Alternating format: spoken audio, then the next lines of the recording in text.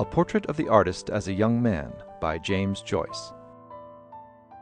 Chapter 1, Part 1.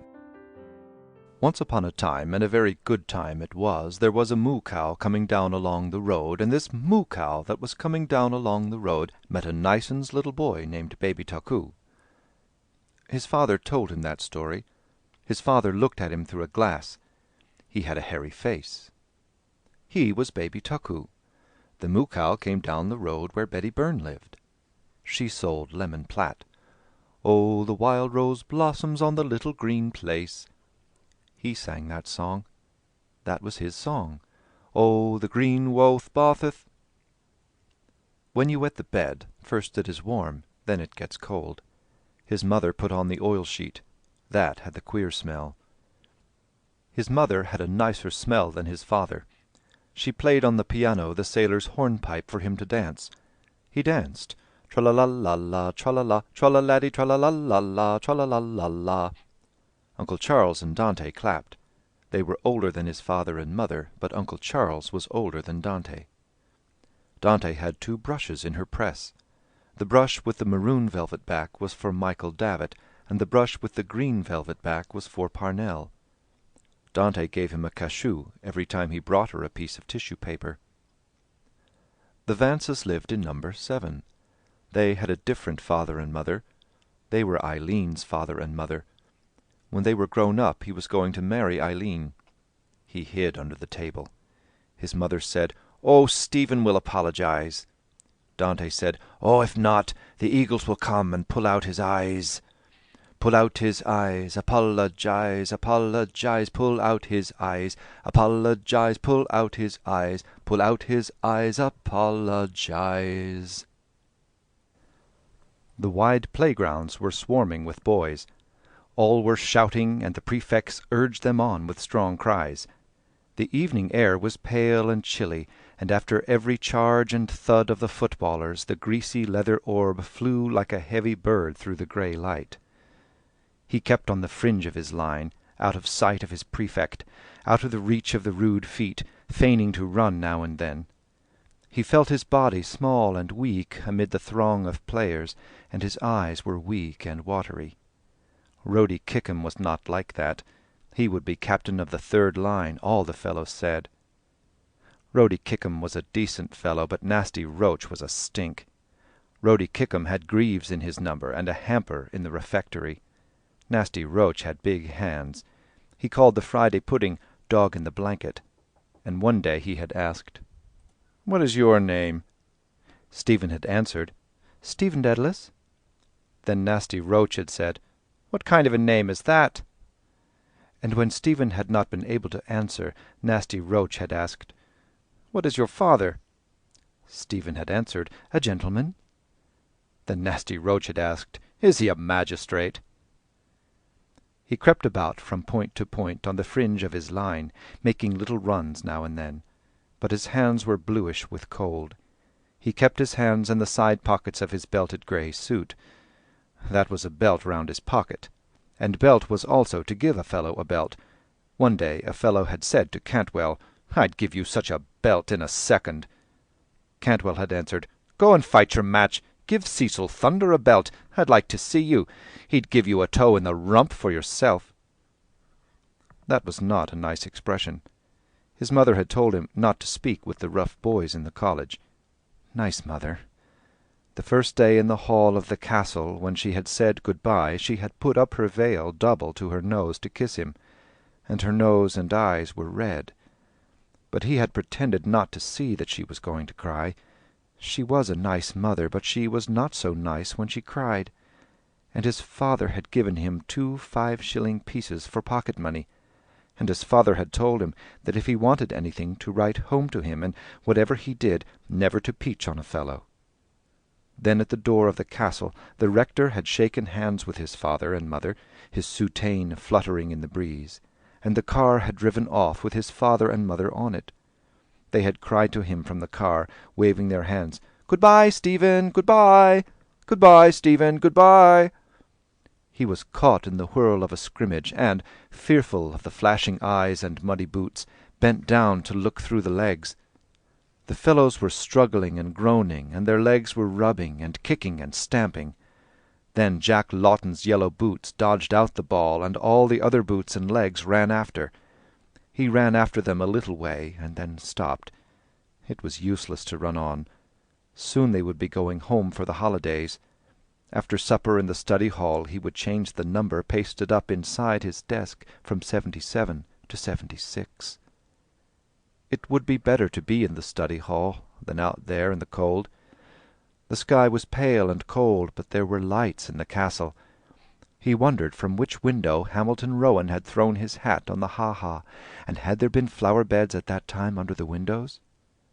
One day, when he had been called to the castle, the butler had shown him the marks of the soldiers' slugs in the wood of the door, and had given him a piece of shortbread that the community ate. It was nice and warm to see the lights in the castle. It was like something in a book. Perhaps Leicester Abbey was like that, and there were nice sentences in Dr. Cornwell's spelling book. They were like poetry, but they were only sentences to learn the spelling from. Wolsey died in Leicester Abbey, where the abbots buried him. Canker is a disease of plants, cancer one of animals. It would be nice to lie on the hearth-rug before the fire, leaning his head upon his hands, and think on those sentences.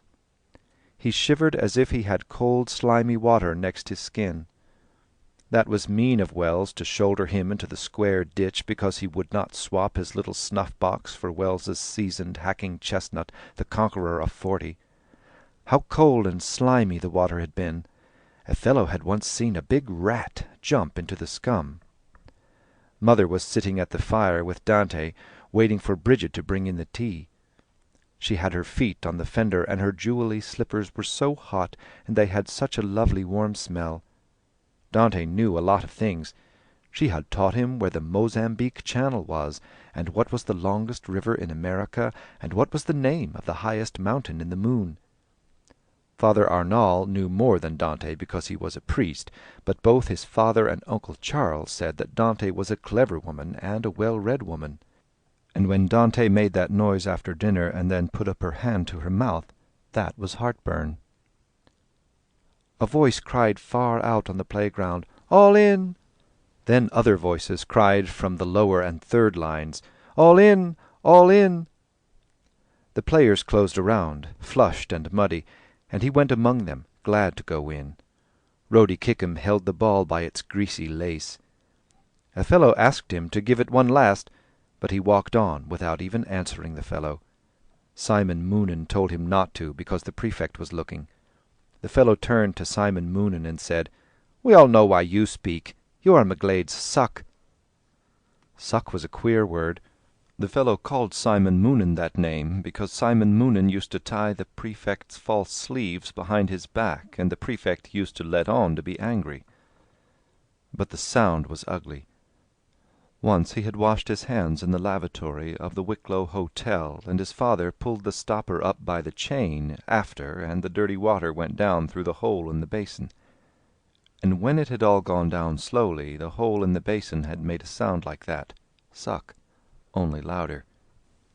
To remember that, and the white look of the lavatory, made him feel cold and then hot. There were two cocks that you turned, and water came out, cold and hot. He felt cold and then a little hot, and he could see the names printed on the cocks. That was a very queer thing.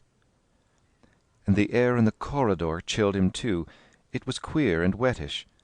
But soon the gas would be lit, and in burning it made a light noise like a little song, always the same, and when the fellows stopped talking in the playroom you could hear it. It was the hour for sums. Father Arnall wrote a hard sum on the board, and then said, "Now then, who will win? Go ahead, York! Go ahead, Lancaster!" Stephen tried his best, but the sum was too hard, and he felt confused. The little silk badge with the white rose on it that was pinned on the breast of his jacket began to flutter. He was no good at sums, but he tried his best so that York might not lose. Father Arnall's face looked very black, but he was not in a wax. He was laughing. Then Jack Lawton cracked his fingers, and Father Arnall looked at his copybook and said, "Right! Bravo, Lancaster! The red rose wins. Come on now, York, forge ahead." Jack Lawton looked over from his side. The little silk badge with the red rose on it looked very rich because he had a blue sailor top on. Stephen felt his own face red too, thinking of all the bets about who would get first place in elements, Jack Lawton or he. Some weeks Jack Lawton got the card for first, and some weeks he got the card for first. His white silk badge fluttered and fluttered as he worked on the next sum and heard Father Arnall's voice. Then all his eagerness passed away, and he felt his face quite cool. He thought his face must be white because it felt so cool. He could not get out the answer for the sum, but it did not matter. White roses and red roses, those were beautiful colors to think of, and the cards for first place and second place and third place were beautiful colors too, pink and cream and lavender. Lavender and cream and pink roses were beautiful to think of. Perhaps a wild rose might be like those colors, and he remembered the song about the wild rose blossoms on the little green place. But you could not have a green rose.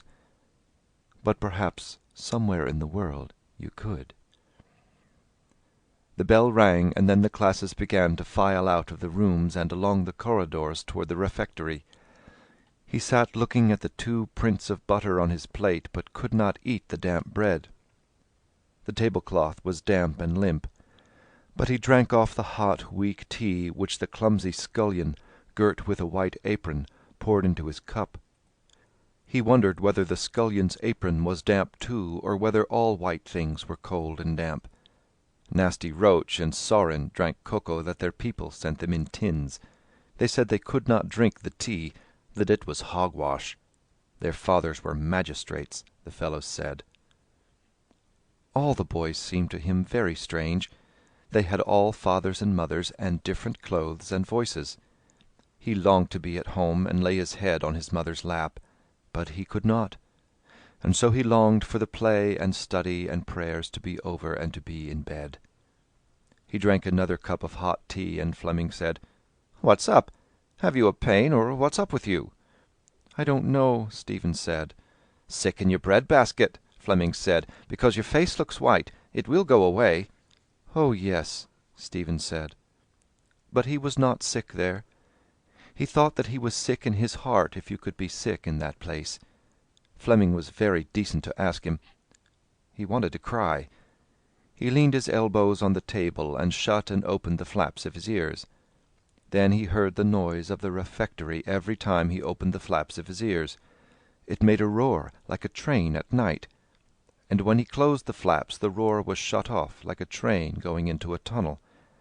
That night at Dalkey the train had roared like that, and then, when it went into the tunnel, the roar stopped. He closed his eyes, and the train went on, roaring and then stopping, roaring again, stopping. It was nice to hear it roar and stop, and then roar out of the tunnel again, and then stop. Then the higher line fellows began to come down along the matting in the middle of the refectory, Paddy Rath and Jimmy McGee, and the Spaniard who was allowed to smoke cigars, and the little Portuguese who wore the woolly cap. And then the lower line tables and the tables of the third line, and every single fellow had a different way of walking. He sat in a corner of the playroom, pretending to watch a game of dominoes, and once or twice he was able to hear for an instant the little song of the gas. The prefect was at the door with some boys, and Simon Moonan was knotting his false sleeves. He was telling them something about Tullabeg. Then he went away from the door, and Wells came over to Stephen and said, "Tell us, Dedalus, do you kiss your mother before you go to bed?" Stephen answered, "I do." Wells turned to the other fellows and said, "Oh, I say, here's a fellow says he kisses his mother every night before he goes to bed." The other fellows stopped their game and turned around laughing. Stephen blushed under their eyes and said, "I do not." Wells said, "Oh, I say, here's a fellow says he doesn't kiss his mother before he goes to bed." They all laughed again. Stephen tried to laugh with them. He felt his whole body hot and confused in a moment. What was the right answer to the question? He had given 2, and still Wells laughed. But Wells must know the right answer, for he was in third of grammar. He tried to think of Wells's mother, but he did not dare to raise his eyes to Wells's face. He did not like Wells's face. It was Wells who had shouldered him into the square ditch the day before because he would not swap his little snuff-box for Wells's seasoned hacking chestnut, the conqueror of 40. It was a mean thing to do. All the fellows said it was. And how cold and slimy the water had been, and a fellow had once seen a big rat jump plop into the scum. The cold slime of the ditch covered his whole body, and when the bell rang for study and the lines filed out of the playrooms, he felt the cold air of the corridor and staircase inside his clothes. He still tried to think what was the right answer. Was it right to kiss his mother, or wrong to kiss his mother? What did that mean, to kiss? You put your face up like that to say good night, and then his mother put her face down. That was to kiss. His mother put her lips on his cheek. Her lips were soft, and they wetted his cheek, and they made a tiny little noise. Kiss. Why did people do that with their two faces? Sitting in the study hall, he opened the lid of his desk and changed the number pasted up inside from 77 to 76. But the Christmas vacation was very far away, but one time it would come, because the earth moved round always. There was a picture of the earth on the first page of his geography, a big ball in the middle of clouds. Fleming had a box of crayons, and one night during free study he had colored the earth green and the clouds maroon. That was like the two brushes in Dante's press, the brush with the green velvet back for Parnell, and the brush with the maroon velvet back for Michael Davitt. But he had not told Fleming to color them those colors. Fleming had done it himself. He opened the geography to study the lesson, but he could not learn the names of places in America. Still, they were all different places that had those different names. They were all in different countries, and the countries were in continents, and the continents were in the world, and the world was in the universe. He turned to the fly-leaf of the geography and read what he had written there, himself, his name, and where he was. Stephen Dedalus, Class of Elements, Clongoweswood College, Solons, County Kildare, Ireland, Europe, the world, the universe. That was in his writing, and Fleming one night for a cod had written on the opposite page, Stephen Dedalus is my name, Ireland is my nation, Clongowes is my dwelling place, and heaven my expectation. He read the verses backwards, but then they were not poetry. Then he read the fly-leaf from the bottom to the top till he came to his own name. That was he. And he read down the page again. What was after the universe? Nothing. But was there anything round the universe to show where it stopped before the nothing place began? It could not be a wall, but there could be a thin, thin line there all round everything. It was very big to think about everything and everywhere. Only God could do that. He tried to think what a big thought that must be, but he could think only of God. God was God's name, just as his name was Stephen. Dieu was the French for God, and that was God's name too. And when anyone prayed to God and said Dieu, then God knew at once that it was a French person that was praying. But though there were different names for God in all the different languages in the world, and God understood what all the people who prayed said in their different languages, still God remained always the same God, and God's real name was God. It made him very tired to think that way. It made him feel his head very big. He turned over the fly-leaf and looked wearily at the green round earth in the middle of the maroon clouds.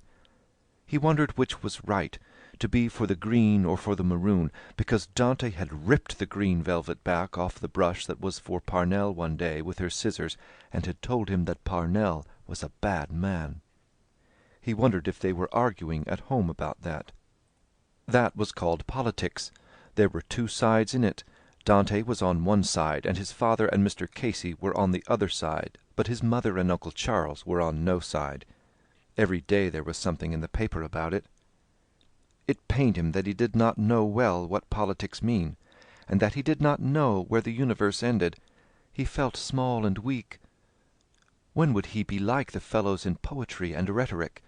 They had big voices and big boots, and they studied trigonometry. That was very far away. First came the vacation, and then the next term, and then vacation again, and then again another term, and then again the vacation.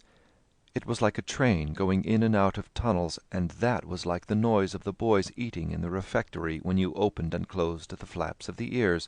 Term, vacation, tunnel, out, noise, stop. How far away it was! It was better to go to bed to sleep. Only prayers in the chapel, and then bed. He shivered and yawned. It would be lovely in bed after the sheets got a bit hot.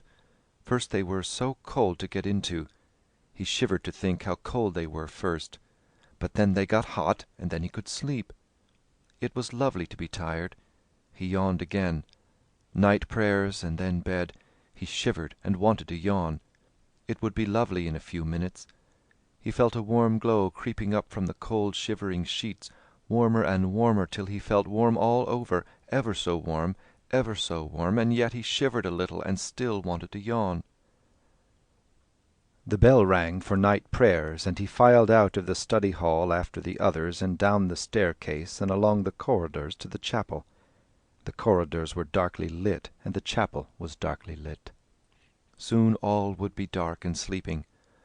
There was cold night air in the chapel, and the marbles were the colour the sea was at night. The sea was cold day and night, but it was colder at night. It was cold and dark under the sea wall beside his father's house, but the kettle would be on the hob to make punch. The prefect of the chapel prayed above his head, and his memory knew the responses.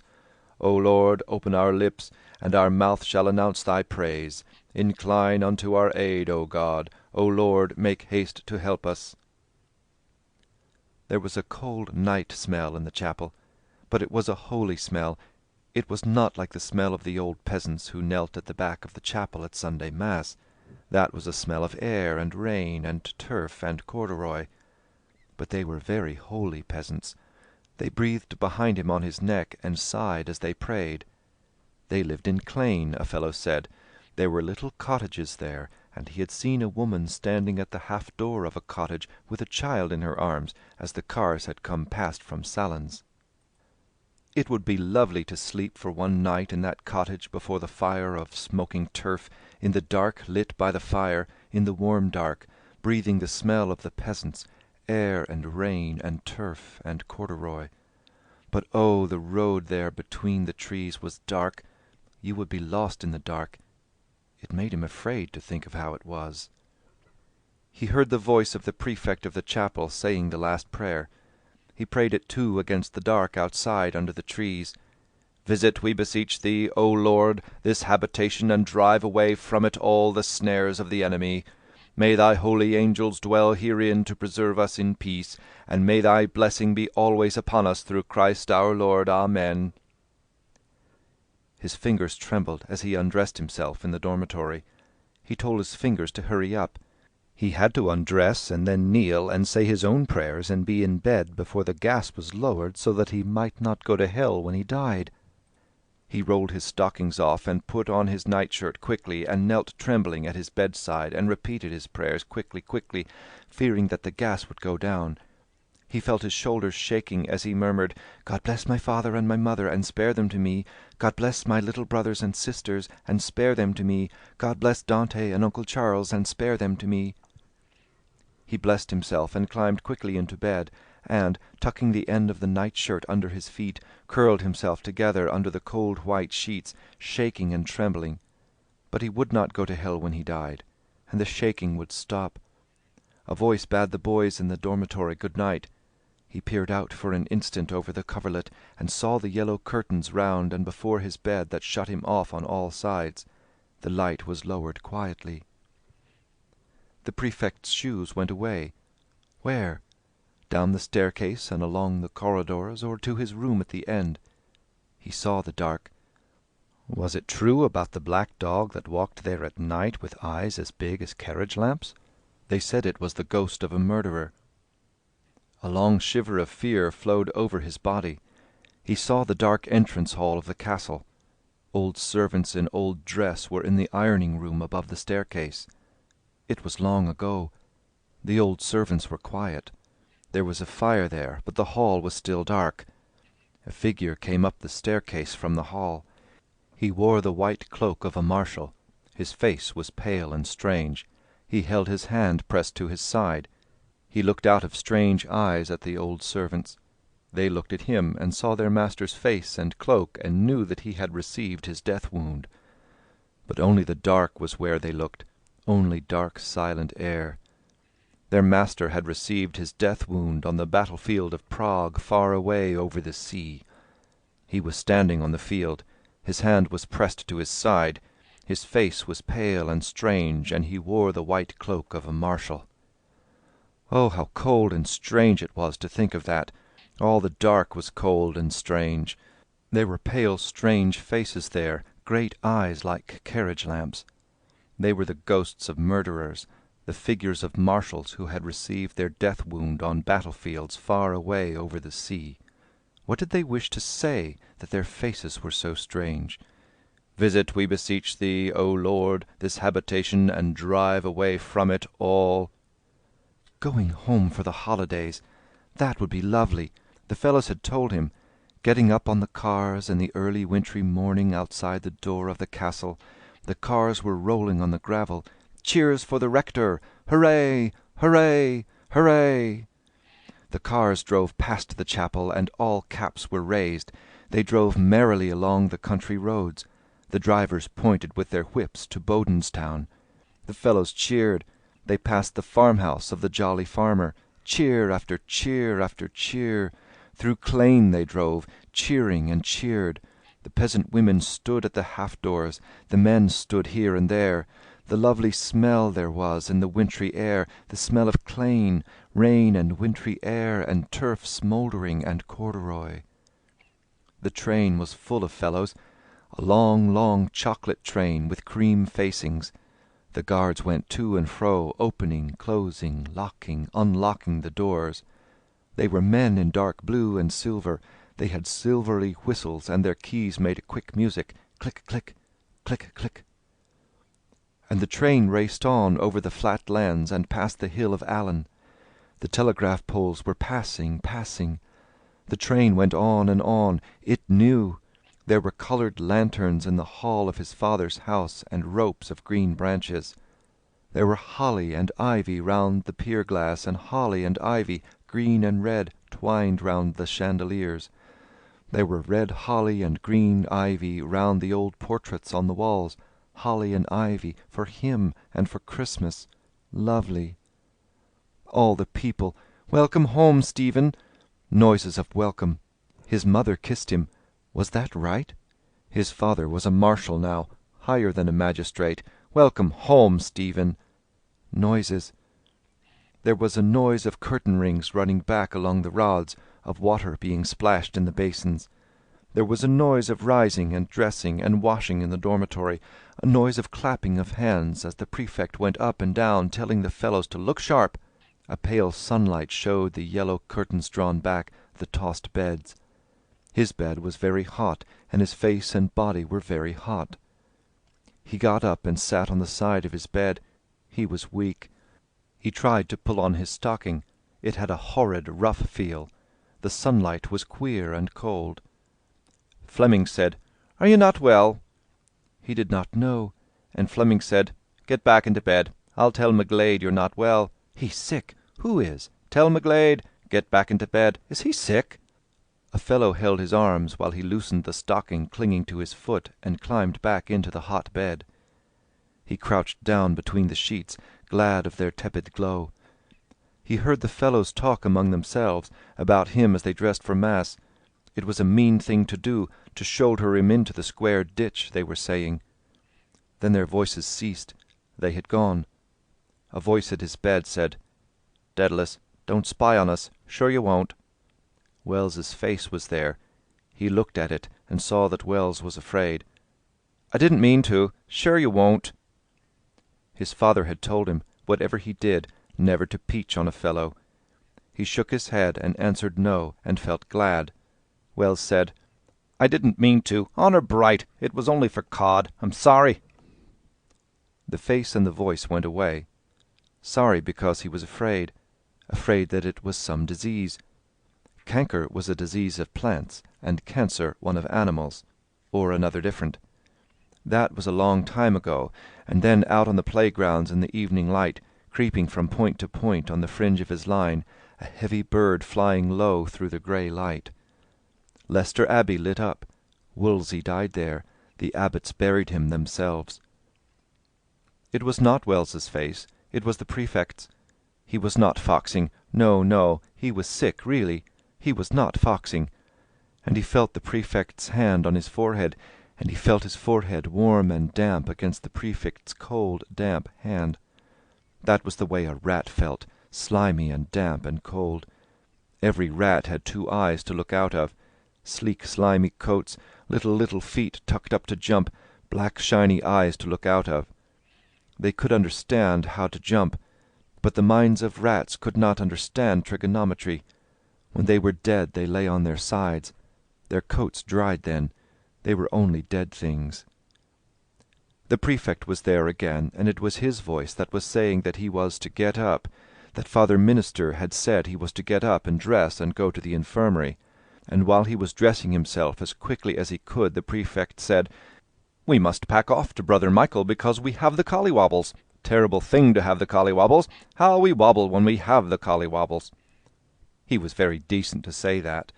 That was all to make him laugh.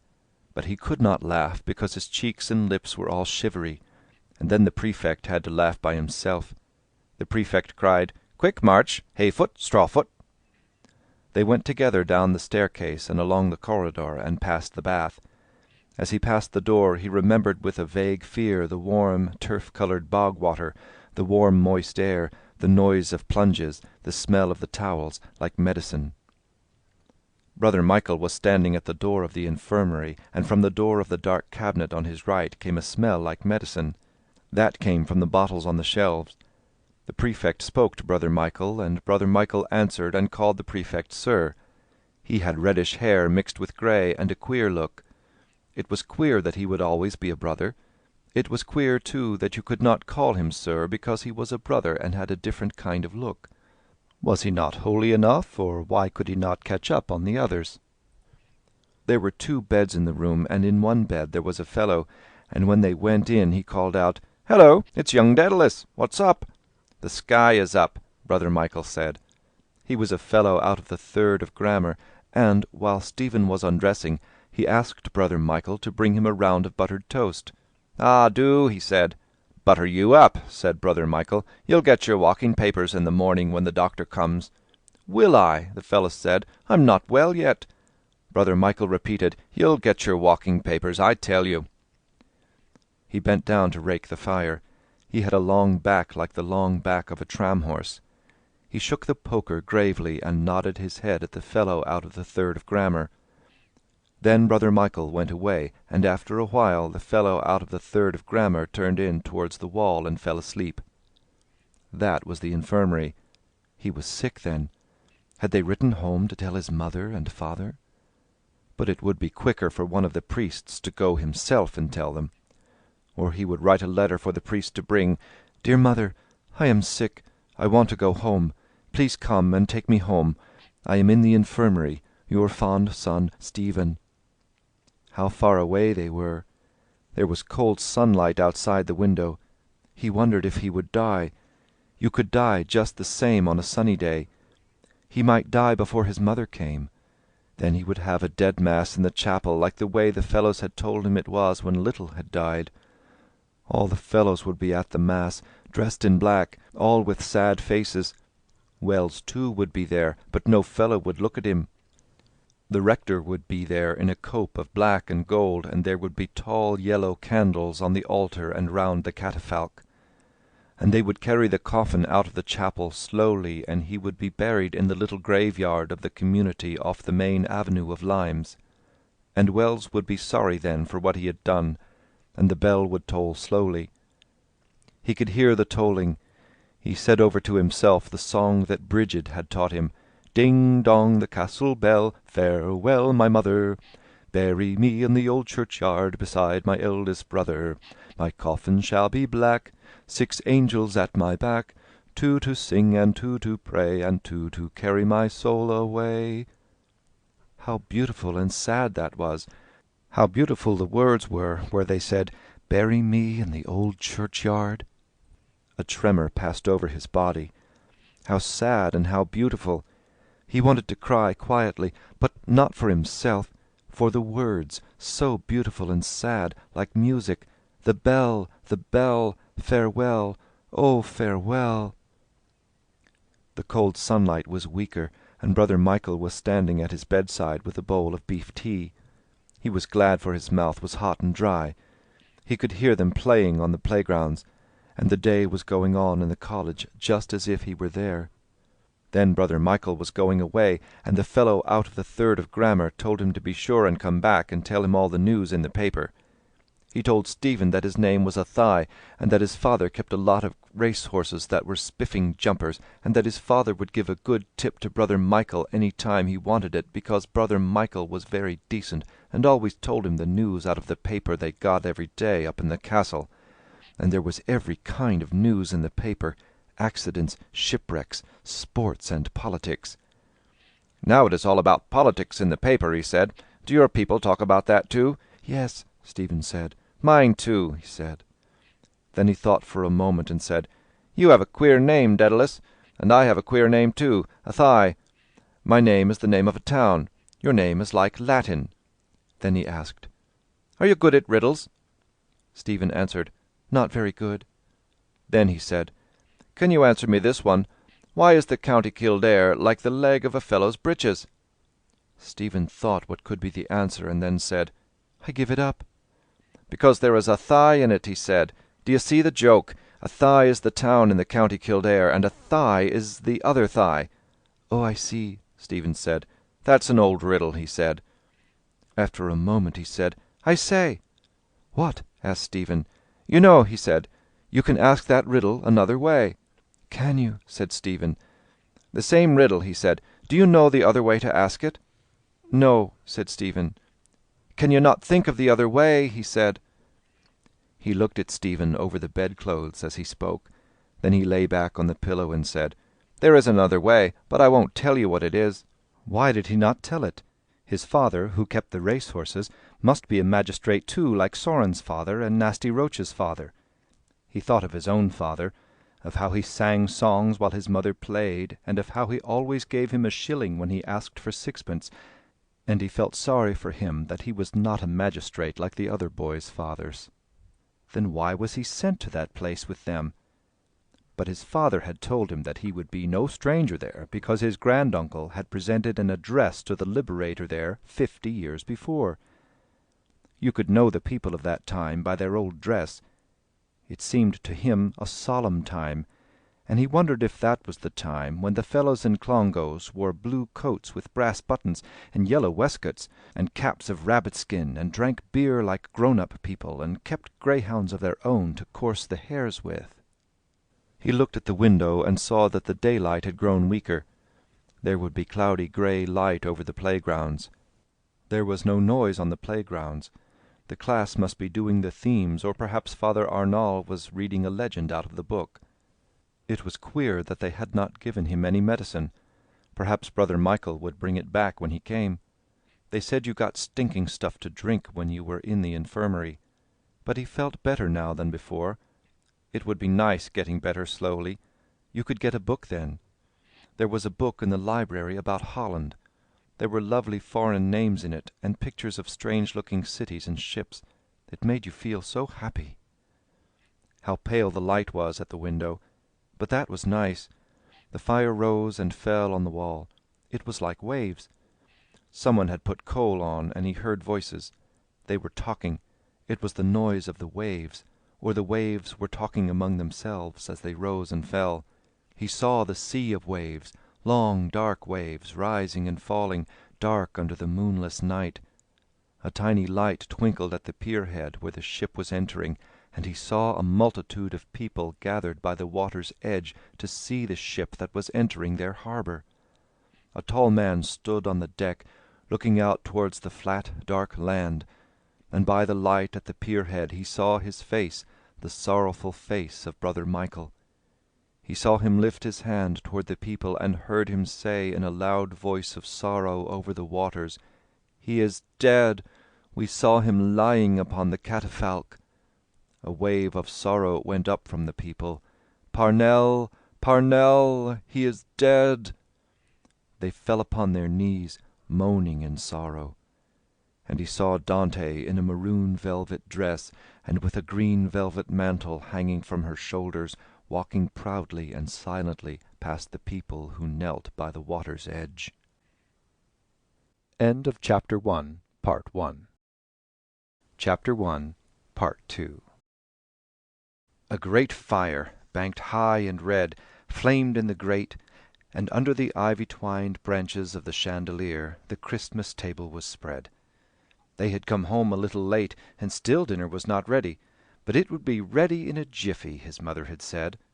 They were waiting for the door to open, and for the servants to come in holding the big dishes covered with their heavy metal covers. All were waiting. Uncle Charles, who sat far away in the shadow of the window, Dante and Mr. Casey, who sat in the easy-chairs at either side of the hearth, Stephen, seated on a chair between them, his feet resting on the toasted boss. Mr. Dedalus looked at himself in the pier-glass above the mantelpiece, waxed out his moustache ends, and then, parting his coat-tails, stood with his back to the glowing fire, and still from time to time he withdrew a hand from his coat-tail to wax out one of his moustache ends. Mr. Casey leaned his head to one side and, smiling, tapped the gland of his neck with his fingers. And Stephen smiled too, for he knew now that it was not true that Mr. Casey had a purse of silver in his throat. He smiled to think how the silvery noise which Mr. Casey used to make had deceived him. And when he had tried to open Mr. Casey's hand to see if the purse of silver was hidden there, he had seen that the fingers could not be straightened out. And Mr. Casey had told him that he had got those 3 cramped fingers making a birthday present for Queen Victoria. Mr. Casey tapped the gland of his neck and smiled at Stephen with sleepy eyes, and Mr. Dedalus said to him, "Yes, well now, that's all right. Oh, we had a good walk, hadn't we, John? Yes. I wonder if there's any likelihood of dinner this evening? Yes. Oh, well now, we got a good breath of ozone round the head to-day. Ay, bedad." He turned to Dante and said, "You didn't stir out at all, Mrs. Riordan?" Dante frowned and said shortly, "No." Mr. Dedalus dropped his coat-tails and went over to the sideboard. He brought forth a great stone jar of whisky from the locker and filled the decanter slowly, bending now and then to see how much he had poured in. Then, replacing the jar in the locker, he poured a little of the whisky into 2 glasses, added a little water, and came back with them to the fireplace. "A thimbleful, John," he said, "just to whet your appetite." Mr. Casey took the glass, drank, and placed it near him on the mantelpiece. Then he said, "Well, I can't help thinking of our friend Christopher manufacturing—" He broke into a fit of laughter and coughing, and added, "manufacturing that champagne for those fellows." Mr. Dedalus laughed loudly. "Is it Christy?" he said. "There's more cunning in one of those warts on his bald head than in a pack of Jack Foxes."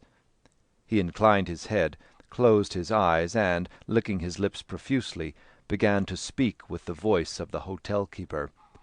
"And he has such a soft mouth when he's speaking to you, don't you know. He's very moist and watery about the dewlaps, God bless him." Mr. Casey was still struggling through his fit of coughing and laughter. Stephen, seeing and hearing the hotel-keeper through his father's face and voice, laughed. Mr. Dedalus put up his eyeglass and, staring down at him, said quietly and kindly, "What are you laughing at, you little puppy, you?" The servants entered and placed the dishes on the table. Mrs. Dedalus followed, and the places were arranged. "Sit over," she said. Mr. Dedalus went to the end of the table and said, "Now, Mrs. Riordan, sit over. John, sit you down, my hearty." He looked round to where Uncle Charles sat and said, "Now then, sir, there's a bird here waiting for you." When all had taken their seats, he laid his hand on the cover and then said quickly, withdrawing it, "Now, Stephen." Stephen stood up in his place to say the grace before meals. Bless us, O Lord, and these thy gifts, which through thy bounty we are about to receive through Christ our Lord. Amen. All blessed themselves, and Mr. Dedalus, with a sigh of pleasure, lifted from the dish the heavy cover pearled around the edge with glistening drops. Stephen looked at the plump turkey which had lain, trussed and skewered, on the kitchen table. He knew that his father had paid a guinea for it in Dunn's of Dolier Street, and that the man had prodded it often at the breastbone to show how good it was, and he remembered the man's voice when he had said, "Take that one, sir, that's the real Alley Daily." Why did Mr. Barrett in Clongowes call his pandybat a turkey? But Clongowes was far away, and the warm heavy smell of turkey and ham and celery rose from the plates and dishes, and the great fire was banked high and red in the grate, and the green ivy and red holly made you feel so happy, and when dinner was ended the big plum-pudding would be carried in, studded with peeled almonds and sprigs of holly, with bluish fire running around it and a little green flag flying from the top. It was his first Christmas dinner, and he thought of his little brothers and sisters who were waiting in the nursery, as he had often waited, till the pudding came. The deep low collar and the Eton jacket made him feel queer and oldish, and that morning when his mother had brought him down to the parlour, dressed for Mass, his father had cried. That was because he was thinking of his own father, and Uncle Charles had said so too. Mr. Dedalus covered the dish and began to eat hungrily.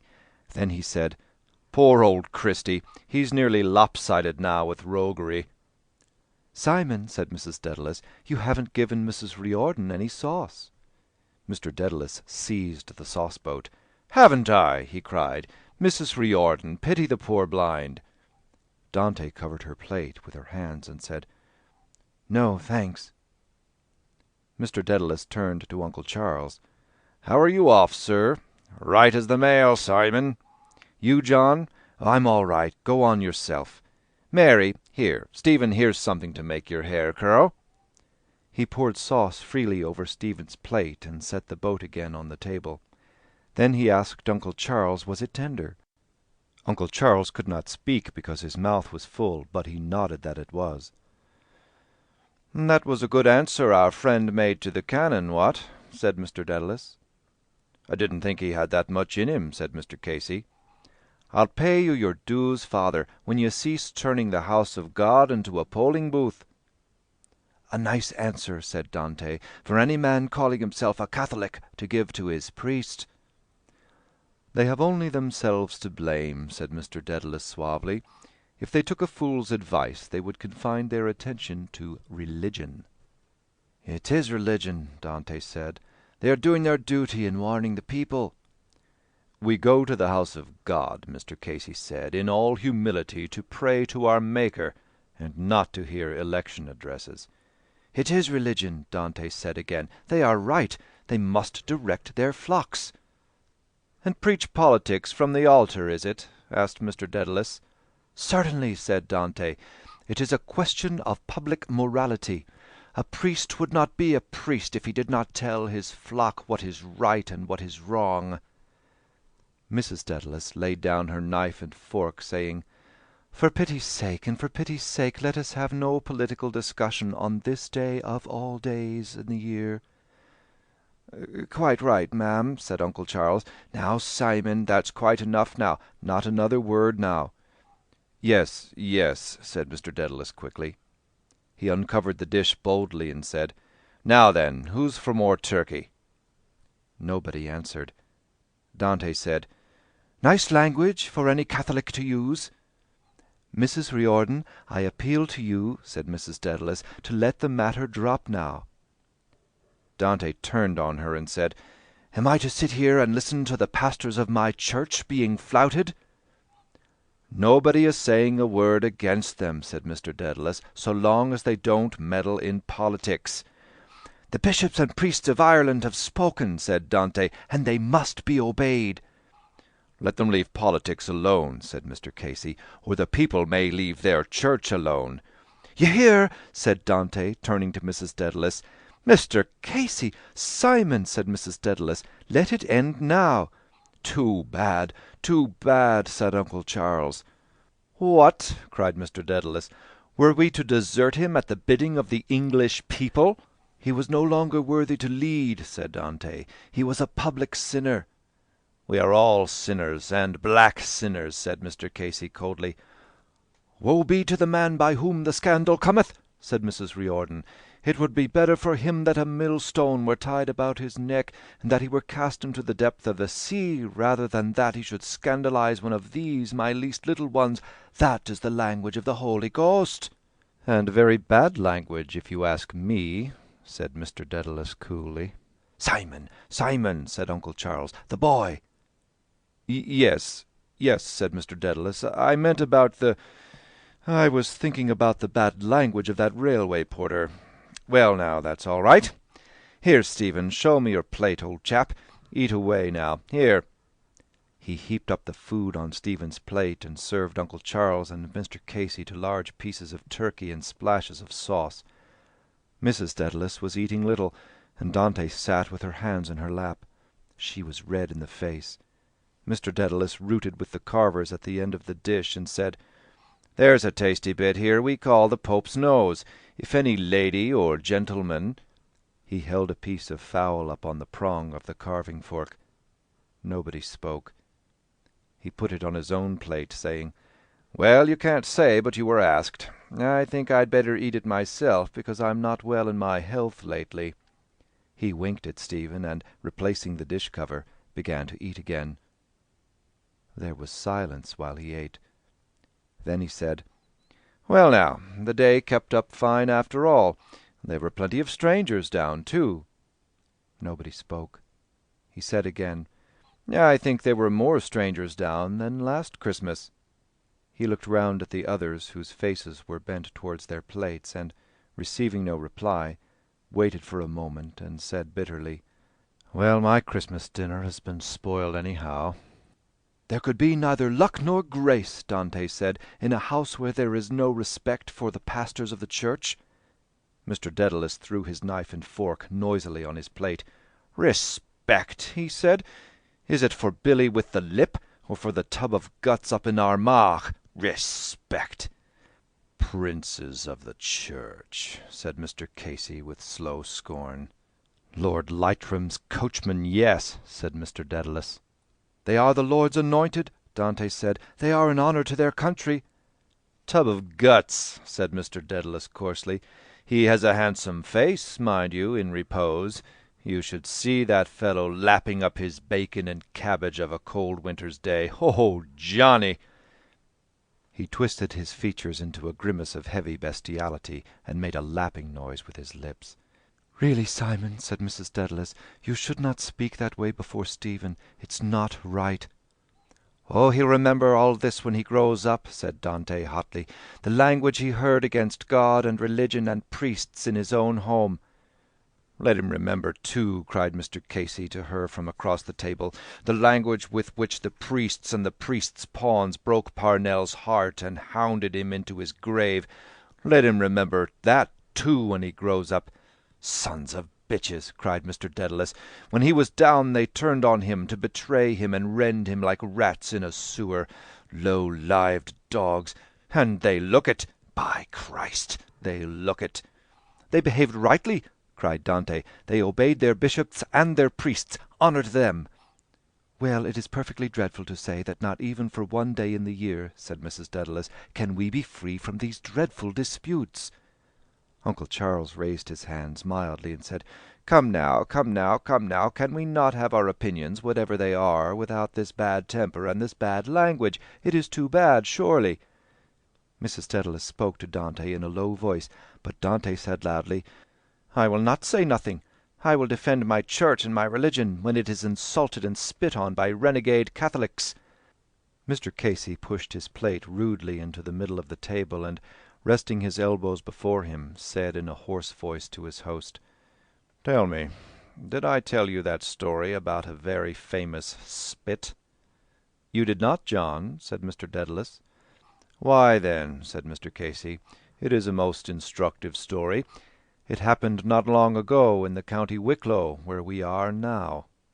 He broke off, and, turning towards Dante, said with quiet indignation, "And I may tell you, ma'am, that I, if you mean me, am no renegade Catholic.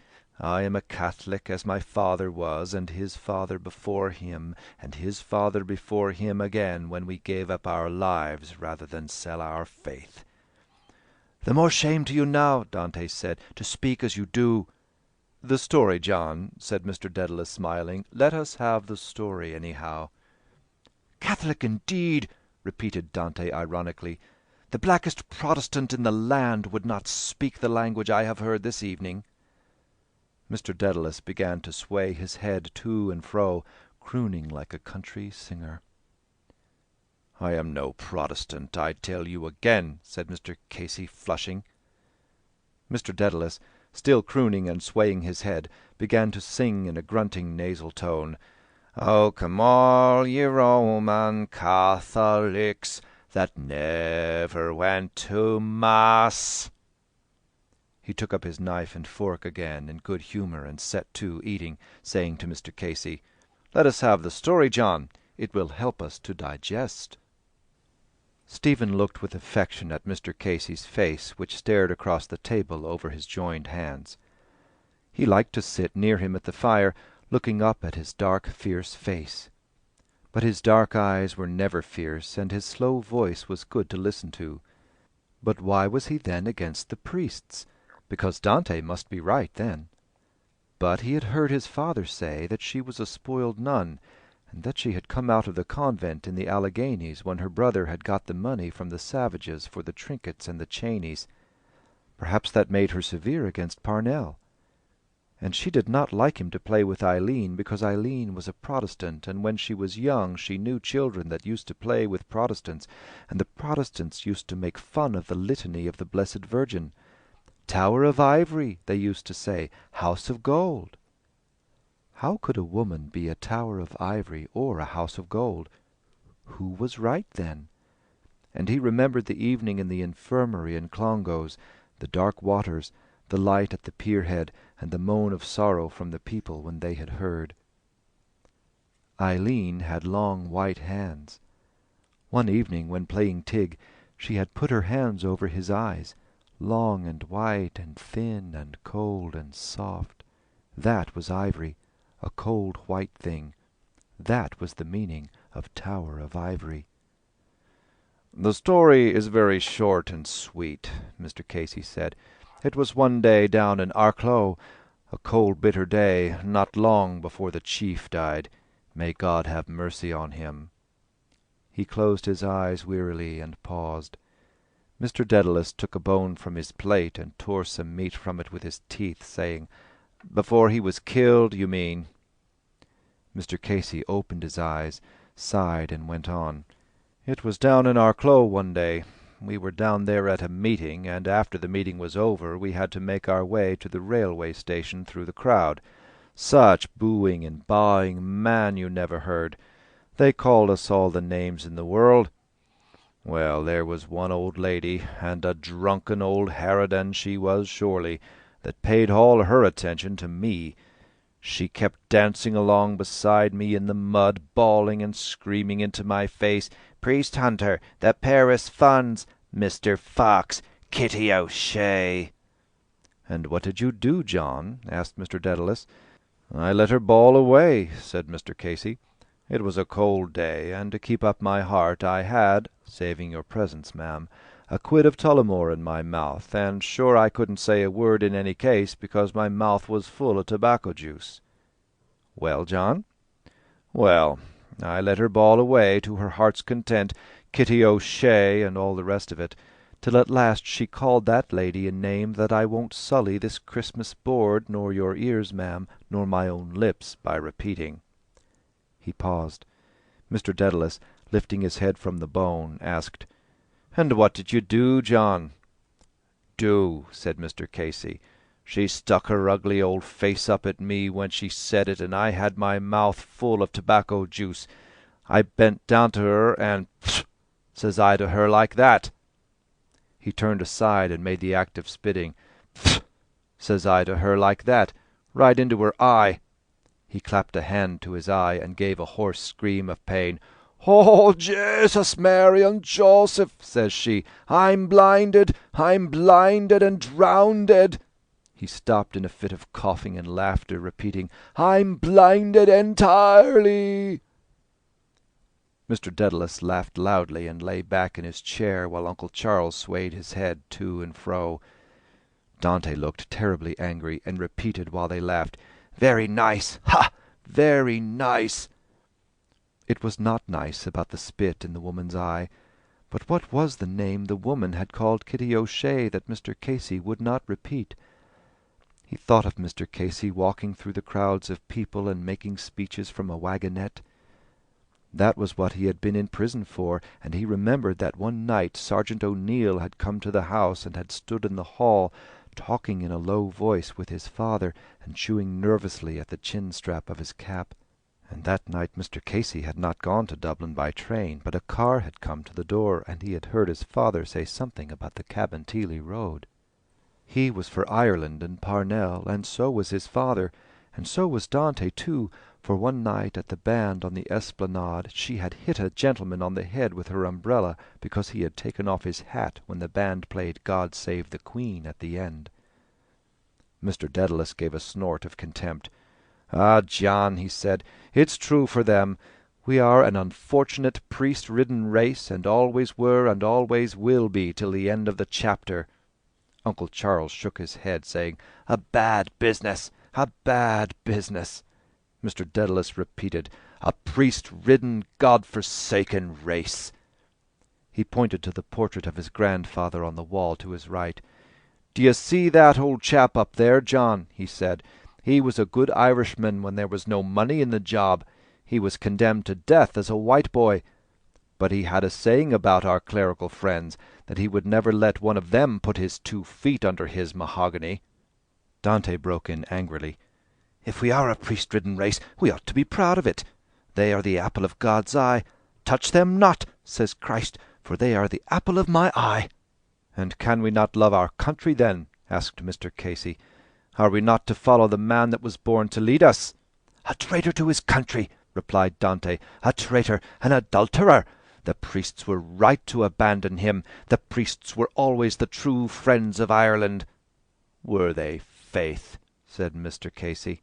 He threw his fists on the table and, frowning angrily, protruded one finger after another. "Didn't the bishops of Ireland betray us in the time of the Union, when Bishop Lanigan presented an address of loyalty to the Marquess Cornwallis? Didn't the bishops and priests sell the aspirations of their country in 1829 in return for Catholic emancipation? Didn't they denounce the Fenian movement from the pulpit and in the confession box? And didn't they dishonour the ashes of Terence Ballou McManus?" His face was glowing with anger, and Stephen felt the glow rise to his own cheek as the spoken words thrilled him. Mr. Dedalus uttered a guffaw of coarse scorn. "Oh, by God!" he cried, "I forgot little old Paul Cullen, another apple of God's eye." Dante bent across the table and cried to Mr. Casey, "Right, right! They were always right! God and morality and religion come first!" Mrs. Dedalus, seeing her excitement, said to her, "Mrs. Riordan, don't excite yourself answering them." "God and religion before everything!" Dante cried. "God and religion before the world!" Mr. Casey raised his clenched fist and brought it down on the table with a crash. "Very well, then," he shouted hoarsely, "if it comes to that, no God for Ireland!" "John, John!" cried Mr. Dedalus, seizing his guest by the coat sleeve. Dante stared across the table, her cheeks shaking. Mr. Casey struggled up from his chair and bent across the table towards her, scraping the air from before his eyes with one hand as though he were tearing aside a cobweb. "No God for Ireland!" he cried. "We have had too much God in Ireland. Away with God!" "Blasphemer! Devil!" screamed Dante, starting to her feet and almost spitting in his face.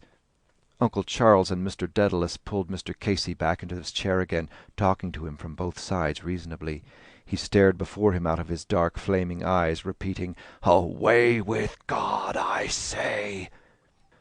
Dante shoved her chair violently aside and left the table, upsetting her napkin ring, which rolled slowly along the carpet and came to rest against the foot of an easy-chair. Mrs. Dedalus rose quickly and followed her towards the door.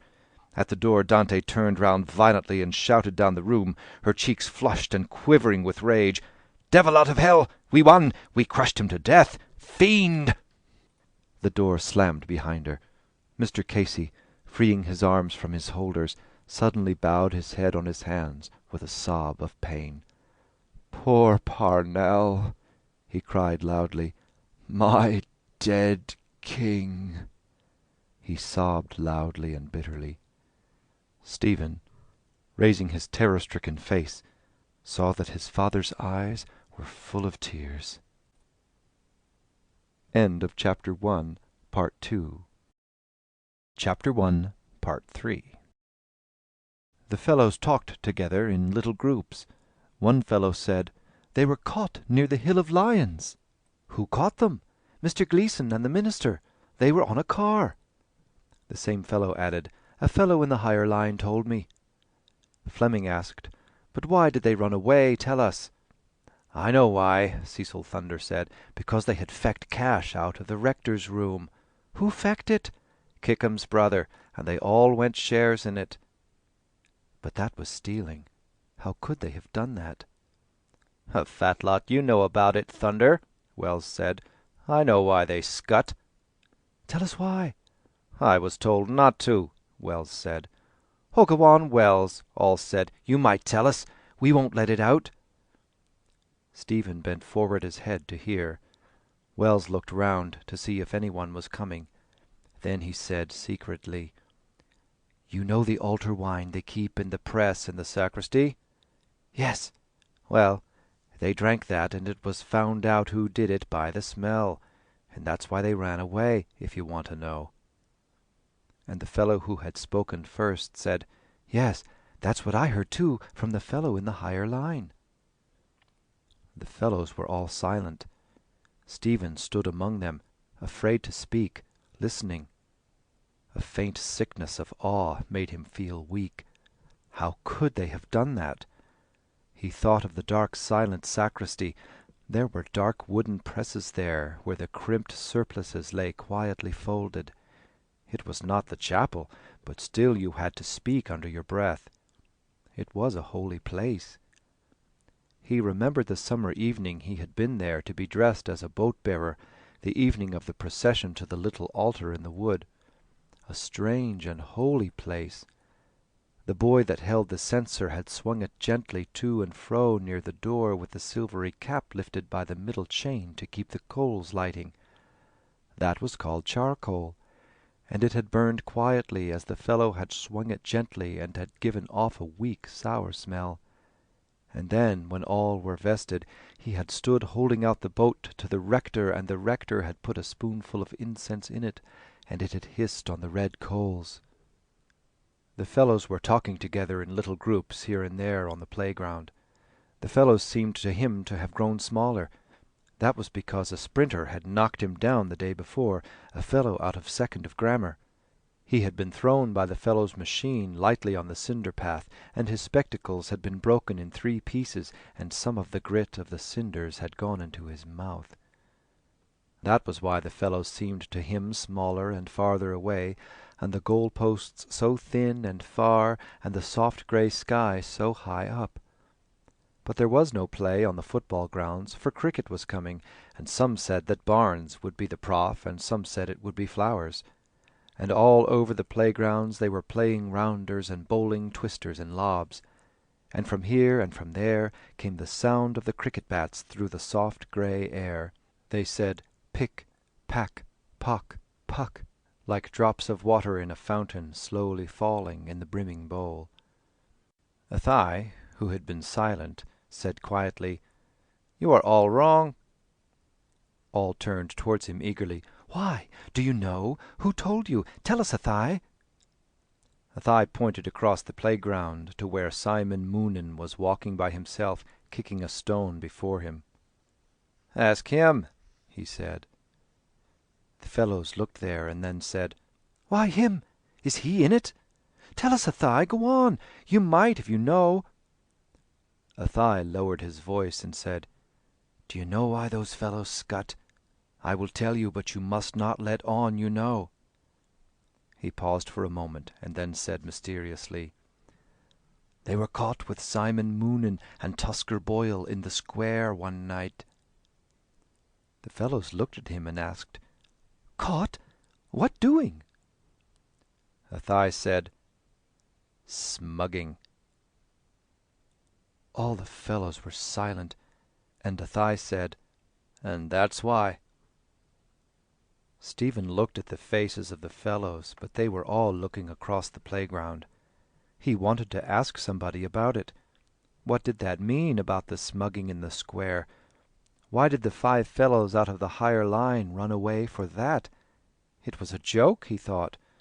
Simon Moonan had nice clothes, and one night he had shown him a ball of creamy sweets that the fellows of the football 15 had rolled down to him along the carpet in the middle of the refectory when he was at the door. It was the night of the match against the Bective Rangers, and the ball was made just like a red and green apple, only it opened, and it was full of the creamy sweets. And one day Boyle had said that an elephant had 2 tuskers instead of 2 tusks, and that was why he was called Tusker Boyle, but some fellows called him Lady Boyle because he was always at his nails, paring them. Eileen had long, thin, cool, white hands too, because she was a girl. They were like ivory, only soft. That was the meaning of Tower of Ivory, but Protestants could not understand it, and made fun of it. One day he had stood beside her looking into the hotel grounds. A waiter was running up a trail of bunting on the flagstaff, and a fox terrier was scampering to and fro on the sunny lawn. She had put her hand into his pocket where his hand was, and he had felt how cool and thin and soft her hand was. She had said that pockets were funny things to have, and then all of a sudden she had broken away and had run laughing down the sloping curve of the path. Her fair hair had streamed out behind her like gold in the sun. Tower of Ivory, House of Gold. By thinking of things you could understand them. But why in the square? You went there when you wanted to do something. It was all thick slabs of slate, and water trickled all day out of tiny pinholes, and there was a queer smell of stale water there. And behind the door of one of the closets there was a drawing in red pencil of a bearded man in a Roman dress with a brick in each hand, and underneath was the name of the drawing. Balbus was building a wall. Some fellows had drawn it there for a cod. It had a funny face, but it was very like a man with a beard. And on the wall of another closet there was written in backhand in beautiful writing, "Julius Caesar wrote the Calico Belly." Perhaps that was why they were there, because it was a place where some fellows wrote things for cod. But all the same it was queer what Athai said, and the way he said it. It was not a cod, because they had run away.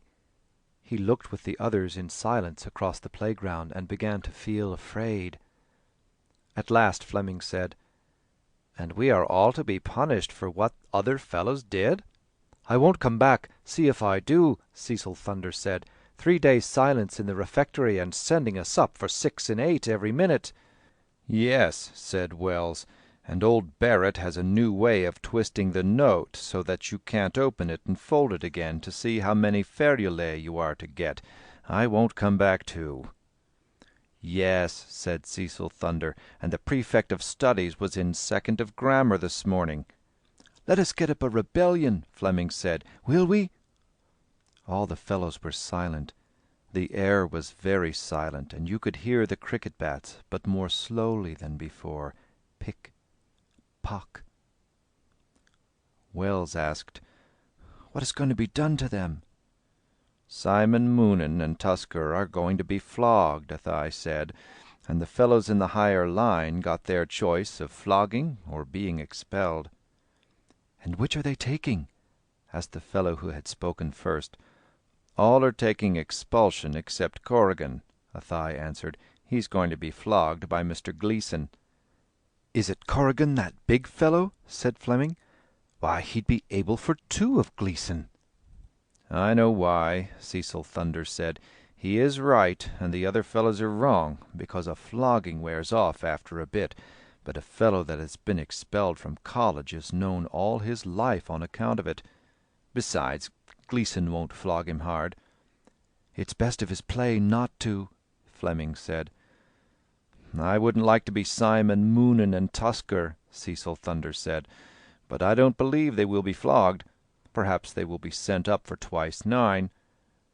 "No, no," said Athy, "they will both get it on the vital spot."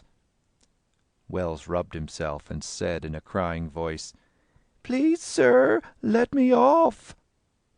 Athy grinned and turned up the sleeves of his jacket, saying, "It can't be helped, it must be done, so down with your breeches and out with your bum." The fellows laughed, but he felt that they were a little afraid. In the silence of the soft grey air he heard the cricket bats from here and from there. Pock! That was a sound to hear, but if you were hit then you would feel a pain. The pandybat made a sound too, but not like that. The fellows said it was made of whalebone and leather with lead inside, and he wondered what was the pain like. There were different kinds of pains for all the different kinds of sounds. A long thin cane would have a high whistling sound, and he wondered what was that pain like. It made him shivery to think of it, and cold. And what Athy said too. But what was there to laugh at in it? It made him shivery, but that was because you always felt like a shiver when you let down your trousers. It was the same in the bath when you undressed yourself. He wondered who had to let them down, the master or the boy himself. Oh, how could they laugh about it that way? He looked at Athy's rolled-up sleeves and knuckly, inky hands. He had rolled up his sleeves to show how Mr. Gleeson would roll up his sleeves. But Mr. Gleeson had round, shiny cuffs and clean white wrists and fattish white hands, and the nails of them were long and pointed. Perhaps he pared them too, like Lady Boyle, but they were terribly long and pointed nails. So long and cruel they were, though the white fattish hands were not cruel but gentle. And though he trembled with cold and fright to think of the cruel long nails, and of the high whistling sound of the cane, and of the chill you felt at the end of your shirt when you undressed yourself, yet he felt a feeling of queer, quiet pleasure inside him to think of the white fattish hands, clean and strong and gentle. And he thought of what Cecil Thunder had said, that Mr. Gleeson would not flog Corrigan hard, and Fleming had said he would not because it was best of his play not to, but that was not why. A voice from far out on the playground cried, "All in!" and other voices cried, "All in! All in!" During the writing lesson he sat with his arms folded, listening to the slow scraping of the pens. Mr. Harford went to and fro making little signs in red pencil, and sometimes sitting beside the boy to show him how to hold the pen. He had tried to spell out the headline for himself, though he knew already what it was, for it was the last of the book. "Zeal without prudence is like a ship adrift." But the lines of the letters were like fine invisible threads, and it was only by closing his right eye tight, tight, and staring out of the left eye that he could make out the full curves of the capital. But Mr. Harford was very decent and never got into a wax. All the other masters got into dreadful waxes. But why were they to suffer for what fellows in the higher line did? Wells had said they had drunk some of the altar wine out of the press in the sacristy, and that it had been found out who had done it by the smell. Perhaps they had stolen a monstrance to run away with it and sell it somewhere.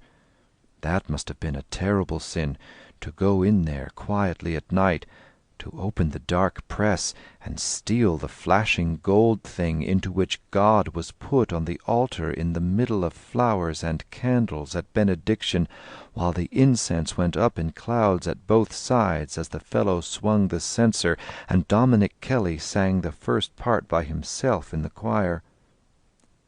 But God was not in it, of course, when they stole it, but still it was a strange and a great sin even to touch it. He thought of it with deep awe, a terrible and strange sin. It thrilled him to think of it in the silence when the pens scraped lightly. But to drink the altar wine out of the press and be found out by the smell was a sin too, but it was not terrible and strange. It only made you feel a little sickish on account of the smell of the wine, because on the day when he had made his first Holy Communion in the chapel he had shut his eyes and opened his mouth and put out his tongue a little, and when the rector had stooped down to give him the Holy Communion he had smelt a faint winey smell off the rector's breath after the wine of the Mass. The word was beautiful. Wine. It made you think of dark purple because the grapes were dark purple that grew in Greece outside houses like white temples. But the faint smell off the rector's breath had made him feel a sick feeling on the morning of his first communion.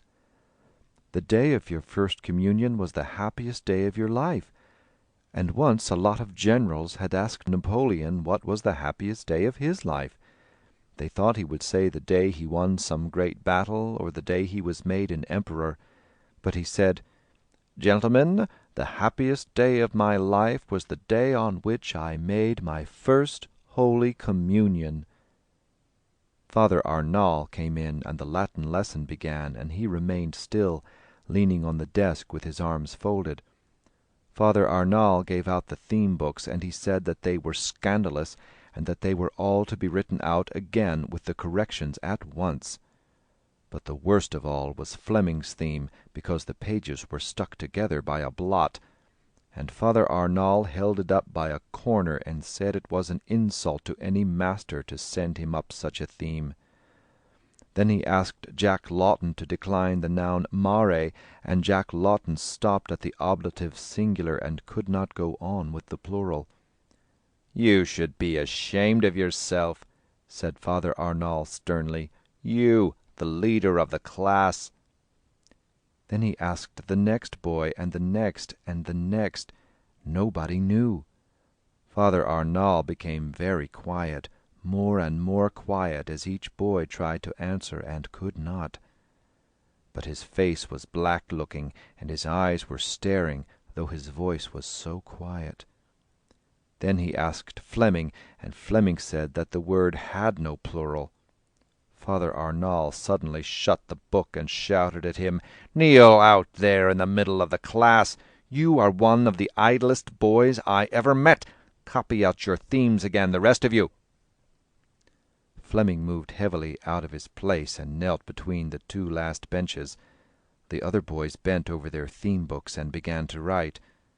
A silence filled the classroom, and Stephen, glancing timidly at Father Arnal's dark face, saw that it was a little red from the wax he was in.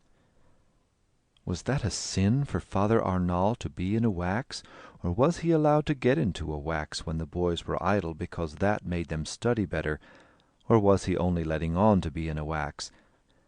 It was because he was allowed, because a priest would know what a sin was and would not do it. But if he did it one time by mistake, what would he do to go to confession? Perhaps he would go to confession to the minister. And if the minister did it, he would go to the rector, and the rector to the provincial, and the provincial to the general of the Jesuits. That was called the order, and he had heard his father say that they were all clever men. They could all have become high-up people in the world if they had not become Jesuits. And he wondered what Father Arnal and Paddy Barrett would have become, and what Mr. McGlade and Mr. Gleeson would have become if they had not become Jesuits. It was hard to think what, because you would have to think of them in a different way, with different colored coats and trousers, and with beards and mustaches and different kinds of hats. The door opened quietly and closed. A quick whisper ran through the class, "The prefect of studies." There was an instant of dead silence, and then the loud crack of a pandybat on the last desk. Stephen's heart leapt up in fear. "Any boys want flogging here, Father Arnal?" cried the prefect of studies. "Any lazy, idle loafers that want flogging in this class?" He came to the middle of the class and saw Fleming on his knees. "Ho, ho!" he cried. "Who is this boy? Why is he on his knees? What is your name, boy?" "Fleming, sir." "Ho, ho! Fleming! An idler, of course. I can see it in your eye. Why is he on his knees, Father Arnall?" "He wrote a bad Latin theme," Father Arnall said, "and he missed all the questions in grammar." "Of course he did," cried the prefect of studies. "Of course he did. A born idler. I can see it in the corner of his eye." He banged his pandybat down on the desk and cried, "Up, Fleming! Up, my boy!" Fleming stood up slowly. "Hold out!" cried the prefect of studies. Fleming held out his hand. The pandybat came down on it with a loud smacking sound. 1, 2, 3, 4, 5, 6. "Other hand!" The pandybat came down again in 6 loud, quick smacks. "Kneel down!" cried the prefect of studies. Fleming knelt down, squeezing his hands under his armpits, his face contorted with pain. But Stephen knew how hard his hands were, because Fleming was always rubbing rosin into them. But perhaps he was in great pain, for the noise of the pandies was terrible. Stephen's heart was beating and fluttering. "At your work, all of you!" shouted the prefect of studies. "We want no lazy, idle loafers here, lazy, idle little schemers. At your work, I tell you. Father Dolan will be in to see you every day. Father Dolan will be in tomorrow." He poked one of the boys in the side with the pandybat, saying, "You boy, when will Father Dolan be in again?" "Tomorrow, sir," said Tom Furlong's voice. "Tomorrow and tomorrow and tomorrow," said the prefect of studies. "Make up your minds for that. Every day, Father Dolan. Right away." "You boy, who are you?" Stephen's heart jumped suddenly. "Dedalus, sir." "Why are you not writing like the others?" My—" He could not speak with fright. "Why is he not writing, Father Arnall?" "He broke his glasses," said Father Arnall, "and I exempted him from work." "Broke? What is this I hear? What is this your name is?" said the prefect of studies. "Dedalus, sir." "Out here, Dedalus, lazy little schemer. I see schemer in your face. Where did you break your glasses?" Stephen stumbled into the middle of the class, blinded by fear and haste.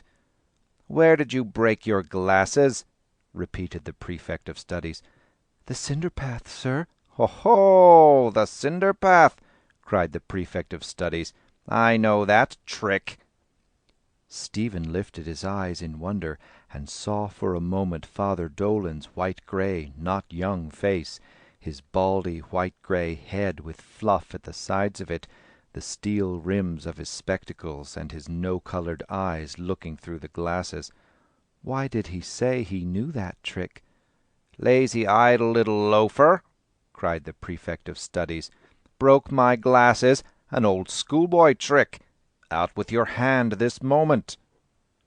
Stephen closed his eyes and held out in the air his trembling hand with the palm upwards.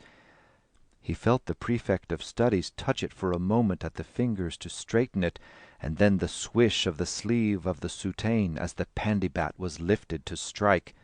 A hot, burning, stinging, tingling blow like the loud crack of a broken stick made his trembling hand crumple together like a leaf in the fire, and at the sound and the pain scalding tears were driven into his eyes.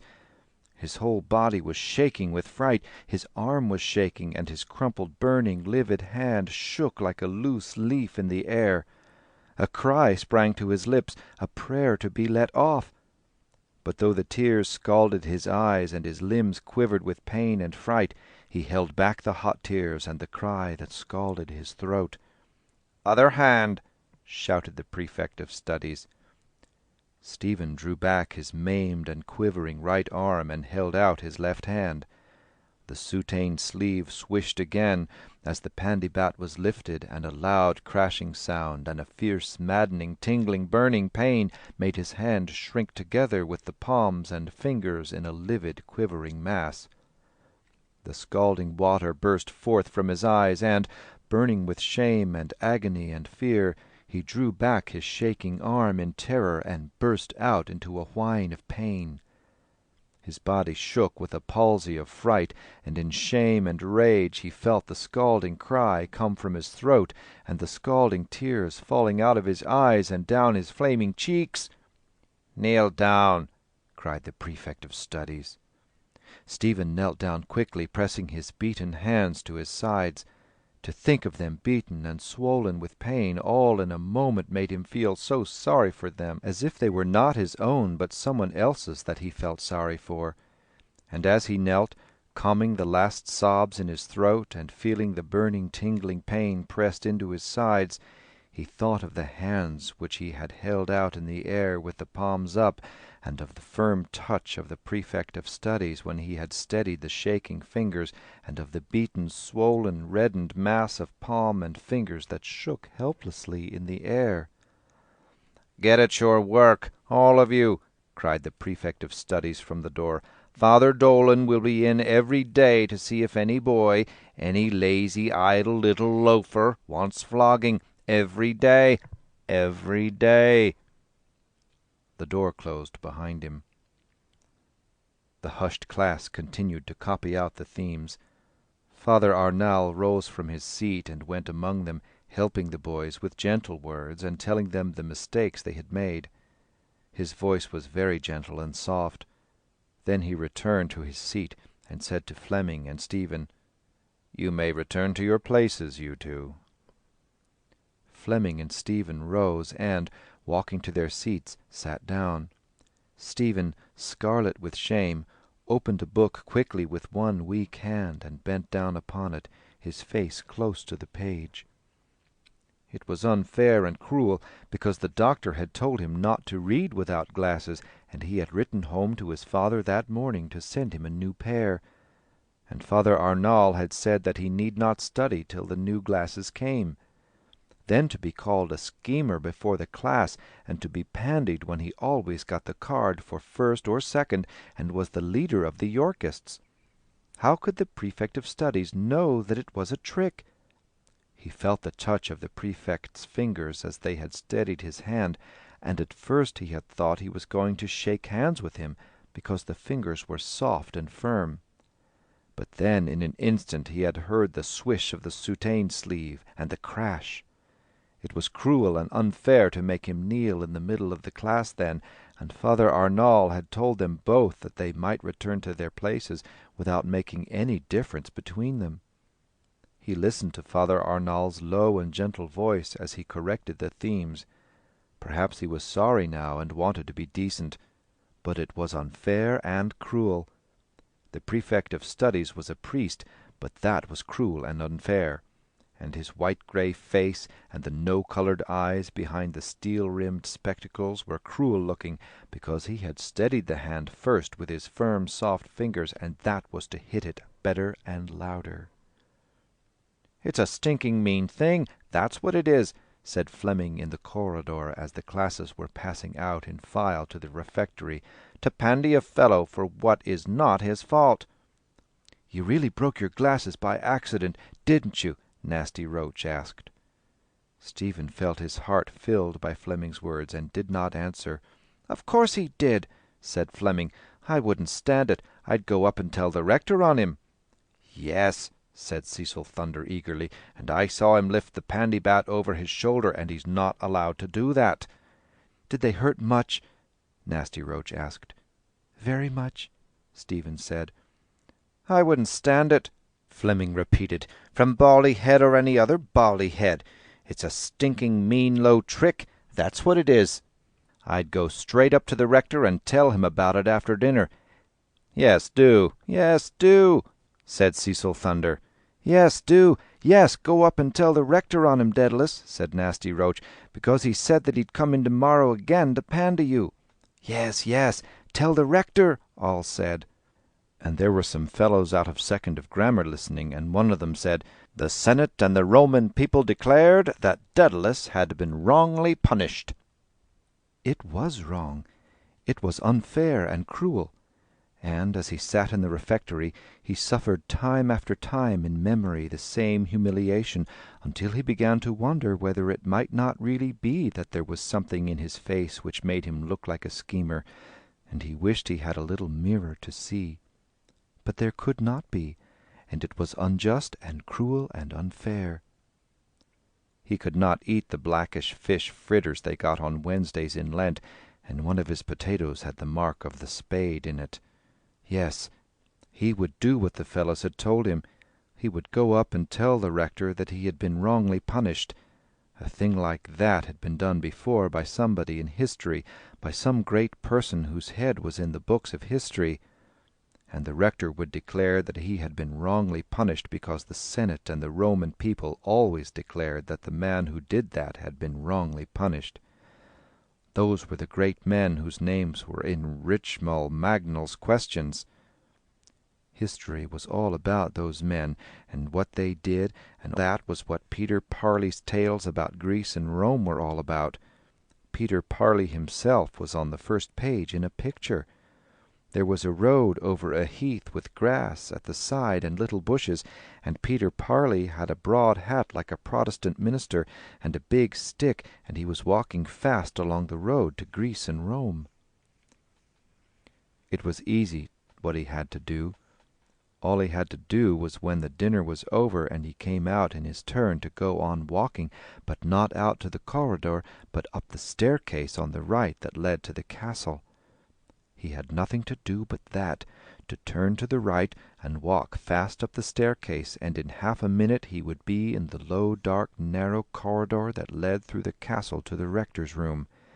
And every fellow had said that it was unfair, even the fellow out of second of grammar who had said that about the Senate and the Roman people.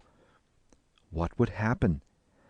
He heard the fellows of the higher line stand up at the top of the refectory, and heard their steps as they came down the matting. Paddy Rath and Jimmy McGee, and the Spaniard and the Portuguese, and the fifth was Big Corrigan, who was going to be flogged by Mr. Gleeson. That was why the prefect of studies had called him a schemer and pandied him for nothing. And, straining his weak eyes, tired with the tears, he watched Big Corrigan's broad shoulders and big hanging black head passing in the file. But he had done something, and besides Mr. Gleeson would not flog him hard, and he remembered how Big Corrigan looked in the bath.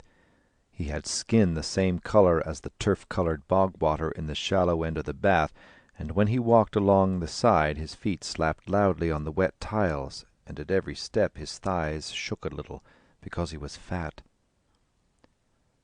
The refectory was half empty, and the fellows were still passing out in file. He could go up the staircase because there was never a priest or a prefect outside the refectory door. But he could not go. The rector would side with the prefect of studies and think it was a schoolboy trick, and then the prefect of studies would come in every day the same, only it would be worse because he would be dreadfully waxy at any fellow going up to the rector about him. The fellows had told him to go, but they would not go themselves. They had forgotten all about it. No, it was best to forget all about it, and perhaps the prefect of studies had only said he would come in. No, it was best to hide out of the way, because when you were small and young you could often escape that way. The fellows at his table stood up. He stood up and passed out among them in the file. He had to decide. He was coming near the door. If he went on with the fellows he could never go up to the rector, because he could not leave the playground for that. And if he went and was pandied all the same, all the fellows would make fun and talk about young Dedalus going up to the rector to tell on the prefect of studies. He was walking down along the matting, and he saw the door before him. It was impossible. He could not. He thought of the baldy head of the prefect of studies with the cruel, no-coloured eyes looking at him, and he heard the voice of the prefect of studies asking him twice what his name was. Why could he not remember the name when he was told the first time? Was he not listening the first time, or was it to make fun out of the name? The great men in the history had names like that, and nobody made fun of them. It was his own name that he should have made fun of if he wanted to make fun. Dolan. It was like the name of a woman that washed clothes.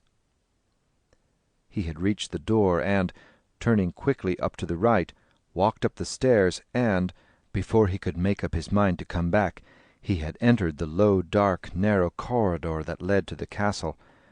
And as he crossed the threshold of the door of the corridor, he saw, without turning his head to look, that all the fellows were looking after him as they went filing by. He passed along the narrow, dark corridor, passing little doors that were the doors of the rooms of the community. He peered in front of him and right and left through the gloom, and thought that those must be portraits. It was dark and silent, and his eyes were weak and tired with tears, so that he could not see. But he thought they were the portraits of the saints and the great men of the order who were looking down on him silently as he passed. St. Ignatius Loyola, holding an open book and pointing to the words Ad Martyrum Dei Gloriam in it. St. Francis Xavier pointing to his chest. Lorenzo Ricci with his biretta on his head like one of the prefects of the lines. The three patrons of holy youth, St. Stanislaus Kostka, St. Aloysius Gonzaga, and Blessed John Birchmans, all with young faces because they died when they were young, and Father Peter Kenny sitting in a chair wrapped in a big cloak. He came out on the landing above the entrance hall and looked about him. That was where Hamilton Rowan had passed, and the marks of the soldiers' slugs were there. And it was there that the old servants had seen the ghost in the white cloak of a marshal. An old servant was sweeping at the end of the landing. He asked him where was the rector's room, and the old servant pointed to the door at the far end and looked after him as he went on to it and knocked. There was no answer. He knocked again more loudly, and his heart jumped when he heard a muffled voice say, "Come in." He turned the handle and opened the door and fumbled for the handle of the green baize door inside. He found it and pushed it open and went in. He saw the rector sitting at a desk writing. There was a skull on the desk and a strange solemn smell in the room like the old leather of chairs. His heart was beating fast on account of the solemn place he was in and the silence of the room, and he looked at the skull and at the rector's kind-looking face. "Well, my little man," said the rector, "what is it?" Stephen swallowed down the thing in his throat and said, "I broke my glasses, sir." The rector opened his mouth and said, "Oh." Then he smiled and said, "Well, if we broke our glasses, we must write home for a new pair." "I wrote home, sir," said Stephen, "and Father Arnall said I am not to study till they come." "Quite right," said the rector. Stephen swallowed down the thing again and tried to keep his legs and his voice from shaking. "But, sir—" "Yes?" "Father Dolan came in today and pandied me because I was not writing my theme." The rector looked at him in silence, and he could feel the blood rising to his face and the tears about to rise to his eyes. The rector said, "Your name is Dedalus, isn't it?" "Yes, sir." "And where did you break your glasses?" "On the cinder path, sir. A fellow was coming out of the bicycle house, and I fell, and they got broken. I don't know the fellow's name." The rector looked at him again in silence. Then he smiled and said, "Oh, well, it was a mistake. I am sure Father Dolan did not know." "But I told him I broke them, sir, and he pandied me." "Did you tell him that you had written home for a new pair?" the rector asked. "No, sir." "Oh, well, then," said the rector, "Father Dolan did not understand. You can say that I excuse you from your lessons for a few days." Stephen said quickly, for fear his trembling would prevent him, "Yes, sir, but Father Dolan said he will come in tomorrow to pandy me again for it." "Very well," the rector said, "it is a mistake, and I shall speak to Father Dolan myself. Will that do now?" Stephen felt the tears wetting his eyes and murmured, "Oh, yes, sir, thanks." The rector held his hand across the side of the desk where the skull was, and Stephen, placing his hand in it for a moment, felt a cool, moist palm. "Good day, now," said the rector, withdrawing his hand and bowing. "Good day, sir," said Stephen. He bowed and walked quietly out of the room, closing the doors carefully and slowly. But when he had passed the old servant on the landing and was again in the low, narrow, dark corridor, he began to walk faster and faster. Faster and faster he hurried on through the gloom excitedly. He bumped his elbow against the door at the end and, hurrying down the staircase, walked quickly through the 2 corridors and out into the air.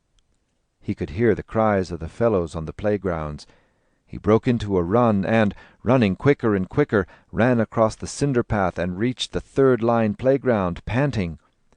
The fellows had seen him running.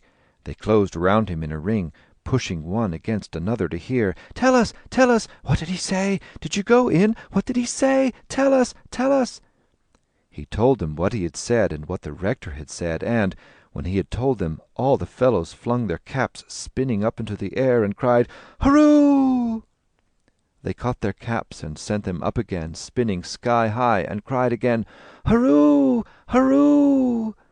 They made a cradle of their locked hands, and hoisted him up among them, and carried him along till he struggled to get free. And when he had escaped from them, they broke away in all directions, flinging their caps again into the air, and whistling as they went spinning up, and crying, "Hurroo!" And they gave 3 groans for Baldyhead Dolan, and 3 cheers for Conmee, and they said he was the decentest rector that ever was in Clongowes. The cheers died away in the soft grey air. He was alone. He was happy and free. But he would not be any way proud with Father Dolan. He would be very quiet and obedient, and he wished that he could do something kind for him to show him that he was not proud. The air was soft and grey and mild, and evening was coming. There was the smell of evening in the air, the smell of the fields in the country where they digged up turnips to peel them and eat them when they went out for a walk to Major Barton's. The smell there was in the little wood beyond the pavilion where the gallnuts were. The fellows were practising long shies and bowing lobs and slow twisters.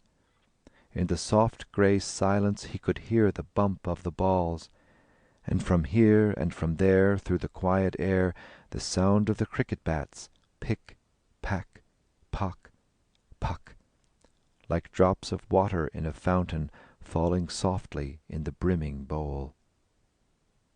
End of Chapter 1. Chapter 2, Part 1. Uncle Charles smoked such black twist that at last his nephew suggested to him to enjoy his morning smoke in a little outhouse at the end of the garden. "Very good, Simon." "All serene, Simon," said the old man tranquilly. "Anywhere you like. The outhouse will do me nicely. It will be more salubrious." "Damn me," said Mr. Dedalus frankly, "if I know how you can smoke such villainous, awful tobacco. It's like gunpowder, by God." "It's very nice, Simon," replied the old man, "very cool and mollifying." Every morning, therefore, Uncle Charles repaired to his outhouse, but not before he had creased and brushed scrupulously his back hair, and brushed and put on his tall hat. While he smoked, the brim of his tall hat and the bowl of his pipe were just visible beyond the jambs of the outhouse door. His arbour, as he called the reeking outhouse, which he shared with the cat and the garden tools, served him also as a sounding-box, and every morning he hummed contentedly one of his favourite songs, "Oh, twine me a bower," or "Blue eyes and golden hair," or "The groves of Blarney," while the grey and blue coils of smoke rose slowly from his pipe and vanished in the pure air. During the first part of the summer in Blackrock, Uncle Charles was Stephen's constant companion. Uncle Charles was a hale old man with a well-tanned skin, rugged features, and white side-whiskers. On weekdays he did messages between the house in Carysford Avenue and those shops in the main street of the town with which the family dealt. Stephen was glad to go with him on these errands, for Uncle Charles helped him very liberally to handfuls of whatever was exposed in open boxes and barrels outside the counter. He would seize a handful of grapes and sawdust, or 3 or 4 American apples, and thrust them generously into his grandnephew's hand, while the shopman smiled uneasily. And, on Stephen's feigning reluctance to take them, he would frown and say, "Take them, sir. Do you hear me, sir? They are good for your bowels." When the order list had been booked, the two would go on to the park, where an old friend of Stephen's father, Mike Flynn, would be found seated on a bench waiting for them. Then would begin Stephen's run round the park. Mike Flynn would stand at the gate near the railway station, watch in hand, while Stephen ran round the track in the style Mike Flynn favoured, his head high lifted, his knees well lifted, and his hands held straight down by his sides. When the morning practice was over, the trainer would make his comments, and sometimes illustrate them by shuffling along for a yard or so comically in an old pair of blue canvas shoes. A small ring of wonder-struck children and nursemaids would gather to watch him and linger even when he and Uncle Charles had sat down again and were talking athletics and politics. Though he had heard his father say that Mike Flynn had put some of the best runners of modern times through his hands, Stephen often glanced with mistrust at his trainer's flabby, stubble-covered face, as it bent over the long, stained fingers through which he rolled his cigarette, and with pity at the mild, lustreless blue eyes which would look up suddenly from the task and gaze vaguely into the blue distance, while the long, swollen fingers ceased their rolling and grains and fibres of tobacco fell back into the pouch.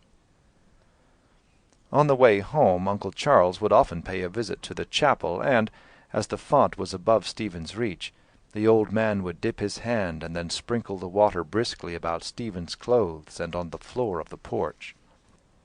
While he prayed, he knelt on his red handkerchief and read above his breath from a thumb-blackened prayer-book wherein catchwords were printed at the foot of every page. Stephen knelt at his side, respecting, though he did not share, his piety. He often wondered what his granduncle prayed for so seriously. Perhaps he prayed for the souls in purgatory, or for the grace of a happy death, or perhaps he prayed that God might send him back a part of the big fortune he had squandered in Cork. On Sundays, Stephen, with his father and his granduncle, took their constitutional. The old man was a nimble walker in spite of his corns, and often 10 or 12 miles of the road were covered. The little village of Stillorgan was the parting of the ways. Either they went to the left towards the Dublin mountains, or along the Goatstown road and thence into Dundrum, coming home by Sandyford.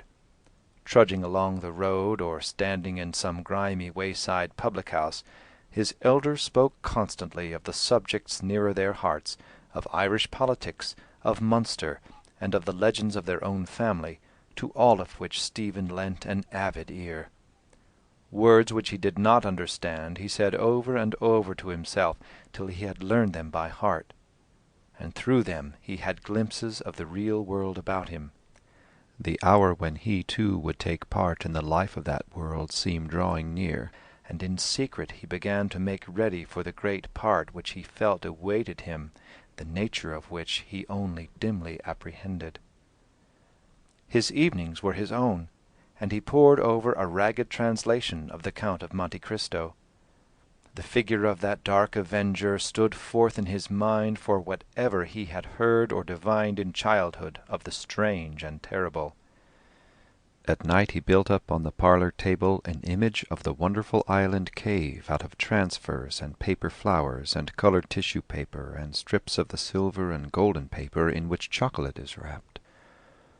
When he had broken up this scenery, weary of its tinsel, there would come to his mind the bright picture of Marseille, of sunny trellises, and of Mercedes. Outside Blackrock, on the road that led to the mountains, stood a small whitewashed house in the garden of which grew many rose-bushes, and in this house, he told himself, another Mercedes lived. Both on the outward and on the homeward journey he measured distance by this landmark, and in his imagination he lived through a long train of adventures, marvellous as those in the book itself, towards the close of which there appeared an image of himself, grown older and sadder, standing in a moonlit garden with Mercedes, who had so many years before slighted his love, and with a sadly proud gesture of refusal, saying, "Madam, I never eat muscatel grapes." He became the ally of a boy named Aubrey Mills, and founded with him a gang of adventurers in the avenue. Aubrey carried a whistle dangling from his buttonhole and a bicycle lamp attached to his belt, while the others had short sticks thrust dagger-wise through theirs. Stephen, who had read of Napoleon's plain style of dress, chose to remain unadorned, and thereby heightened for himself the pleasure of taking counsel with his lieutenant before giving orders. The gang made forays into the gardens of old maids, or went down to the castle and fought a battle on the shaggy, weed-grown rocks, coming home after it weary stragglers with the stale odours of the foreshore in their nostrils and the rank oils of the sea-wrack upon their hands and in their hair. Aubrey and Stephen had a common milkman, and often they drove out in the milk-car to Carrickmines, where the cows were at grass. While the men were milking, the boys would take turns in riding the tractable mare round the field. But when autumn came, the cows were driven home from the grass, and the first sight of the filthy cow-yard at Stradbrook, with its foul green puddles and clots of liquid dung and steaming bran-troughs, sickened Stephen's heart. The cattle, which had seemed so beautiful in the country on sunny days, revolted him, and he could not even look at the milk they yielded. The coming of September did not trouble him this year, for he was not to be sent back to Clongowes. The practice in the park came to an end when Mike Flynn went into hospital. Aubrey was at school, and had only an hour or two free in the evening.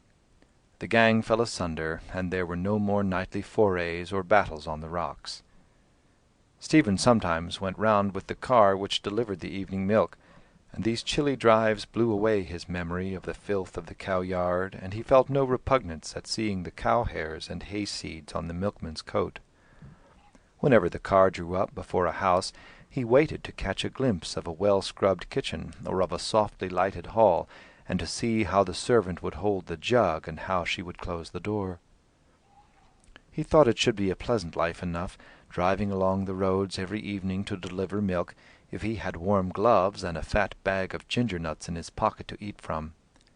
But the same foreknowledge which had sickened his heart and made his legs sag suddenly as he raced round the park, the same intuition which had made him glance with mistrust at his trainer's flabby stubble-covered face as it bent heavily over his long stained fingers, dissipated any vision of the future. In a vague way he understood that his father was in trouble, and that this was the reason why he himself had not been sent back to Clongowes. For some time he had felt the slight changes in his house, and these changes in what he had deemed unchangeable were so many slight shocks to his boyish conception of the world. The ambition which he felt astir at times in the darkness of his soul sought no outlet. A dusk like that of the outer world obscured his mind as he heard the mare's hoofs clattering along the tram-track on the rock road, and the great can swaying and rattling behind him. He returned to Mercedes, and, as he brooded upon her image, a strange unrest crept into his blood. Sometimes a fever gathered within him and led him to rove alone in the evening along the quiet avenue. The peace of the gardens and the kindly lights in the windows poured a tender influence into his restless heart. The noise of children at play annoyed him, and their silly voices made him feel, even more keenly than he had felt at Clongowes, that he was different from others. He did not want to play. He wanted to meet in the real world the unsubstantial image which his soul so constantly beheld. He did not know where to seek it or how, but a premonition which led him on told him that this image would, without any overt act of his, encounter him. They would meet quietly, as if they had known each other and had made their tryst, perhaps at one of the gates or in some more secret place. They would be alone, surrounded by darkness and silence, and in that moment of supreme tenderness he would be transfigured. he would fade into something impalpable under her eyes, and then, in a moment, he would be transfigured. Weakness and timidity and inexperience would fall from him in that magic moment. 2 great yellow caravans had halted one morning before the door, and men had come tramping into the house to dismantle it. The furniture had been hustled out through the front garden, which was strewn with wisps of straw and rope ends, and into the huge vans at the gate. When all had been safely stowed, the vans had set off noisily down the avenue, and from the window of the railway carriage, in which he had sat with his red-eyed mother, Stephen had seen them lumbering heavily along the Marion road. The parlour fire would not draw that evening, and Mr. Dedalus rested the poker against the bars of the grate to attract the flame. Uncle Charles dozed in a corner of the half-furnished, uncarpeted room, and near him the family portraits leaned against the wall. The lamp on the table shed a weak light over the boarded floor, muddied by the feet of the vanmen. Stephen sat on a footstool beside his father, listening to a long and incoherent monologue. He understood little or nothing of it at first, but he became slowly aware that his father had enemies, and that some fight was going to take place. He felt, too, that he was being enlisted for the fight, that some duty was being laid upon his shoulders. The sudden flight from the comfort and reverie of Blackrock, the passage through the gloomy, foggy city, the thought of the bare, cheerless house in which they were now to live made his heart heavy, and again an intuition or foreknowledge of the future came to him. He understood also why the servants had often whispered together in the hall, and why his father had often stood on the hearthrug with his back to the fire, talking loudly to Uncle Charles, who urged him to sit down and eat his dinner. "There's a crack of the whip in me yet, Stephen, old chap," said Mr. Dedalus, poking at the dull fire with fierce energy. "We're not dead yet, sonny. No, by the Lord Jesus, God forgive me, nor half dead." Dublin was a new and complex sensation. Uncle Charles had grown so witless that he could no longer be sent out on errands, and the disorder in settling in the new house left Stephen freer than he had been in Blackrock. In the beginning he contented himself with circling timidly round the neighbouring square, or, at most, going halfway down one of the side streets. But when he had made a skeleton map of the city in his mind, he followed boldly one of its central lines until he reached the custom-house. He passed unchallenged among the docks and along the quays, wondering at the multitude of corks that lay bobbing on the surface of the water in a thick yellow scum, at the crowds of quay porters and the rumbling carts and the ill-dressed bearded policemen. The vastness and strangeness of the life suggested to him by the bales of merchandise stocked along the walls or swung aloft out of the holds of steamers wakened again in him the unrest which had sent him wandering in the evening from garden to garden in search of Mercedes. And amid this new bustling life he might have fancied himself in another Marseille, but that he missed the bright sky and the sun-warmed trellises of the wine-shops. A vague dissatisfaction grew up within him as he looked on the quays and on the river and on the lowering skies, and yet he continued to wander up and down day after day as if he really sought someone that eluded him. He went once or twice with his mother to visit their relatives, and, though they passed a jovial array of shops lit up and adorned for Christmas, his mood of embittered silence did not leave him. The causes of his embitterment were many, remote and near. He was angry with himself for being young and the prey of restless, foolish impulses, angry also with the change of fortune which was reshaping the world about him into a vision of squalor and insincerity. Yet his anger lent nothing to the vision.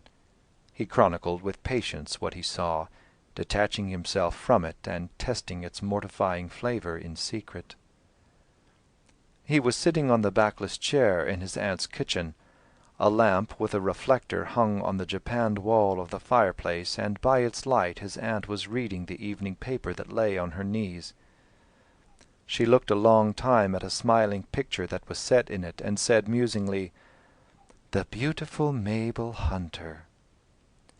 A ringleted girl stood on tiptoe to peer at the picture, and said softly, "What is she in, Mud?" "In the pantomime, love." The child leaned her ringleted head against her mother's sleeve, gazing on the picture, and murmured as if fascinated, "The beautiful Mabel Hunter." As if fascinated, her eyes rested long upon those demurely taunting eyes, and she murmured again devotedly, "Isn't she an exquisite creature?"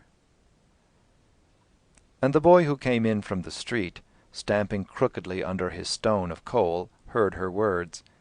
He dropped his load promptly on the floor and hurried to her side to see. But she did not raise her easeful head to let him see. He mauled the edges of the paper with his reddened and blackened hands, shouldering her aside and complaining that he could not see. He was sitting in the narrow breakfast-room, high up in the old dark-windowed house. The firelight flickered on the wall, and beyond the window a spectral dusk was gathering upon the river. Before the fire an old woman was busy making tea, and, as she bustled at her task, she told in a low voice of what the priest and the doctor had said. She told, too, of certain changes she had seen in her of late, and of her odd ways and sayings. He sat listening to the words and following the ways of adventure that lay open in the coals, arches and vaults and winding galleries and jagged caverns. Suddenly he became aware of something in the doorway. A skull appeared, suspended in the gloom of the doorway. A feeble creature like a monkey was there, drawn thither by the sound of voices at the fire. A whining voice came from the door, asking, "Is that Josephine?" The old bustling woman answered cheerily from the fireplace, "No, Ellen, it's Stephen." "Oh, good evening, Stephen." He answered the greeting and saw a silly smile break over the face in the doorway. "Do you want anything, Ellen?" asked the old woman at the fire. But she did not answer the question, and said, "I thought it was Josephine. I thought you were Josephine, Stephen." And, repeating this several times, she fell to laughing feebly. He was sitting in the midst of a children's party at Harold's Cross. His silent, watchful manner had grown upon him, and he took little part in the games. The children, wearing the spoils of their crackers, danced and romped noisily, and, though he tried to share their merriment, he felt himself a gloomy figure amid the gay cocked hats and sunbonnets. But when he had sung his song and withdrawn into a snug corner of the room, he began to taste the joy of his loneliness. The mirth, which in the beginning of the evening had seemed to him false and trivial, was like a soothing air to him, passing gaily by his senses, hiding from other eyes the feverish agitation of his blood, while through the circling of the dancers and amid the music and laughter her glance travelled to his corner, flattering, taunting, searching, exciting his heart. In the hall the children who had stayed latest were putting on their things. The party was over. She had thrown a shawl about her, and, as they went together towards the tram, sprays of her fresh, warm breath flew gaily above her cowled head, and her shoes tapped blithely on the glassy road. It was the last tram. The lank brown horses knew it, and shook their bells to the clear night in admonition. The conductor talked with the driver, both nodding often in the green light of the lamp. On the empty seats of the tram were scattered a few coloured tickets. No sound of footsteps came up or down the road. No sound broke the peace of the night save when the lank brown horses rubbed their noses together and shook their bells. They seemed to listen, he on the upper step and she on the lower.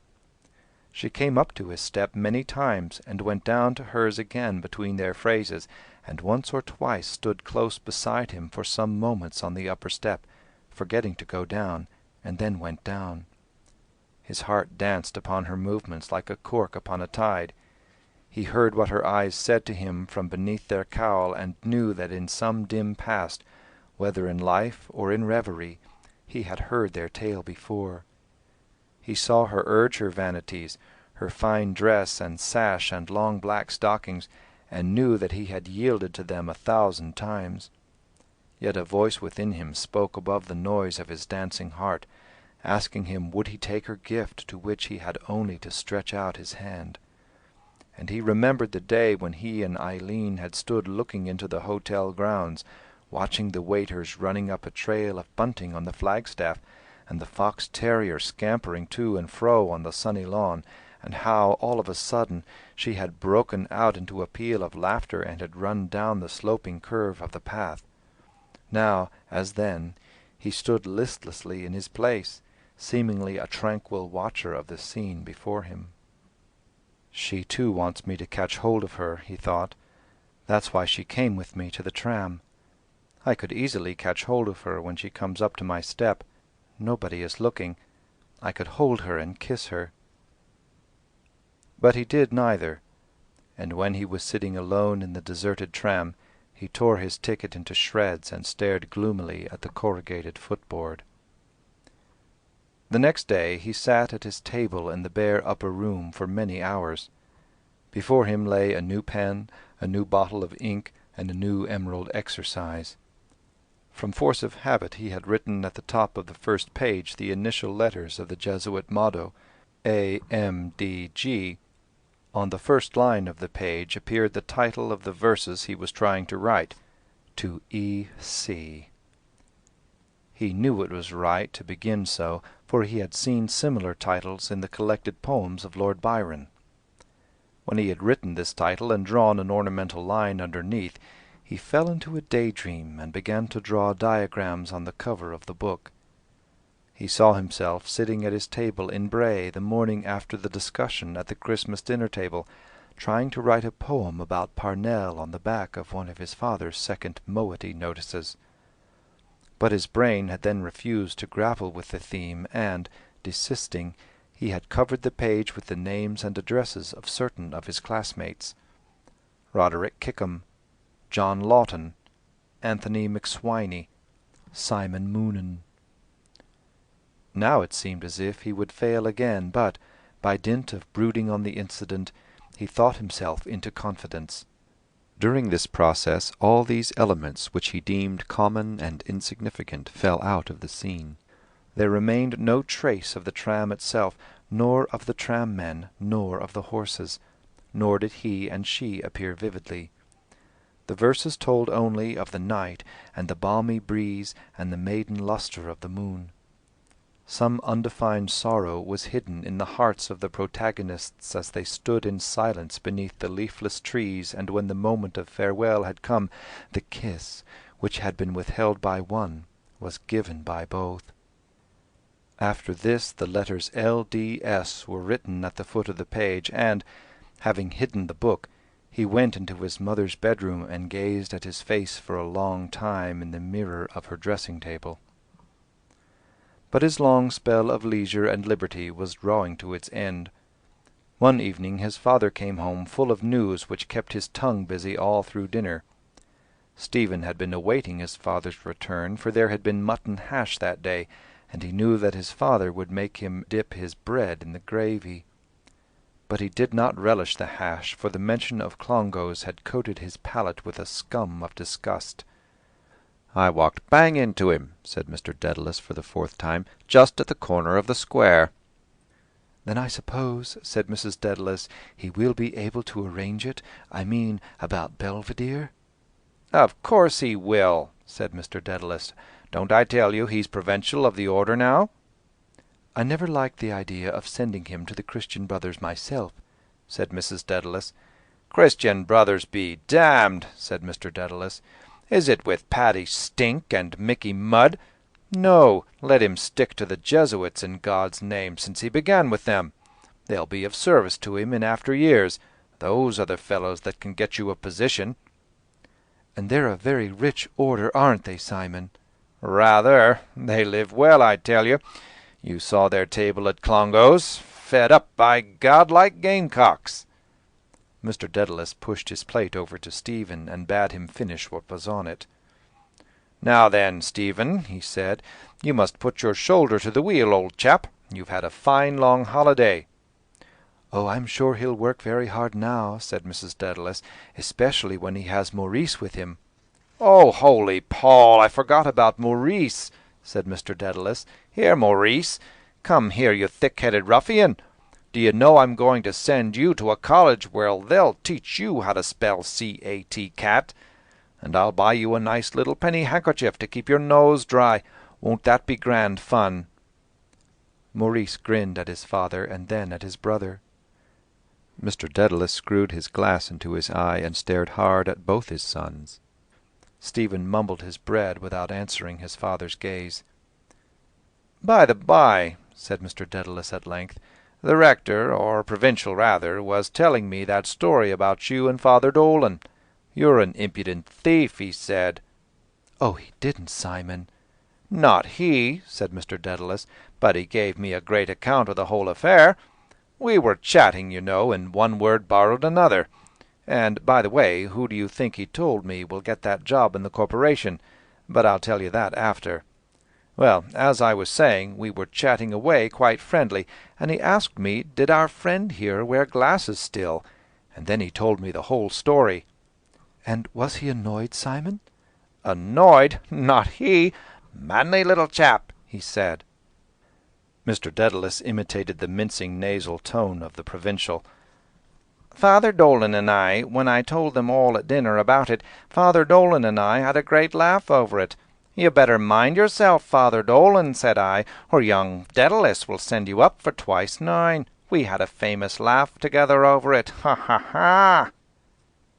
Mr. Dedalus turned to his wife and interjected in his natural voice, "Shows you the spirit in which they take the boys there. Oh, a Jesuit for your life for diplomacy!" He reassumed the provincial's voice and repeated, "I told them all at dinner about it, and Father Dolan and I and all of us, we had a hearty laugh together over it. Ha, ha, ha!" End of Chapter 2, Part 1. Chapter 2, Part 2. The night of the Whitsuntide play had come, and Stephen from the window of the dressing-room looked out on the small grass-plot across which lines of Chinese lanterns were stretched. He watched the visitors come down the steps from the house and pass into the theatre. Stewards in evening dress, old Belvedereans, loitered in groups about the entrance to the theatre and ushered in the visitors with ceremony. Under the sudden glow of a lantern he could recognize the smiling face of a priest. The Blessed Sacrament had been removed from the tabernacle, and the first benches had been driven, so as to leave the dais of the altar and the space before it free. Against the walls stood companies of barbells and Indian clubs. The dumbbells were piled in one corner, and in the midst of countless hillocks of gymnasium shoes and sweaters and singlets in untidy brown parcels, there stood the stout leather-jacketed vaulting horse waiting its turn to be carried up on the stage. A large bronze shield, tipped with silver, leaned against the panel of the altar, also waiting its turn to be carried up on the stage and set in the middle of the winning team at the end of the gymnastic display. Stephen, though in deference to his reputation for essay-writing he had been elected secretary to the gymnasium, had had no part in the first section of the program, but in the play which formed the second section he had the chief part, that of a farcical pedagogue. He had been cast for it on account of his stature and grave manners, for he was now at the end of his 2nd year at Belvedere, and in No. 2. A score of the younger boys in white knickers and singlets came pattering down from the stage, through the vestry and into the chapel. The vestry and chapel were peopled with eager masters and boys. The plump, bald sergeant-major was testing with his foot the springboard of the vaulting horse. The lean young man in a long overcoat, who was to give a special display of intricate club-swinging, stood near watching with interest, his silver-coated clubs peeping out of his deep side-pockets. The hollow rattle of the wooden dumb-bells was heard as another team made ready to go up on the stage, and in another moment the excited prefect was hustling the boys through the vestry like a flock of geese, flapping the wings of his soutane nervously and crying to the laggards to make haste. A little troop of Neapolitan peasants were practising their steps at the end of the chapel, some circling their arms above their heads, some swaying their baskets of paper violets and curtsying. In a dark corner of the chapel at the gospel side of the altar a stout old lady knelt amid her copious black skirts. When she stood up, a pink-dressed figure, wearing a curly golden wig and an old-fashioned straw sunbonnet, with black pencilled eyebrows and cheeks delicately rouged and powdered, was discovered. A low murmur of curiosity ran round the chapel at the discovery of this girlish figure. One of the prefects, smiling and nodding his head, approached the dark corner and, having bowed to the stout old lady, said pleasantly, "Is this a beautiful young lady or a doll that you have here, Mrs. Talon?" Then, bending down to peer at the smiling painted face under the leaf of the bonnet, he exclaimed, "No, upon my word, I believe it's little Bertie Talon, after all." Stephen, at his post by the window, heard the old lady and the priest laugh together, and heard the boys murmur of admiration behind him as they passed forward to see the little boy who had to dance the sunbonnet dance by himself. A movement of impatience escaped him. He let the edge of the blind fall, and, stepping down from the bench on which he had been standing, walked out of the chapel. He passed out of the schoolhouse and halted under the shed that flanked the garden. From the theatre opposite came the muffled noise of the audience and sudden brazen clashes of the soldiers' band. The light spread upwards from the glass roof, making the theatre seem a festive ark anchored among the hulks of houses, her frail cables of lanterns looping her to her moorings. A side door of the theatre opened suddenly, and a shaft of light flew across the grass-plots. A sudden burst of music issued from the ark, the prelude of a waltz. And when the side door closed again, the listener could hear the faint rhythm of the music, the sentiment of the opening bars. Their languor and supple movement evoked the incommunicable emotion which had been the cause of all his day's unrest and of his impatient movement of a moment before. His unrest issued from him like a wave of sound, and on the tide of flowing music the ark was journeying, trailing her cables of lanterns in her wake. Then a noise like a dwarf artillery broke the movement. It was the clapping that greeted the entry of the dumbbell team on the stage. At the far end of the shed near the street, a speck of pink light showed in the darkness, and as he walked towards it he became aware of a faint aromatic odour. Two boys were standing in the shelter of a doorway, smoking, and before he reached them he had recognized Heron by his voice. "Here comes the noble Dedalus," cried a high, throaty voice. "Welcome to our trusty friend." This welcome ended in a soft peal of mirthless laughter as Heron salaamed and then began to poke the ground with his cane. "Here I am," said Stephen, halting and glancing from Heron to his friend. The latter was a stranger to him, but in the darkness, by the aid of the glowing cigarette-tips, he could make out a pale, dandyish face, over which a smile was travelling slowly, a tall overcoated figure, and a hard hat. Heron did not trouble himself about an introduction, but said instead, "I was just telling my friend Wallace what a lark it would be tonight if you took off the rector in the part of the schoolmaster. It would be a ripping good joke." Heron made a poor attempt to imitate for his friend Wallace the rector's pedantic bass, and then, laughing at his failure, asked Stephen to do it. "Go on, Dedalus," he urged. "You can take him off rippingly. 'He that will not hear the church, let him be to thee as the heathen and the publican.'" The imitation was prevented by a mild expression of anger from Wallace, in whose mouthpiece the cigarette had become too tightly wedged. "Damn this blankety-blank holder," he said, taking it from his mouth and smiling and frowning upon it tolerantly. "It's always getting stuck like that. Do you use a holder?" "I don't smoke," answered Stephen. "No," said Heron. "Dedalus is a model youth. He doesn't smoke, and he doesn't go to bazaars, and he doesn't flirt, and he doesn't damn anything or damn all." Stephen shook his head and smiled in his rival's flushed and mobile face, beaked like a bird's. He had often thought it strange that Vincent Heron had a bird's face as well as a bird's name. A shock of pale hair lay on the forehead like a ruffled crest, The forehead was narrow and bony, and a thin hooked nose stood out between the close-set prominent eyes, which were light and inexpressive. The rivals were school friends. They sat together in class, knelt together in the chapel, talked together after beads over their lunches. As the fellows in number 1 were undistinguished dullards, Stephen and Heron had been during the year the virtual heads of the school. It was they who went up to the rector together to ask for a free day, or to get a fellow off. "Oh, by the way," said Heron suddenly, "I saw your governor going in." The smile waned on Stephen's face. Any allusion made to his father by a fellow or by a master put his calm to rout in a moment. He waited in timorous silence to hear what Heron might say next. Heron, however, nudged him expressively with his elbow and said, "You're a sly dog, Dedalus." "Why so?" said Stephen. "You'd think butter wouldn't melt in your mouth," said Heron, "but I'm afraid you're a sly dog." "Might I ask you what you are talking about?" said Stephen urbanely. "Indeed you might," answered Heron. "We saw her, Wallace, didn't we? And deucedly pretty she is, too, and so inquisitive."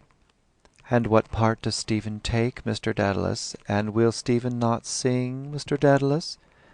"Your governor was staring at her through that eyeglass of his for all he was worth, so that I think the old man has found you out too. I wouldn't care a bit, by Jove. She's ripping, isn't she, Wallace?"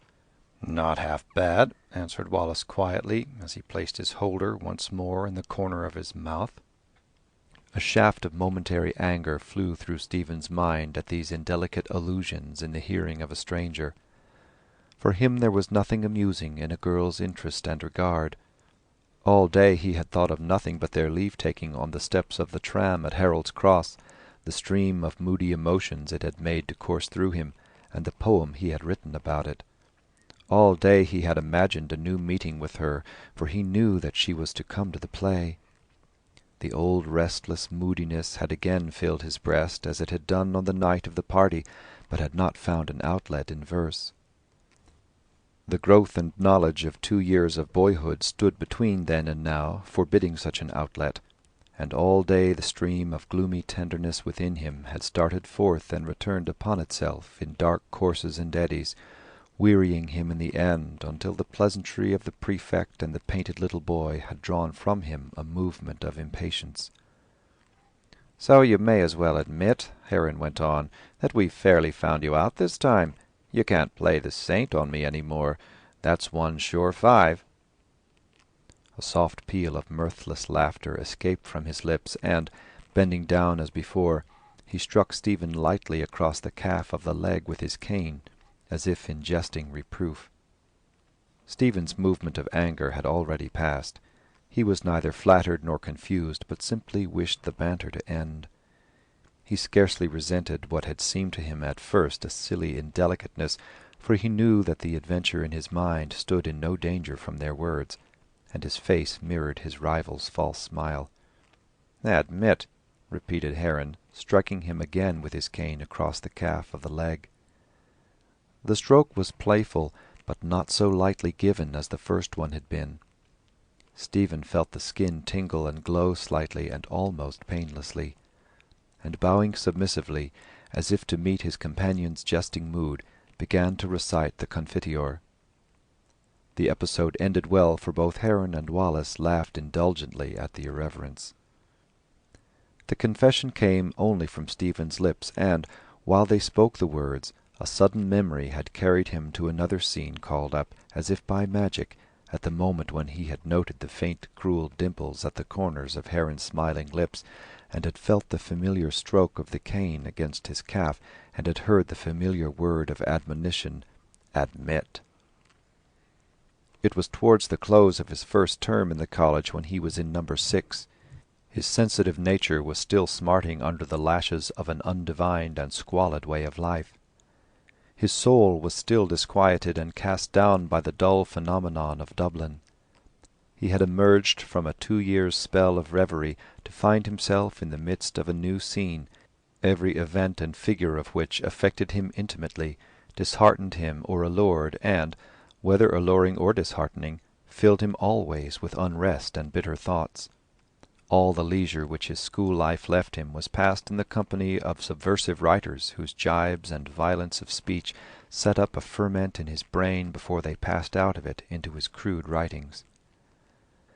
The essay was for him the chief labour of his week, and every Tuesday, as he marched from home to the school, he read his fate in the incidents of the way, pitting himself against some figure ahead of him, and quickening his pace to outstrip it before a certain goal was reached, or planting his steps scrupulously in the spaces of the patchwork of the footpath, and telling himself that he would be first and not first in the weekly essay. On a certain Tuesday the course of his triumphs was rudely broken. Mr. Tate, the English master, pointed his finger at him and said bluntly, "This fellow has heresy in his essay." A hush fell on the class. Mr. Tate did not break it, but dug with his hand between his crossed thighs, while his heavily starched linen creaked about his neck and wrists. Stephen did not look up. It was a raw spring morning, and his eyes were still smarting and weak. He was conscious of failure and of detection, of the squalor of his own mind and home, and felt against his neck the raw edge of his turned and jagged collar. A short, loud laugh from Mr. Tate set the class more at ease. "Perhaps you didn't know that," he said. "Where?" asked Stephen. Mr. Tate withdrew his delving hand and spread out the essay. "Here. It's about the Creator and the soul. Without a possibility of ever approaching nearer. That's heresy." Stephen murmured, "I meant without a possibility of ever reaching." It was a submission, and Mr. Tate, appeased, folded up the essay and passed it across to him, saying, ever reaching. That's another story." But the class was not so soon appeased. Though nobody spoke to him of the affair after class, he could feel about him a vague, general, malignant joy. A few nights after this public chiding, he was walking with a letter along the Drumcondra road when he heard a voice cry, "Halt!" He turned and saw 3 boys of his own class coming towards him in the dusk. It was Heron who had called out, and, as he marched forward between his 2 attendants, he cleft the air before him with a thin cane, in time to their steps. Boland, his friend, marched beside him, a large grin on his face, while Nash came on a few steps behind, blowing from the pace and wagging his great red head. As soon as the boys had turned into Clonliffe Road together, they began to speak about books and writers, saying what books they were reading and how many books there were in their father's bookcases at home. Stephen listened to them in some wonderment, for Boland was the dunce and Nash the idler of the class. In fact, after some talk about their favourite writers, Nash declared for Captain Marryat, who, he said, was the greatest writer. "Fudge," said Heron. "Ask Dedalus. Who is the greatest writer, Dedalus?" Stephen noted the mockery in the question and said, "Of prose, do you mean?" "Yes." "Newman, I think." "Is it Cardinal Newman?" asked Boland. "Yes," answered Stephen. The grin broadened on Nash's freckled face as he turned to Stephen and said, "And do you like Cardinal Newman, Dedalus?" "Oh, many say that Newman has the best prose style," Heron said to the other 2 in explanation. "Of course, he's not a poet." "And who is the best poet, Heron?" asked Boland. "Lord Tennyson, of course," answered Heron. "Oh, yes, Lord Tennyson," said Nash. "We have all his poetry at home in a book." At this Stephen forgot the silent vows he had been making, and burst out, "Tennyson a poet! Why, he's only a rhymester." "Oh, get out," said Heron. "Everyone knows that Tennyson is the greatest poet." "And who do you think is the greatest poet?" asked Boland, nudging his neighbour. "Byron, of course," answered Stephen. Heron gave the lead, and all 3 joined in a scornful laugh. "What are you laughing at?" asked Stephen. "You," said Heron. "Byron the greatest poet. He's only a poet for uneducated people." "He must be a fine poet," said Boland.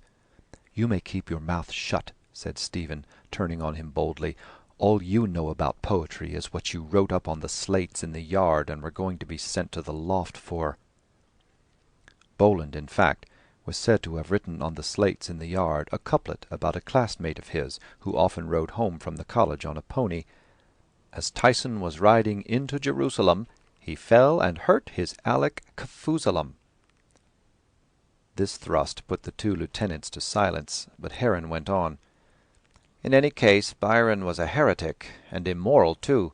"I don't care what he was," cried Stephen hotly.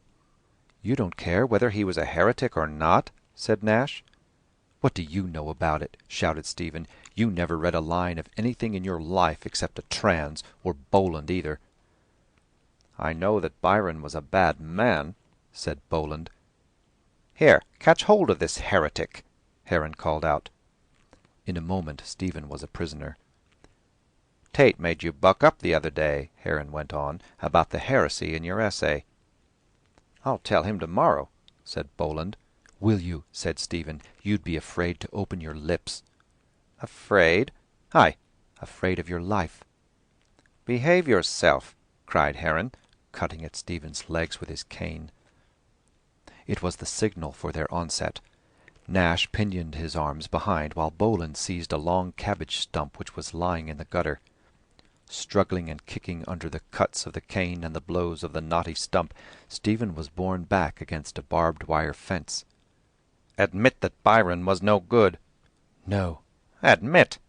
"No." "Admit." "No." "No." At last, after a fury of plunges, he wrenched himself free. His tormentors set off towards Jones's Road, laughing and jeering at him, while he, torn and flushed and panting, stumbled after them, half blinded with tears, clenching his fists madly and sobbing. While he was still repeating the Confiteor amid the indulgent laughter of his hearers, and while the scenes of that malignant episode were still passing sharply and swiftly before his mind, he wondered why he bore no malice now to those who had tormented him. He had not forgotten a whit of their cowardice and cruelty, but the memory of it called forth no anger from him. All the descriptions of fierce love and hatred which he had met in books had seemed to him therefore unreal. Even that night, as he stumbled homewards along Jones's Road, he had felt that some power was divesting him of that sudden-woven anger as easily as a fruit is divested of its soft, ripe peel. He remained standing with his two companions at the end of the shed, listening idly to their talk or to the bursts of applause in the theatre. She was sitting there among the others, perhaps waiting for him to appear. He tried to recall her appearance, but could not. He could remember only that she had worn a shawl about her head like a cowl, and that her dark eyes had invited and unnerved him.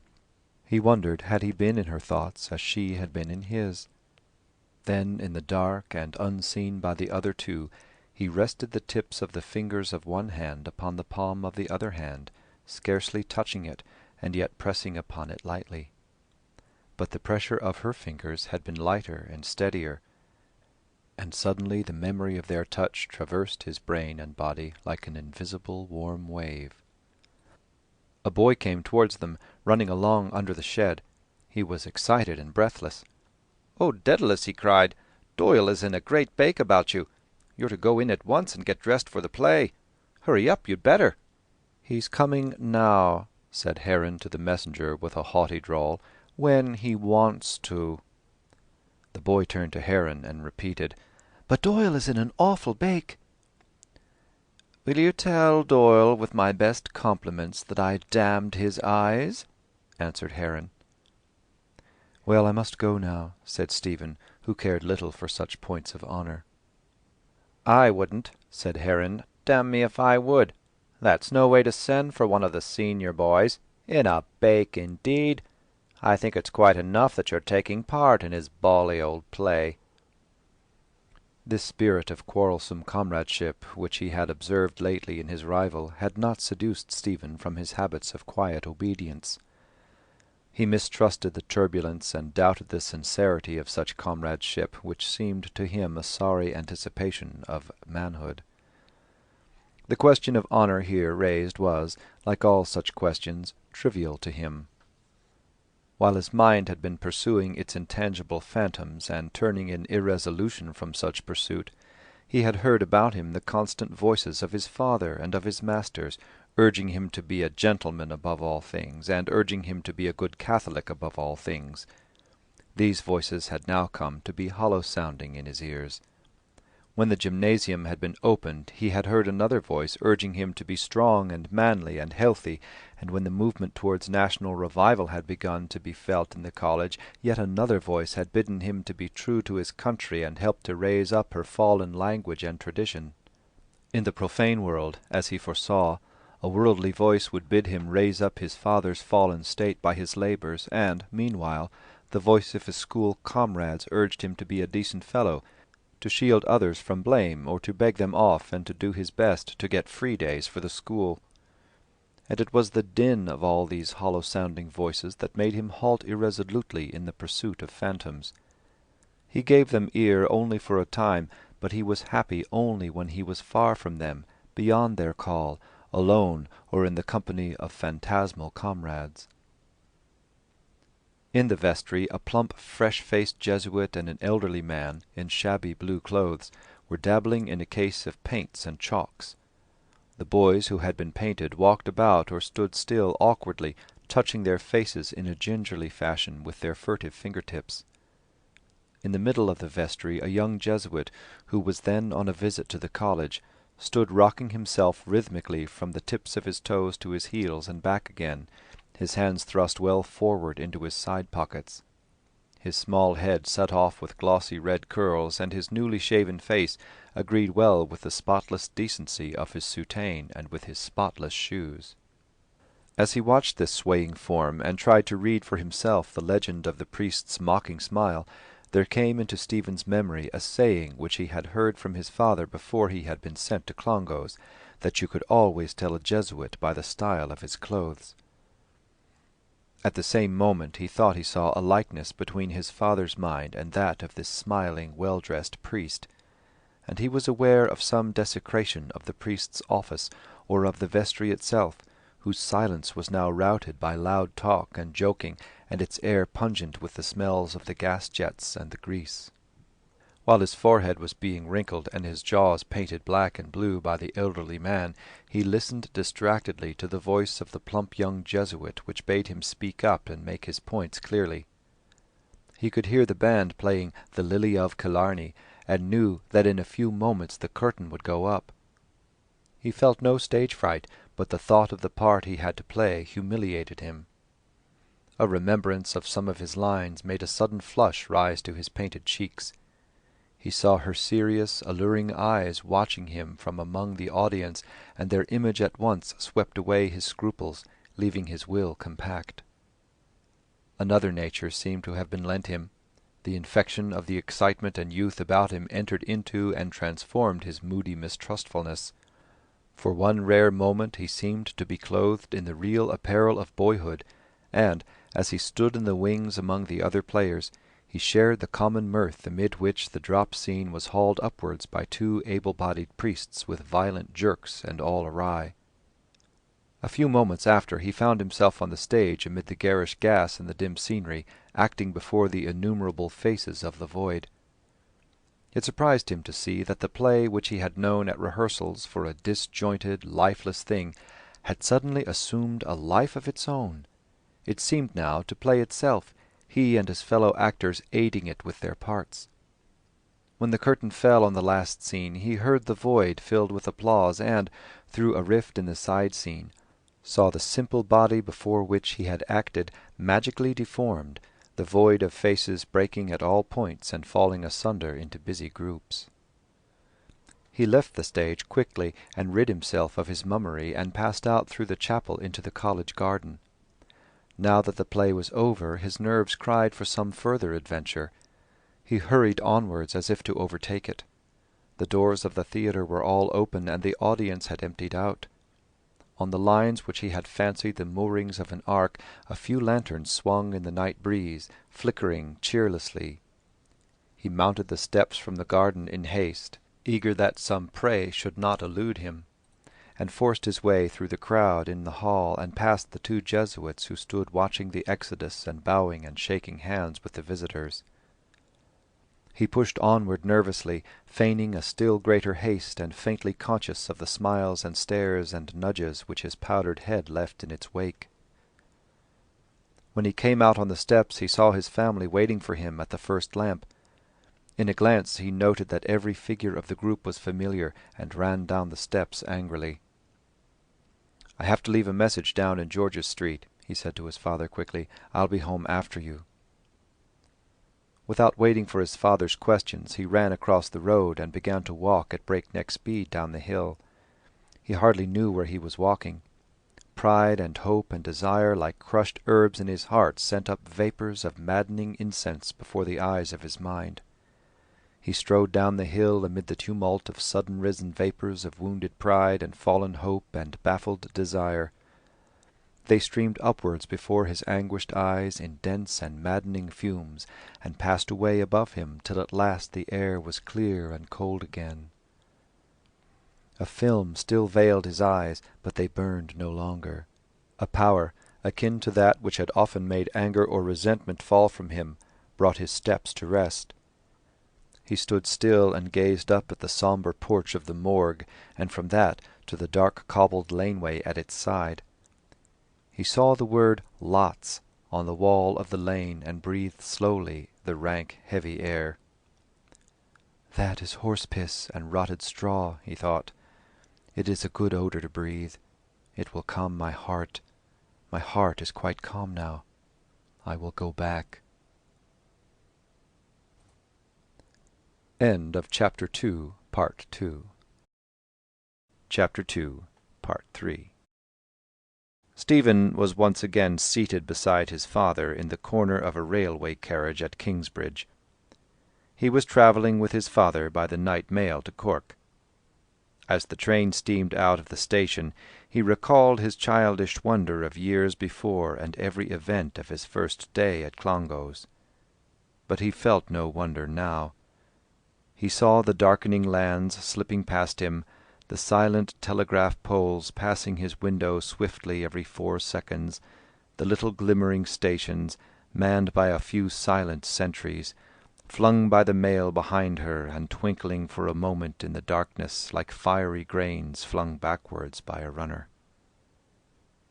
He listened without sympathy to his father's evocation of Cork and of scenes of his youth, a tale broken by sighs or draughts from his pocket-flask whenever the image of some dead friend appeared in it, or whenever the evoker remembered suddenly the purpose of his actual visit.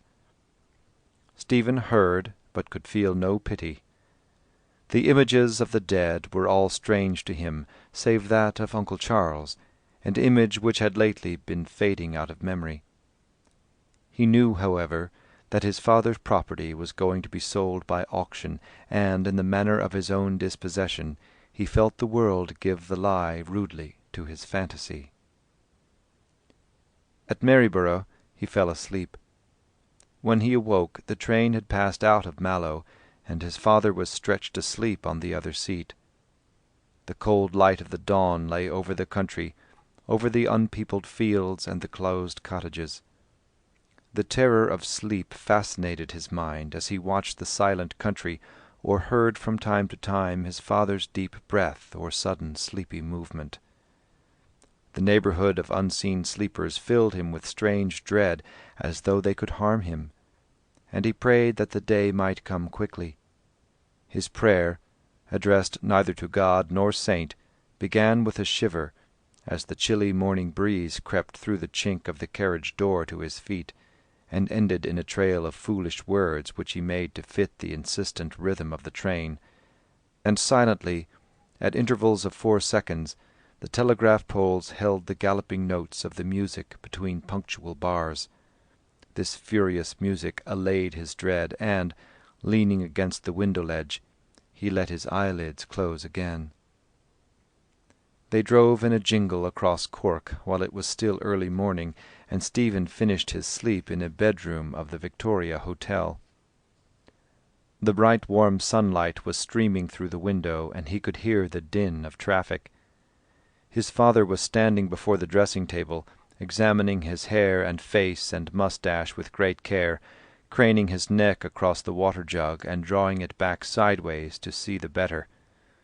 While he did so, he sang softly to himself with quaint accent and phrasing, "'Tis youth and folly makes young men merry, so here, my love, I'll no longer stay. What can't be cured, sure, must be endured, sure, so I'll go to America.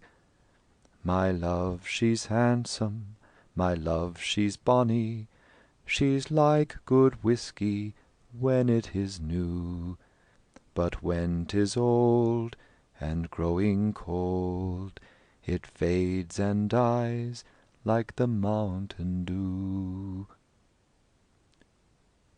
The consciousness of the warm sunny city outside his window, and the tender tremors with which his father's voice festooned the strange, sad, happy air, drove off all the mists of the night's ill humour from Stephen's brain. He got up quickly to dress, and, when the song had ended, said, "That's much prettier than any of your other camalias." "Do you think so?" asked Mr. Dedalus. "I like it," said Stephen. "It's a pretty old air," said Mr. Dedalus, twirling the points of his moustache. "Ah, but you should have heard Mick Lacy sing it. Poor Mick Lacy! He had little turns for it, grace notes he used to put in that I haven't got. That was the boy who could sing a come-all-you, if you like."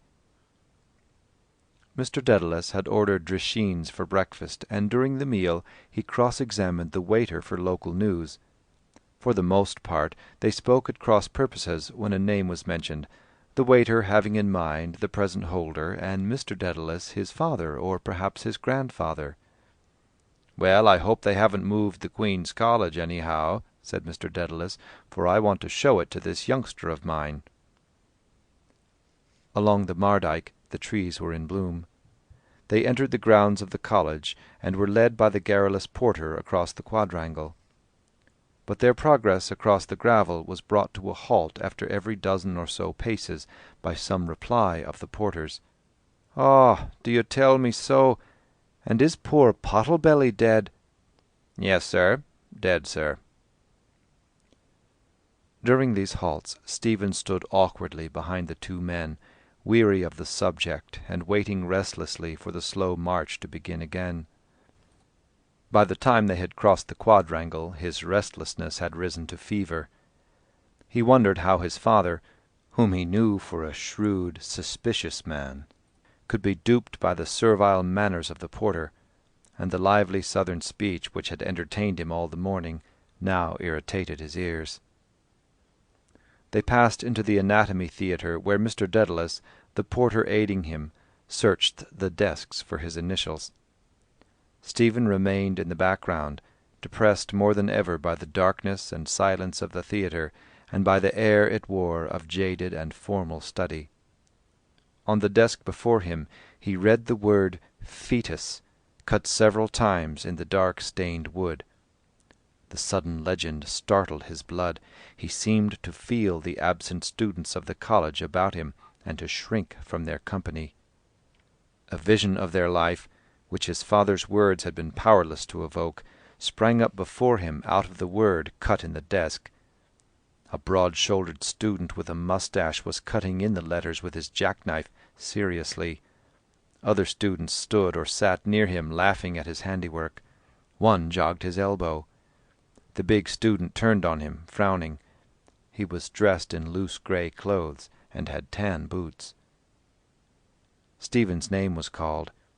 He hurried down the steps of the theatre so as to be as far away from the vision as he could be, and, peering closely at his father's initials, hid his flushed face. But the word and the vision capered before his eyes as he walked back across the quadrangle and towards the college gate. It shocked him to find in the outer world a trace of what he had deemed till then a brutish and individual malady of his own mind. His recent monstrous reveries came thronging into his memory. They, too, had sprung up before him, suddenly and furiously, out of mere words.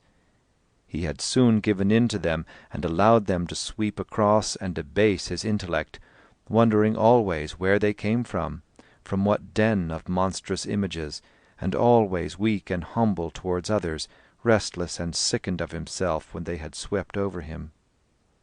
"Ay, bedad, and there's the groceries, sure enough," cried Mr. Dedalus. "You often heard me speak of the groceries, didn't you, Stephen? Many's the time we went down there when our names had been marked, a crowd of us, Harry Peard and little Jack Mountain and Bob Dyas and Maurice Moriarty, the Frenchman, and Tom O'Grady and Mick Lacey and that I told you of this morning, and Joey Corbett and poor little good-hearted Johnny Keevers of the Tanteels."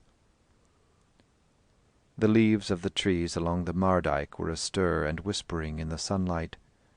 A team of cricketers passed, agile young men in flannels and blazers, one of them carrying the long green wicket-bag. In a quiet by-street a German band of 5 players in faded uniforms and with battered brass instruments was playing to an audience of street Arabs and leisurely messenger boys. A maid in a white cap and apron was watering a box of plants on a sill which shone like a slab of limestone in the warm glare. From another window open to the air came the sound of a piano, scale after scale, rising into the treble. Stephen walked on at his father's side, listening to stories he had heard before, hearing again the names of the scattered and dead revellers who had been the companions of his father's youth. And a faint sickness sighed in his heart. He recalled his own equivocal position in Belvedere, a free boy, a leader afraid of his own authority, proud and sensitive and suspicious, battling against the squalor of his life and against the riot of his mind. The letters cut in the stained wood of the desk stared upon him, mocking his bodily weakness and futile enthusiasms, and making him loathe himself for his own mad and filthy orgies. The spittle in his throat grew bitter and foul to swallow, and the faint sickness climbed to his brain, so that for a moment he closed his eyes and walked on in darkness. He could still hear his father's voice. "When you kick out for yourself, Stephen, as I dare say you will one of these days, remember, whatever you do, to mix with gentlemen. When I was a young fellow, I tell you I enjoyed myself. I mixed with fine, decent fellows. Every one of us could do something. One fellow had a good voice, another fellow was a good actor, another could sing a good comic song, another was a good oarsman or a good racket-player, another could tell a good story, and so on. We kept the ball rolling anyhow, and enjoyed ourselves, and saw a bit of life, and we were none the worse of it either. But we were all gentlemen, Stephen, at least I hope we were, and bloody good honest Irishmen too. That's the kind of fellows I want you to associate with, fellows of the right kidney. I'm talking to you as a friend, Stephen. I don't believe in playing the stern father. I don't believe a son should be afraid of his father. No, I treat you as your grandfather treated me when I was a young chap. We were more like brothers than father and son. I'll never forget the first day he caught me smoking. I was standing at the end of the South Terrace one day with some menines like myself, and sure we thought we were grand fellows because we had pipes stuck in the corners of our mouths. Suddenly the governor passed. He didn't say a word, or stop even. But the next day, Sunday, we were out for a walk together, and when we were coming home he took out his cigar-case and said, "By the by, Simon, I didn't know you smoked," or something like that. Of course I tried to carry it off as best I could. "If you want a good smoke," he said, "try one of these cigars. An American captain made me a present of them last night in Queenstown." Stephen heard his father's voice break into a laugh which was almost a sob. "He was the handsomest man in Cork at that time. By God, he was. The women used to stand to look after him in the street." He heard the sob passing loudly down his father's throat, and opened his eyes with a nervous impulse. The sunlight breaking suddenly on his sight turned the sky and clouds into a fantastic world of sombre masses with lake-like spaces of dark rosy light. His very brain was sick and powerless. He could scarcely interpret the letters of the signboards of the shops. By his monstrous way of life he seemed to have put himself beyond the limits of reality. Nothing moved him or spoke to him from the real world unless he heard in it an echo of the infuriated cries within him. He could respond to no earthly or human appeal, dumb and insensible to the call of summer and gladness and companionship, wearied and dejected by his father's voice. He could scarcely recognize as his own thoughts, and repeated slowly to himself, "I am Stephen Dedalus. I am walking beside my father, whose name is Simon Dedalus. We are in Cork, in Ireland. Cork is a city. Our room is in the Victoria Hotel. Victoria and Stephen and Simon. Simon and Stephen and Victoria. Names." The memory of his childhood suddenly grew dim. He tried to call forth some of its vivid moments, but could not. He recalled only names: Dante, Parnell, Clane, Clongowes. A little boy had been taught geography by an old woman who kept 2 brushes in her wardrobe. Then he had been sent away from home to a college. In the college he had made his first communion, and eaten Slim Jim out of his cricket cap, and watched the firelight leaping and dancing on the wall of a little bedroom in the infirmary, and dreamed of being dead, of mass being said for him by the rector in a black and gold cope, of being buried then in the little graveyard of the community off the main avenue of limes. But he had not died then. Parnell had died. There had been no mass for the dead in the chapel, and no procession. He had not died, but he had faded out like a film in the sun. He had been lost, or had wandered out of existence, for he no longer existed. How strange to think of him passing out of existence in such a way, not by death, but by fading out in the sun, or by being lost and forgotten somewhere in the universe. It was strange to see his small body appear again for a moment, a little boy in a grey-belted suit.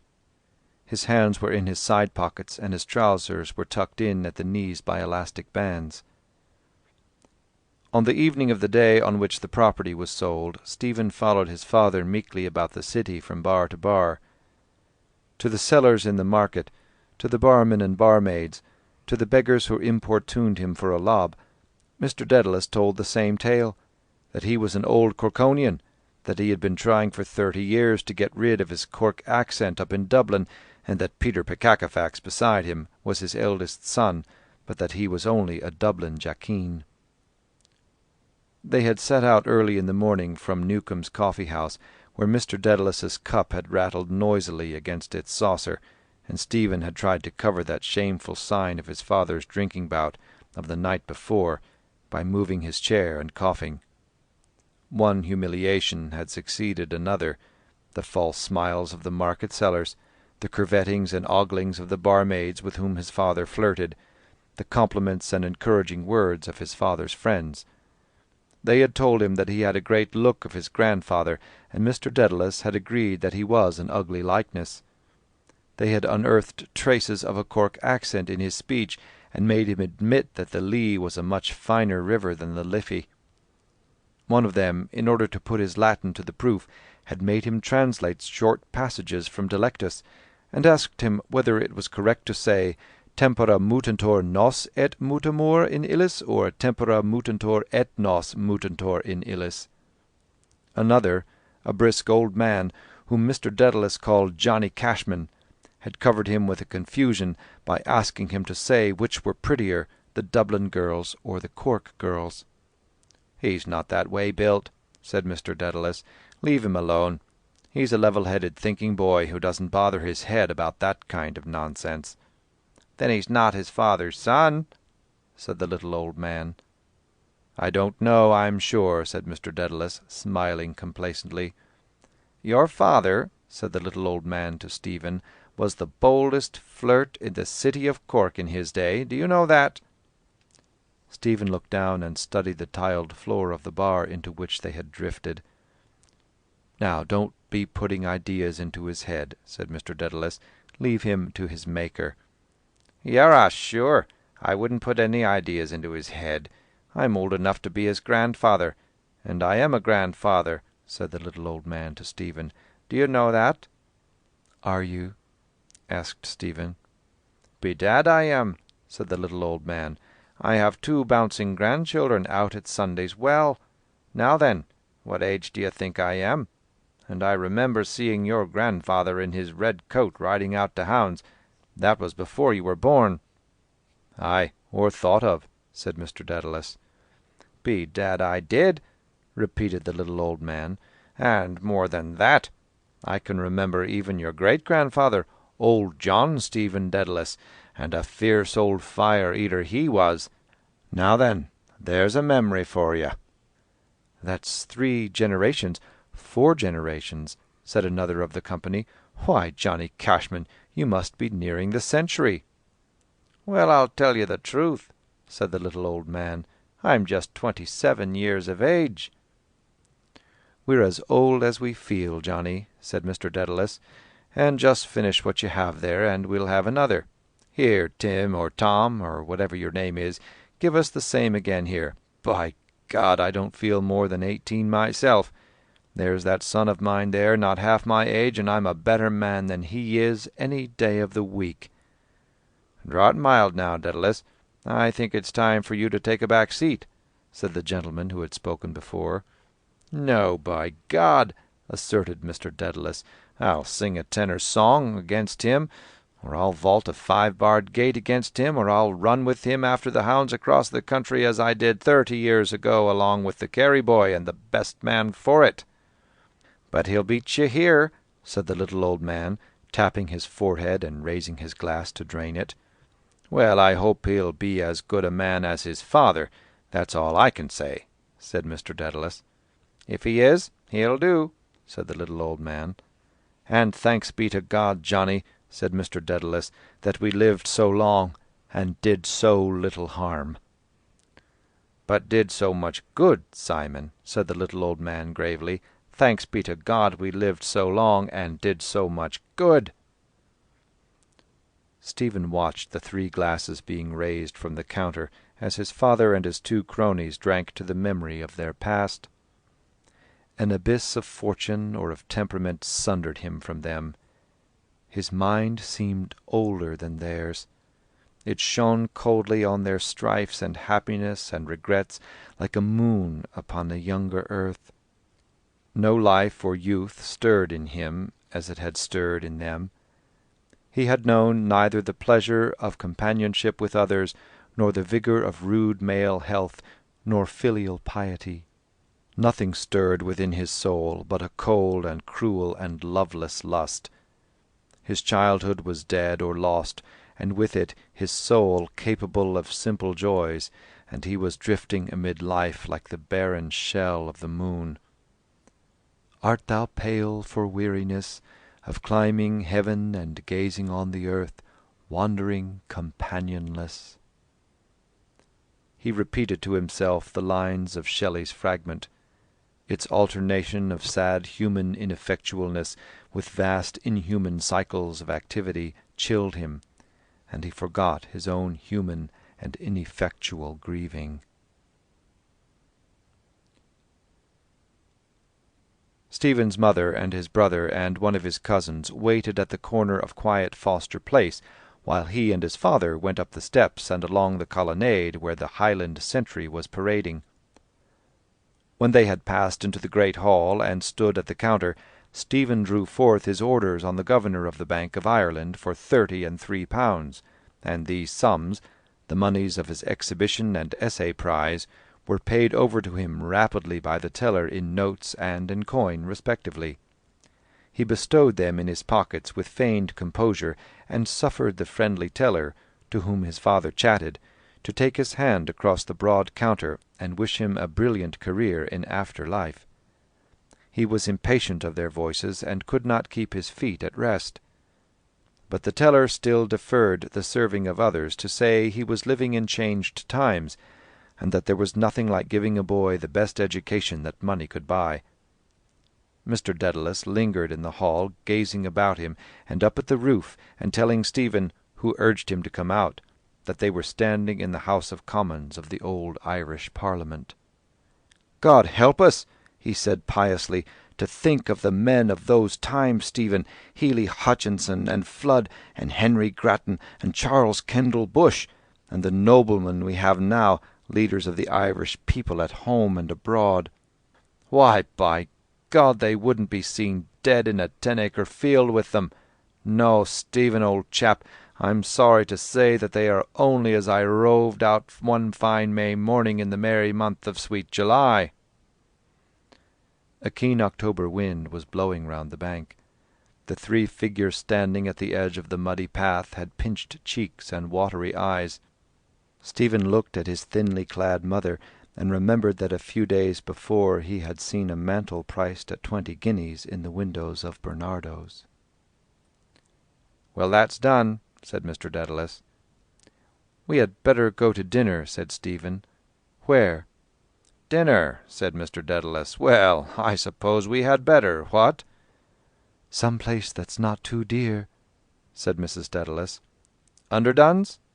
"Yes, some quiet place." "Come along," said Stephen quickly. "It doesn't matter about the dearness." He walked on before them with short, nervous steps, smiling. They tried to keep up with him, smiling also at his eagerness.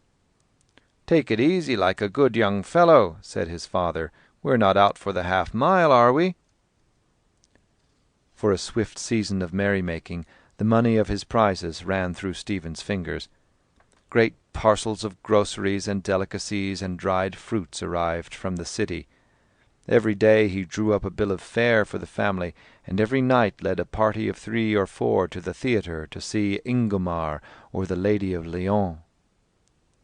In his coat pockets he carried squares of Vienna chocolate for his guests, while his trousers pockets bulged with masses of silver and copper coins. He bought presents for everyone, overhauled his room, wrote out resolutions, marshalled his books up and down their shelves, pored upon all kinds of price lists, drew up a form of commonwealth for the household by which every member of it held some office, opened a loan bank for his family and pressed loans on willing borrowers, so that he might have the pleasure of making out receipts and reckoning the interests on the sums lent. When he could do no more he drove up and down the city in trams. Then the season of pleasure came to an end. The pot of pink enamel paint gave out, and the wainscot of his room remained with its unfinished and ill-plastered coat. His household returned to its usual way of life. His mother had no further occasion to upbraid him for squandering his money. He too returned to his old life at school, and all his novel enterprises fell to pieces.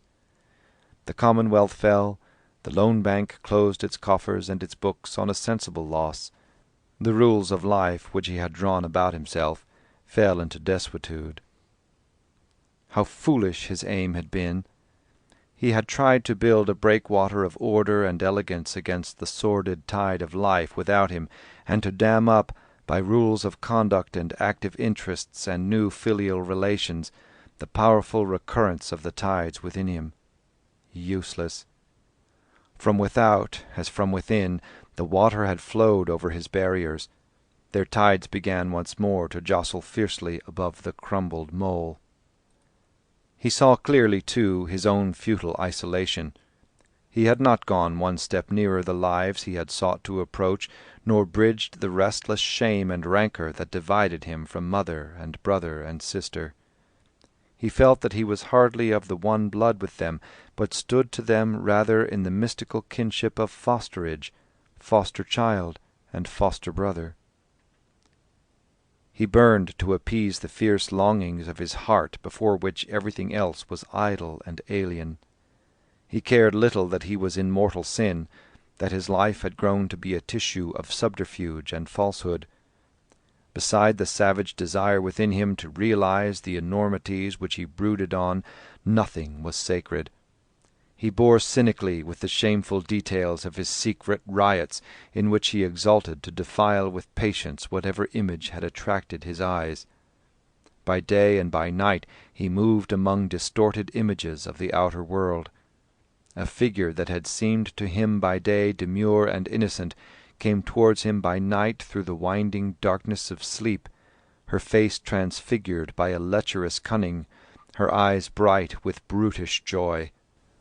Only the morning pained him with its dim memory of dark orgiastic riot, its keen and humiliating sense of transgression. He returned to his wanderings. The veiled autumnal evenings led him from street to street as they had led him years before along the quiet avenues of Blackrock. But no vision of trim front gardens or of kindly lights in the windows poured a tender influence upon him now. Only at times, in the pauses of his desire, when the luxury that was wasting him gave room to a softer languor, the image of Mercedes traversed the background of his memory.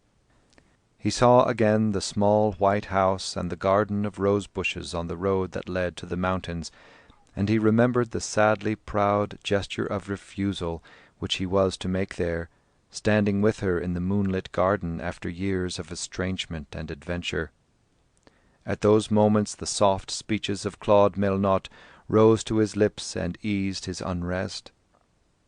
A tender premonition touched him of the tryst he had then looked forward to, and, in spite of the horrible reality which lay between his hope of then and now, of the holy encounter he had then imagined, at which weakness and timidity and inexperience were to fall from him. Such moments passed, and the wasting fires of lust sprang up again. The verses passed from his lips, and the inarticulate cries and the unspoken brutal words rushed forth from his brain to force a passage. His blood was in revolt. He wandered up and down the dark slimy streets, peering into the gloom of lanes and doorways, listening eagerly for any sound. He moaned to himself like some baffled prowling beast. He wanted to sin with another of his kind, to force another being to sin with him and to exult with her in sin. He felt some dark presence moving irresistibly upon him from the darkness, a presence subtle and murmurous as a flood filling him wholly with itself. Its murmur besieged his ears like the murmur of some multitude in sleep. Its subtle streams penetrated his being. His hands clenched convulsively, and his teeth set together as he suffered the agony of its penetration. He stretched out his arms in the street to hold fast the frail swooning form that eluded him and incited him, and the cry that he had strangled for so long in his throat issued from his lips. It broke from him like a wail of despair from a hell of sufferers, and died in a wail of furious entreaty, a cry for an iniquitous abandonment, a cry which was but the echo of an obscene scrawl which he had read on the oozing wall of a urinal. He had wandered into a maze of narrow and dirty streets. From the foul laneways he heard bursts of hoarse riot and wrangling and the drawling of drunken singers. He walked onward, undismayed, wondering whether he had strayed into the quarter of the Jews. Women and girls dressed in long, vivid gowns traversed the street from house to house. They were leisurely and perfumed. A trembling seized him, and his eyes grew dim. The yellow gas flames arose before his troubled vision against the vapory sky, burning as if before an altar. Before the doors and in the lighted halls groups were gathered, arrayed as for some rite. He was in another world. He had awakened from a slumber of centuries. He stood still in the middle of the roadway, his heart clamouring against his bosom in a tumult. A young woman dressed in a long pink gown laid her hand on his arm to detain him and gazed into his face. She said gaily, "Good night, Willie dear." Her room was warm and lightsome. A huge doll sat with her legs apart in the copious easy-chair beside the bed. He tried to bid his tongue speak that he might seem at ease, watching her as she undid her gown, noting the proud, conscious movements of her perfumed head. As he stood silent in the middle of the room, she came over to him and embraced him gaily and gravely.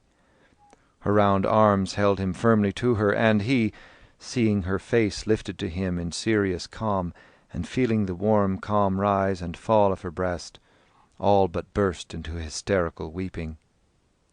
Tears of joy and relief shone in his delighted eyes, and his lips parted, though they would not speak. She passed her tinkling hand through his hair, calling him a little rascal. "Give me a kiss," she said. His lips would not bend to kiss her. He wanted to be held firmly in her arms, to be caressed slowly, slowly, slowly. In her arms he felt that he had suddenly become strong and fearless and sure of himself. But his lips would not bend to kiss her. With a sudden movement she bowed his head and joined her lips to his, and he read the meaning of her movements in her frank, uplifted eyes. It was too much for him.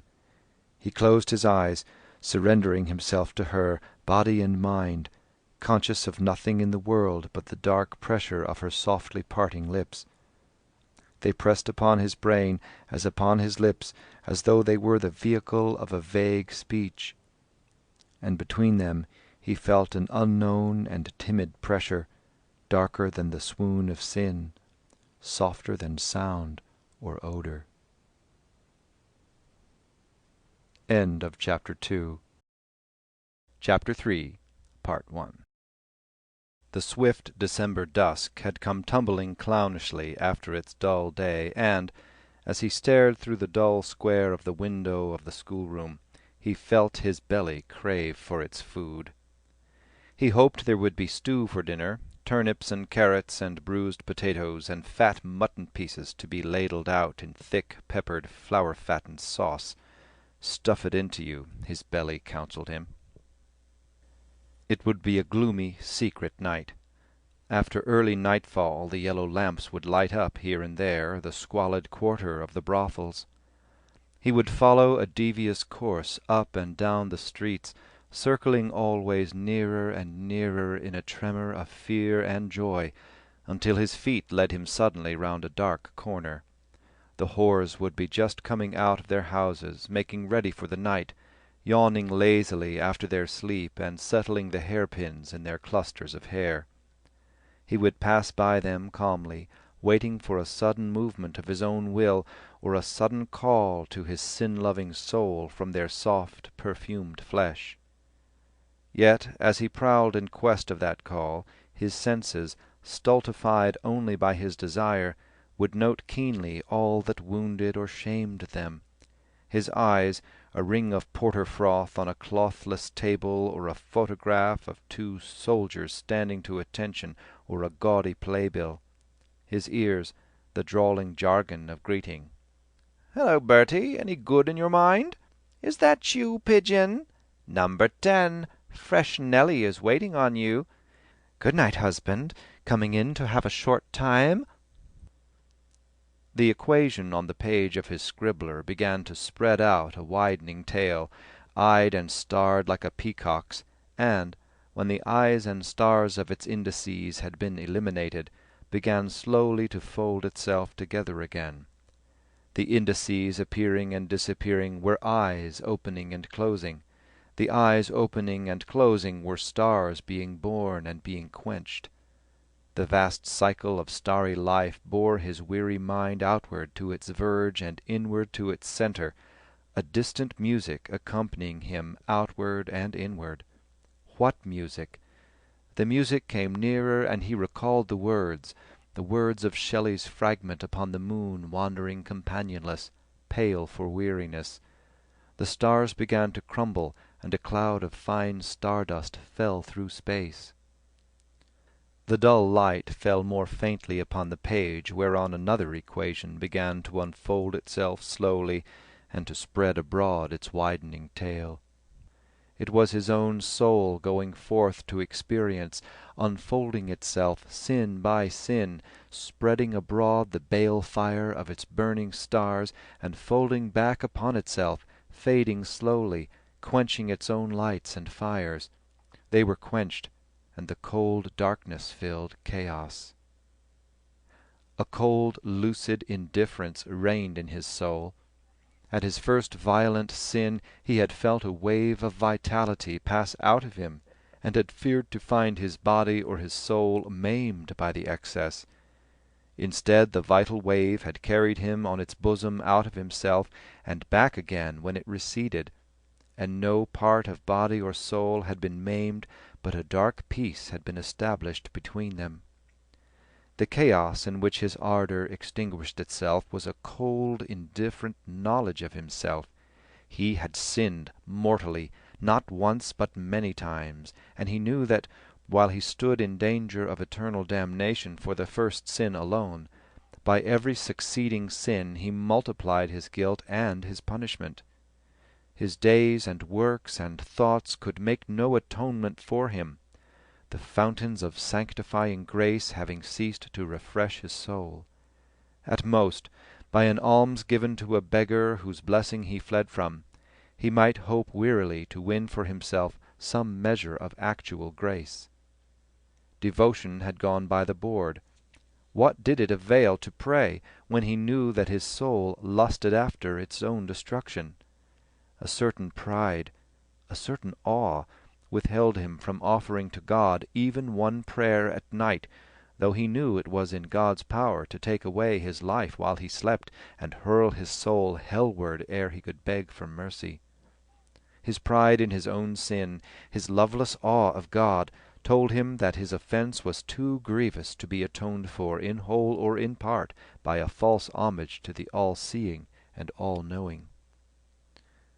"Well now, Ennis, I declare you have a head, and so has my stick. Do you mean to say that you are not able to tell me what a surd is?" The blundering answer stirred the embers of his contempt of his fellows.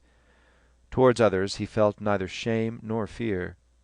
On Sunday mornings, as he passed the church door, he glanced coldly at the worshippers who stood bareheaded, four deep, outside the church, morally present at the Mass which they could neither see nor hear.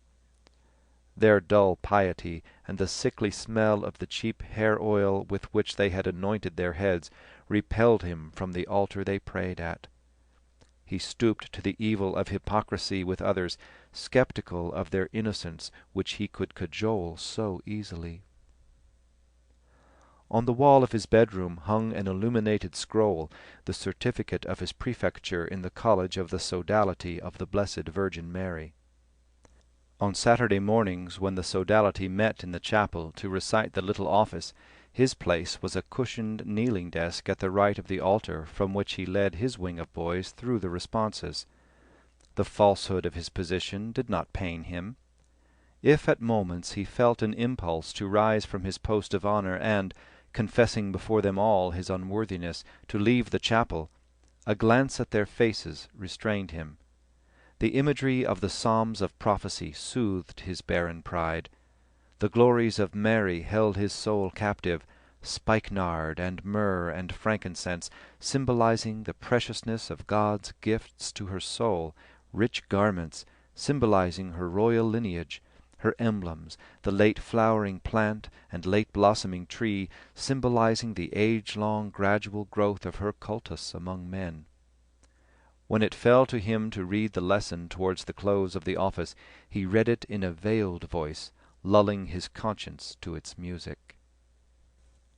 Quasi cedrus exaltata sum in Lebanon, et quasi cupressus in Monte Sion, quasi palma exaltata sum in Gades, et quasi plantatio rosae in Jericho, quasi uliva speciosa in Campis, et quasi platanus exaltata sum juxta aquam in Plateis, sicut cinnamomum et balsamum aromatizans, odorem dedi, et quasi myrrha electa dedi suavivatem odoris.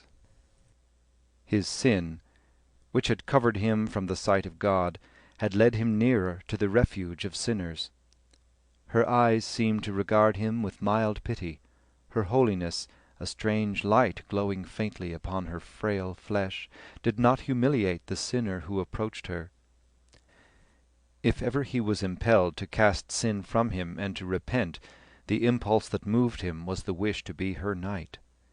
If ever his soul, re-entering her dwelling shyly after the frenzy of his body's lust had spent itself, was turned towards her whose emblem is the morning star, bright and musical, telling of heaven and infusing peace.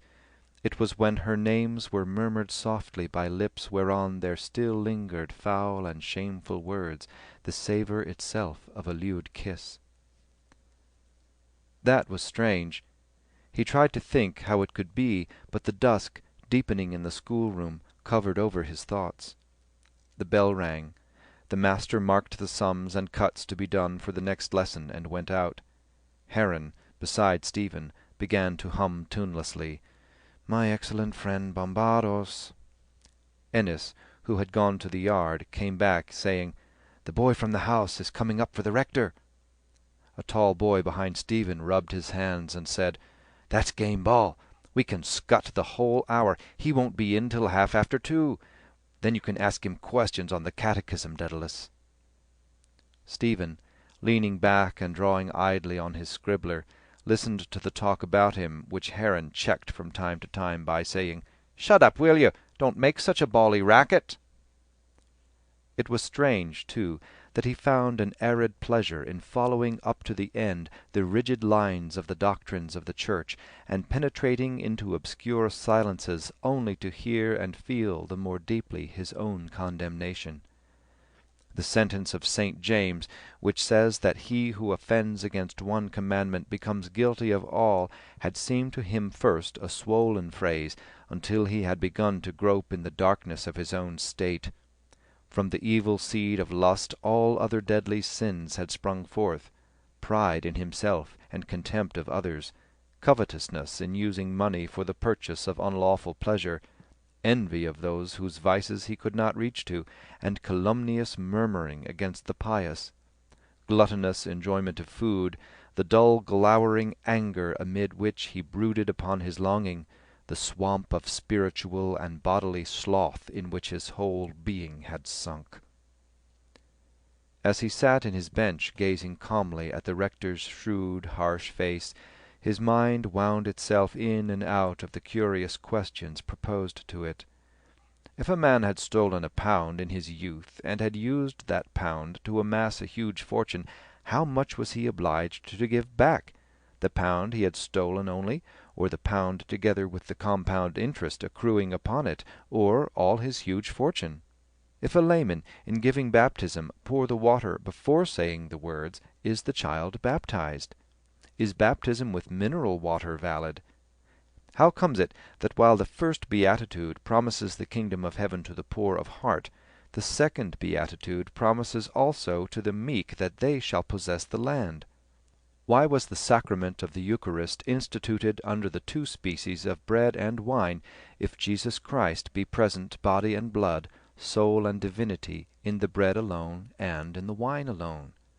Does a tiny particle of the consecrated bread contain all the body and blood of Jesus Christ, or a part only of the body and blood? If the wine change into vinegar, and the host crumble into corruption after they have been consecrated, is Jesus Christ still present under their species as God and as man? "Here he is! Here he is!" A boy from his post at the window had seen the rector come from the house. All the catechisms were opened, and all heads bent upon them silently. The rector entered and took his seat on the dais. A gentle kick from the tall boy in the bench behind urged Stephen to ask a difficult question. The rector did not ask for a catechism to hear the lesson from. He clasped his hands on the desk and said, "The retreat will begin on Wednesday afternoon in honor of St. Francis Xavier, whose feast day is Saturday. The retreat will go on from Wednesday to Friday. On Friday, confession will be heard all the afternoon after beads. If any boys have special confessors, perhaps it will be better for them not to change. Mass will be on Saturday morning at 9 o'clock, and general communion for the whole college. Saturday will be a free day, Sunday of course. But Saturday and Sunday being free days, some boys might be inclined to think that Monday is a free day also. Beware of making that mistake. I think you, Lawless, are likely to make that mistake." "I, sir? Why, sir?" A little wave of quiet mirth broke forth over the class of boys from the rector's grim smile. Stephen's heart began slowly to fold and fade with fear, like a withering flower. The rector went on gravely. "You are all familiar with the story of the life of St. Francis Xavier, I suppose, the patron of your college. He came of an old and illustrious Spanish family, and you remember that he was one of the first followers of St. Ignatius. They met in Paris, where Francis Xavier was a professor of philosophy at the university. This young and brilliant nobleman and man of letters entered heart and soul into the ideas of our glorious founder, and you know that he, at his own desire, was sent by St. Ignatius to preach to the Indians. He is called, as you know, the Apostle of the Indies. He went from country to country in the East, from Africa to India, from India to Japan, baptizing the people. He is said to have baptized as many as 10,000 idolaters in 1 month.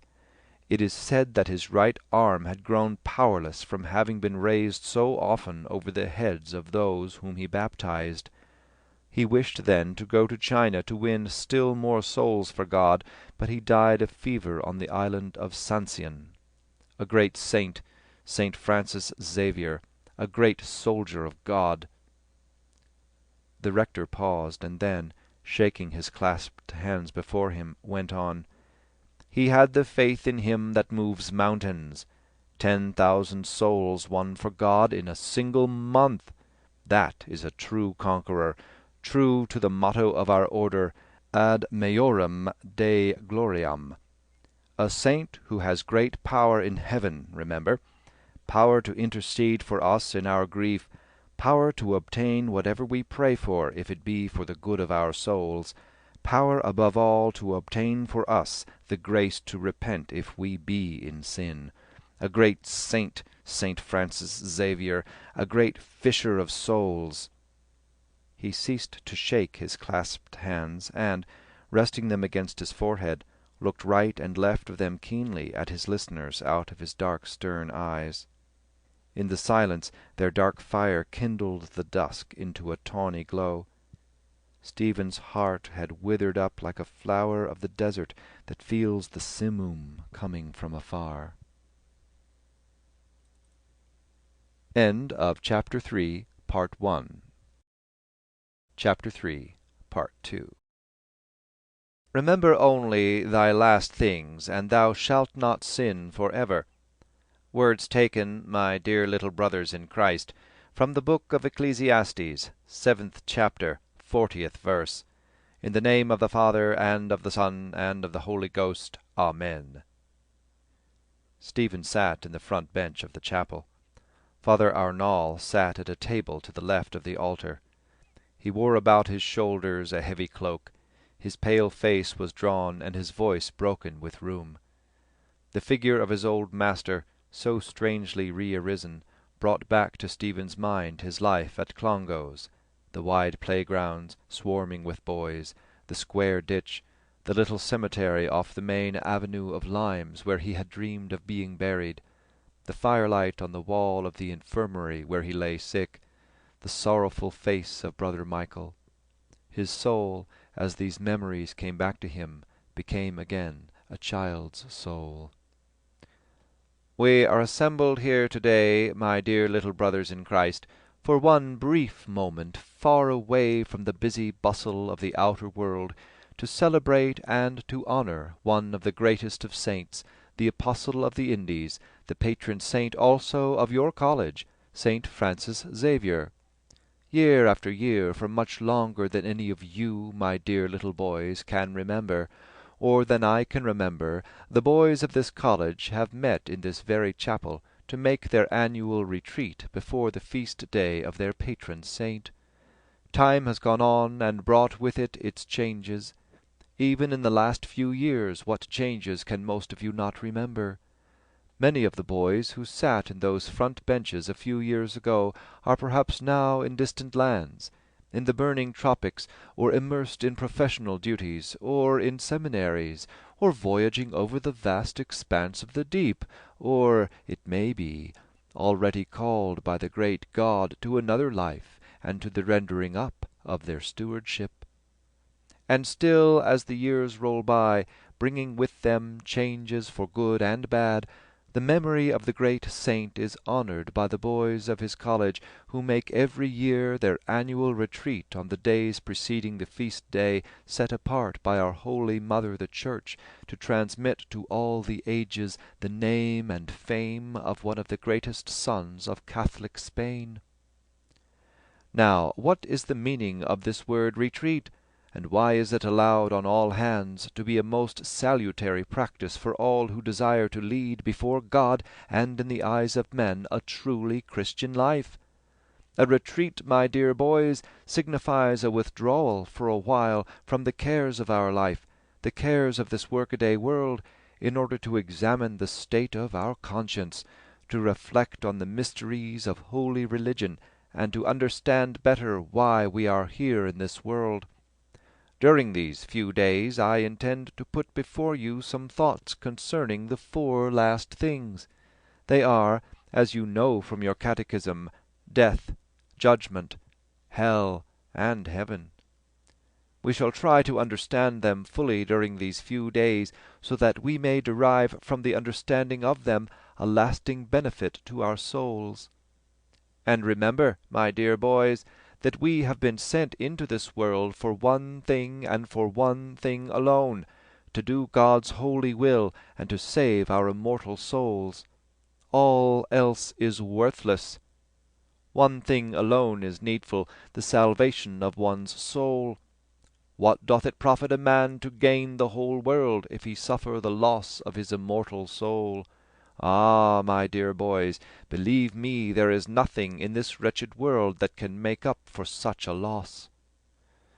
I will ask you, therefore, my dear boys, to put away from your minds during these few days all worldly thoughts, whether of study, or pleasure, or ambition, and to give all your attention to the state of your souls. I need hardly remind you that during the days of the retreat all boys are expected to preserve a quiet and pious demeanour, and to shun all loud, unseemly pleasure. The elder boys, of course, will see that this custom is not infringed, and I look especially to the prefects and officers of the sodality of our Blessed Lady, and of the sodality of the holy angels, to set a good example to their fellow students. Let us try, therefore, to make this retreat in honour of St. Francis with our whole heart and our whole mind. God's blessing will then be upon all your year's studies. But, above and beyond all, let this retreat be one to which you can look back in after years, when maybe you are far from this college and among very different surroundings, to which you can look back with joy and thankfulness, and give thanks to God for having granted you this occasion of laying the first foundation of a pious, honourable, zealous Christian life. And if, as may so happen, there be at this moment in these benches any poor soul who has had the unutterable misfortune to lose God's holy grace, and to fall into grievous sin, I fervently trust and pray that this retreat may be the turning point in the life of that soul. I pray to God, through the merits of its zealous servant Francis Xavier, that such a soul may be led to sincere repentance, and that the Holy Communion on St. Francis' Day of this year may be a lasting covenant between God and that soul. For just and unjust, for saint and sinner alike, may this retreat be a memorable one. Help me, my dear little brothers in Christ. Help me by your pious attention, by your own devotion, by your outward demeanour. Banish from your minds all worldly thoughts, and think only of the last things, death, judgment, hell, and heaven. He who remembers these things, says Ecclesiastes, shall not sin for ever. He who remembers the last things will act and think with them always before his eyes. He will live a good life and die a good death, believing and knowing that, if he has sacrificed much in this earthly life, it will be given to him 100-fold and 1,000-fold more in the life to come, in the kingdom without end. A blessing, my dear boys, which I wish you from my heart, one and all, in the name of the Father, and of the Son, and of the Holy Ghost. Amen. As he walked home with silent companions, a thick fog seemed to compass his mind. He waited in stupor of mind till it should lift and reveal what it had hidden. He ate his dinner with surly appetite, and, when the meal was over and the grease-strewn plates lay abandoned on the table, he rose and went to the window, clearing the thick scum from his mouth with his tongue and licking it from his lips. So he had sunk to the state of a beast that licks his chaps after meat. This was the end, and a faint glimmer of fear began to pierce the fog of his mind. He pressed his face against the pane of the window and gazed out to the darkening street. Forms passed this way and that through the dull light, and that was life. The letters of the name of Dublin lay heavily upon his mind, pushing one another surlily hither and thither with slow, boorish insistence.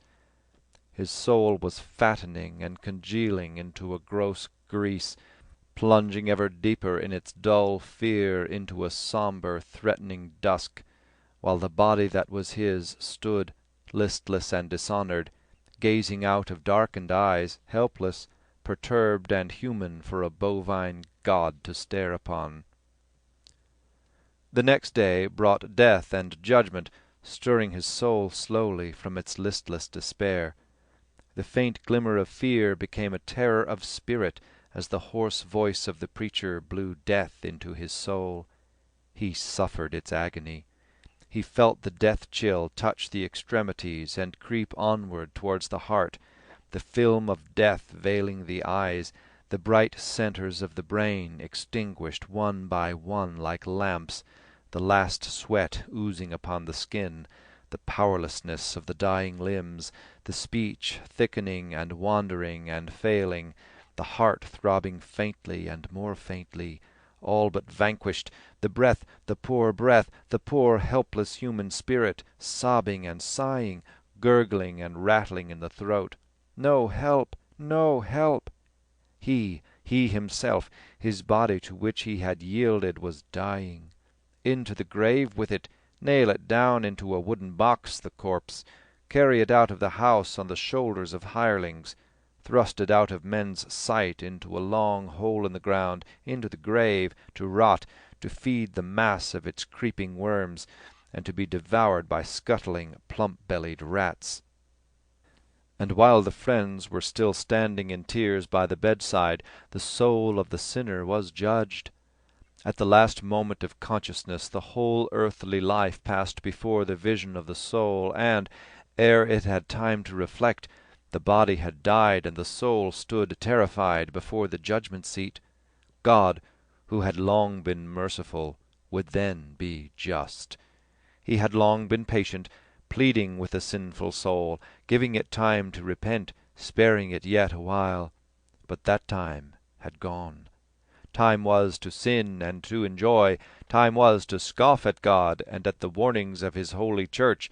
Time was to defy his majesty, to disobey his commands, to hoodwink one's fellow men, to commit sin after sin and sin after sin, and to hide one's corruption from the sight of men. But that time was over. Now it was God's turn, and he was not to be hoodwinked or deceived. Every sin would then come forth from its lurking place, the most rebellious against the divine will, and the most degrading to our poor corrupt nature, the tiniest imperfection, and the most heinous atrocity. What did it avail then to have been a great emperor, a great general, a marvellous inventor, the most learned of the learned? All were as one before the judgment seat of God. He would reward the good and punish the wicked. One single instant was enough for the trial of a man's soul. One single instant after the body's death, the soul had been weighed in the balance. The particular judgment was over, and the soul had passed to the abode of bliss, or to the prison of purgatory, or had been hurled howling into hell. Nor was that all. God's justice had still to be vindicated before men. After the particular, there still remained the general judgment. The last day had come. Doomsday was at hand. The stars of heaven were falling upon the earth like the figs cast by the fig tree which the wind has shaken. The sun, the great luminary of the universe, had become as sackcloth of hair. The moon was blood red. The firmament was as a scroll rolled away. The archangel Michael, the prince of the heavenly host, appeared glorious and terrible against the sky. With one foot on the sea and one foot on the land, he blew from the archangelical trumpet the brazen death of time. The three blasts of the angel filled all the universe. Time is, time was, but time shall be no more. At the last blast the souls of universal humanity thronged towards the valley of Jehoshaphat, rich and poor, gentle and simple, wise and foolish, good and wicked. The soul of every human being that has ever existed, the souls of all those who shall yet be born, all the sons and daughters of Adam, all are assembled on that supreme day. And lo, the supreme Judge is coming, no longer the lowly Lamb of God, no longer the meek Jesus of Nazareth, no longer the Man of sorrows, no longer the Good Shepherd. He is seen now coming upon the clouds, in great power and majesty, attended by 9 choirs of angels, angels and archangels, principalities, powers and virtues, thrones and dominations, cherubim and seraphim, God omnipotent, God everlasting. He speaks, and his voice is heard even at the farthest limits of space, even in the bottomless abyss. Supreme Judge, from his sentence there will be and can be no appeal. He calls the just to his side, bidding them enter into the kingdom, the eternity of bliss prepared for them. The unjust he casts from him, crying in his offended majesty, Depart from me, ye cursed, into everlasting fire, which was prepared for the devil and his angels. Oh, what agony then for the miserable sinners! Friend is torn apart from friend, children are torn from their parents, husbands from their wives. The poor sinner holds out his arms to those who were dear to him in this earthly world, to those whose simple piety perhaps he made a mock of, to those who counselled him and tried to lead him on the right path, to a kind brother, to a loving sister, to the mother and father who loved him so dearly. But it is too late. The just turn away from the wretched damned souls, which now appear before the eyes of all in their hideous and evil character. O you hypocrites! O you whited sepulchres! O you who present a smooth smiling face to the world, while your soul within is a foul swamp of sin, how will it fare with you in that terrible day? And this day will come, shall come, must come, the day of death and the day of judgment. It is appointed unto man to die, and after death the judgment. Death is certain. The time and manner are uncertain, whether from long disease or from some unexpected accident. The Son of God cometh at an hour when you little expect him. Be therefore ready every moment, seeing that you may die at any moment. Death is the end of us all. Death and judgment, brought into the world by the sin of our first parents, are the dark portals that close our earthly existence, the portals that open into the unknown and the unseen, portals through which every soul must pass, alone, unaided save by its good works, without friend or brother or parent or master to help it, alone and trembling. Let that thought be ever before our minds, and then we cannot sin. Death, a cause of terror to the sinner, is a blessed moment for him who has walked in the right path, fulfilling the duties of his station in life, attending to his morning and evening prayers, approaching the Holy Sacrament frequently, and performing good and merciful works. For the pious and believing Catholic, for the just man, death is no cause of terror. Was it not Addison, the great English writer, who, when on his deathbed, sent for the wicked young Earl of Warwick to let him see how a Christian can meet his end? He it is, and he alone, the pious and believing Christian, who can say in his heart, O grave, where is thy victory? O death, where is thy sting?" Every word of it was for him. Against his sin, foul and secret, the whole wrath of God was aimed. The preacher's knife had probed deeply into his diseased conscience, and he felt now that his soul was festering in sin. Yes, the preacher was right. God's turn had come. Like a beast in its lair, his soul had lain down in its own filth, but the blasts of the angel's trumpet had driven him forth from the darkness of sin into the light. The words of doom cried by the angel shattered in an instant his presumptuous peace. The wind of the last day blew through his mind. His sins, the jewel-eyed harlots of his imagination, fled before the hurricane, squeaking like mice in their terror, and huddled under a mane of hair. As he crossed the square, walking homeward, the light laughter of a girl reached his burning ear. The frail gay sound smote his heart more strongly than a trumpet blast, and, not daring to lift his eyes, he turned aside and gazed, as he walked, into the shadow of the tangled shrubs. Shame rose from his smitten heart and flooded his whole being. The image of Emma appeared before him, and, under her eyes, the flood of shame rushed forth anew from his heart. If she knew to what his mind had subjected her, or how his brute-like lust had torn and trampled upon her innocence, was that boyish love? Was that chivalry? Was that poetry? The sordid details of his orgies stank under his very nostrils.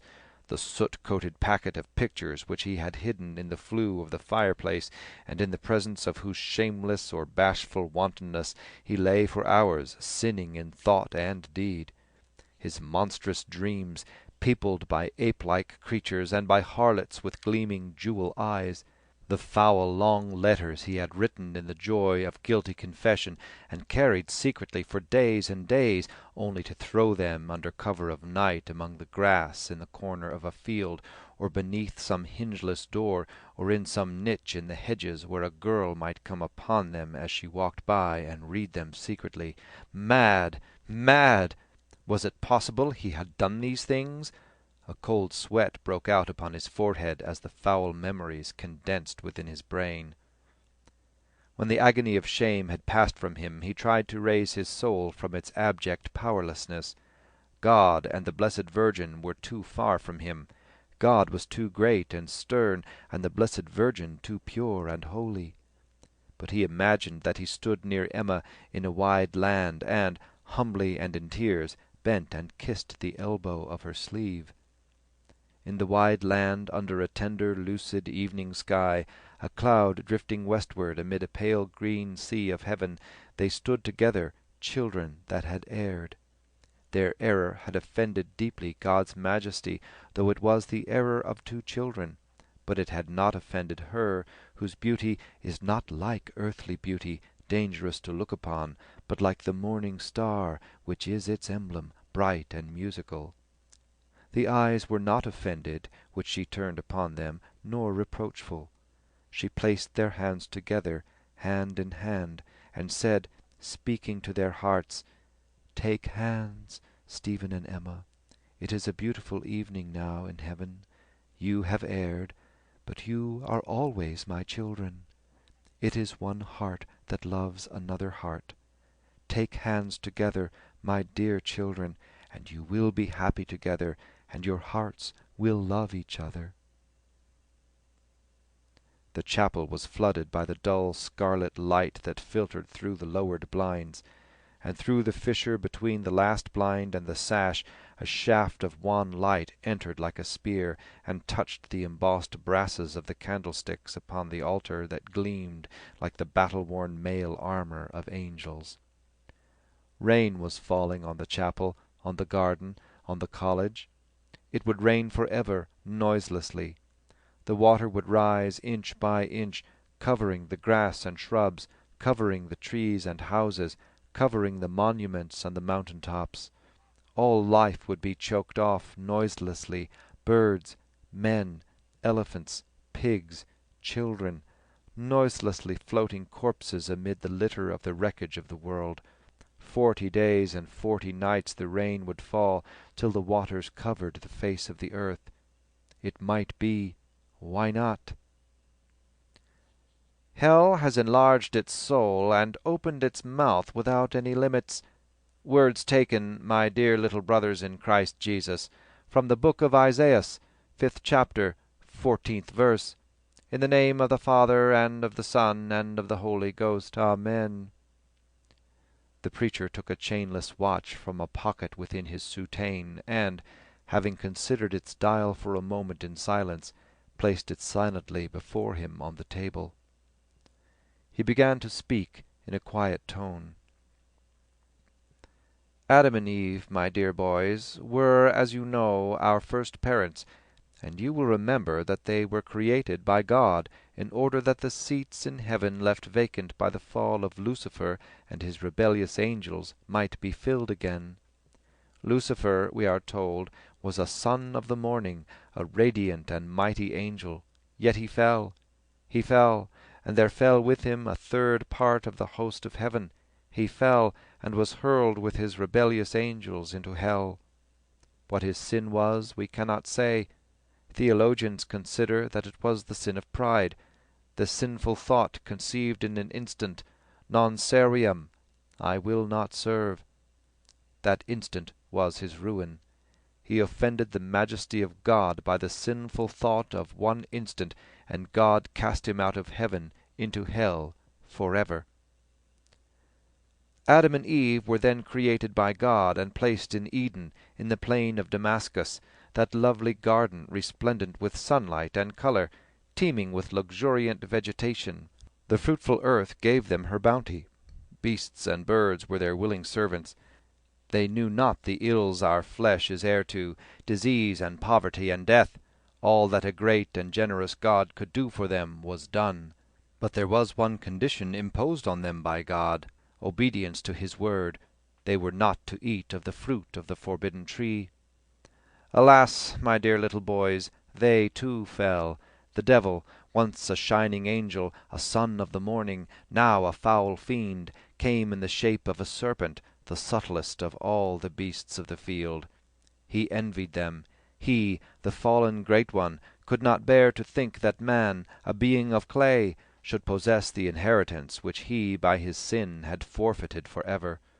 He came to the woman, the weaker vessel, and poured the poison of his eloquence into her ear, promising her, oh, the blasphemy of that promise, that if she and Adam ate of the forbidden fruit, they would become as gods, nay, as God himself.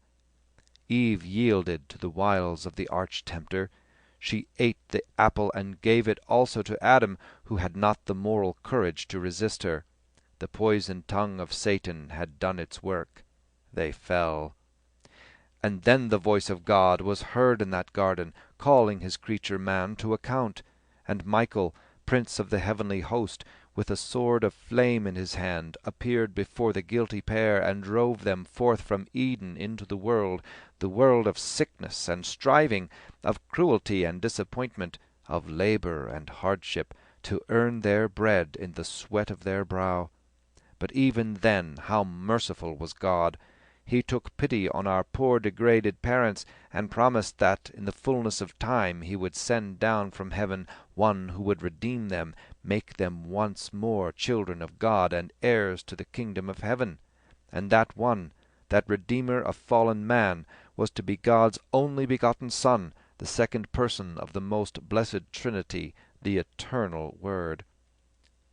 He came. He was born of a virgin pure, Mary the Virgin Mother. He was born in a poor cowhouse in Judea, and lived as a humble carpenter for 30 years, until the hour of his mission had come. And then, filled with love for men, he went forth and called to men to hear the new gospel. Did they listen? Yes, they listened, but would not hear.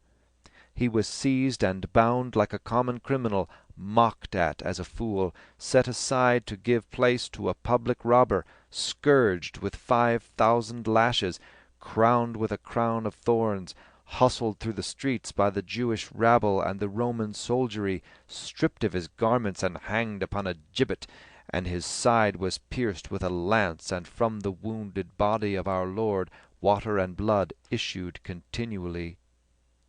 Yet even then, in that hour of supreme agony, our merciful Redeemer had pity for mankind. Yet even there, on the hill of Calvary, he founded the Holy Catholic Church, against which, it is promised, the gates of hell shall not prevail. He founded it upon the rock of ages, and endowed it with his grace, with sacraments and sacrifice, and promised that if men would obey the word of his church, they would still enter into eternal life. But if, after all that had been done for them, they still persisted in their wickedness, there remained for them an eternity of torment, hell. The preacher's voice sank. He paused, joined his palms for an instant, parted them. Then he resumed. Now let us try for a moment to realize, as far as we can, the nature of that abode of the damned which the justice of an offended God has called into existence for the eternal punishment of sinners. Hell is a strait and dark and foul-smelling prison, an abode of demons and lost souls, filled with fire and smoke. The straitness of this prison-house is expressly designed by God to punish those who refuse to be bound by his laws. In earthly prisons the poor captive has at least some liberty of movement, were it only within the four walls of his cell, or in the gloomy yard of his prison. Not so in hell. There, by reason of the great number of the damned, the prisoners are heaped together in their awful prison, the walls of which are said to be 4,000 miles thick, and the damned are so utterly bound and helpless that, as a blessed saint, Saint Anselm, writes in his book on similitudes, they are not even able to remove from the eye a worm that gnaws it. They lie in exterior darkness, for, remember, the fire of hell gives forth no light. As, at the command of God, the fire of the Babylonian furnace lost its heat but not its light, so, at the command of God, the fire of hell, while retaining the intensity of its heat, burns eternally in darkness. It is a never-ending storm of darkness, dark flames and dark smoke of burning brimstone, amid which the bodies are heaped one upon another without even a glimpse of air. Of all the plagues with which the land of the Pharaohs was smitten, one plague alone, that of darkness, was called horrible. What name, then, shall we give to the darkness of hell, which is to last not for 3 days alone, but for all eternity? The horror of this strait and dark prison is increased by its awful stench. All the filth of the world, all the offal and scum of the world, we are told, shall run there as to a vast reeking sewer, when the terrible conflagration of the last day has purged the world. The brimstone, too, which burns there in such prodigious quantity, fills all hell with its intolerable stench, and the bodies of the damned themselves exhale such a pestilential odour that, as Saint Bonaventure says, one of them alone would suffice to infect the whole world. The very air of this world, that pure element, becomes foul and unbreathable when it has been long enclosed. Consider, then, what must be the foulness of the air of hell. Imagine some foul and putrid corpse that has lain rotting and decomposing in the grave, a jelly-like mass of liquid corruption. Imagine such a corpse a prey to flames, devoured by the fire of burning brimstone, and giving off dense, choking fumes of nauseous, loathsome decomposition.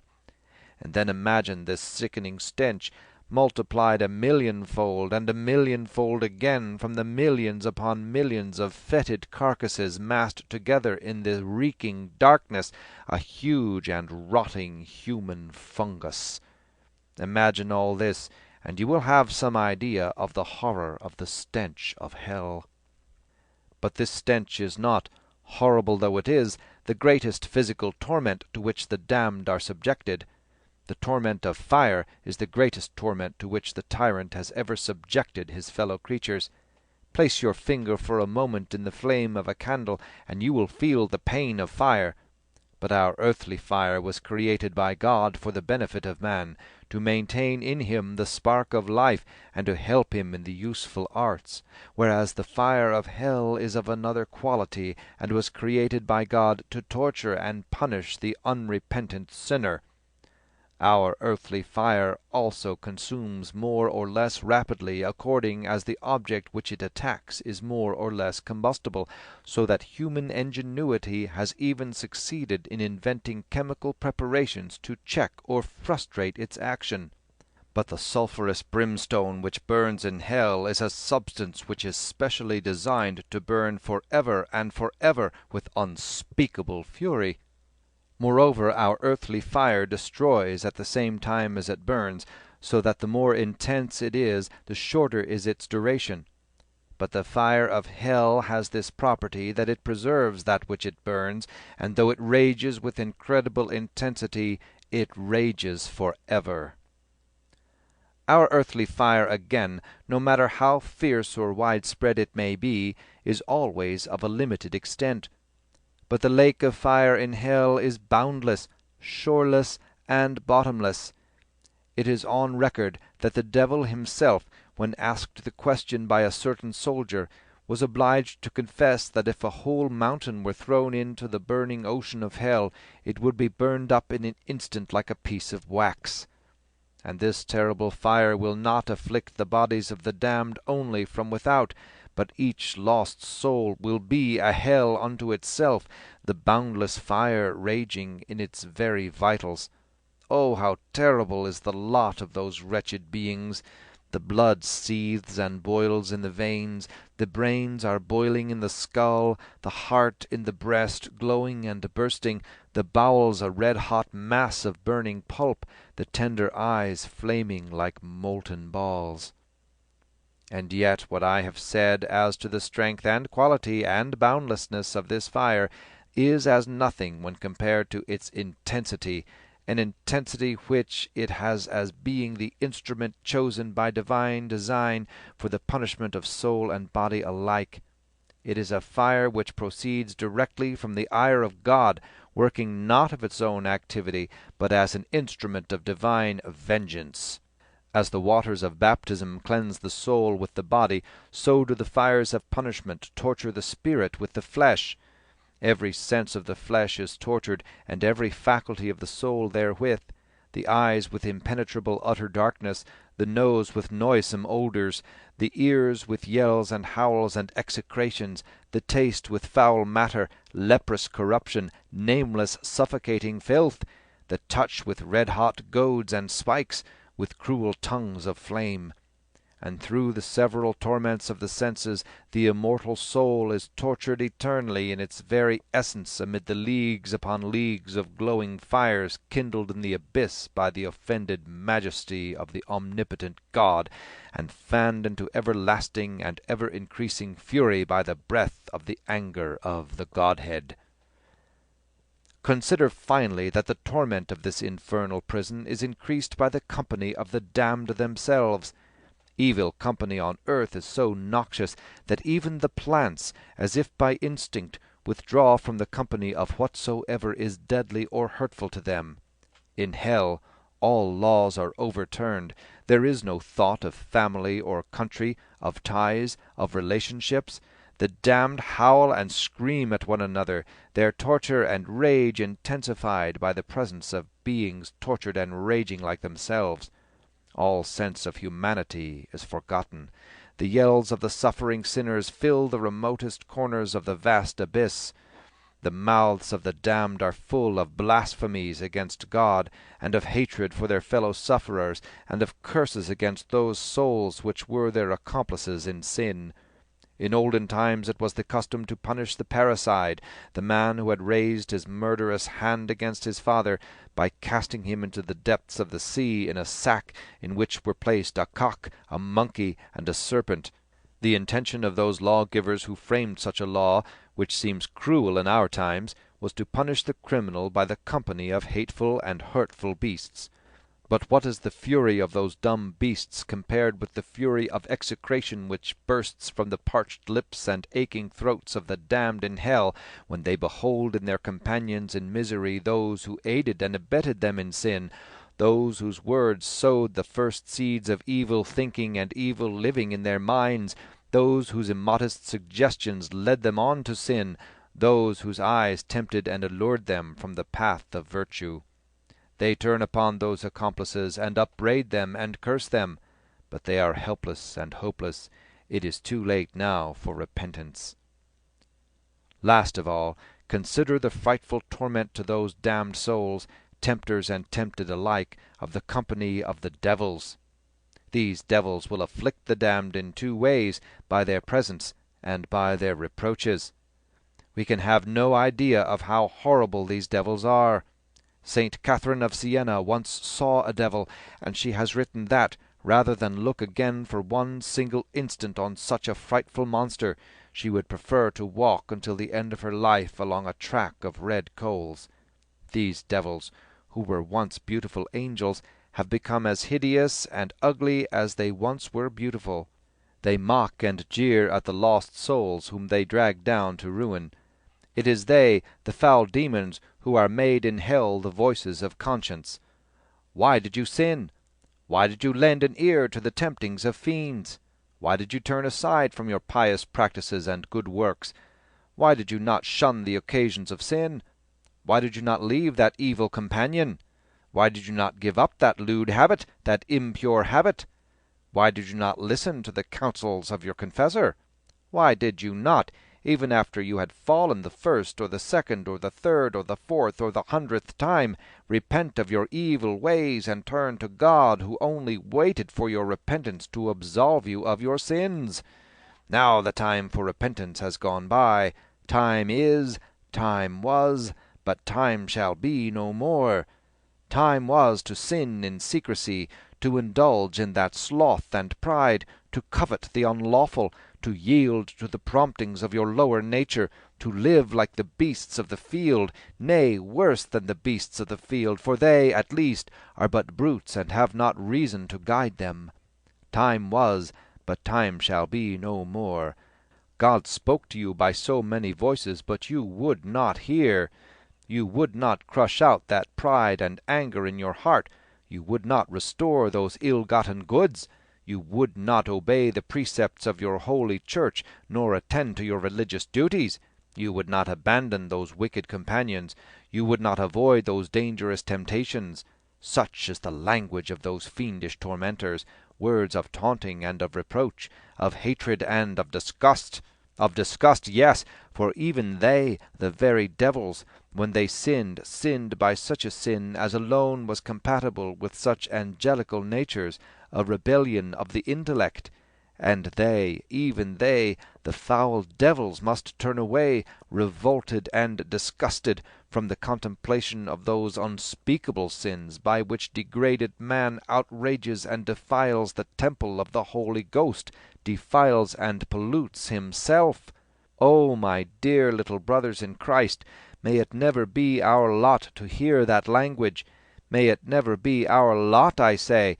In the last day of terrible reckoning, I pray fervently to God that not a single soul of those who are in this chapel today may be found among those miserable beings whom the great Judge shall command to depart forever from his sight, that not one of us may ever hear ringing in his ears the awful sentence of rejection, "Depart from me, ye cursed, into everlasting fire, which was prepared for the devil and his angels."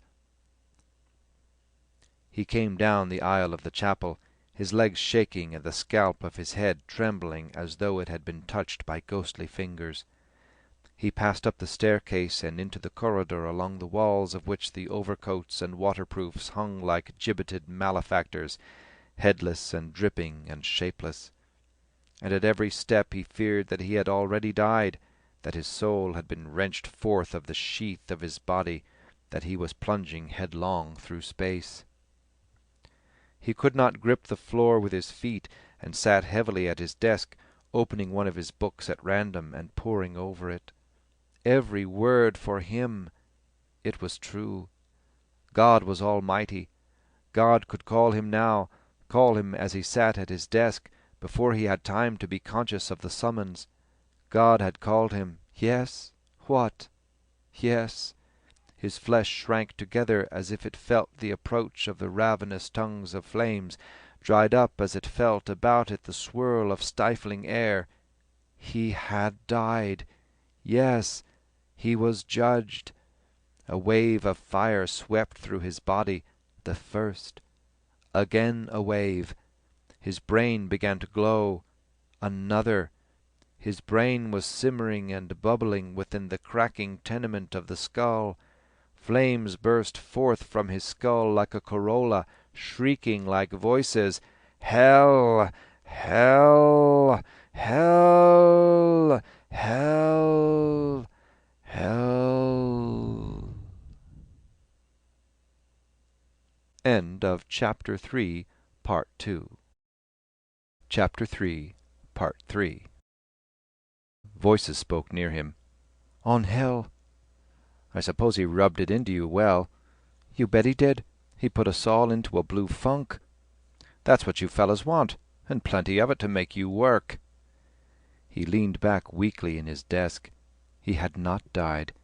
God had spared him still. He was still in the familiar world of the school.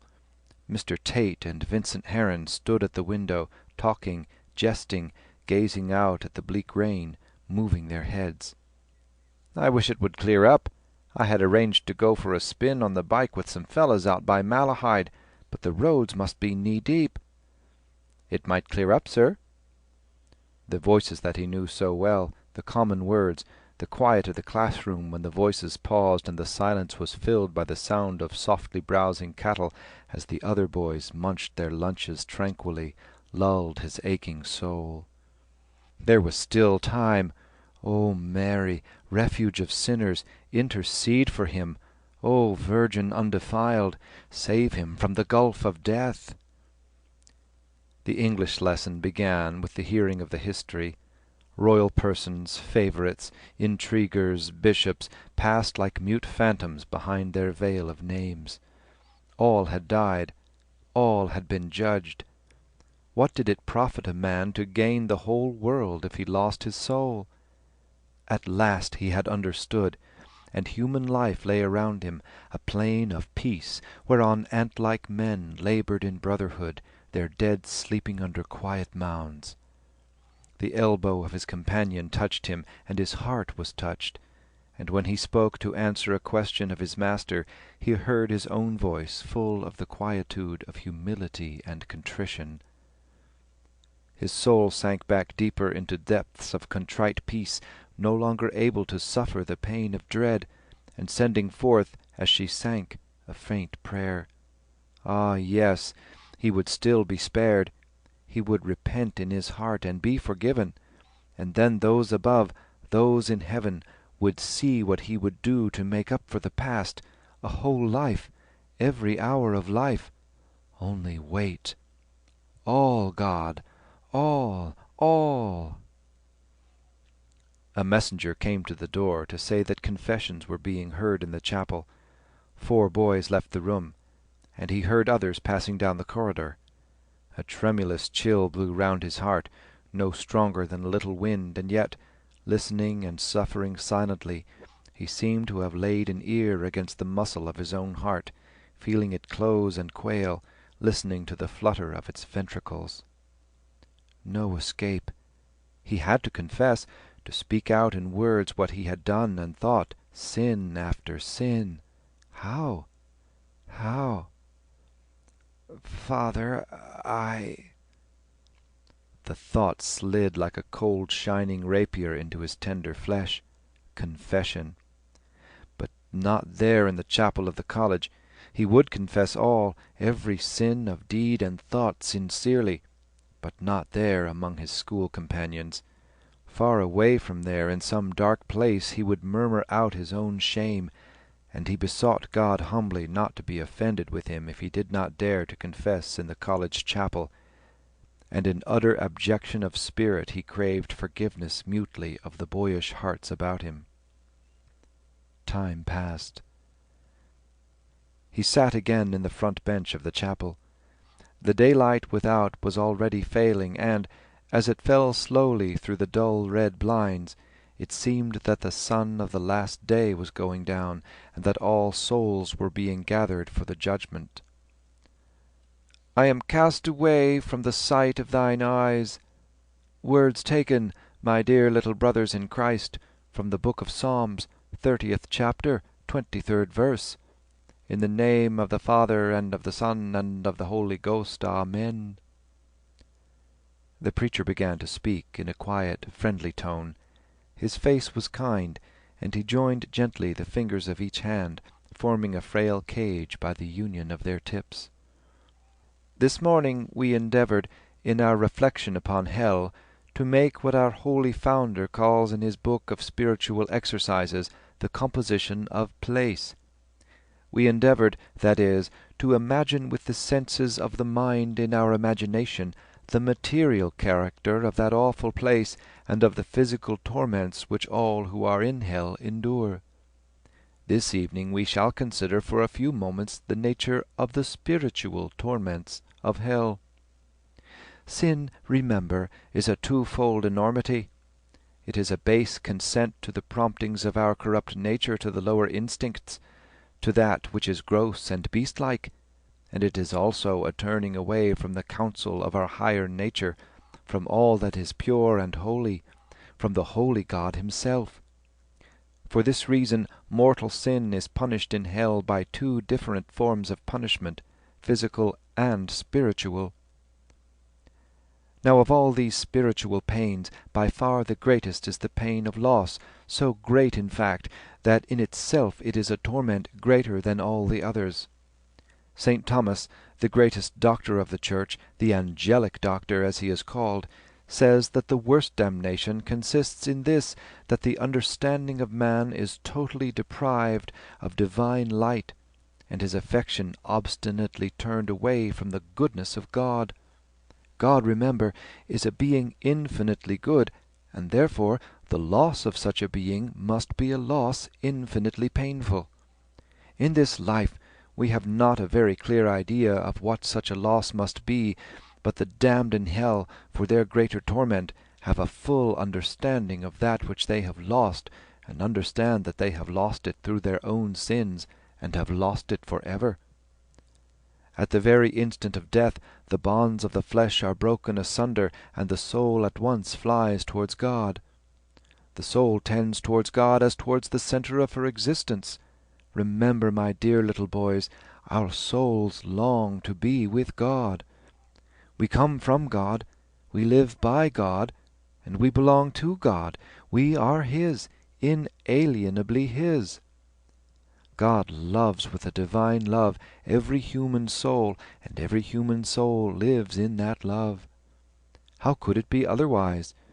Every breath that we draw, every thought of our brain, every instant of life proceed from God's inexhaustible goodness. And if it be pain for a mother to be parted from her child, for a man to be exiled from hearth and home, for friend to be sundered from friend, oh, think what pain, what anguish it must be for the poor soul to be spurned from the presence of the supremely good and loving Creator, who has called that soul into existence from nothingness, and sustained it in life, and loved it with an immeasurable love. This, then, to be separated for ever from its greatest good, from God, and to feel the anguish of that separation, knowing full well that it is unchangeable, this is the greatest torment which the created soul is capable of bearing, pena damni, the pain of loss. The second pain which will afflict the souls of the damned in hell is the pain of conscience. Just as in dead bodies worms are engendered by putrefaction, so in the souls of the lost there arises a perpetual remorse from the putrefaction of sin, the sting of conscience, the worm, as Pope Innocent III calls it, of the triple sting. The first sting inflicted by this cruel worm will be the memory of past pleasures. Oh, what a dreadful memory will that be!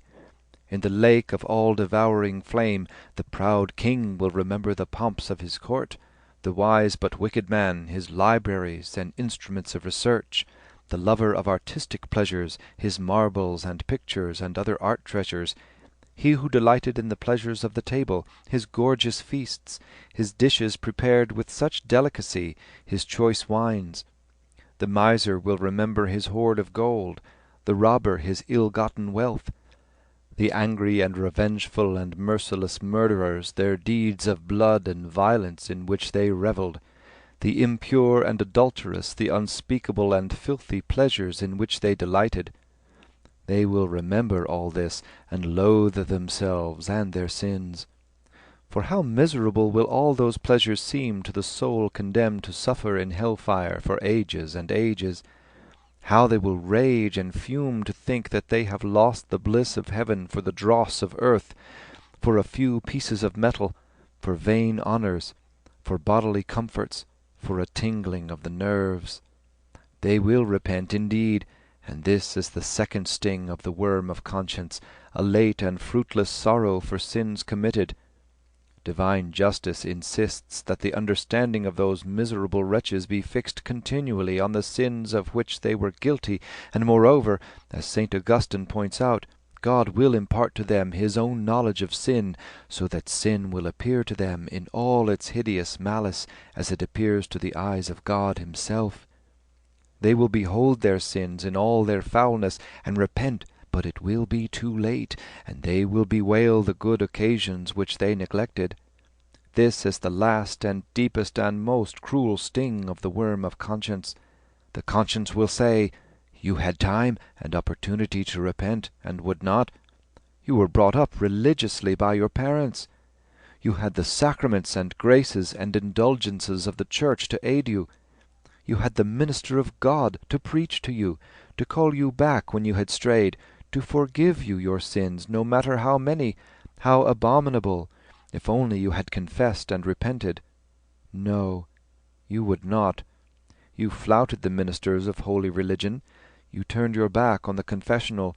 You wallowed deeper and deeper in the mire of sin. God appealed to you, threatened you, entreated you to return to him. Oh, what shame, what misery! The ruler of the universe entreated you, a creature of clay, to love him who made you and to keep his law. No, you would not. And now, though you were to flood all hell with your tears, if you could still weep, all that sea of repentance would not gain for you what a single tear of true repentance shed during your mortal life would have gained for you. You implore now a moment of earthly life wherein to repent. In vain. That time is gone, gone forever. Such is the threefold sting of conscience, the viper which gnaws the very heart's core of the wretches in hell, so that, filled with hellish fury, they curse themselves for their folly, and curse the evil companions who have brought them to such ruin, and curse the devils who tempted them in life, and now mock them and torture them in eternity, and even revile and curse the Supreme Being whose goodness and patience they scorned and slighted, but whose justice and power they cannot evade. The next spiritual pain to which the damned are subjected is the pain of extension. Man, in this earthly life, though he be capable of many evils, is not capable of them all at once, inasmuch as one evil corrects and counteracts another, just as one poison frequently corrects another. In hell, on the contrary, one torment, instead of counteracting another, lends it still greater force. And moreover, as the internal faculties are more perfect than the external senses, so are they more capable of suffering. Just as every sense is afflicted with a fitting torment, so is every spiritual faculty. The fancy with horrible images, the sensitive faculty with alternate longing and rage, the mind and understanding with an interior darkness more terrible even than the exterior darkness which reigns in that dreadful prison. The malice, impotent though it be, which possesses these demon souls, is an evil of boundless extension, of limitless duration, a frightful state of wickedness which we can scarcely realize unless we bear in mind the enormity of sin and the hatred God bears to it. Opposed to this pain of extension, and yet coexistent with it, we have the pain of intensity. Hell is the centre of evils, and, as you know, things are more intense at their centres than at their remotest points. There are no contraries or admixtures of any kind to temper or soften in the least the pains of hell. Nay, things which are good in themselves become evil in hell. Company, elsewhere a source of comfort to the afflicted, will be there a continual torment. Knowledge, so much longed for as the chief good of the intellect, will there be hated worse than ignorance. Light, so much coveted by all creatures from the Lord of creation down to the humblest plant in the forest, will be loathed intensely. In this life our sorrows are either not very long or not very great, because nature either overcomes them by habits or puts an end to them by sinking under their weight. But in hell the torments cannot be overcome by habit, for while they are of terrible intensity, they are at the same time of continual variety, each pain, so to speak, taking fire from another and re-endowing that which has enkindled it with a still fiercer flame. Nor can nature escape from these intense and various tortures by succumbing to them, for the soul is sustained and maintained in evil, so that its suffering may be the greater. Boundless extension of torment, incredible intensity of suffering, unceasing variety of torture, this is what the divine majesty, so outraged by sinners, demands. This is what the holiness of heaven, slighted and set aside for the lustful and low pleasures of the corrupt flesh, requires. This is what the blood of the innocent Lamb of God, shed for the redemption of sinners, trampled upon by the vilest of the vile, insists upon. Last and crowning torture of all the tortures of that awful place is the eternity of hell. Eternity! O dread and dire word! Eternity! What mind of man can understand it? And remember, it is an eternity of pain. Even though the pains of hell were not so terrible as they are, yet they would become infinite as they are destined to last forever. But while they are everlasting, they are at the same time, as you know, intolerably intense, unbearably extensive. To bear even the sting of an insect for all eternity would be a dreadful torment.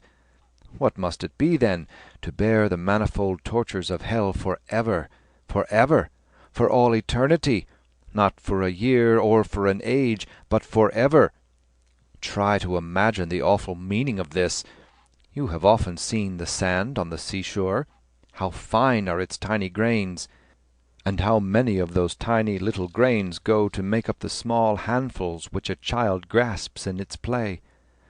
Now imagine a mountain of that sand, 1,000,000 miles high, reaching from the earth to the farthest heavens, and 1,000,000 miles broad, extending to remotest space, and 1,000,000 miles in thickness.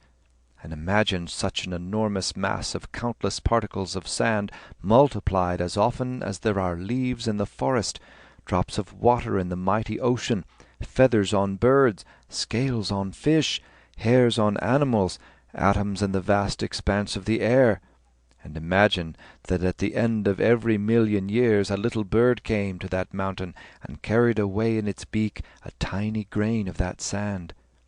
How many millions upon millions of centuries would pass before that bird had carried away even a square foot of that mountain, and how many eons upon eons of ages before it had carried away all? Yet at the end of that immense stretch of time not even one instant of eternity could be said to have ended. At the end of all those billions and trillions of years eternity would have scarcely begun. And if that mountain rose again after it had been all carried away, and if the bird came again and carried it all away again, grain by grain, and if it so rose and sank as many times as there are stars in the sky, atoms in the air, drops of water in the sea, leaves on the trees, feathers upon birds, scales upon fish, hairs upon animals, at the end of all those innumerable risings and sinkings of that immeasurably vast mountain, not one single instant of eternity could be said to have ended. Even then, at the end of such a period, After that aeon of time, the mere thought of which makes our very brain reel dizzily, eternity would have scarcely begun. A holy saint, one of our own fathers I believe it was once vouchsafed a vision of hell. It seemed to him that he stood in the midst of a great hall, dark and silent save for the ticking of a great clock. The ticking went on unceasingly, and it seemed to this saint that the sound of the ticking was the ceaseless repetition of the words, ever, never, ever, never, ever to be in hell, never to be in heaven, ever to be shut off from the presence of God, never to enjoy the beatific vision, ever to be eaten with flames, gnawed by vermin, goaded with burning spikes, never to be free from those pains, ever to have the conscience upbraid one, the memory enrage, the mind filled with darkness and despair, never to escape, ever to curse and revile the foul demons who gloat fiendishly over the misery of their dupes, never to behold the shining raiment of the blessed spirits, ever to cry out of the abyss of fire to God for an instant, a single instant, of respite from such awful agony, never to receive, even for an instant, God's pardon, ever to suffer, never to enjoy, ever to be damned, never to be saved, ever, never, ever, never. Oh, what a dreadful punishment! An eternity of endless agony, of endless bodily and spiritual torment, without one ray of hope, without one moment of cessation, of agony limitless in extent, limitless in intensity, of torment infinitely lasting, infinitely varied, of torture that sustains eternally that which it eternally devours, of anguish that everlastingly preys upon the spirit while it racks the flesh, an eternity every instant of which is itself an eternity, and that eternity an eternity of woe. Such is the terrible punishment decreed for those who die in mortal sin by an almighty and a just God. Yes, a just God. Men, reasoning always as men, are astonished that God should mete out an everlasting and infinite punishment in the fires of hell for a single grievous sin. They reason thus because, blinded by the gross illusion of the flesh and the darkness of human understanding, they are unable to comprehend the hideous malice of mortal sin. They reason thus because they are unable to comprehend that even venial sin is of such a foul and hideous nature that even if the omnipotent Creator could end all the evil and misery in the world, the wars, the diseases, the robberies, the crimes, the deaths, the murders, on condition that he allowed a single venial sin to pass unpunished, a single venial sin, a lie, an angry look, a moment of wilful sloth, he, the great omnipotent God, could not do so, because sin, be it in thought or deed, is a transgression of his law, and God would not be God if he did not punish the transgressor. A sin, an instant of rebellious pride of the intellect, made Lucifer and a third part of the cohorts of angels fall from their glory. A sin, an instant of folly and weakness, drove Adam and Eve out of Eden and brought death and suffering into the world. To retrieve the consequences of that sin, the only begotten Son of God came down to earth, lived and suffered and died a most painful death, hanging for 3 hours on the cross. Oh, my dear little brethren in Christ Jesus, will we then offend that good Redeemer and provoke his anger? Will we trample again upon that torn and mangled corpse? Will we spit upon that face so full of sorrow and love? Will we too, like the cruel Jews and the brutal soldiers, mock that gentle and compassionate Saviour, who trod alone for our sake the awful winepress of sorrow? Every word of sin is a wound in his tender side. Every sinful act is a thorn piercing his head. Every impure thought, deliberately yielded to, is a keen lance transfixing that sacred and loving heart. No, no, it is impossible for any human being to do that which offends so deeply the divine majesty, that which is punished by an eternity of agony, that which crucifies again the Son of God, and makes a mockery of him. I pray to God that my poor words may have availed today to confirm in holiness those who are in a state of grace, to strengthen the wavering, to lead back to the state of grace the poor soul that has strayed, if any such be among you. I pray to God, and do you pray with me, that we may repent of our sins. I will ask you now, all of you, to repeat after me the act of contrition, kneeling here in this humble chapel in the presence of God. He is there in the tabernacle, burning with love for mankind, ready to comfort the afflicted. Be not afraid. No matter how many or how foul the sins, if only you repent of them, they will be forgiven you. Let no worldly shame hold you back. God is still the merciful Lord, who wishes not the eternal death of the sinner, but rather that he be converted and live. He calls you to him. You are his. He made you out of nothing. He loved you as only a God can love.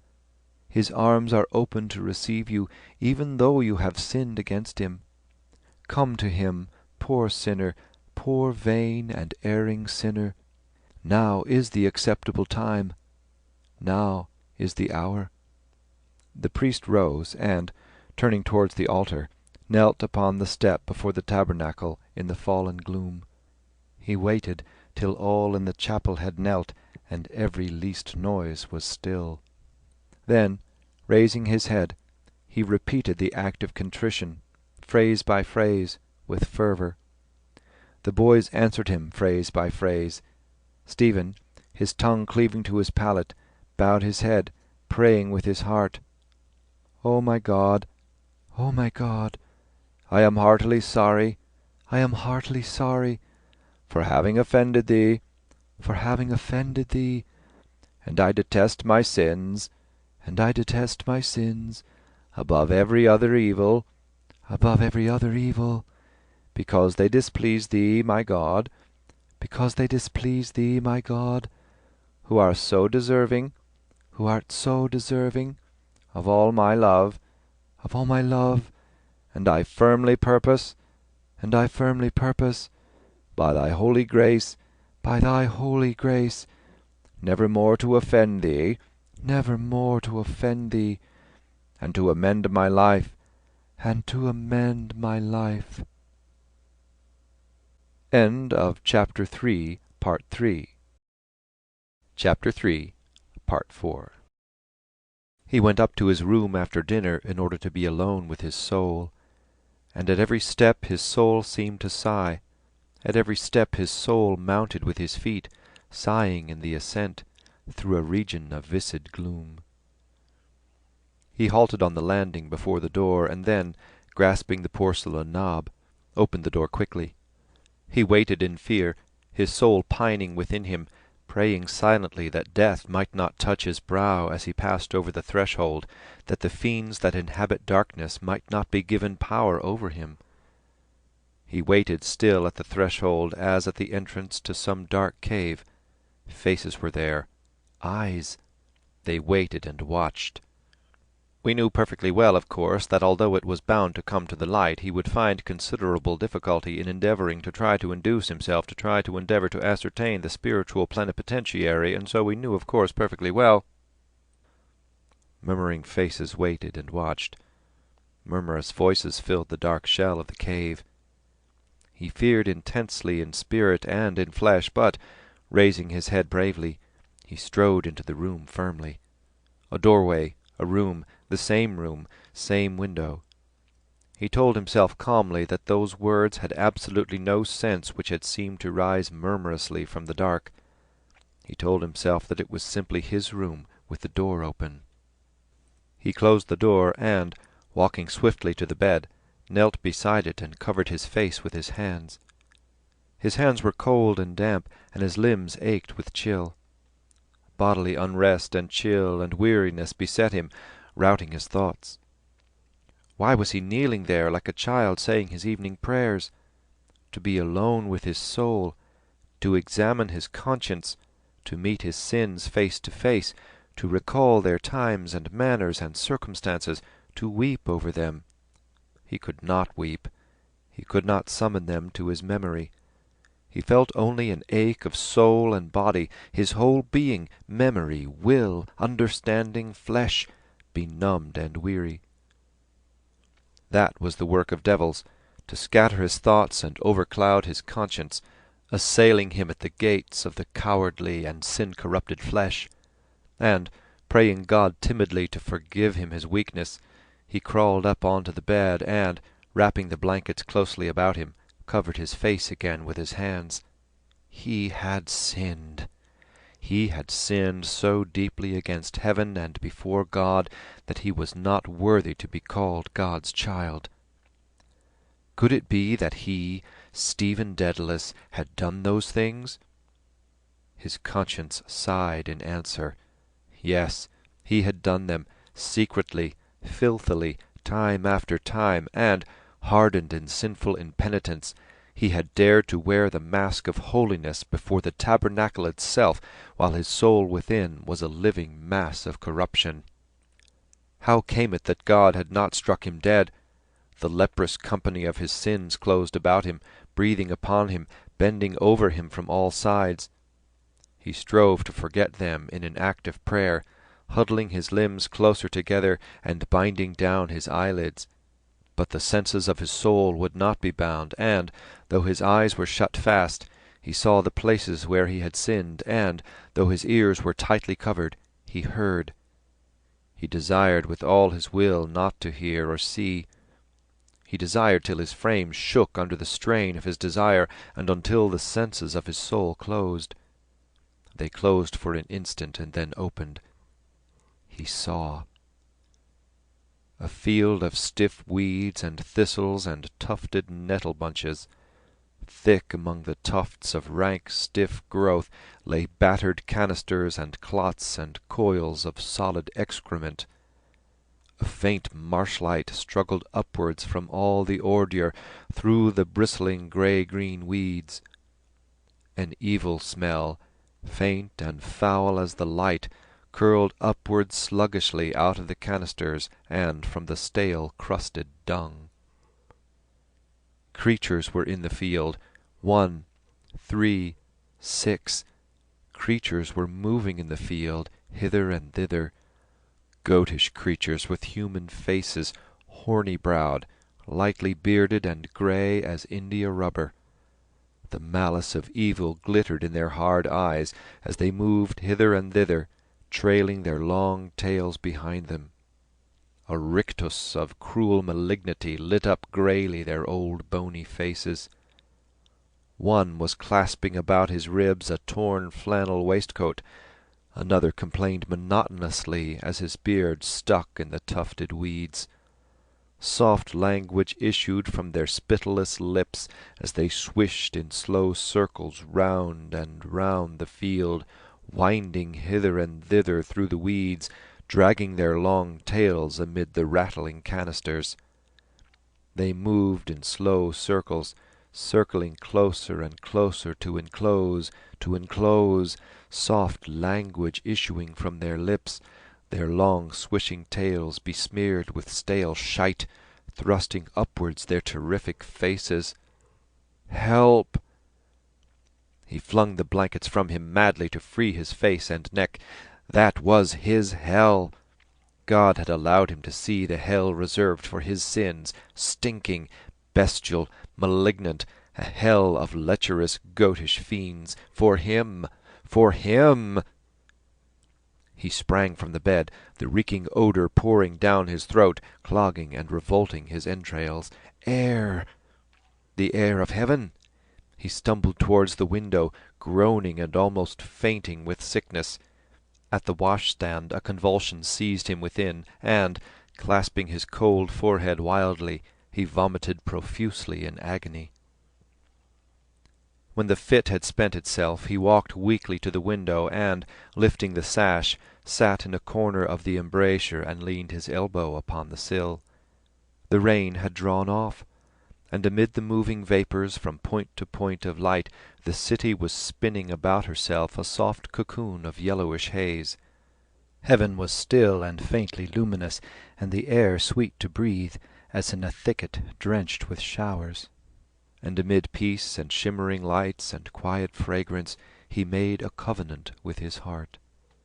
He prayed. He once had meant to come on earth in heavenly glory, but we sinned. And then he could not safely visit us but with a shrouded majesty and a bedimmed radiance, for he was God. So he came himself in weakness, not in power, and he sent thee, a creature in his stead, with a creature's comeliness and lustre suited to our state. And now thy very face and form, dear mother, speak to us of the eternal, not like earthly beauty, dangerous to look upon, but like the morning star which is thy emblem, bright and musical, breathing purity, telling of heaven and infusing peace. O harbinger of day, O light of the pilgrim, lead us still as thou hast led. In the dark night, across the bleak wilderness, guide us on to our Lord Jesus. Guide us home. His eyes were dimmed with tears, and, looking humbly up to heaven, he wept for the innocence he had lost. When evening had fallen, he left the house, and the first touch of the damp dark air and the noise of the door as it closed behind him made ache again his conscience, lulled by prayer and tears. Confess! Confess! It was not enough to lull the conscience with a tear and a prayer. He had to kneel before the minister of the Holy Ghost and tell over his hidden sins truly and repentantly. Before he heard again the footboard of the house-door trail over the threshold as it opened to let him in, before he saw again the table in the kitchen set for supper, he would have knelt and confessed. It was quite simple. The ache of conscience ceased, and he walked onward swiftly through the dark streets. There were so many flagstones on the footpath of that street, and so many streets in that city, and so many cities in the world. Yet eternity had no end. He was in mortal sin. Even once was a mortal sin. It could happen in an instant. But how so quickly? By seeing, or by thinking of seeing? The eyes see the thing, without having wished first to see. Then, in an instant, it happens. But does that part of the body understand, or what? The serpent, the most subtle beast of the field. It must understand when it desires in one instant, and then prolongs its own desire instant after instant, sinfully. It feels and understands and desires. What a horrible thing! Who made it to be like that? A bestial part of the body, able to understand bestially and desire bestially. Was that then he, or an inhuman thing moved by a lower soul than his soul? His soul sickened at the thought of a torpid, snaky life feeding itself out of the tender marrow of his life and fattening upon the slime of lust. Oh, why was that so? Oh, why? He cowered in the shadow of the thought, abasing himself in the awe of God who had made all things and all men. Madness! Who could think such a thought? And, cowering in darkness and abject, he prayed mutely to his angel guardian to drive away with his sword the demon that was whispering to his brain. The whisper ceased, and he knew then clearly that his own soul had sinned in thought and word and deed wilfully through his own body. Confess! He had to confess every sin. How could he utter in words to the priest what he had done? Must! Or how could he explain without dying of shame? Or how could he have done such things without shame? A madman! A loathsome madman! Confess! Oh, he would indeed to be free and sinless again. Perhaps the priest would know. Oh, dear God! He walked on and on through ill-lit streets, fearing to stand still for a moment lest it might seem that he held back from what awaited him, fearing to arrive at that towards which he still turned with longing. How beautiful must be a soul in the state of grace when God looked upon it with love! Frowsy girls sat along the curbstones before their baskets. Their dank hair hung trailed over their brows. They were not beautiful to see as they crouched in the mire, but their souls were seen by God, and if their souls were in a state of grace, they were radiant to see, and God loved them, seeing them. A wasting breath of humiliation blew bleakly over his soul to think of how he had fallen, to feel that those souls were dearer to God than his. The wind blew over him and passed on to the myriads and myriads of other souls on whom God's favour shone now more and now less, stars now brighter and now dimmer, sustained and failing. And the glimmering souls passed away, sustained and failing, merged in a moving breath. One soul was lost, a tiny soul, his. It flickered once and went out, forgotten, lost. The end, black, cold, void, waste. Consciousness of place came ebbing back to him slowly over a vast tract of time unlit, unfelt, unlived. The squalid scene composed itself around him, the common accents, the burning gas-jets in the shops, odours of fish and spirits and wet sawdust, moving men and women. An old woman was about to cross the street, an oil can in her hand. He bent down and asked her, was there a chapel near? "A chapel, sir? Yes, sir. Church Street Chapel." Church! She shifted the can to her other hand and directed him, and, as she held out her reeking, withered right hand under its fringe of shawl, he bent lower towards her, saddened and soothed by her voice. "Thank you." "You are quite welcome, sir." The candles on the high altar had been extinguished, but the fragrance of incense still floated down the dim nave. Bearded workmen with pious faces were guiding a canopy out through a side door, the sacristan aiding them with quiet gestures and words. A few of the faithful still lingered, praying before one of the side altars or kneeling in the benches near the confessionals. He approached timidly and knelt at the last bench in the body, thankful for the peace and silence and fragrant shadow of the church. The board on which he knelt was narrow and worn, and those who knelt near him were humble followers of Jesus.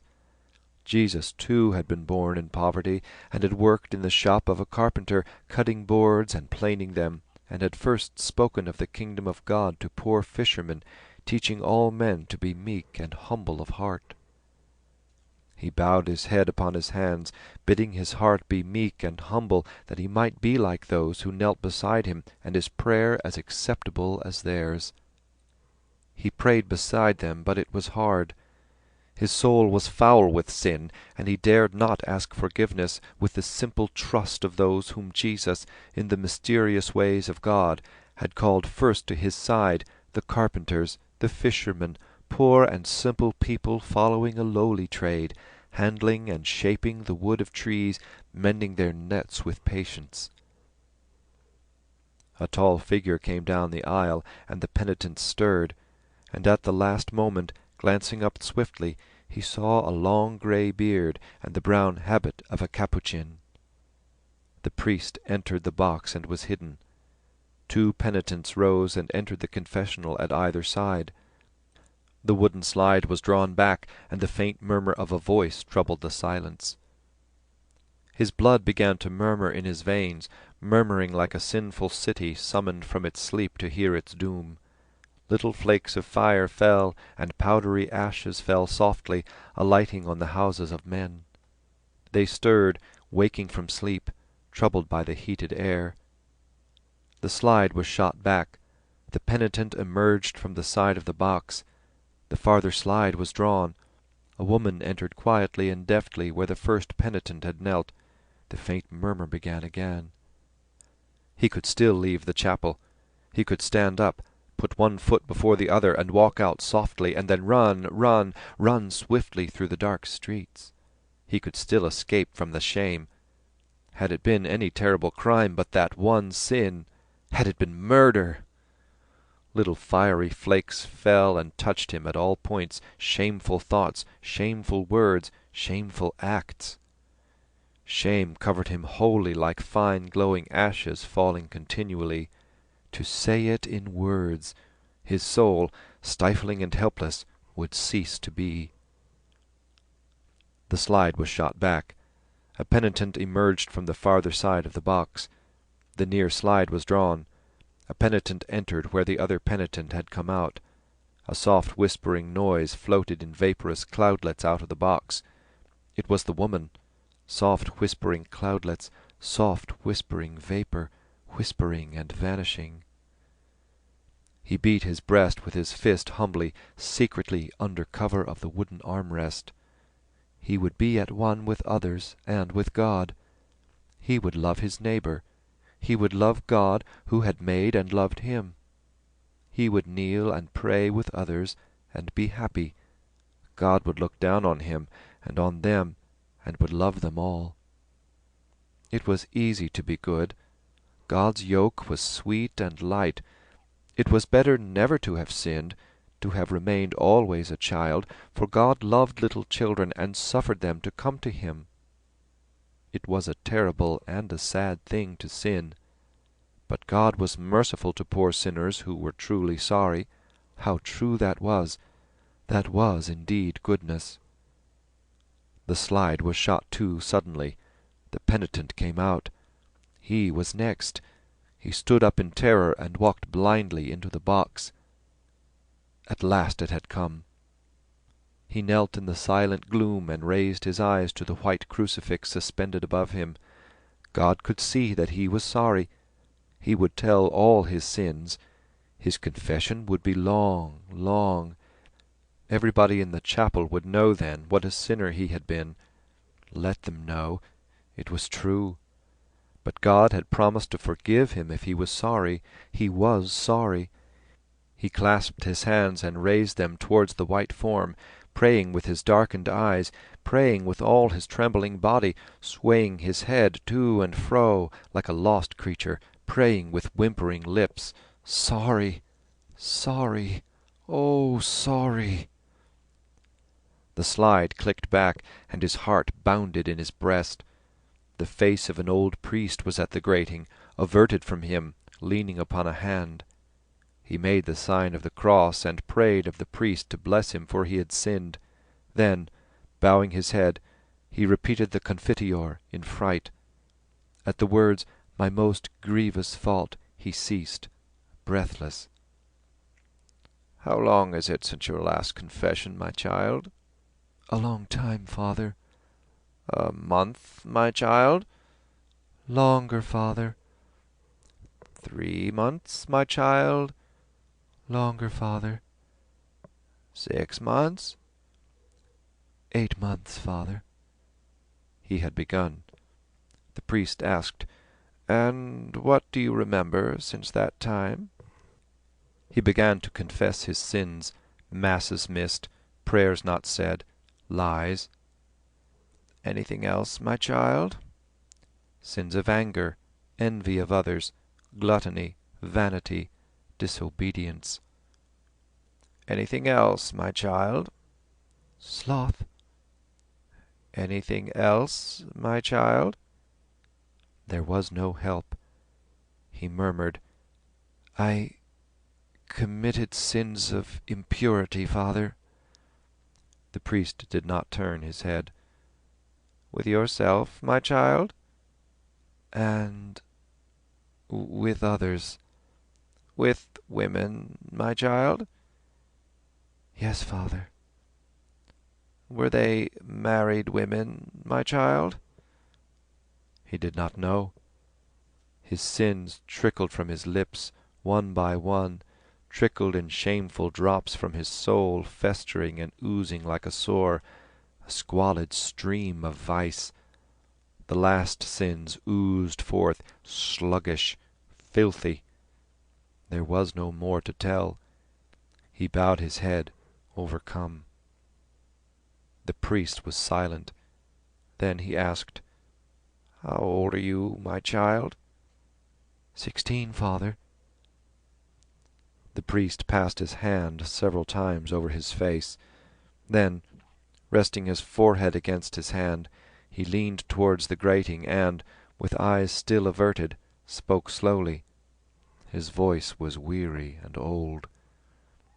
"You are very young, my child," he said, "and let me implore of you to give up that sin. It is a terrible sin. It kills the body and it kills the soul. It is the cause of many crimes and misfortunes. Give it up, my child, for God's sake. It is dishonourable and unmanly. You cannot know where that wretched habit will lead you, or where it will come against you. As long as you commit that sin, my poor child, you will never be worth 1 farthing to God. Pray to our Mother Mary to help you. She will help you, my child. Pray to our Blessed Lady when that sin comes into your mind. I am sure you will do that, will you not? You repent of all those sins, I am sure you do. And you will promise God now that by His holy grace you will never offend Him any more by that wicked sin. You will make that solemn promise to God, will you not?" "Yes, Father." The old and weary voice fell like sweet rain upon his quaking, parching heart. How sweet and sad! "Do so, my poor child. The devil has led you astray. Drive him back to hell when he tempts you to dishonour your body in that way, the foul spirit who hates our Lord. Promise God now that you will give up that sin, that wretched, wretched sin." Blinded by his tears, and by the light of God's mercifulness, he bent his head and heard the grave words of absolution spoken, and saw the priest's hand raised above him in token of forgiveness. "God bless you, my child. Pray for me." He knelt to say his penance, praying in a corner of the dark nave, and his prayers ascended to heaven from his purified heart like perfume streaming upwards from a heart of white rose. The muddy streets were gay. He strode homeward, conscious of an invisible grace pervading and making light his limbs. In spite of all, he had done it. He had confessed, and God had pardoned him. His soul was made fair and holy once more, holy and happy. It would be beautiful to die if God so willed. It was beautiful to live if God so willed, to live in grace a life of peace and virtue and forbearance with others. He sat by the fire in the kitchen, not daring to speak for happiness. Till that moment he had not known how beautiful and peaceful life could be. The green square of paper pinned round the lamp cast down a tender shade. On the dresser was a plate of sausages and white pudding, and on the shelf there were eggs. They would be for the breakfast in the morning after the communion in the college chapel. White pudding and eggs and sausages and cups of tea. How simple and beautiful was life after all, and life lay all before him. In a dream he fell asleep. In a dream he rose and saw that it was morning. In a waking dream he went through the quiet morning towards the college. The boys were all there, kneeling in their places. He knelt among them, happy and shy. The altar was heaped with fragrant masses of white flowers, and in the morning light the pale flames of the candles among the white flowers were clear and silent as his own soul. He knelt before the altar with his classmates, holding the altar cloth with them over a living rail of hands.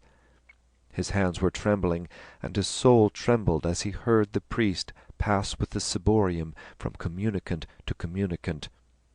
Corpus Domini Nostri. Could it be? He knelt there sinless and timid, and he would hold upon his tongue the host, and God would enter his purified body. In vitam aeternam, Amen. Another life, a life of grace and virtue and happiness. It was true. It was not a dream from which he would wake. The past was past. Corpus Domini Nostri. The ciborium had come to him. End of Chapter 3. Chapter 4, Part 1.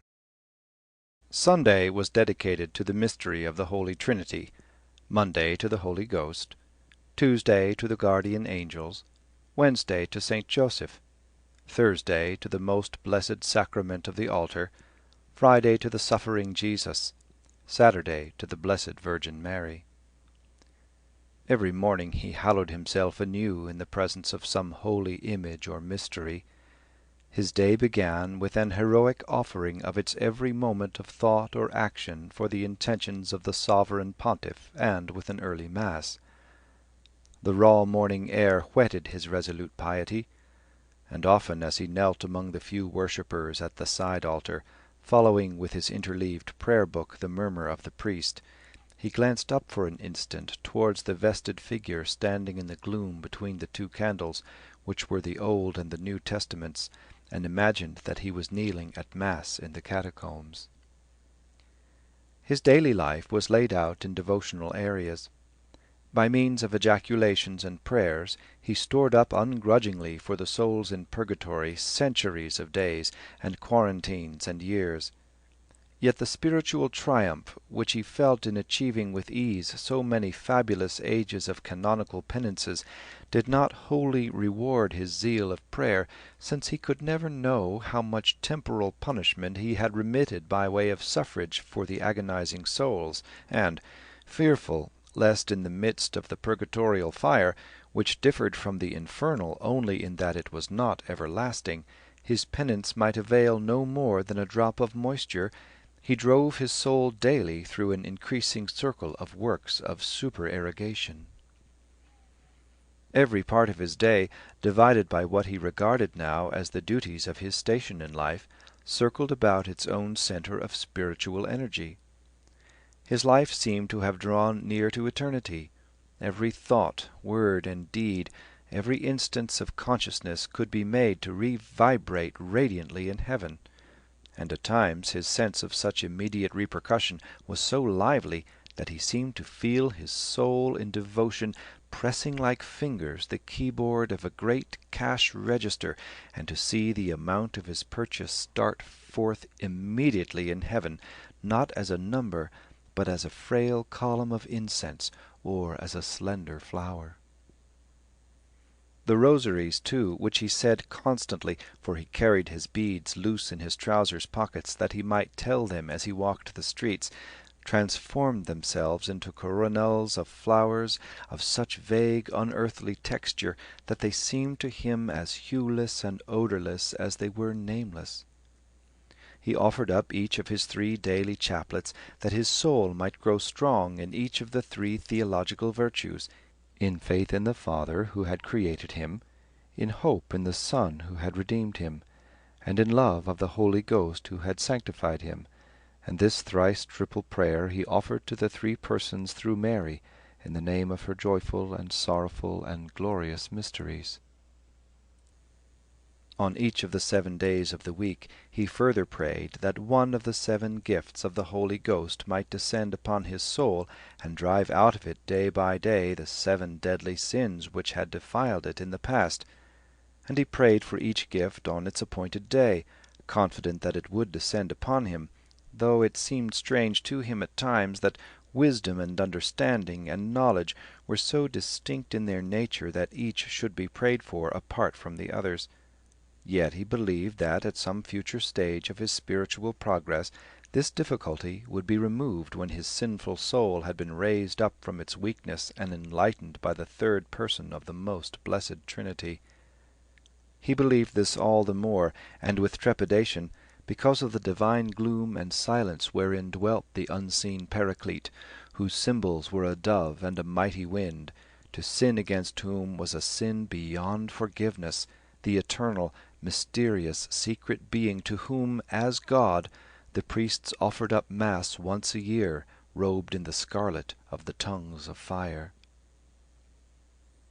The imagery through which the nature and kinship of the 3 persons of the Trinity were darkly shadowed forth in the books of devotion which he read, the Father contemplating from all eternity as in a mirror his divine perfections, and thereby begetting eternally the eternal Son, and the Holy Spirit proceeding out of Father and Son from all eternity, were easier of acceptance by his mind by reason of their august incomprehensibility than was the simple fact that God had loved his soul from all eternity, for ages before he had been born into the world, for ages before the world itself had existed. He had heard the names of the passions of love and hate pronounced solemnly on the stage and in the pulpit, had found them set forth solemnly in books, and had wondered why his soul was unable to harbour them for any time, or to force his lips to utter their names with conviction. A brief anger had often invested him, but he had never been able to make it an abiding passion, and had always felt himself passing out of it as if his very body were being divested with ease of some outer skin or peel. He had felt a subtle, dark, and murmurous presence penetrate his being, and fire him with a brief iniquitous lust. It too had slipped beyond his grasp, leaving his mind lucid and indifferent. This, it seemed, was the only love, and that the only hate, his soul would harbour. But he could no longer disbelieve in the reality of love, since God himself had loved his individual soul with divine love from all eternity. Gradually, as his soul was enriched with spiritual knowledge, he saw the whole world forming one vast symmetrical expression of God's power and love. Life became a divine gift for every moment and sensation of which, were it even the sight of a single leaf hanging on the twig of a tree, his soul should praise and thank the giver.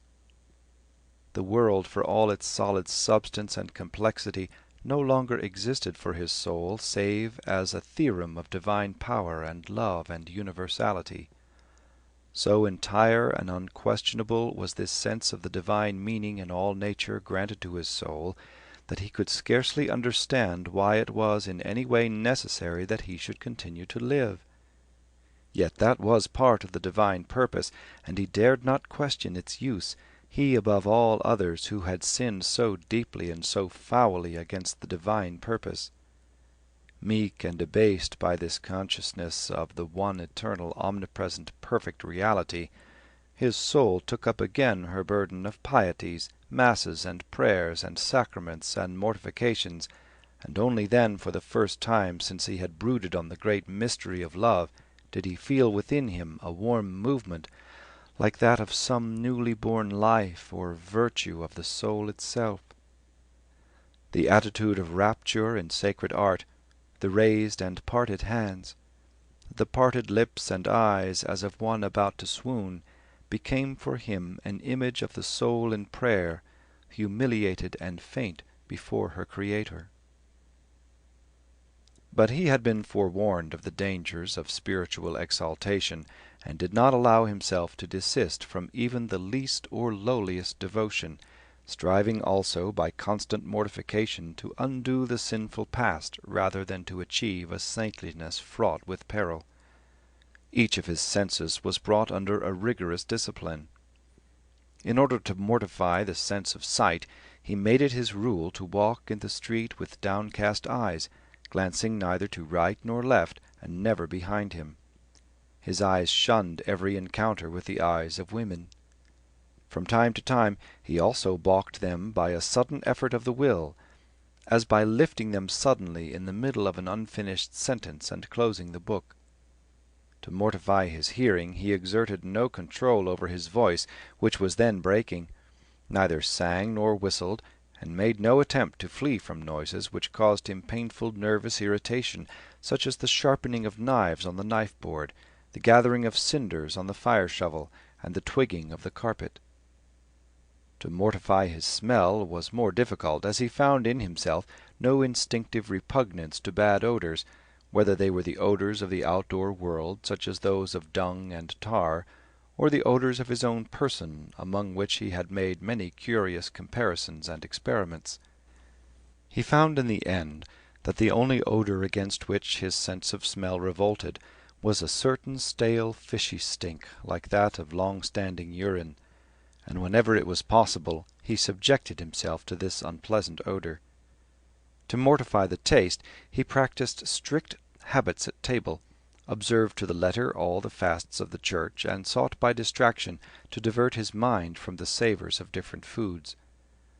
but it was to the mortification of touch that he brought the most assiduous ingenuity of inventiveness. He never consciously changed his position in bed, sat in the most uncomfortable positions, suffered patiently every itch and pain, kept away from the fire, remained on his knees all through the Mass except at the Gospels, left parts of his neck and face undried so that air might sting them, and, whenever he was not saying his beads, carried his arms stiffly at his sides like a runner, and never in his pockets or clasped behind him. He had no temptations to sin mortally. It surprised him, however, to find that at the end of his course of intricate piety and self-restraint he was so easily at the mercy of childish and unworthy imperfections. His prayers and fasts availed him little for the suppression of anger at hearing his mother sneeze or at being disturbed in his devotions. It needed an immense effort of his will to master the impulse which urged him to give outlet to such irritation. Images of the outbursts of trivial anger which he had often noted among his masters, their twitching mouths, close-shut lips, and flushed cheeks, recurred to his memory, discouraging him, for all his practice of humility, by the comparison. To merge his life in the common tide of other lives was harder for him than any fasting or prayer, and it was his constant failure to do this to his own satisfaction which caused in his soul at last a sensation of spiritual dryness, together with a growth of doubts and scruples. His soul traversed a period of desolation in which the sacraments themselves seemed to have turned into dried-up sources. His confession became a channel for the escape of scrupulous and unrepented imperfections. His actual reception of the Eucharist did not bring him the same dissolving moments of virginal self-surrender as did those spiritual communions made by him sometimes at the close of some visit to the Blessed Sacrament. The book which he used for these visits was an old neglected book written by St. Alphonsus Liguori, with fading characters and sere, fox-papered leaves. A faded world of fervent love and virginal responses seemed to be evoked for his soul by the reading of its pages, in which the imagery of the canticles was interwoven with the communicant's prayers. An inaudible voice seemed to caress the soul, telling her names and glories, bidding her arise as for a spousal and come away, bidding her look forth, a spouse, from Amana and from the mountains of the leopards.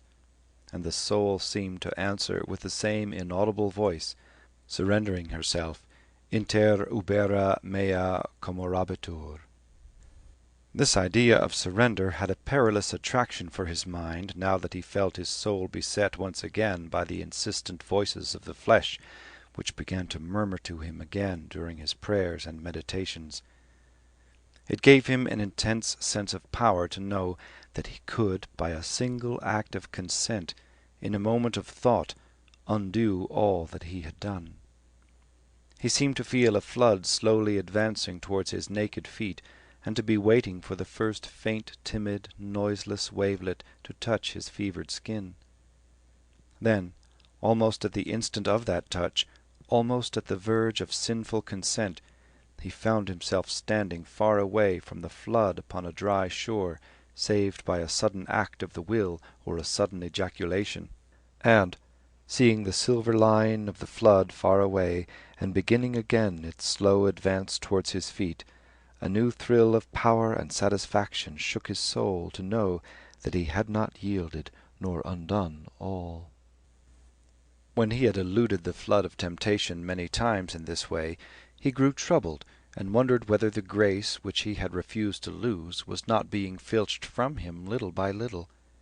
The clear certitude of his own immunity grew dim, and to it succeeded a vague fear that his soul had really fallen unawares.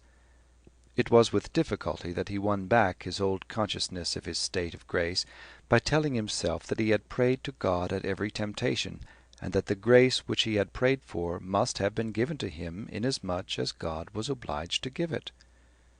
The very frequency and violence of temptations showed him at last the truth of what he had heard about the trials of the saints. Frequent and violent temptations were a proof that the citadel of the soul had not fallen, and that the devil raged to make it fall. Often, when he had confessed his doubts and scruples, some momentary inattention at prayer, a movement of trivial anger in his soul, or a subtle wilfulness in speech or act, he was bidden by his confessor to name some sin of his past life before absolution was given him. He named it with humility and shame, and repented of it once more. It humiliated and shamed him to think that he would never be freed from it wholly, however holily he might live, or whatever virtues or perfections he might attain. A restless feeling of guilt would always be present with him. He would confess and repent and be absolved, confess and repent again and be absolved again fruitlessly. Perhaps that first hasty confession wrung from him by the fear of hell had not been good.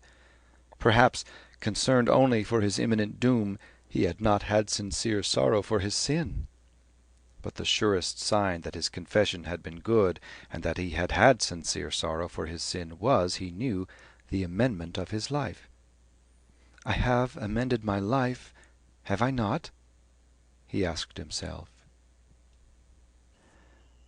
The director stood in the embrasure of the window, his back to the light, leaning an elbow on the brown cross-blind, and, as he spoke and smiled, slowly dangling and looping the cord of the other blind. Stephen stood before him, following for a moment with his eyes the waning of the long summer daylight above the roofs, or the slow deft movements of the priestly fingers. The priest's face was in total shadow, but the waning daylight from behind him touched the deeply grooved temples and the curves of the skull. Stephen followed also with his ears the accents and intervals of the priest's voice as he spoke gravely and cordially of indifferent themes, the vacation which had just ended, the colleges of the order abroad, the transference of masters. The grave and cordial voice went on easily with its tale, and in the pauses Stephen felt bound to set it on again with respectful questions. He knew that the tale was a prelude, and his mind waited for the sequel. Ever since the message of summons had come for him from the director, his mind had struggled to find the meaning of the message, and during the long restless time he had sat in the college parlour waiting for the director to come in, his eyes had wandered from one sober picture to another around the walls, and his mind wandered from one guest to another, until the meaning of the summons had almost become clear. Then, just as he was wishing that some unforeseen cause might prevent the director from coming, he had heard the handle of the door turning and the swish of a soutane. The director had begun to speak of the Dominican and Franciscan orders and of the friendship between St. Thomas and St. Bonaventure.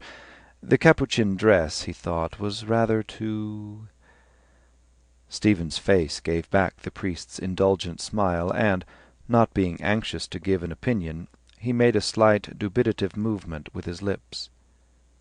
"I believe," continued the director, "that there is some talk now among the Capuchins themselves of doing away with it and following the example of the other Franciscans." "I suppose they would retain it in the cloister," said Stephen. "Oh, certainly," said the director. "For the cloister it is all right, but for the street I really think it would be better to do away with it, don't you?" "It must be troublesome, I imagine." "Of course it is, of course.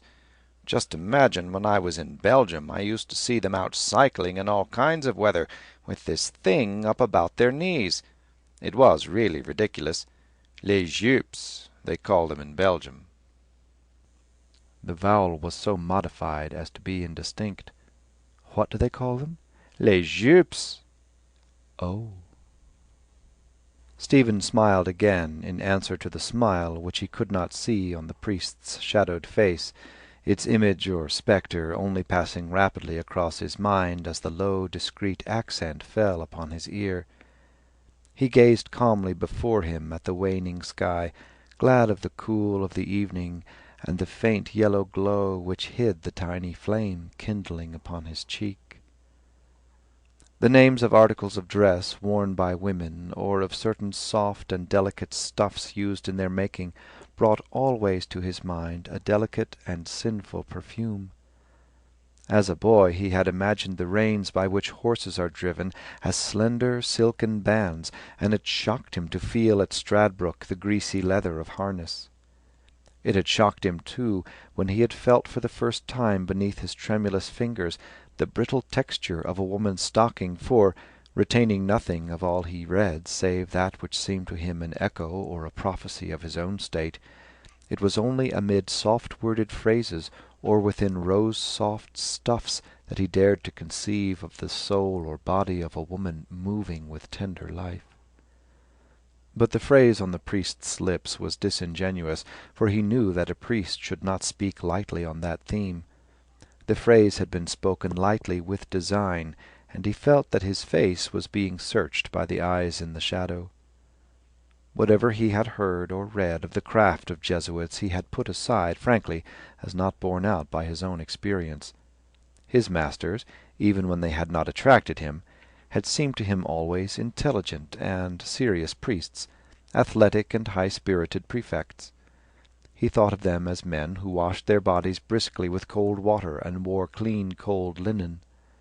During all the years he had lived among them in Clongowes and in Belvedere he had received only 2 pandies, and, though these had been dealt him in the wrong, he knew that he had often escaped punishment. During all those years he had never heard from any of his masters a flippant word. It was they who had taught him Christian doctrine and urged him to live a good life, and, when he had fallen into grievous sin, it was they who had led him back to grace. Their presence had made him diffident of himself when he was a muff in Clongowes, and it had made him diffident of himself also while he had held his equivocal position in Belvedere. A constant sense of this had remained with him up to the last year of his school life. He had never once disobeyed or allowed turbulent companions to seduce him from his habit of quiet obedience. And even when he doubted some statement of a master, he had never presumed to doubt openly. Lately some of their judgments had sounded a little childish in his ears, and had made him feel a regret and pity as though he were slowly passing out of an accustomed world, and were hearing its language for the last time. One day, when some boys had gathered round a priest under the shed near the chapel, he had heard the priest say, "I believe that Lord Macaulay was a man who probably never committed a mortal sin in his life, that is to say, a deliberate mortal sin." Some of the boys had then asked the priest if Victor Hugo were not the greatest French writer. The priest had answered that Victor Hugo had never written half so well when he had turned against the Church as he had written when he was a Catholic. "But there are so many eminent French critics," said the priest, "who consider that even Victor Hugo, great as he certainly was, had not so pure a French style as Louis Veuillot." The tiny flame which the priest's allusion had kindled upon Stephen's cheek had sunk down again, and his eyes were still fixed calmly on the colourless sky. But an unresting doubt flew hither and thither before his mind. Masked memories passed quickly before him. He recognized scenes and persons, yet he was conscious that he had failed to perceive some vital circumstance in them. He saw himself walking about the grounds, watching the sports in Clongowes, and eating Slim Jim out of his cricket cap. Some Jesuits were walking round the cycle-track in the company of ladies.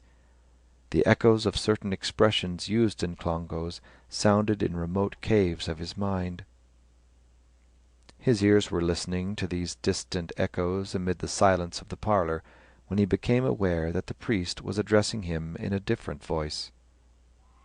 "I sent for you today, Stephen, because I wished to speak to you on a very important subject."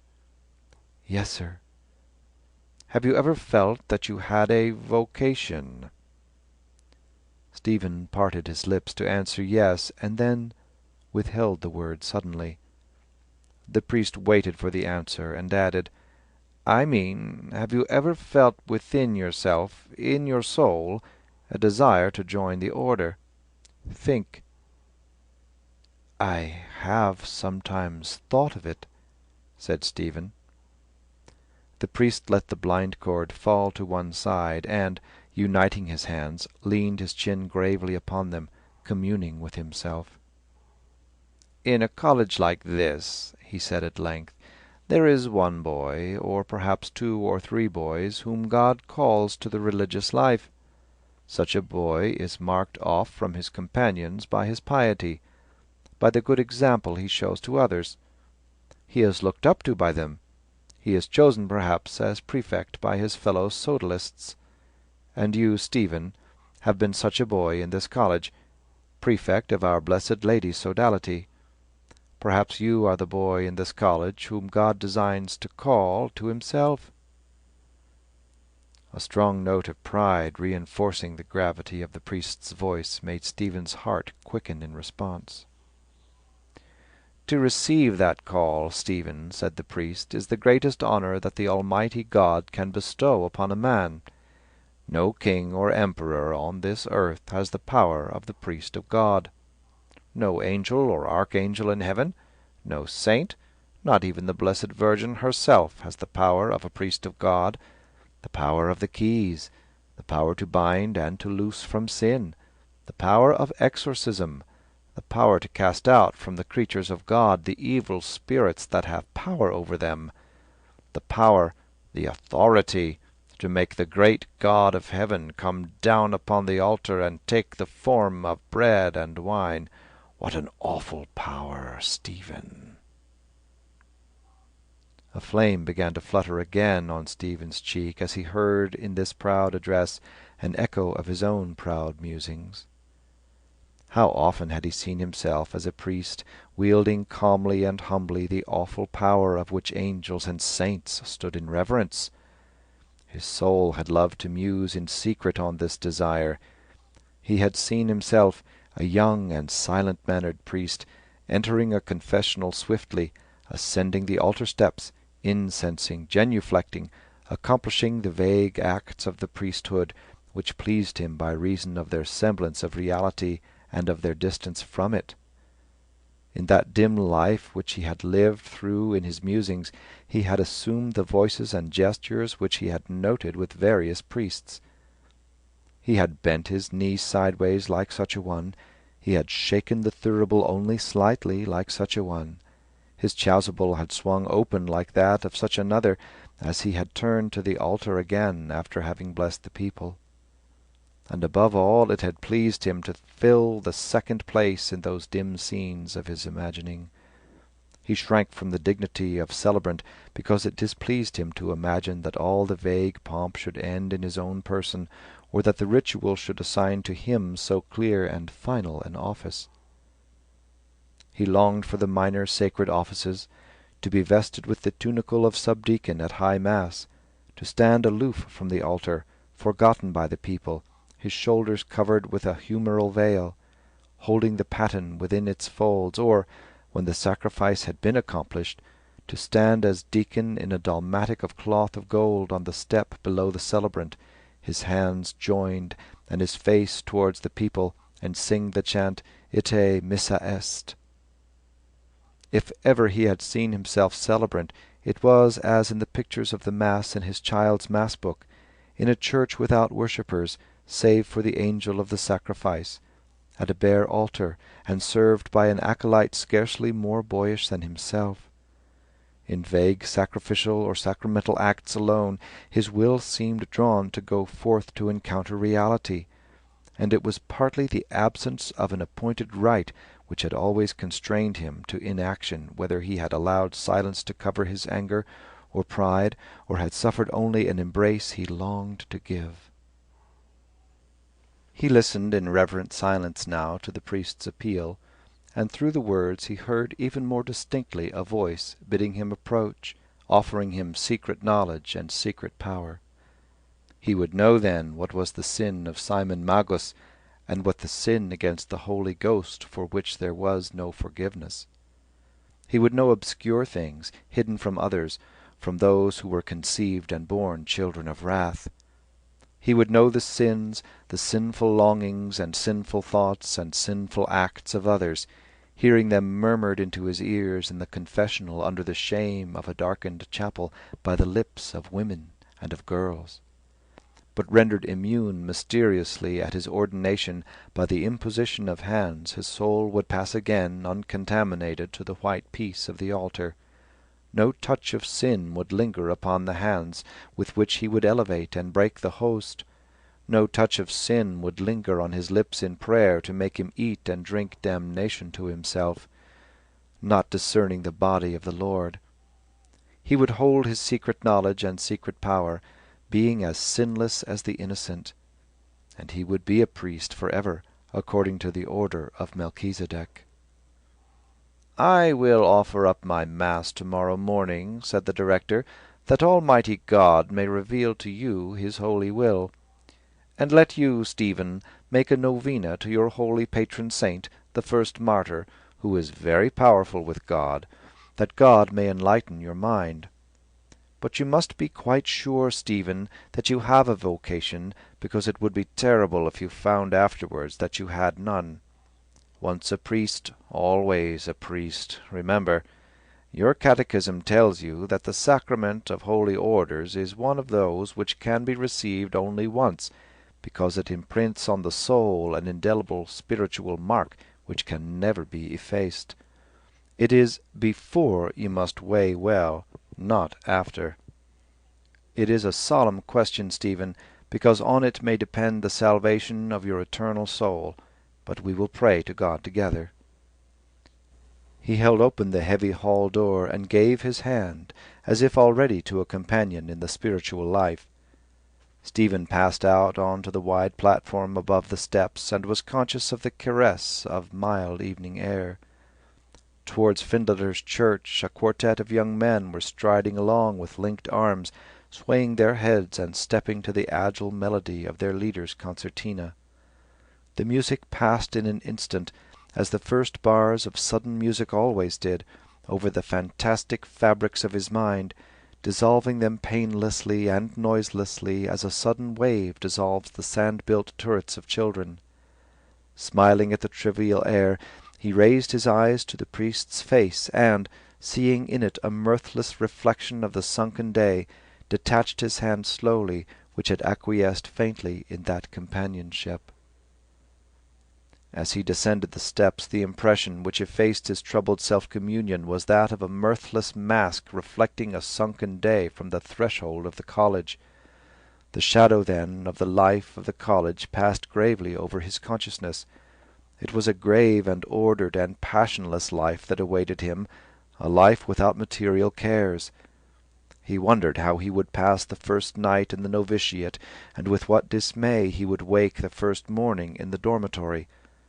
The troubling odour of the long corridors of Clongowes came back to him, and he heard the discreet murmur of the burning gas-flames.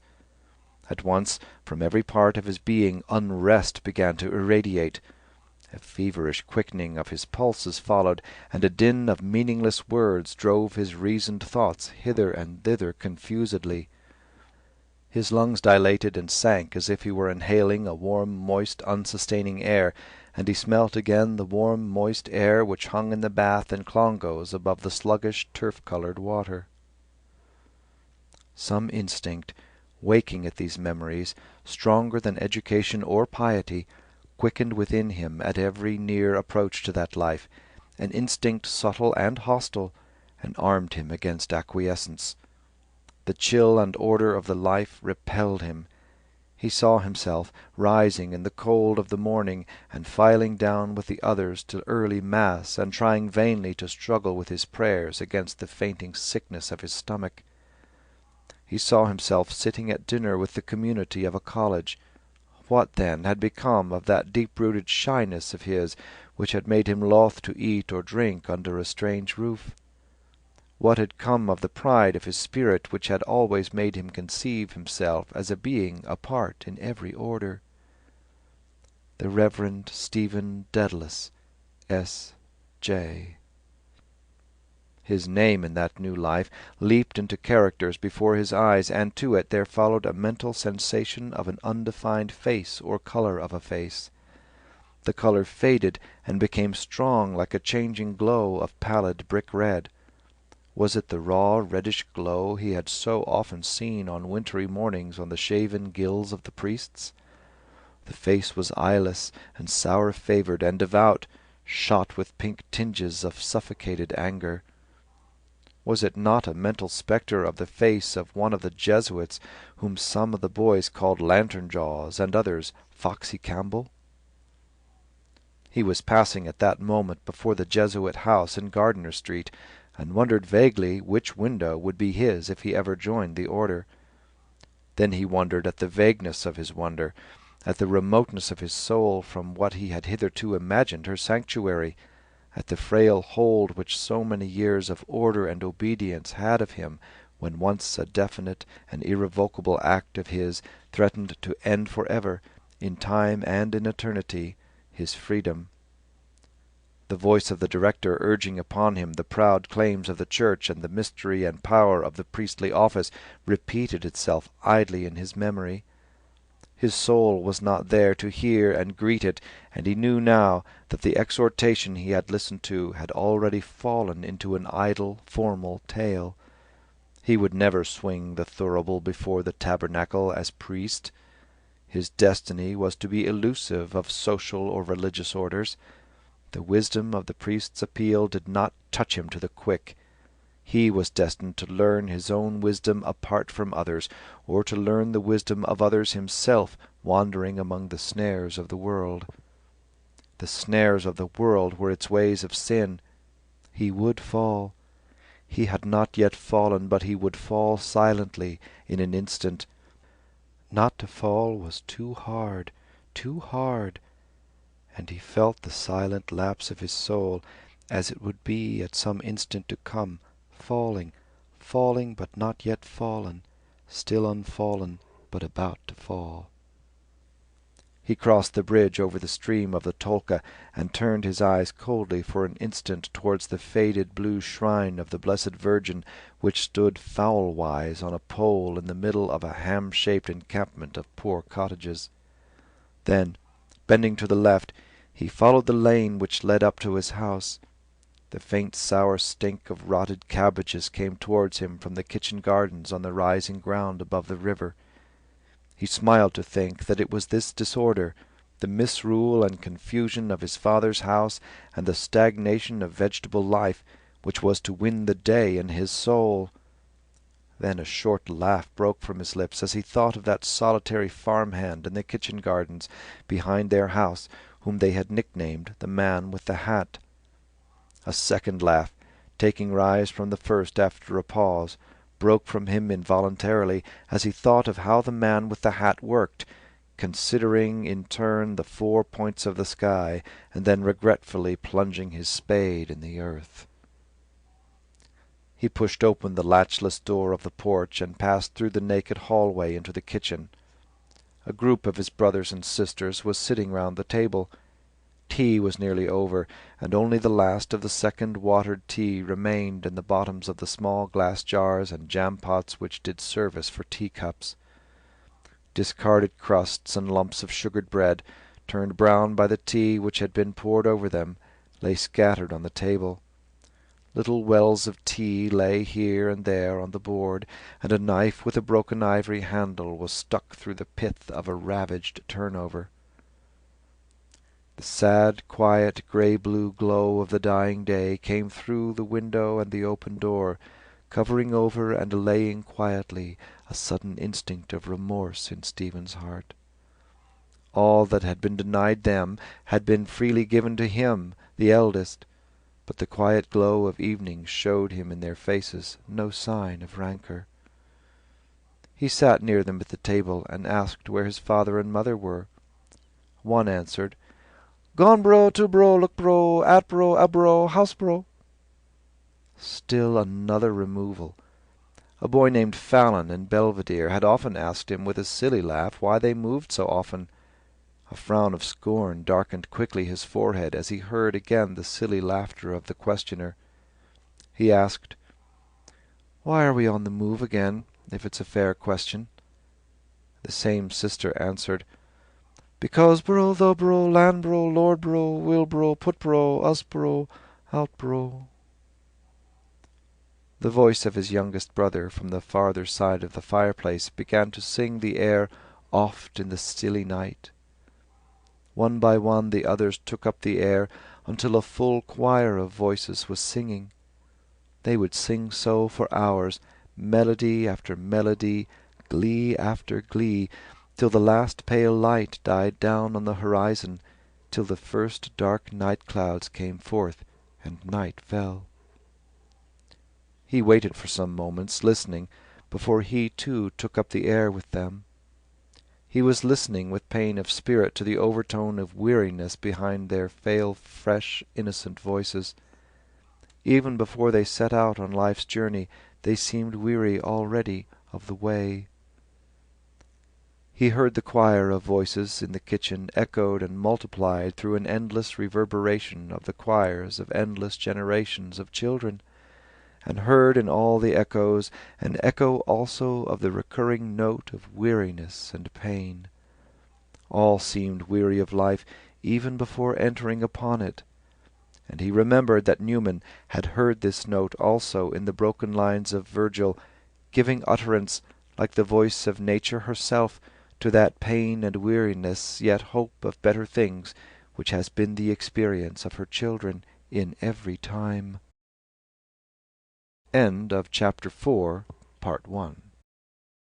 Chapter 4, Part 2. He could wait no longer.